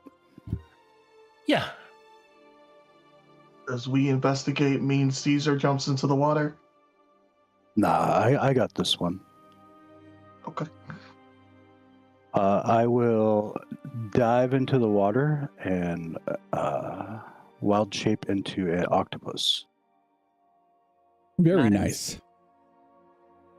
As you make your way over to this wreckage, you see two creatures kind of hiding just below the surface. They don't take notice of you because, after all, you're an octopus.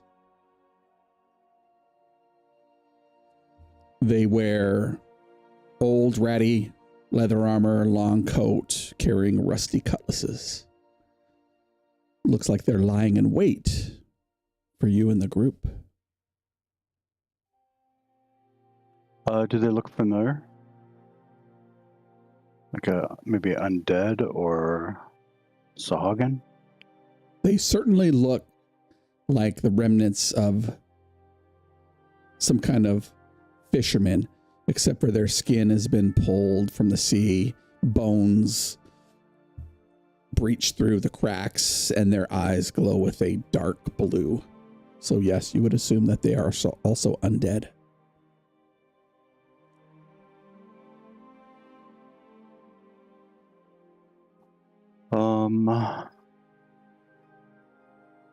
Do I see anything else besides the two figures?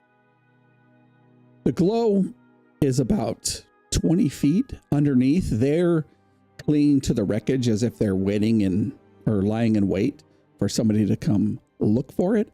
But below them, under the water, you see a glow from what looks like one of the cabins that has broken away from the ship and settled on some of the shoals that exist.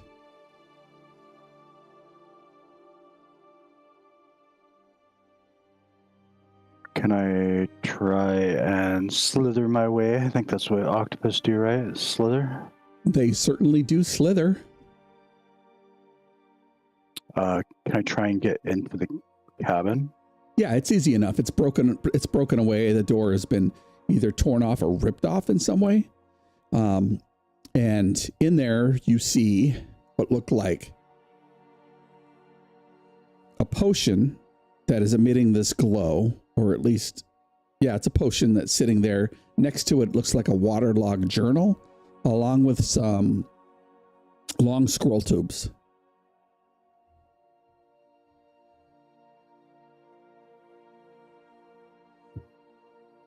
Would I be able to use my arms to grab maybe the journal?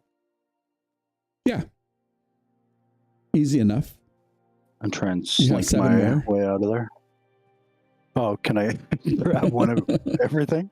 You can actually grab all of the hidden treasure that lies below, and you make your way back towards the ship without issue. Sounds good. I will use a couple of my free arms to pull myself onto the ship, and I will drop the items on the deck, and I will stay in octopus form. Okay. Well, that was smooth. Well done.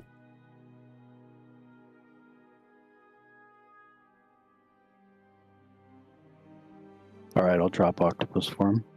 Okay. And I'll tell everyone there was a couple undead down there. In the cabin, there were these items. What are the items that are on the deck now?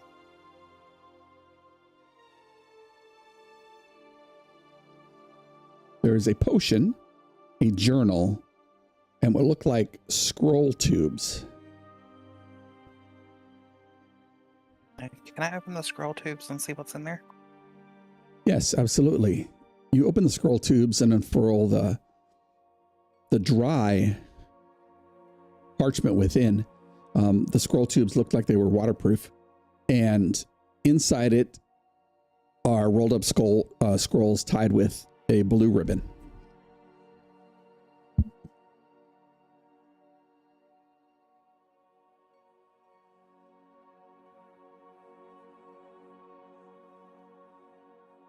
Well, I'm going to remove the blue ribbon.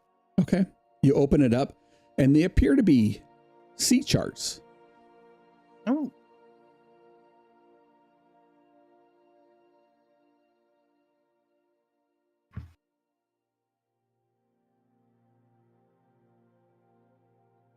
This might be better for one of y'all to look at. What do we have? Sea charts. Dag immediately gets interested and starts to look over them. Okay. As you look through them, couple things that you do see. On the charts there are strange markings, similar to the markings you've seen at several other places that lead out to sea, and there's an X of some kind in the middle of the ocean.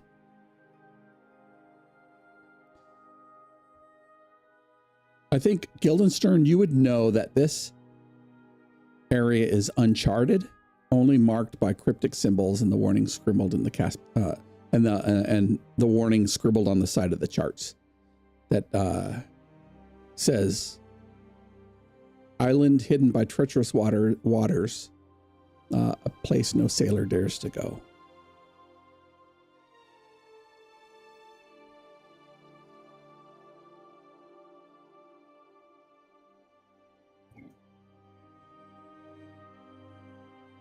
Using my navigator tools, would I have an estimate on how long it would take us to get to that X?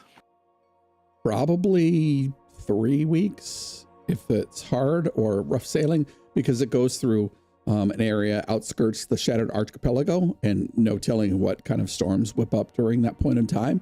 But it'll take you 3 weeks of smooth sailing.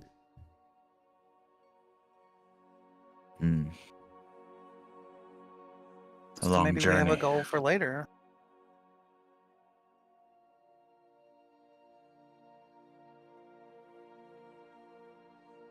Definitely worth investigating once we get these prisoners back to town.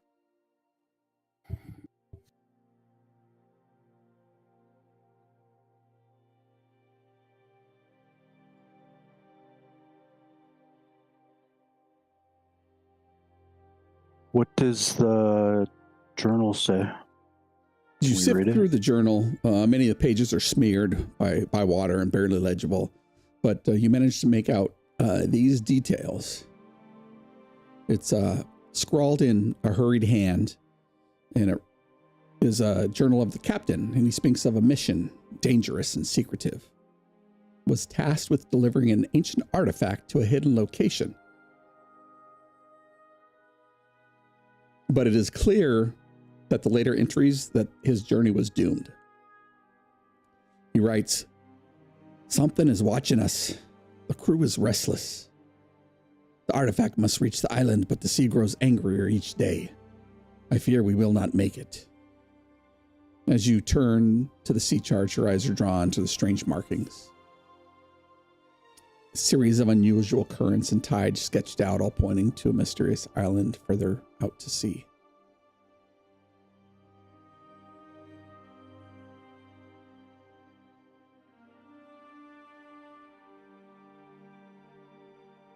Is there any dates on the journal? No dates. But you know that this, what you didn't get in the recap was that this vessel was lost about 2 to 3 weeks ago. It's an actual fishing vessel from Seabridge. But they haven't. Oh. Is that how the artifact got to Seabridge?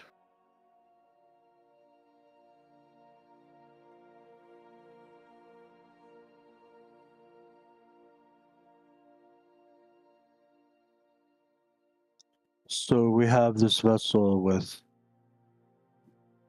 a little bit of treasure in the maps, but a missing artifact and a couple of undead. Is it the same artifact that they were trying to find?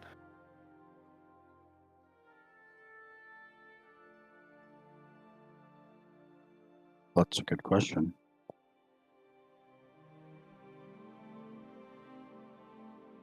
But the journal would indicate the artifact was on the ship.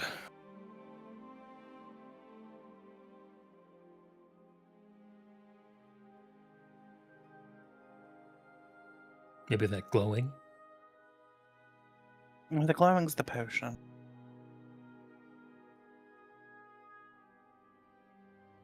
Does the potion look familiar? The potion doesn't look familiar, no. Someone drink it.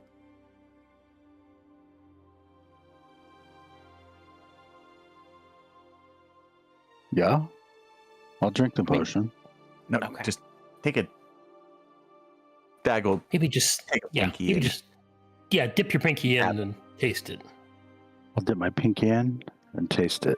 It's definitely What's not it taste like? a potion of healing, but instead is a potion of resistance. You're not sure what it is a potion of resistance to, because it randomly manifests itself when you drink it.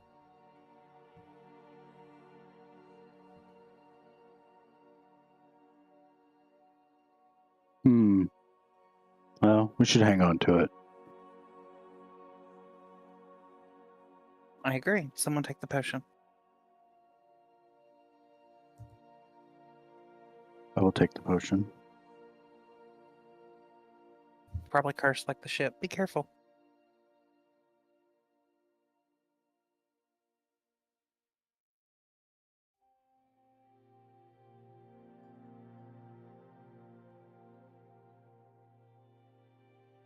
At this point, we just need to head back to Sea Bridge, right?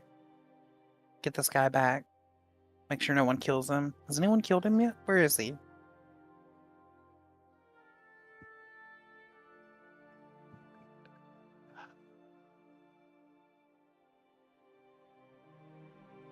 So it sounds like we head back and we need to find out more about this ship and perhaps these artifacts that are being sent out.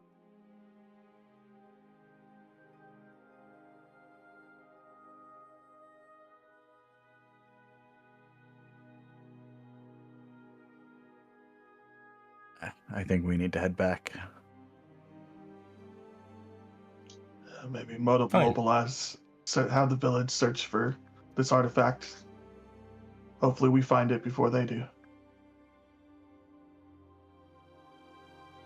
Fine, we let's ever- head back. Did we ever ask the prisoner if anyone else was working with him or if he was working alone? Because there could be more, right?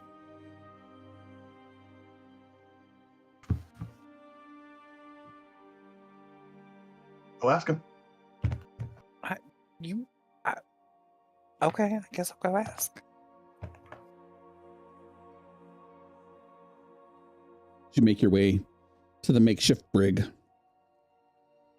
Find Caesar there, waiting, watching, keeping an eye on this person. At probably the first mate's cabin. I think that's where we left them off. Oh, he's in my room. Damn it. Do we recognize him? Do we know his name, family, that kind of thing? He was I couldn't remember. much like Dag. He was not an orphan, but like many people, he was new to the town, didn't have a family, just came to be part of the fishing crew. But he'd only been here for like maybe month and a half. I believe it was a short period of time.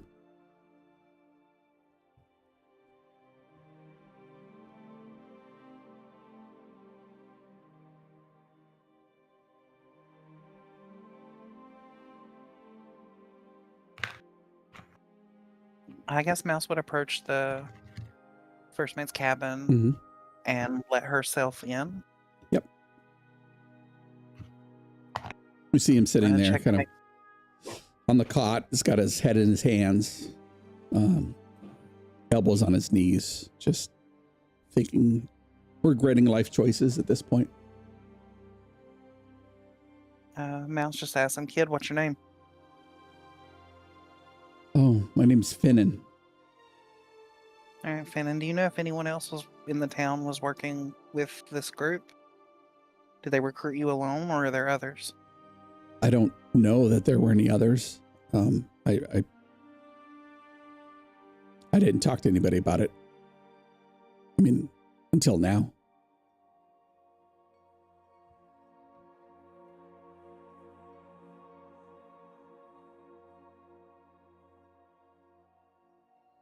All right. Can I do like nah, I'll believe him. My insight sucks. Okay. All right. Well, we'll be heading back soon. I'd start praying if I were you. And then she's gonna leave and shut the door. Yeah. I think there's a after image of him just like sighing to himself and shaking his head, like getting angry at himself. Like, what was I thinking? Oh, I'm sorry. Let me retcon that. He was part of the town, but him and his family hadn't been there. The reason why he did what he did was because his family was going to be in trouble. Part of the story that doesn't add up. So yes, he has a family. His name's Finnan, obviously. The Elderberry family is what they're from, but they haven't been in town a long time.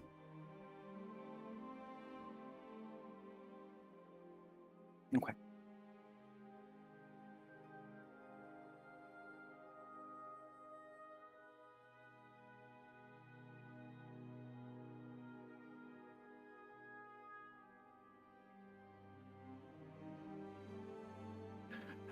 I bet his mother is a hamster.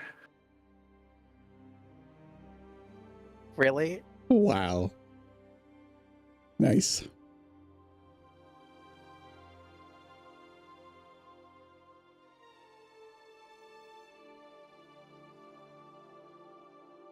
What happens now?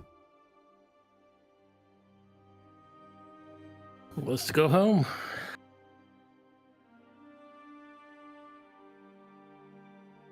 And as you make your way,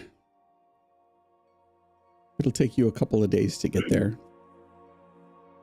You can continue on, and within a couple of days' time, you see Seabridge come into view.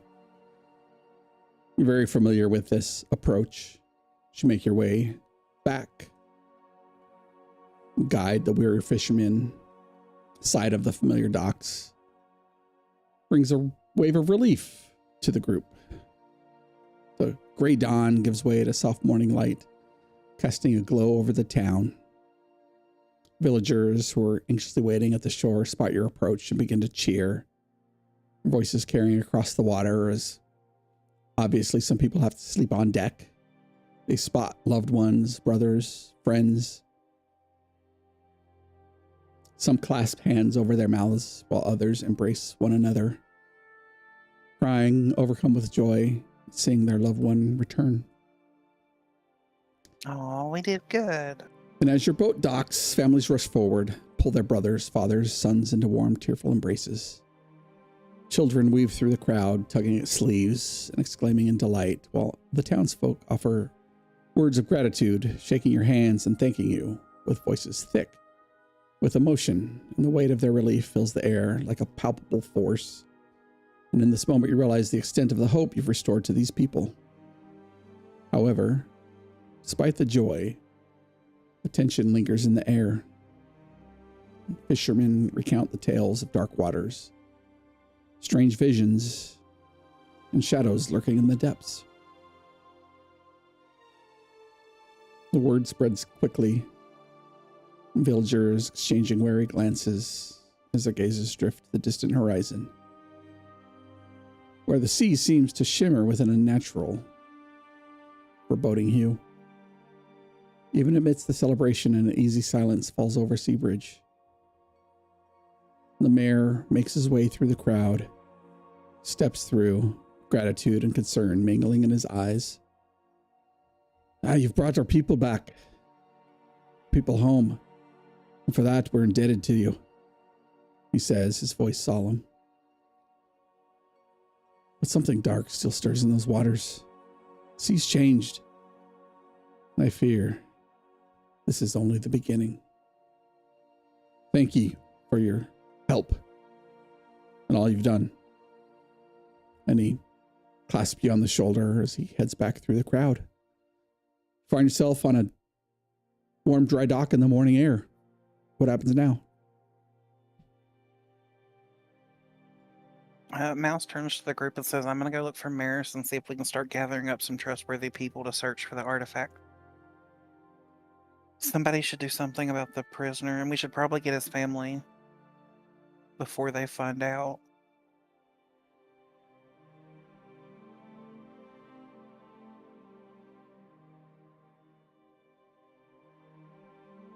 So, question: this journal we found suggests that someone from Seabridge had sent out this mission with the artifact, and the artifact came from this town. It was a little ambiguous, saying the artifact has to reach the island. If you want to draw conclusions that it's this mysterious lost island, you can, or it could be the island you're from. So looking at it, there are two possible entries. It's from Seabridge and it was going out, or it was from someplace else and it's coming back to Seabridge. But either way, the ship was doomed and shipwrecked, and so wherever the artifact may have been is no longer on the ship. Well, we knew that they originally attacked the town because they were looking for the artifact. Mhm. So, but it could have already been on the ship at that point. So it may not be here at all. True. But if it was on the ship, they have it. Or at least had it.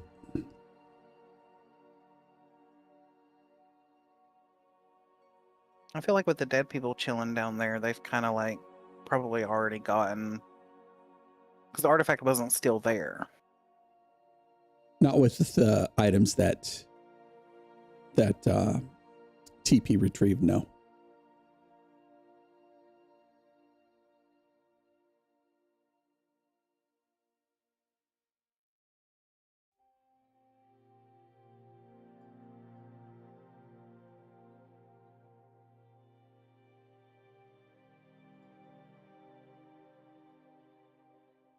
Dag, it's been a couple weeks.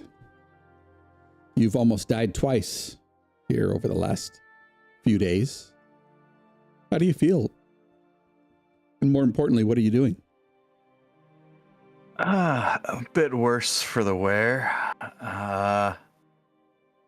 I'm probably first thing I would do is try to get a read on if Celine has heard of our heroic deeds, and if it might have got me back into her good graces.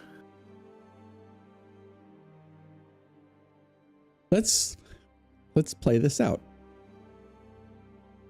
You only recently just arrived.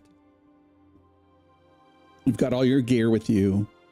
You've done what you needed to do. I think Mao said that they were going to go look for Maris. You're heading off to where? Straight to Celine to say, hey, look what we did? Or how does this shake out? I'd probably first just scan the docks to see if her plump dwarven figure is standing there among the crowds. Obviously, well, how do I put this? She isn't obvious amongst the people who are celebrating the return of their loved ones. But you can give me your perception check. Sure.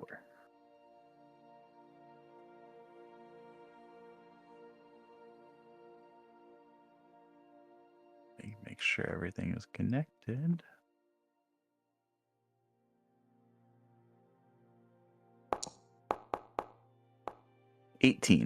An 18. She doesn't appear to be on the docks.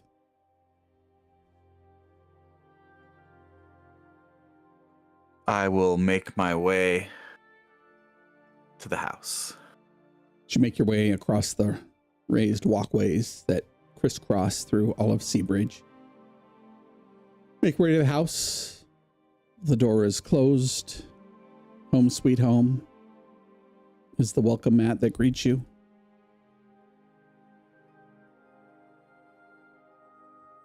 I'll hesitate for a moment, and then realizing everything we've been through, and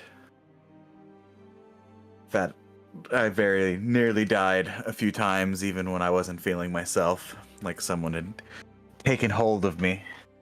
I'm not even gonna knock. I'm gonna open the door. The door is locked. I will pick the lock. Or unless I have a key. She probably took my key. Give me a sleight of hand check. If you're proficient in sleight of hand, we'll use that for your thieves' tools. All right. I am. Ooh, not great. 7. She changed the lock, you realize. It's a little bit more sturdier than the last one that you installed. She always was a smart one. I'll knock. You hear the shuffle of a stout dwarven lass across the wooden floors of your once home. You hear the locks disengage. Sounds like there are several more bolts that have been fastened to the inner door jamb. She opens it and she looks at you and says, "Oh, you're back."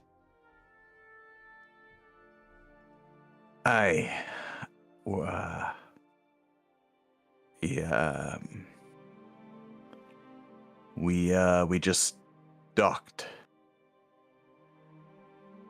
You're looking nice. Aye, I think the last time you called me plump. I like plump. Look, that's not what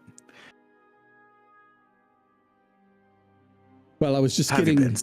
ready to have dinner. If you would like to come in and eat, I have extra. I was going to meal prep for the week, but if you want to come have dinner, you look a little worse for wear. Your eye is a little bit swollen and you're walking with a limp. I'll just grab her hand and clasp her hand in both of mine and just hold it up and kiss it. Dinner sounds lovely. And as she holds your hand, walks you into your modest room, these buildings built more vertically than horizontally. The food or kitchen and dining area is on the first floor. The door closes behind as you see Dag and Celine's back move off as we transition over to Mouse. Mouse, what are you doing? Mouse is anytime they come back, she goes to the tavern. That's really where her home is. But she's looking for Maris. She's gonna fill him in on everything that happened and get his opinion. He's in there behind the bar, his eyes light go bright as he sees you walk through the door. Hey, Mouse. Welcome back. How did everything go? She smiles up at him, then runs over and sits on a stool across from him. And she explains everything that happened. The ships that they found that have been sank that have some kind of glowing object around them, the curse runes that she keeps finding, that she thinks it's a Zalcathar cult, the fact that the groups were originally attacked because, or the town was originally attacked because they were looking for an artifact and people to turn. She tells them about the Elderberry family and the man who had betrayed the town, the letter they found. She really wants his opinion on where he thinks the artifact would be now. Well, hang on. I mean, you brought the fishermen back. That's no small feat. Especially with the tails. They're spinning at the shadows under the waves. Dark business out there, if you ask me. Takes a swig from his mug and sets it down with a thoughtful expression. This town's seen its share of storms and troubles lately, but it's different. Talk of strange things, what you say, lights out past the rocks, voice carrying on the wind. It's not even the worst of it. He glances around, makes sure no one's listening too closely, but people are entering the Rusty Anchor the families who would rather have a night out than make their dinner at home, or those fishermen who don't have a family and where fishing is their life and are seen here regulars, as it were. Fishermen, they're speaking of nightmares. There's visions of something massive, something ancient below the waves. I think that's Zal-Gathar. I think he's gaining power through some form of cult. The Tidekeeper's missing, and I think it's something that this cult's doing. I agree. You know, even those that have never been the superstitious type, they're feeling it. If there's more trouble coming, and he lets that sentence hang a little bit, the weight of his words, just filling the air. He straightens his gaze directly at you. Whatever this is, it's not going to be solved with fish hooks and sailing know-how. If anyone's got a chance, it's you lot. Do what I can help. I'll do what I can to help. But be ready. These waters don't let go easy. And as more people start to fill the tavern, he's like, all right, get off that stool. And he starts pouring drinks, roasted fish ale, and heading back into the kitchen to get the usual for the regulars as more and more fishermen start to make their way into the tavern. And as Mouse would... sorry.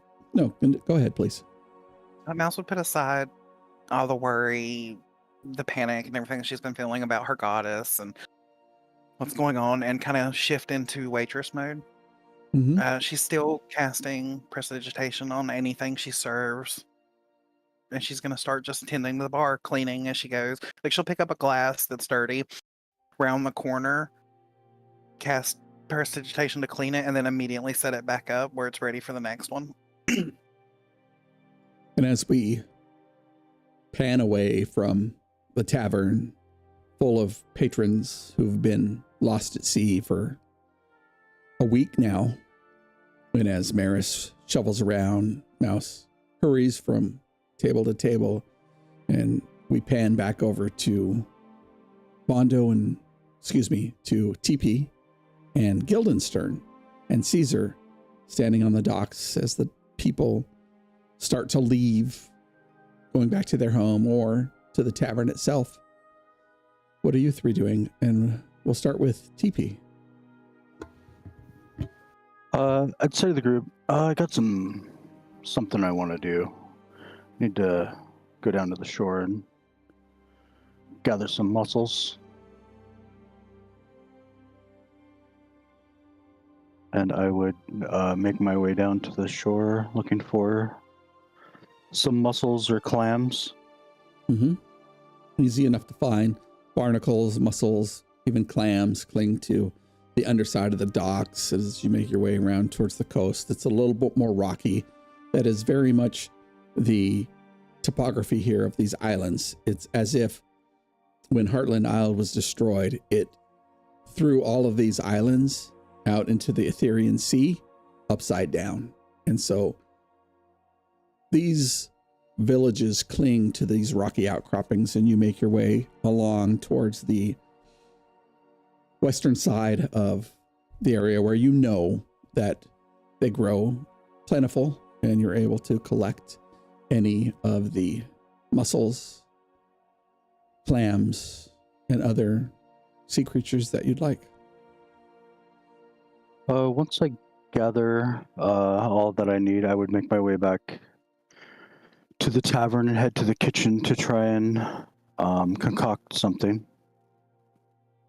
Okay. I think at that point, as you're busy, Mouse, working the room, other fishermen, they smile and nod and grinning as TP comes through the door. Everybody wants to buy you a drink at some point.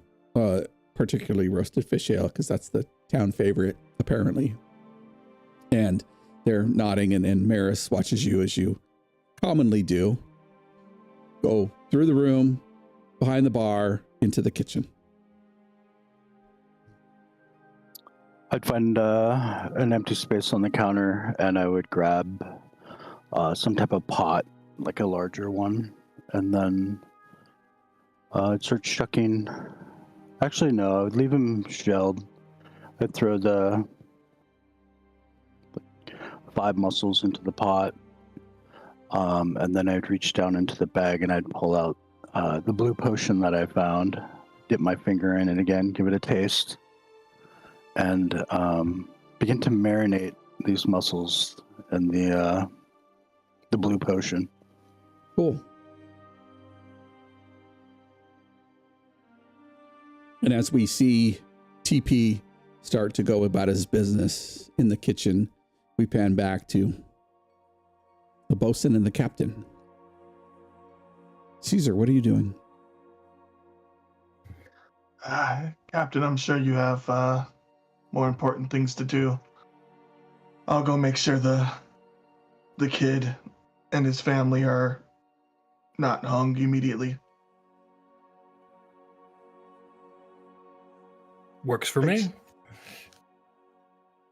And I will go off and do what it sounds like everybody told people to do, but no one actually did. So I will go inform this kid's family of what happened. Okay. Let them know that they can go back to the bar if they want some safety. So as you Or make for your more way instructions. across the docks to Finn's home, and since we love Star Wars, we'll just call him Finn, right, Aleko? And you make your way to the person's house, to Finn's house. And he's kind of shaking his head, like,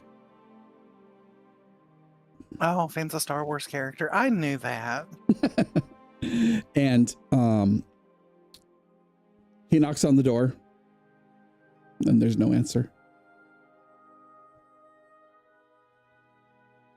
He looks at you and says, I mean, they're normally home all the time.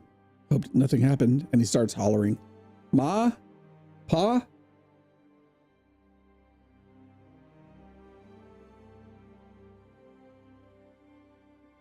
Looks through the window. Can you open this? Pulling on the door.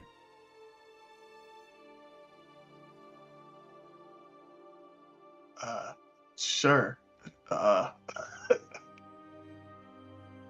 He'll take a.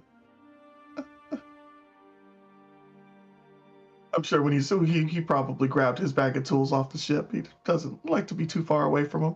Yeah. So he'll pull out, guessing some of his carpenter's tools, since that's definitely how you open doors. And he'll try to see if he can break this lock off. You can give me a athletics check and just take advantage using your tools for this check. Might change in the future. Okay. Let's do it.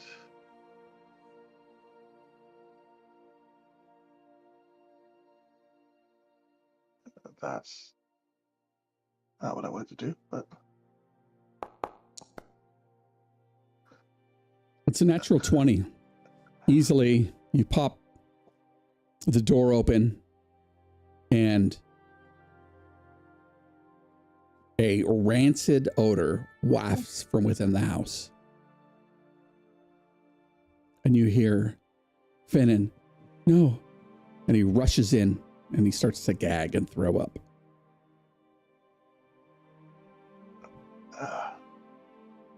Son, I don't think you need to be seeing this right now. Let's get you somewhere safe, and then I promise I'll come clean this up. He's a little bit out of sorts. You want to give me a persuasion check to convince him, or an intimidation check if you want to do it by force? Let's you know, his family might have been massacred, so let's try with some persuasion. Well, that's a good roll, even with a -1. Hey. As he is bending over, retching, you move him back outside and take him across the docks to the rusty anchor. Mouse is there. A lot of the fishermen are there. They look towards him with a little bit of resentment to the trader. Mothers pull their kids in, kind of stay away from that guy. He's bad news. But Mouse, you see Caesar come into the room with Finnan. Mouse would set down the drink she's carrying behind the bar and then move over to Caesar to kind of speak a little bit more quietly. Maybe we should get him out of sight. Looks like we're causing a bit of a commotion. Is anyone else here? TP's in the kitchen doing something. We can either take him to a room upstairs or storage in the back. Yeah, let's go with storage in the back. All right, come on, back this way. As you move Finnan out, the normal chatter resumes within the Rusty Anchor Tavern. As you make your way to the storage area, one of the buildings that sit next to the tavern and next to both Mouse and Maris's residence. You have the key, Mouse, and the door opens easily as you make your way inside. Yep. And Caesar will think about it, and then he'll take a knee so that he can whisper in Mouse's ear and explain what he found when they went back to Finnan's parents' house. And as you are having this conversation with Mouse, we'll pan over to Guildenstern. Captain, what would you like to do? Well, Guildenstern makes for the tavern because he intends to dine out on his newfound fame for as long as he can. Nice. Good for him. You make your way in as both Mouse and Caesar are making their way. This isn't going to last too long, so strike while the iron is hot. You see both Mouse and Caesar moving out of the tavern with Finnan as you make your way in. And everybody's like, "Hey, Captain!" People stand up. Wives and sisters and mothers rise to embrace you, clapping you on the shoulder and giving you hugs. Their tears staining the front of your clothing, the motion here. And they're going to buy you any drink you'd like, buy you dinner. They want to hear of the stories of the great Captain Guildenstern who led this ship, right, as the story continues to grow through 30-foot waves into the eye of the storm, chasing monsters in a ship the size of a galleon. Cursed ship. Cursed ship the size of a galleon, on fire with ghosts in it. As the Cursed runes everywhere. Ask anybody. Ask Mouse. Yeah, Mouse will be glad to tell you all about it. And I think at that point we pan back as Guildenstern regales the story, being a man of eloquence and charm, stands with the group, or stands in the tavern, telling the stories to the oohs and ahs and the wide eyes of children. And the camera pans back towards Dag, who is having dinner with Celine. Celine sat herself on the other side of the table from you because, well, she's still a bit defensive.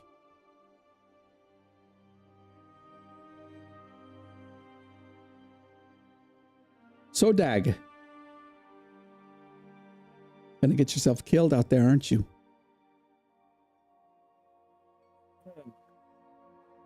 I mean, hopefully not, but you never know what the seas may bring.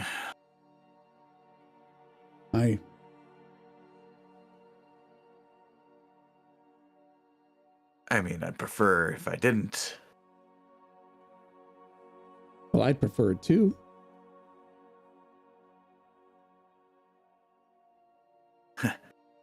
That's not what I recall you saying last time. And what did I say? Matter of fact, more importantly, what did you say? Why dwell on the past? You know, what's important is that we're alive now, right?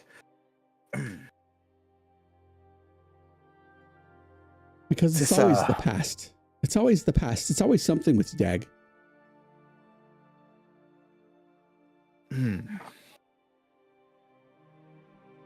Right. Is that a new dress you're wearing? I've got my overalls on, as you can see. Right. They fit better, Dag.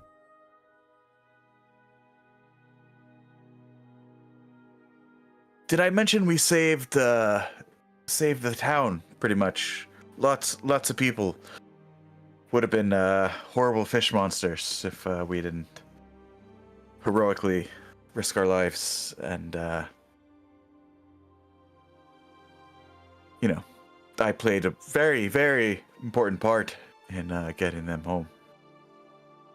I'm sure you did. I'm sure you did. And you brought back the provisions of the town. Sorry. I appreciate that. We appreciate that. We? The town. Is there someone else? I mean, what do you mean, is there someone else? Is there someone else? Are you trying to tell me something, Dag? You said we. And you changed the locks on me. Turn the baby. Of course I changed the locks. I had to put in some solid locks so you didn't come sneaking in here in the middle of the night, smelling like that fish ale that you love to drink. Oh. Is my bottle still here, by the way? Your bottle? Of fish ale. The Oh. one that I was brewing. The one that didn't explode. I mean, you might as well go look in the harbor. It's probably floating like a message in a bottle. Right. And the message is, I don't want you drinking that garbage around here no more. It's too weak. You should stick to the stout dwarven ale. For me and my family.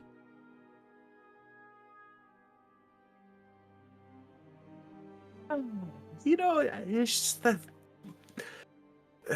sometimes my stomach is a bit sensitive, and the fish that for pickled fish really smooths out the ale a bit. But and he sees the look on her face. Yeah, no, your family's ale, definitely.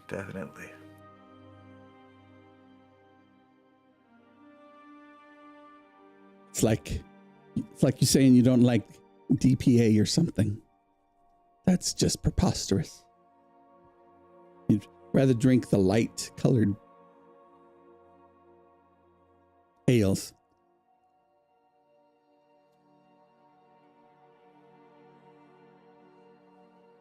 Well, what are you going to do now? Well, you know, we're back from sea, and I can see that. we might be She laughs at her own joke. heading off soon. There's mystery and more heroics to be done.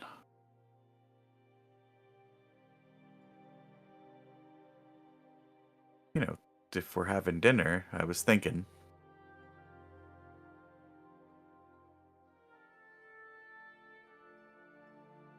Go on, Dag. What were you thinking?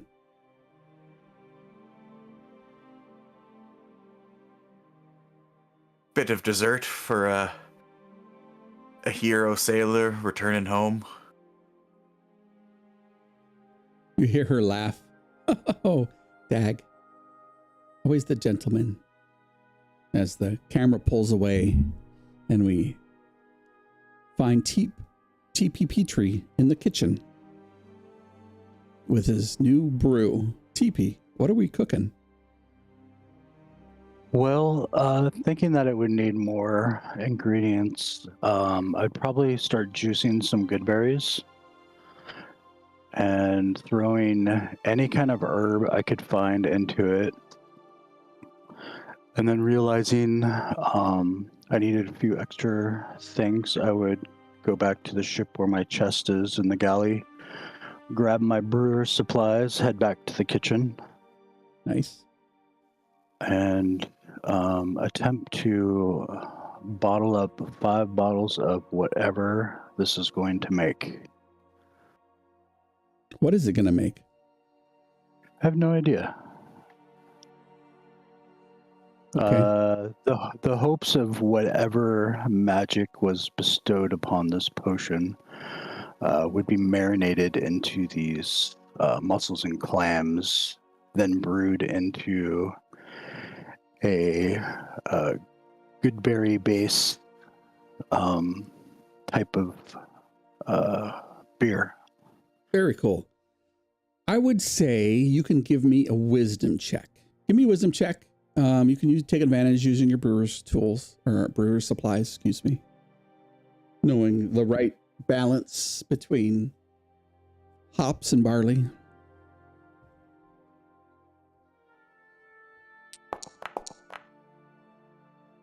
$16 is pretty good.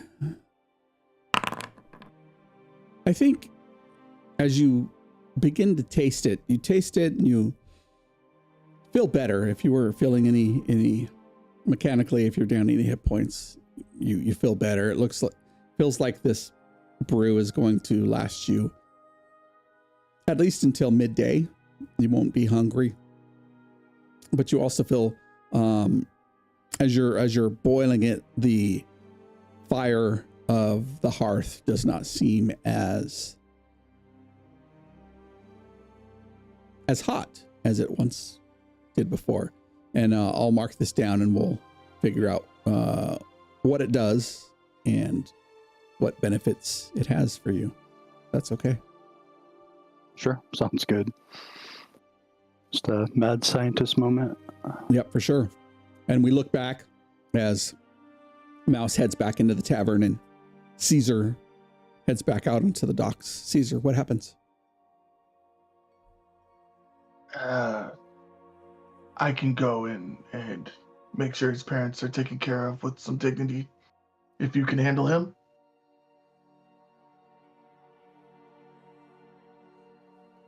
Well, as long as no one busts the lock, he should be fine in there. Although, I meant more like give some emotional support or something. The kid just walked in on his parents. I mean, he is a criminal, but... Oh, I'm not the emotional support friend. He'll be fine. Are you the We'll keep burying him- bodies, friend? Do you need help burying a body?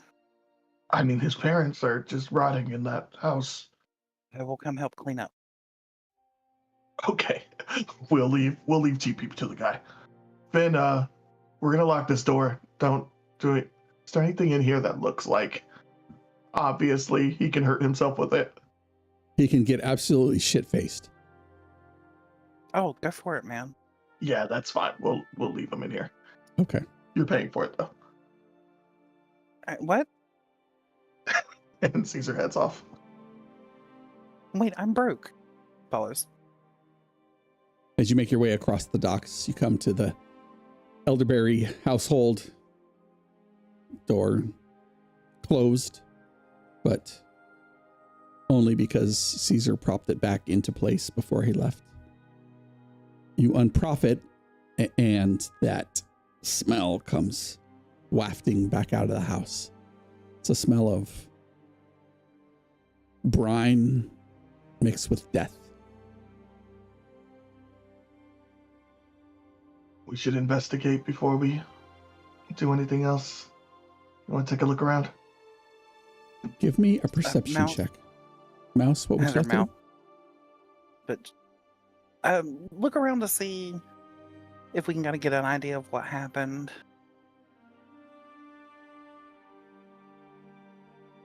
What check did you say? Perception. Oh, I'm not good at this. Brought the wrong person. Caesar's pretty good at those. Yeah, I didn't bring you to. Yeah. 15, you're pretty good at those too. I'm -1. Well, this time you were. There are no bodies here. But there are dark barnacles and seaweed spread throughout the rooms of the house. Carved in the wood frames and the door frames are these symbols that you've seen on the ship and at the runes. One in particular looks like a half crescent moon, but you swear it looks like the coral that you got from the sea hag that hangs in the air almost like a moon over a large building. That is repeated several times in this house, but it just smells foul here.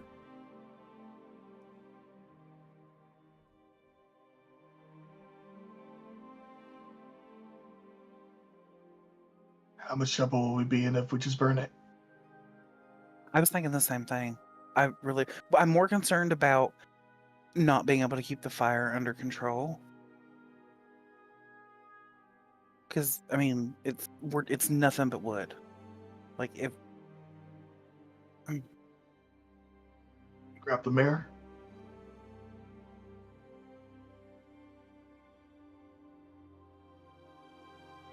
I was thinking more of someone who could...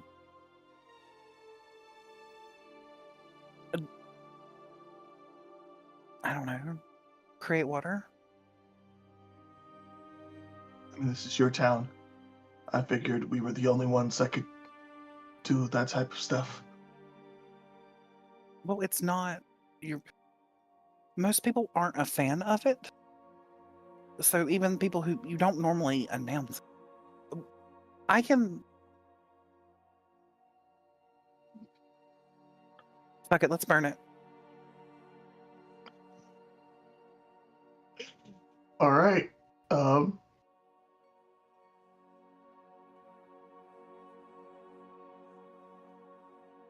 don't need help with that, do you?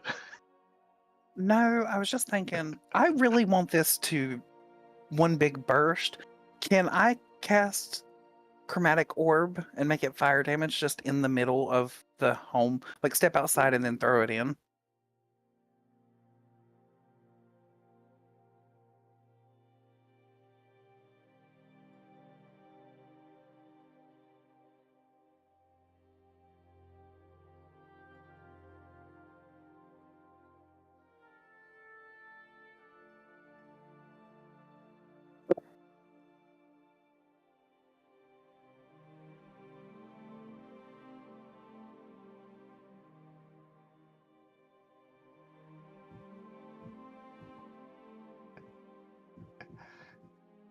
Yeah.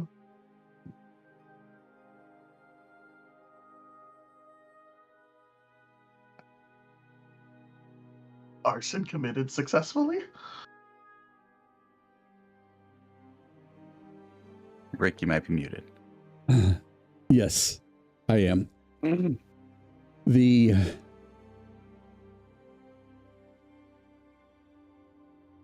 chromatic orb flies into the house, starts to burn away the brine. You hear the popping of seaweed and shells. And before long, the house starts to burn. Caesar's gone. Caesar did run off to the mayor to let him know what we were doing, because this is crazy, just setting a house on fire in the middle of town without letting any authorities know. You suggested it. You did it.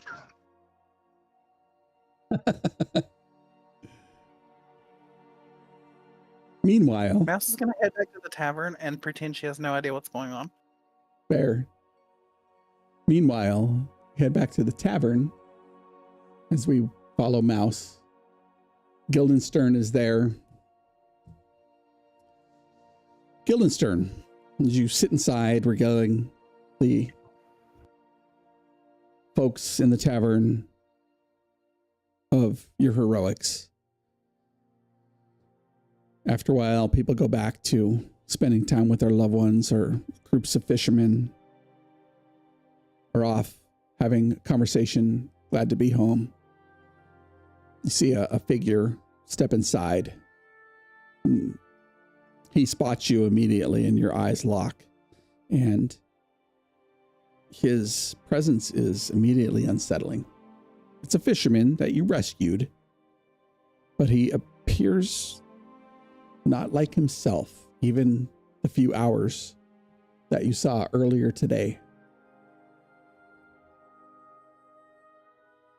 He comes and looks towards you.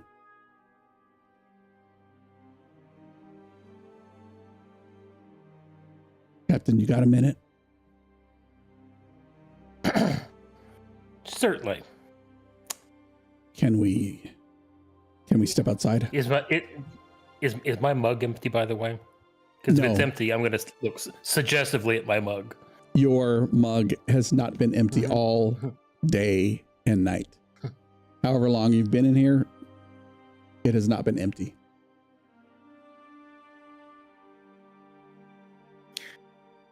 Sure, we can have a talk. What do you want to talk about? Let's step outside. Step into my office, as they say. So as you step outside, his skin is pale and oddly translucent, almost shimmering under the flickering light of the sun. Patches of scale are visible on his arms and on his neck. I need your help. He didn't look this way previously. He did not look this way previously. Huh. Whatever has happened has only happened recently. Not looking too good there. Looking very distinctly fishy. He pulls back his sleeve, revealing more of his arm, and where his skin was, it's begun to change. Scales now cover it. Over his once rough and weathered flesh. His fingers seem longer than before, with webbing forming in between, and he breathes in raggedly as if he's struggling to draw air. During the voyage, a sea hag, she cursed me. I thought I could shake it off, but it's spreading. Every day, every hour, I can feel myself changing, becoming something else. He swallows hard. Seems seemingly difficult to do here in the air. There has to be a way to stop this. How did she curse you? She had this black stone. She pressed it into my mouth and then did some words. And then her nails pierced my skin. And he points to a place just below his heart and just above his stomach. He peels it back and it's even more scaly than before. He's wearing a long coat to not be identified by the regular townsfolk in some manner. I don't know what's happening to me.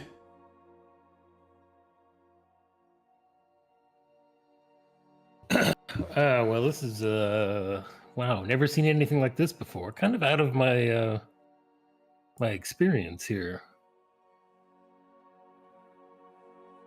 At this moment in time, you see Mouse and Caesar coming back from the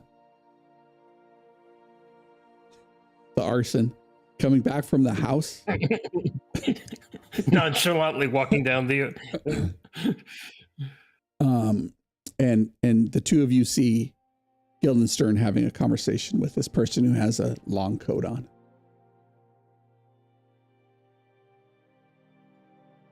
Yeah, I'll motion to them to come on over.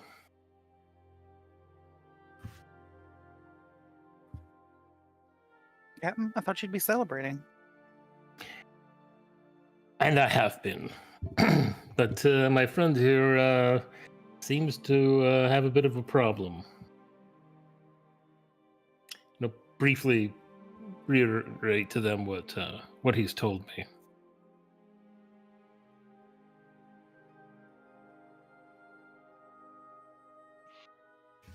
Did we find this black stone or anything like it?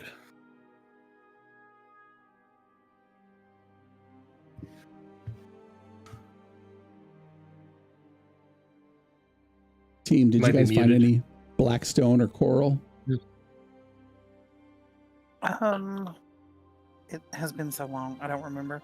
And I definitely hand off a piece of really heavy coral that might be fitting this description to you. And the guy goes, Yes. yeah, that's it. Ah. So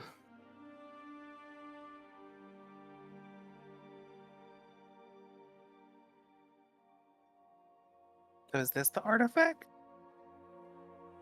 That appears to be it. We know what it or something it can do. Don't know if that was something the hag did or it's something this rock does.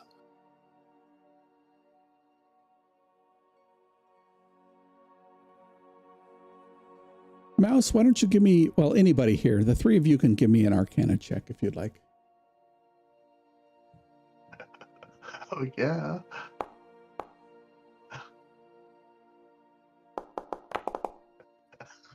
Why? Perfect. Caesar's so smart. I know. I think both Mouse and Caesar understand that if you were to conduct some kind of ritual using this artifact, you could probably, using this, not artifact, the shard of black coral, you could likely reverse his condition. And so mechanically, are there any ritual spells that you know?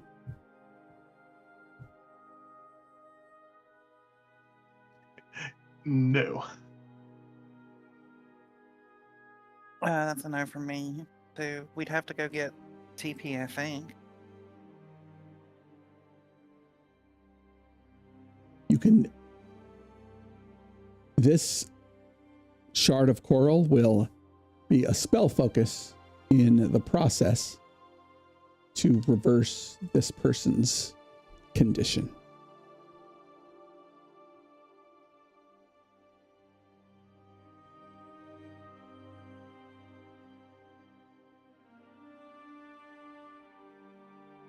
Mouse is going to run off to go get our druid.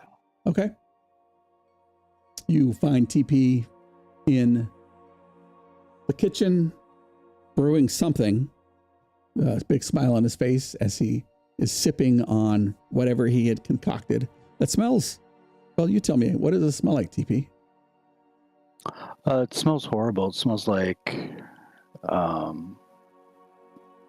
seafood mixed with red wine and garlic.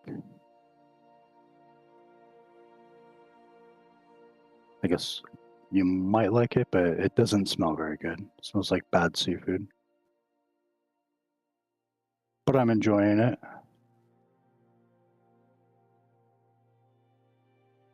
Mouse covers her nose as she walks in.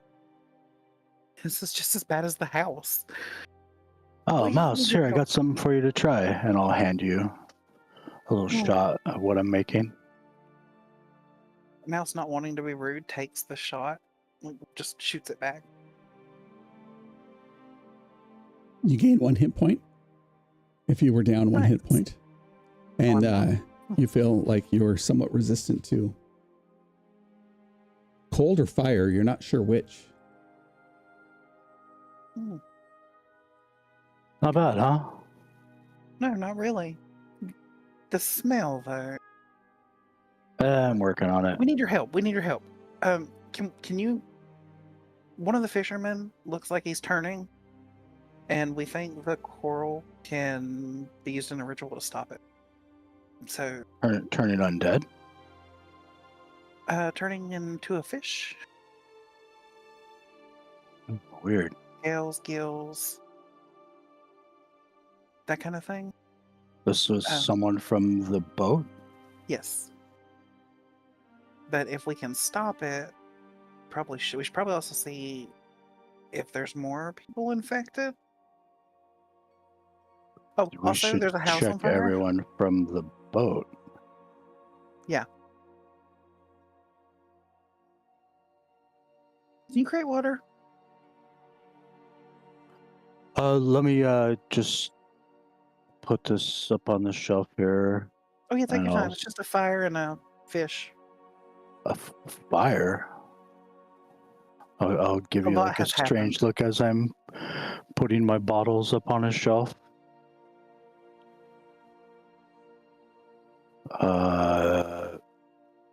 Lead the way. Out the door we go.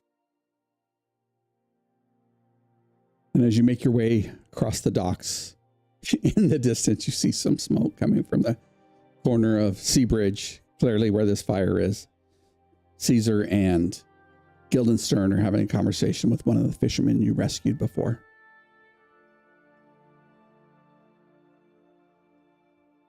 Where are you heading to, Mouse and TP? Mouse will be leading him to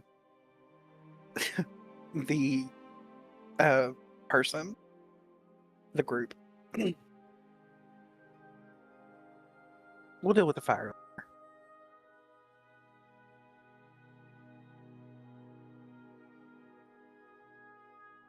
We'll just follow Mouse. Keep eyeballing the fire off in the distance.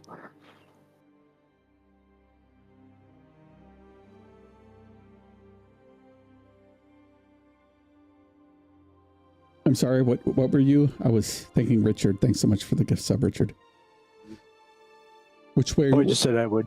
I'd be following Mouse, who was heading toward Guildenstern, and the sailor guy that's turning.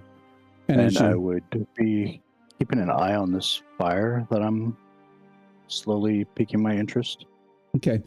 The smoke is muted because it's rained significantly over the last few days, and you literally live on the ocean, so all the wood is as you can see warped and waterlogged. But what's even more concerning is this person that the captain and Caesar are having a conversation with.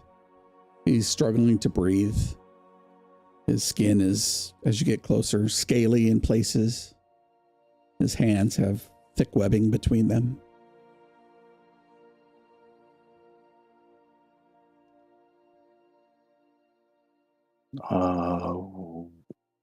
What's happening to him? He's turning into a fish. Here, use this. Do something. And she hands him the coral. Okay. Maybe we do not have the ritual on the docks out in the open. Captain, can we maybe take off into sea or something? I don't know. Do you know a place in the cove? This might not be the best place. You know I have a house, right? I was about to say we have homes. Let's just go to a home. You want to have a ritual in your house? All right, Captain. Lead your way. Before you hand me the coral, it looks pretty sketchy, so I would not grab it and say, is that even safe to touch? Well, I don't know. If I start growing gills, we'll worry about... Yeah, it's got to be. You have to use it to... I don't know, man. You guys made me go dive in the ocean and grab it, and now you're worried about whether it's safe or not. I wasn't. I'm certain it's perfectly safe. It seems safe. So safe. Nice. Perfectly safe. And this guy's turning into a fish from it?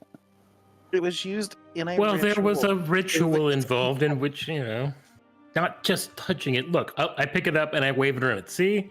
I'm not turning into a fish. It's safe. Yet. It is certainly heavy.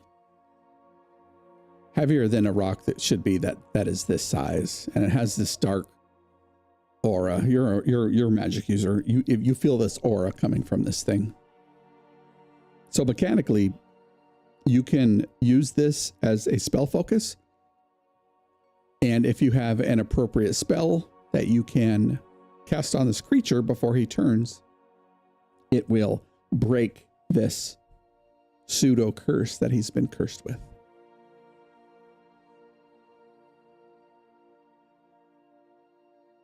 See, I bet he's not even really cursed. Sounds like a pseudo curse to me. Guildenstern, can we use your place? Sure.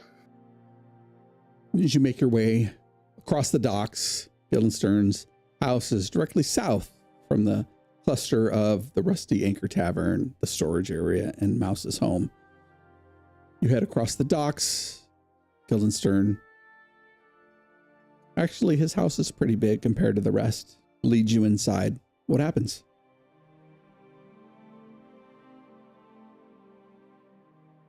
A quick question on spell components. Are we consuming spell components? If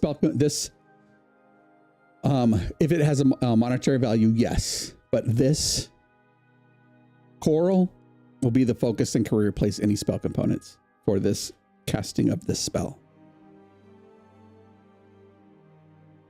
Mouse is going to start like shutting windows, blinds, curtains, anything where people would not be able to see him. Would I know of a place in town that I could get holy water from?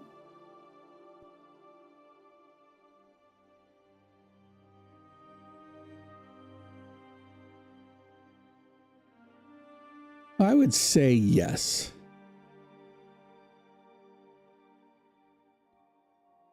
There is an older man who is somewhat superstitious. He's kind of, in fact, I think with your approach to things, TP, I think you would know this person. You're both a little bit eccentric. This guy's absolutely mad bonkers, but he makes stuff like holy water for some reason. You're not really ever sure why, and you've never really asked him, because then he starts to go on some tangent about very weird things, but maybe not as weird as they once had been. Mouse, can you go fetch a flask of holy water from this person while I prepare a ritual circle? Yeah, I'll be right back. Sometimes it's a little expensive. Just tell him that TPP Tree owes him one. Okay, will do. And you make your way back into the town, and this person is known to frequent a bit of the interior of the island that overlooks where the lighthouse is. And there's a small path that leads up, and it kind of hangs out by itself, and you're not really sure how this structure stays up in the wind and the rain. And there's this man, looks like he's dressed in a mishmash of clothing. He's barefoot, his hair is gray, matted, but there's wisdom in his eyes, and he sits in front of a smoldering fire. Who brings the old man of the sea a visit?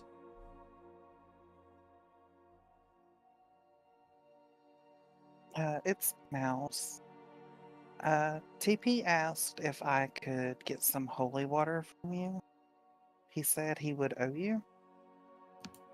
Holy water? How would TP Petrie know? I'm brewing holy water right at this very moment. He's just good like that. It's also very convenient. He reaches up on the top of his head and he pulls this tattered cap that he always wears, but very rarely takes it off, and pulls out a small vial and he hands it to you. He's got a scar that runs down one side of his face. You know this person as Old Man Barlow, a wiry, hunched figure. Not really sure his race or his age, but it seems like he's been here as long as the city's been here. The village, really. Tell Teepee he's gonna owe me. And his voice kind of drops. He's gonna owe me big. She'll take the item and nod. As you make your way back down the path, careful as you cling to the side of this cliff. This path winds its way back down, reinforced by Old Man Barlow's many years of being here. You make your way back to Guildenstern's home.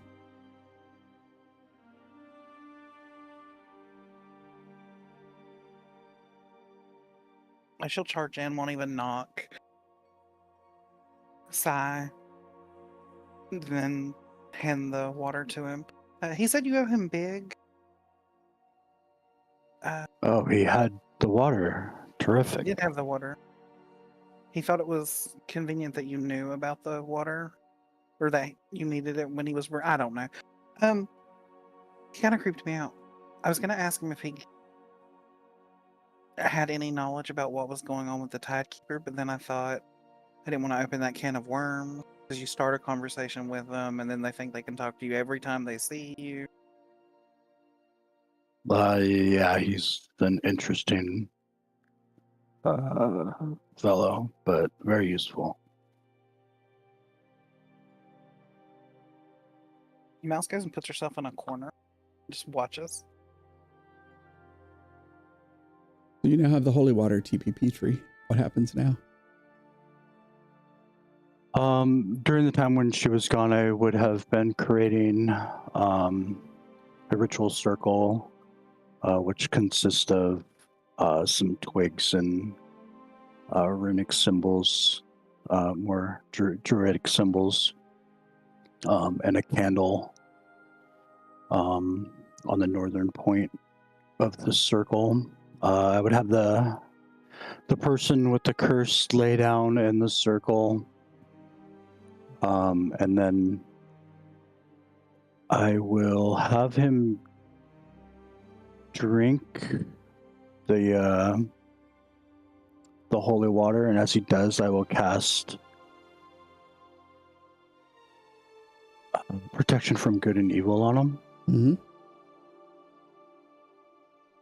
As he drinks and you intone your incantation, the stone in your hand begins to grow warm. The runes light on it from top to bottom, as if water was being poured on a porous stone, but the water glows, and so you see it move across this water, and then the individual starts coughing and his arches, and he stops breathing for a moment. But before long, the candlelight flares and the stone in your hand starts to wither away. Sand through your fingertips as the skin and complexion on this person starts to return to normal. You have now saved this individual, and by saving this individual, you have finished all the quests and all the side quests in level 2, and you are available to level up to level 3. And we will take a few minutes to find out what our team does while we take a break and I fix some of the tech. Be right back. Nice.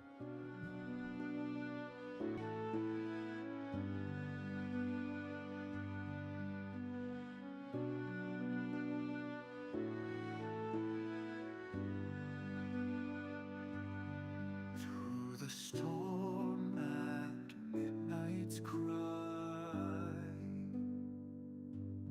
Cursed winds beneath the sky.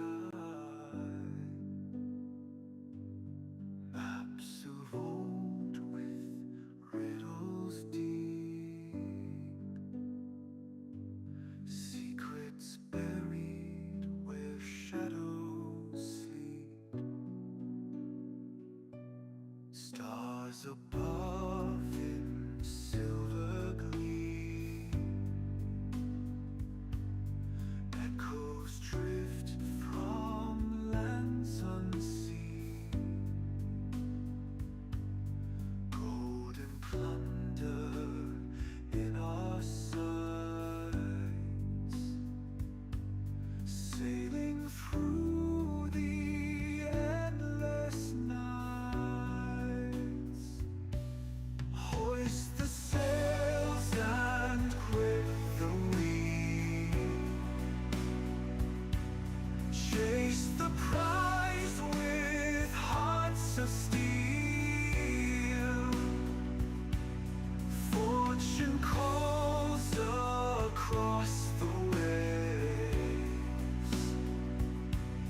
Pirate souls will never be slaves. Bones beneath the ocean's floor. Tales of riches, blood and lore. Ghosts of captains long since gone. Guide us now to sail at dawn. Lanterns glow in misty haze. Through the dark and drifting maze. Eyes of gold, they pierce the sea. To claim the treasure's destiny. Hoist the sails and grip the wheel. Chase the prize with hearts of steel. Fortune calls across the waves. Pirate souls will never be slaves.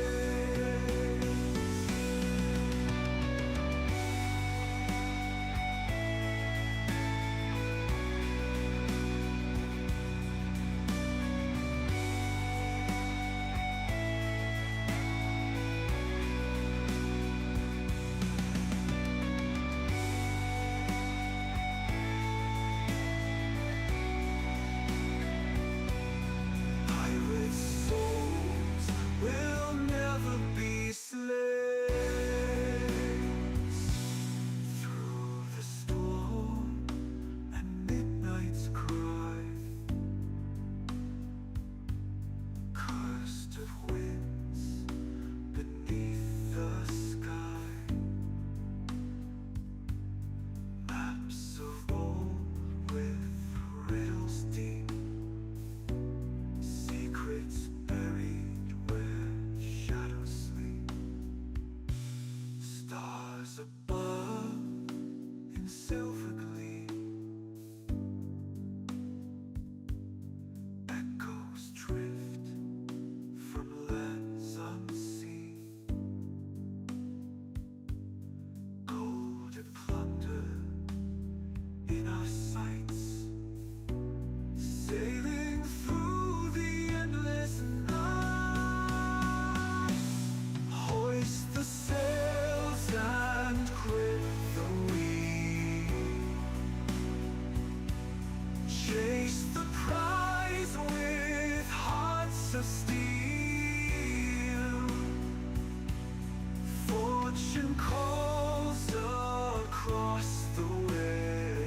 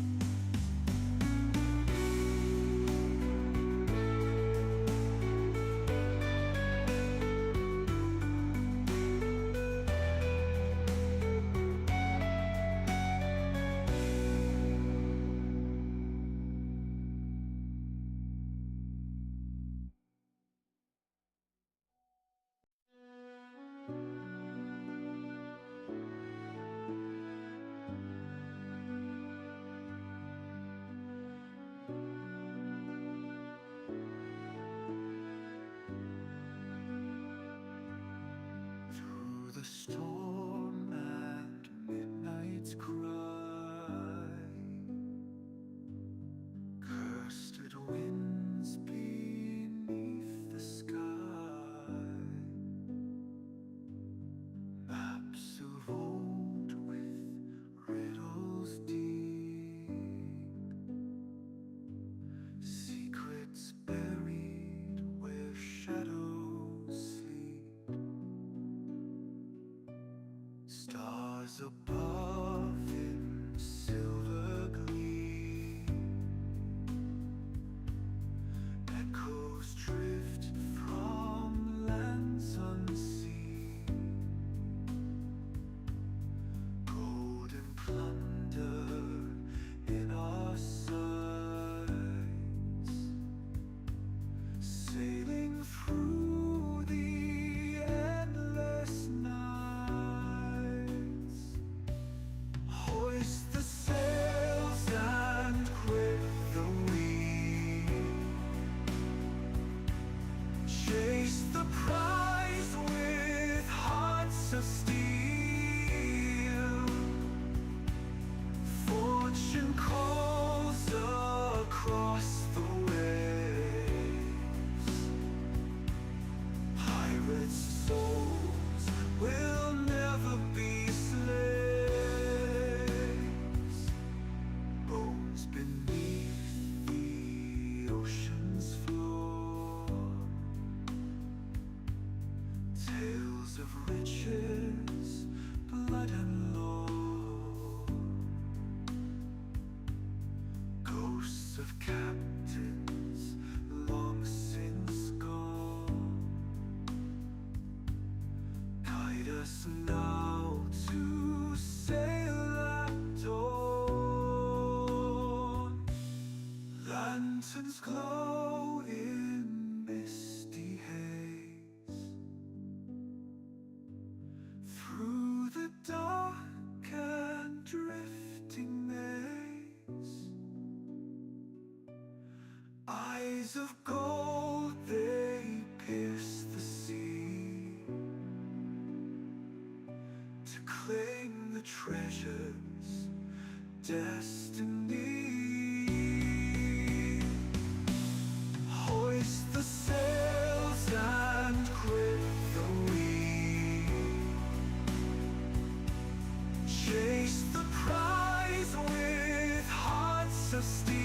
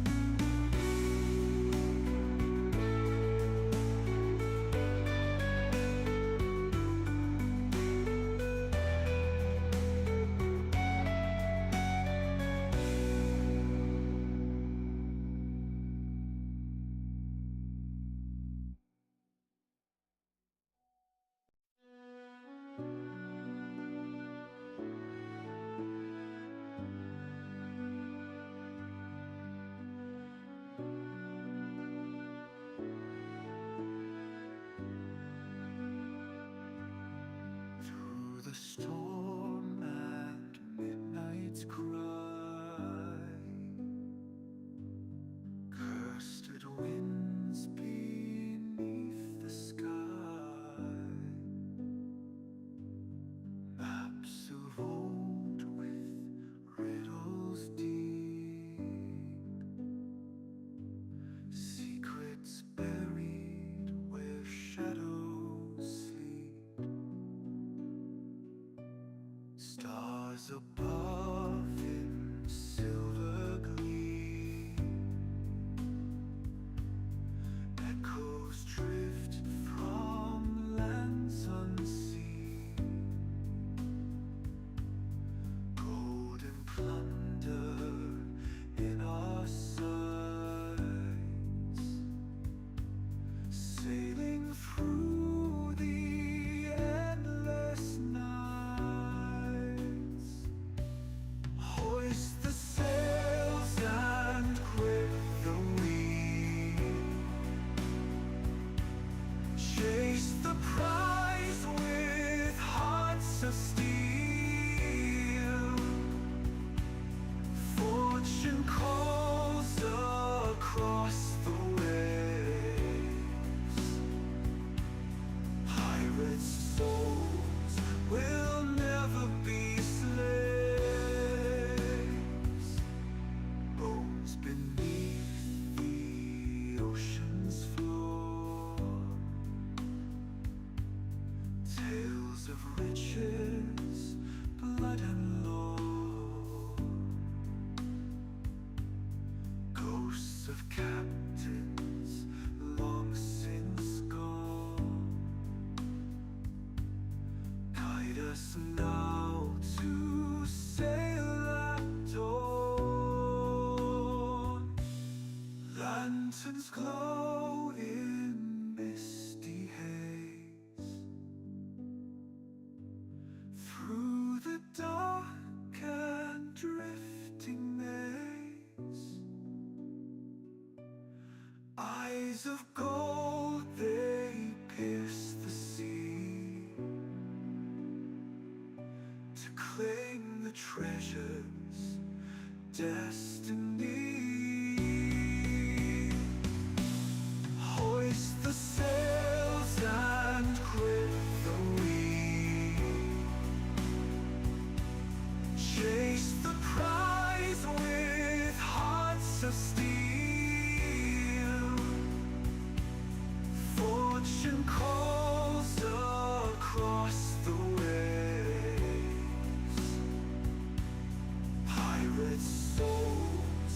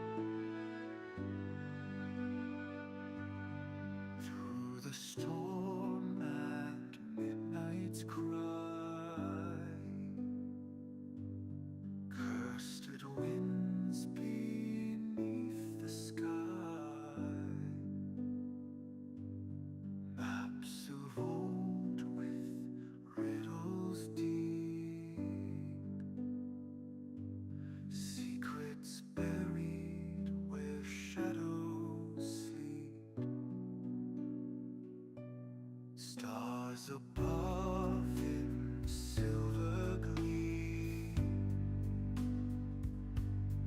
echoes drift from lands unseen,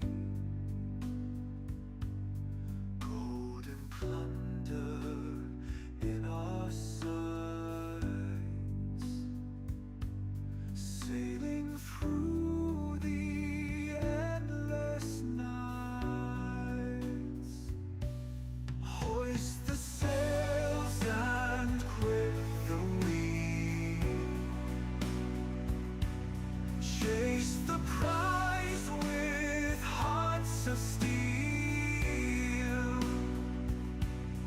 Fortune calls across the waves, pirates' souls will never be slaves. Bones beneath the ocean's floor, tales of riches, blood and lore, ghosts of captains long since gone,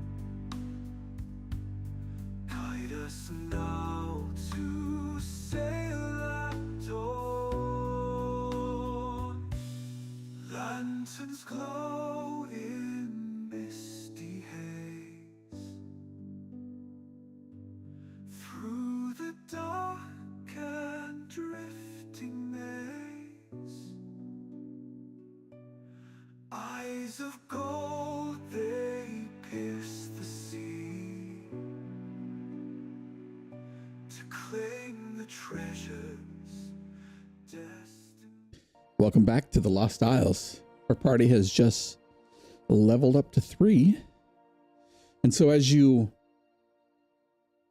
watch this person come back to humanity, as it were, on the brink of becoming a sea spawn, the hag's heart, this black coral, sifted like sands through your fingers. He wakes up and sits up. He touches his shoulders and his arms, and the scales have now gone away, and he levies himself up on his elbow. He smiles and makes his way shakily to his feet.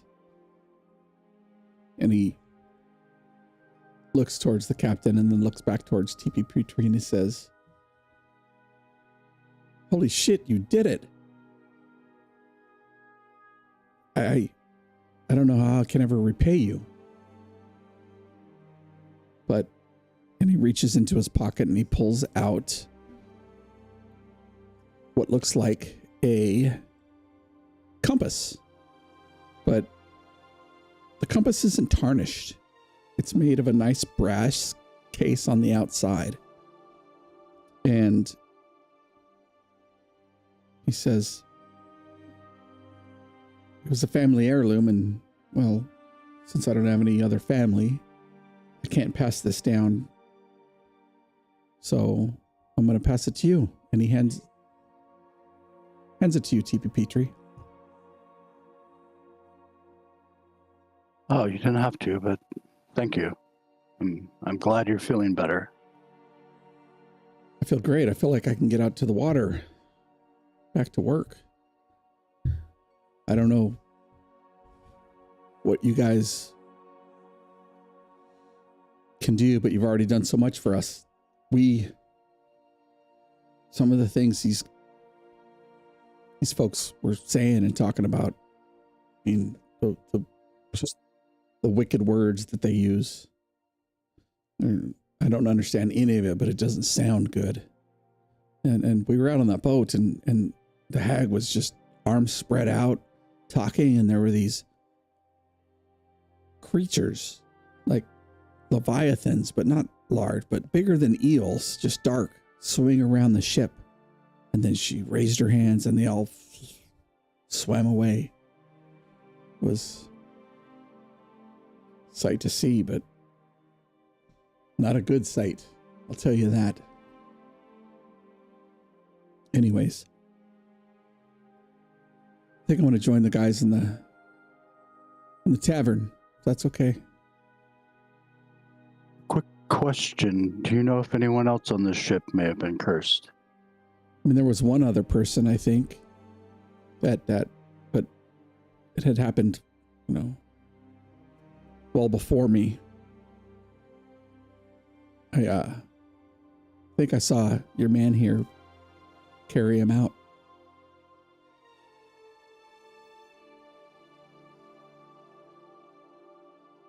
And he points to Caesar when he says that.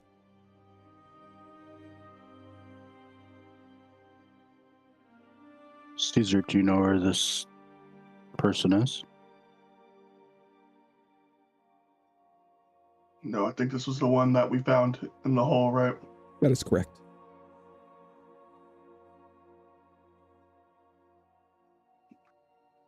No longer with us, I'm afraid.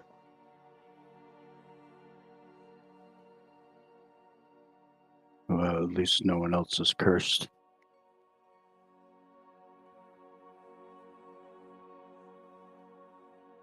Thank you. And if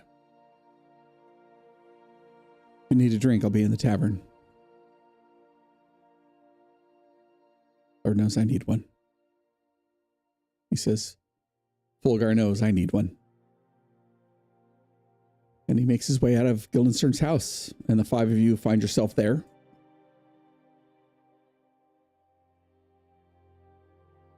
It's moving into the afternoon time. What happens now?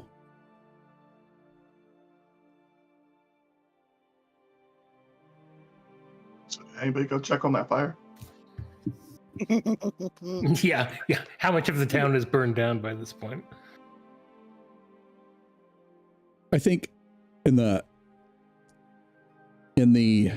newfound camaraderie amongst people, understanding that how delicate really their lives are, for days and weeks and years, it's just go out, fish, come back, eat, drink, and do it again and do it again. They're certainly not used to things catching on fire here. Perhaps that's because not a lot of people are sorceresses and light things on fire regularly or use the magic in this manner. The Bucket Brigade was formed as you were conducting your ritual, and as you make or at least look out from Guildenstern's front living room, you see less smoke on the horizon. It's white, as if the fire has been quenched in some manner. But that still doesn't answer the question of why that place was carved with runes and smelling of death and the deep.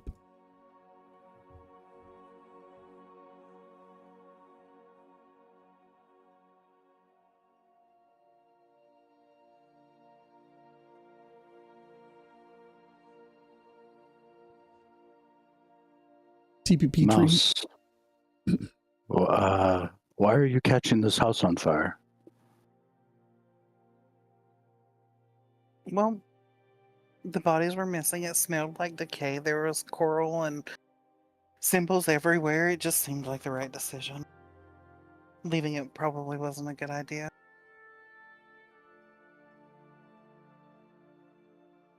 Did you find out anything in the house before you burnt it down?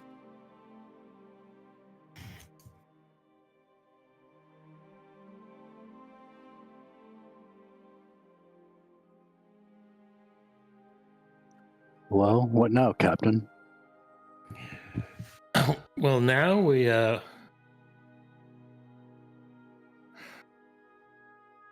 back and we dine out on this for as long as we can, for at least the next day or two.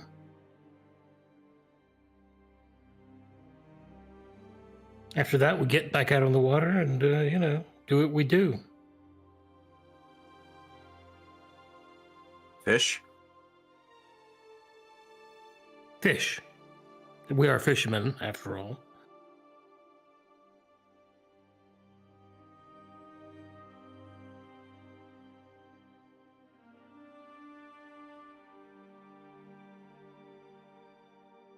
Unless someone else has a better idea.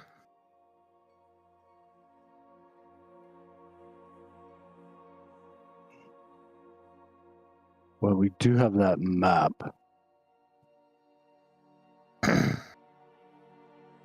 And we still haven't found the artifact.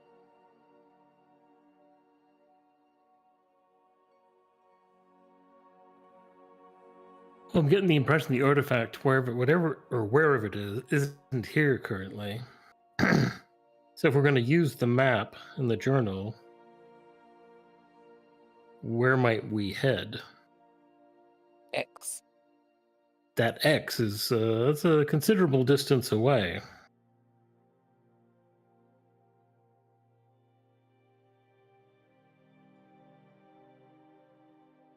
Well, good thing we have such a fine captain to get us there.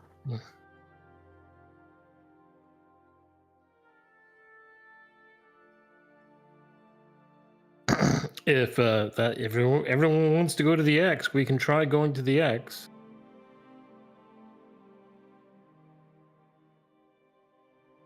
Oh X god, we sounds still gotta good. deal with the kid. Has anyone seen Dag? Oh, I'm not there yet. Never mind. He's with his wife, right? Where he It always must have goes went when we come well. back. Yeah.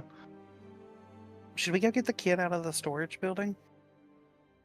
You can. And do what with him? Exactly. Well, we can't leave him in the storage building. Why not? Let's go give him some food. Because it's not our place to keep him as a prisoner. Fine, Maybe we'll we drop just- him off at the actual prison. We turn him over. I'm fine with that. We just gotta get him out of the storage building. Push Island just redeemed reaction. TP, you get a reaction, an additional reaction on our next scene in combat. Nice. Thanks, Push.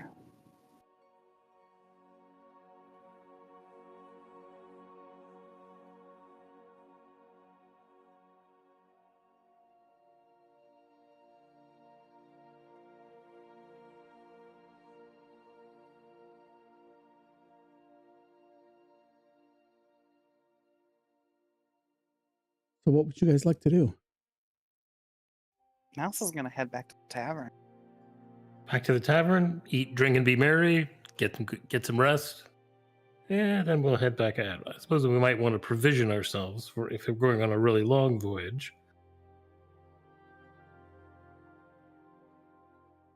So you make your way back to the tavern. People are still there having a great time.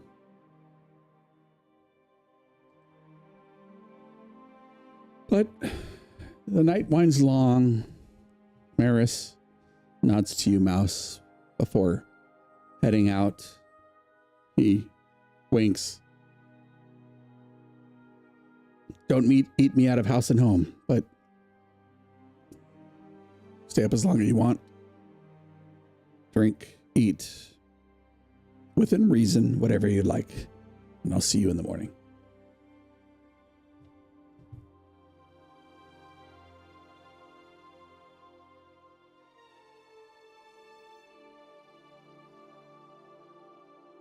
And you guys are there.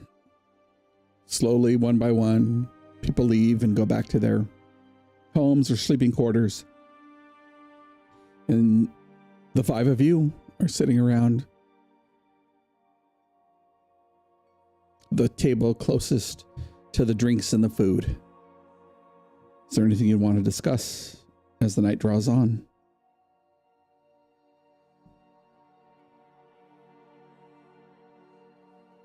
I think I'd pull up the compass that was given to me and just kind of check it out and see if it functions.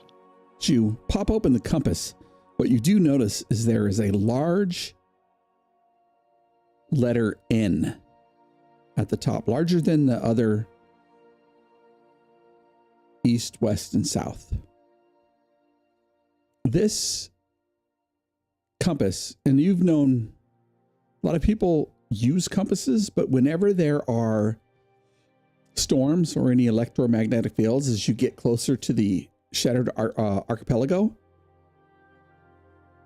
a lot of times these compasses spin and they're unreliable and people get lost. But this magical compass always points north, even in magical storms or distorted magnetic fields.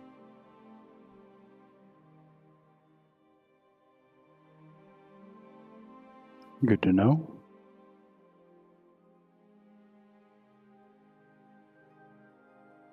I will put this in the party log.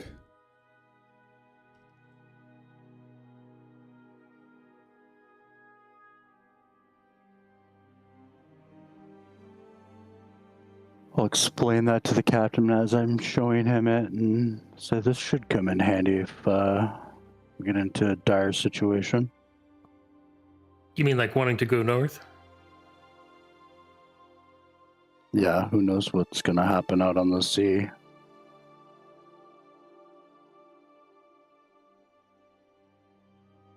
You know, protecting this village was one thing. Taking down an evil cult and trying to beat them to their treasure in order to find the Tidekeeper is definitely a lot more. Are we sure we can handle this?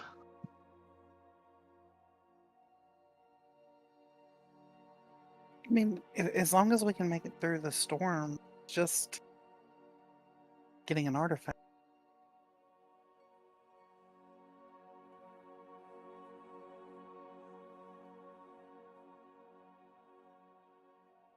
We've proven efficient so far.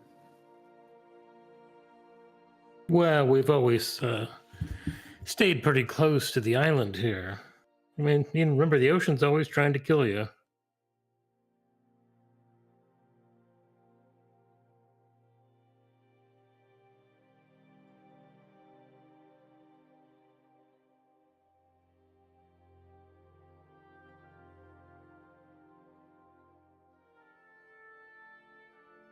Well, if you excuse me, I have a batch of ale that I need to check on. And I'll make my way back to the kitchen to make sure no one stole my strange brews. Nice. Nope. I think Maris understands that you're more than just common fishermen now. It kind of leaves you to your ways, although you're occupying some of the kitchen. Particularly over the last, 12 hours, this place was busier than normal. Now it's quiet. You find your concoction and your brews, strange brews, in the kitchen undisturbed.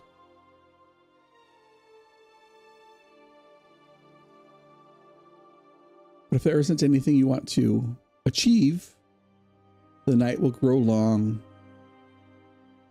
Conversations had amongst comrades, companions now, as everybody returns to their respective homes, and y'all can take a long rest and recharge anything that you want to or need to recharge before the next coming of the dawn the next day.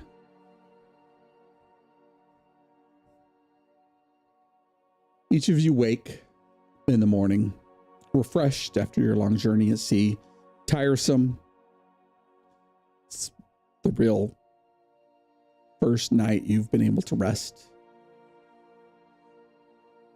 to this point in the last week and a half in your own beds without the constant thunder and rain pattering the seas and the planks above your sleeping quarters.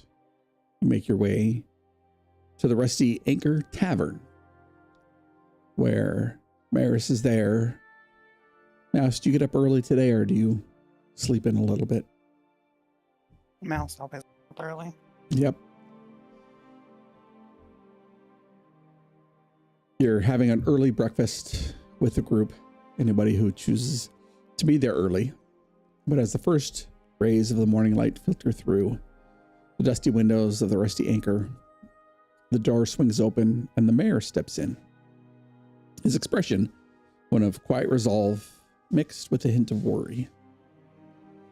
Spotting your group, he nods and waves a little bit, but realizing that you're the only two groups of people here, he puts his hand in his pocket and makes his way towards your table, nodding a polite greeting.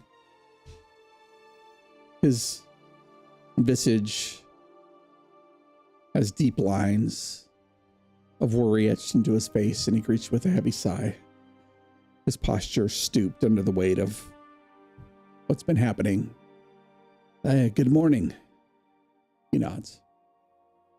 Good morning. Smiles Morning. a little bit, his worry clear on his face. I'm sorry to interrupt your breakfast, but there's a matter that might require your attention if you'd be so kind. He kind of gives a half-hearted smile, his heart not really in it, but not knowing who to turn to or where to go. He gestures towards the door, glancing around to see if anybody else is in the room, but only sees you and Maris nods back to him, reassuring him for however, whatever he needs the research for, and says, do you mind if you walk with me on the docks for a moment? Maybe we'll discuss this in a more private setting. Mouse nods, gets up to follow him. Once you've gathered yourselves and followed him outside, he keeps a measured pace. This clip-clop and the sound of the waves lapping against the boats, filling the silence. He gestures out towards the sea. The calm surface, placid but ominous. Fishermen are still going missing, disappearing into those cursed waters without a trace. It started small, a boat gone astray here, a man lost there, but now it's becoming something worse. They vanish, and their families, well, they notice strange things before it happens. He pauses, eyes bloodshot, and bags underneath them. He's barely slept. Word is they've been having nightmares, terrible ones. Waking up in the dead of night, walking out to the shore like something's calling them. No matter how much they rest, they're exhausted. I thought it was just bad luck, but it's not. It's something more. Something in the water. I'm sure you know. Something that's taken them. His voice lowers as he looks around, a bit desperate. People are scared. They won't fish, they won't sail, they won't even look at the water for too long. You think it's cursed. The sea is cursed. I don't know what to tell them. Every day that passes, we lose more hope. His gaze meets all of yours. I don't know what's out there, but if you can find out, if you can stop this, maybe you can just save this town. Spoken with some of the families, and they're willing to meet with you, of those who most recently disappeared. Do you mind coming with me?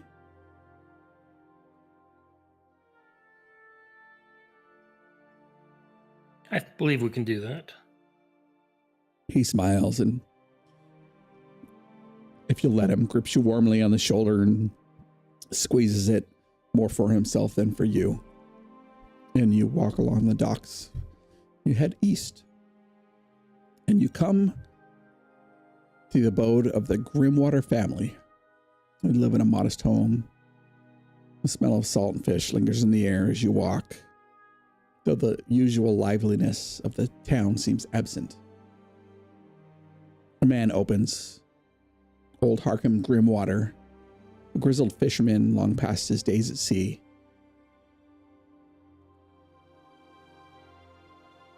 Greets the mayor. Mayor?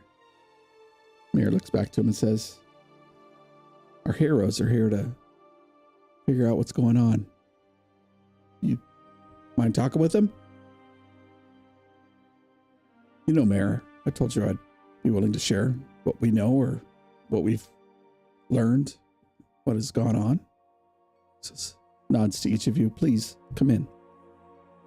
And as you head in, sitting by the hearth is his wife, Mira. Sometimes goes by Myra, depending on the day. It's a frail woman, her cheeks streaked with tears, excuse me. And Harkin speaks first, his voice gravelly and low. You know our boy Orlin? He was a good lad, always had been. Something's changed. About a week before he disappeared, he'd wake up at night like something dragged him from his bed. Found him down by the shore a few times, just staring at the water, muttering that it was calling to him. And then Myra, her hands trembling in her lap.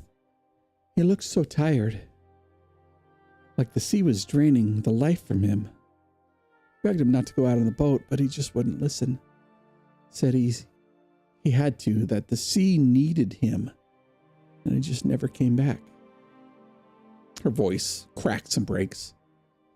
And as Harkin puts a weathered hand on her shoulder, trying to steady himself as much as steady her. You know, seemed to happen more often when the storms gathered. Find him, says, his voice gruff but pleading. You know this is difficult for him. Whatever's out there, bring him back. Or at least bring back what's left of him. The mayor leans in, pats Harkin on the shoulder, and kind of smiles and nods his head out back towards the door and leads you on to the next family, which you know as the Theros family.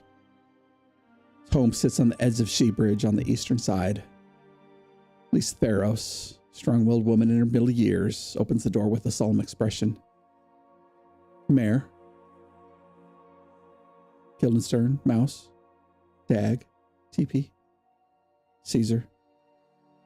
Her daughter, Fenna, a young woman, probably about 16, sits nearby. She's clutching a small wooden carving her brother made before he vanished. Lisa invites you into her home. Her voice steady but thick with grief. My brother Ren Tharos. He was the best fisherman we had. And you all know Ren was the type of fisherman who was rain or shine, sick or well, was first on the docks, ready to go. A person you would value on your fishing crew. She continues. But about 2 weeks ago, before he disappeared, he started talking in his sleep. Said he could hear voices beneath the waves. Like the ocean itself was whispering to him. First we thought it was just dreams. You know, she smiles, kind of gives herself a little bit of chuckle as she looks back towards all the fisherman crew. Long hours at sea can mess with your head, you know? Then Fenna, you hear, sitting by the window. He wasn't himself anymore. One night I found him just sitting in the dark, staring at nothing. Said the sea was alive, that it could see him, that it wanted him. She clutches a carving, a little doll, her knuckles white. And Lisa continues. After that, he started having nightmares, woke up drenched in sweat, mumbling about the deep. He looked so worn, so scared. Then one day, he just went out along the docks. Never came back. One minute he was there, and the next minute is as if the sea had swallowed him whole.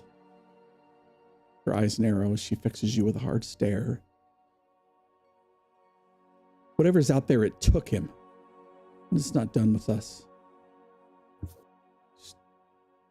seemed more intense as the storms gathered.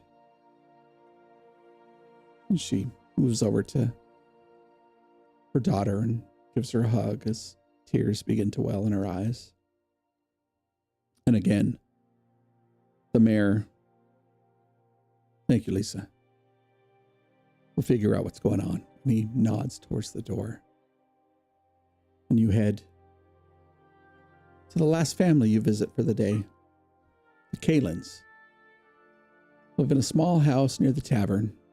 Doran Kalin, a stocky lad, his lines, deep with worry, or the wrinkles on his face, deep with worry, and greets you at the door. His wife, Marla, smiles and then pushes past her husband and says, "Thanks for coming. Follow me." And he leads you through the living room into another room. And in this room, you see carvings on the wall. The grim reminder of the carvings you've seen in the other house. In the ruins. In the old camp. On the ship. Our son Torin started changing about a month ago. At first, it was little things, talking to himself, sleepwalking, but then he started drawing as she gestures to the walls, carving symbols. We don't know what they mean, but they're all over. She steps forward, her hands wringing a handkerchief. It's got worse. He stopped eating, barely slept. He just sat there staring at these symbols like they mean something. When we tried to talk to him about it, he wouldn't hear us. Said the sea was calling him. That he had to go to it. Just seemed to happen more intensely when the storms gathered. She points to a particularly large carving. It's a jagged symbol near the window.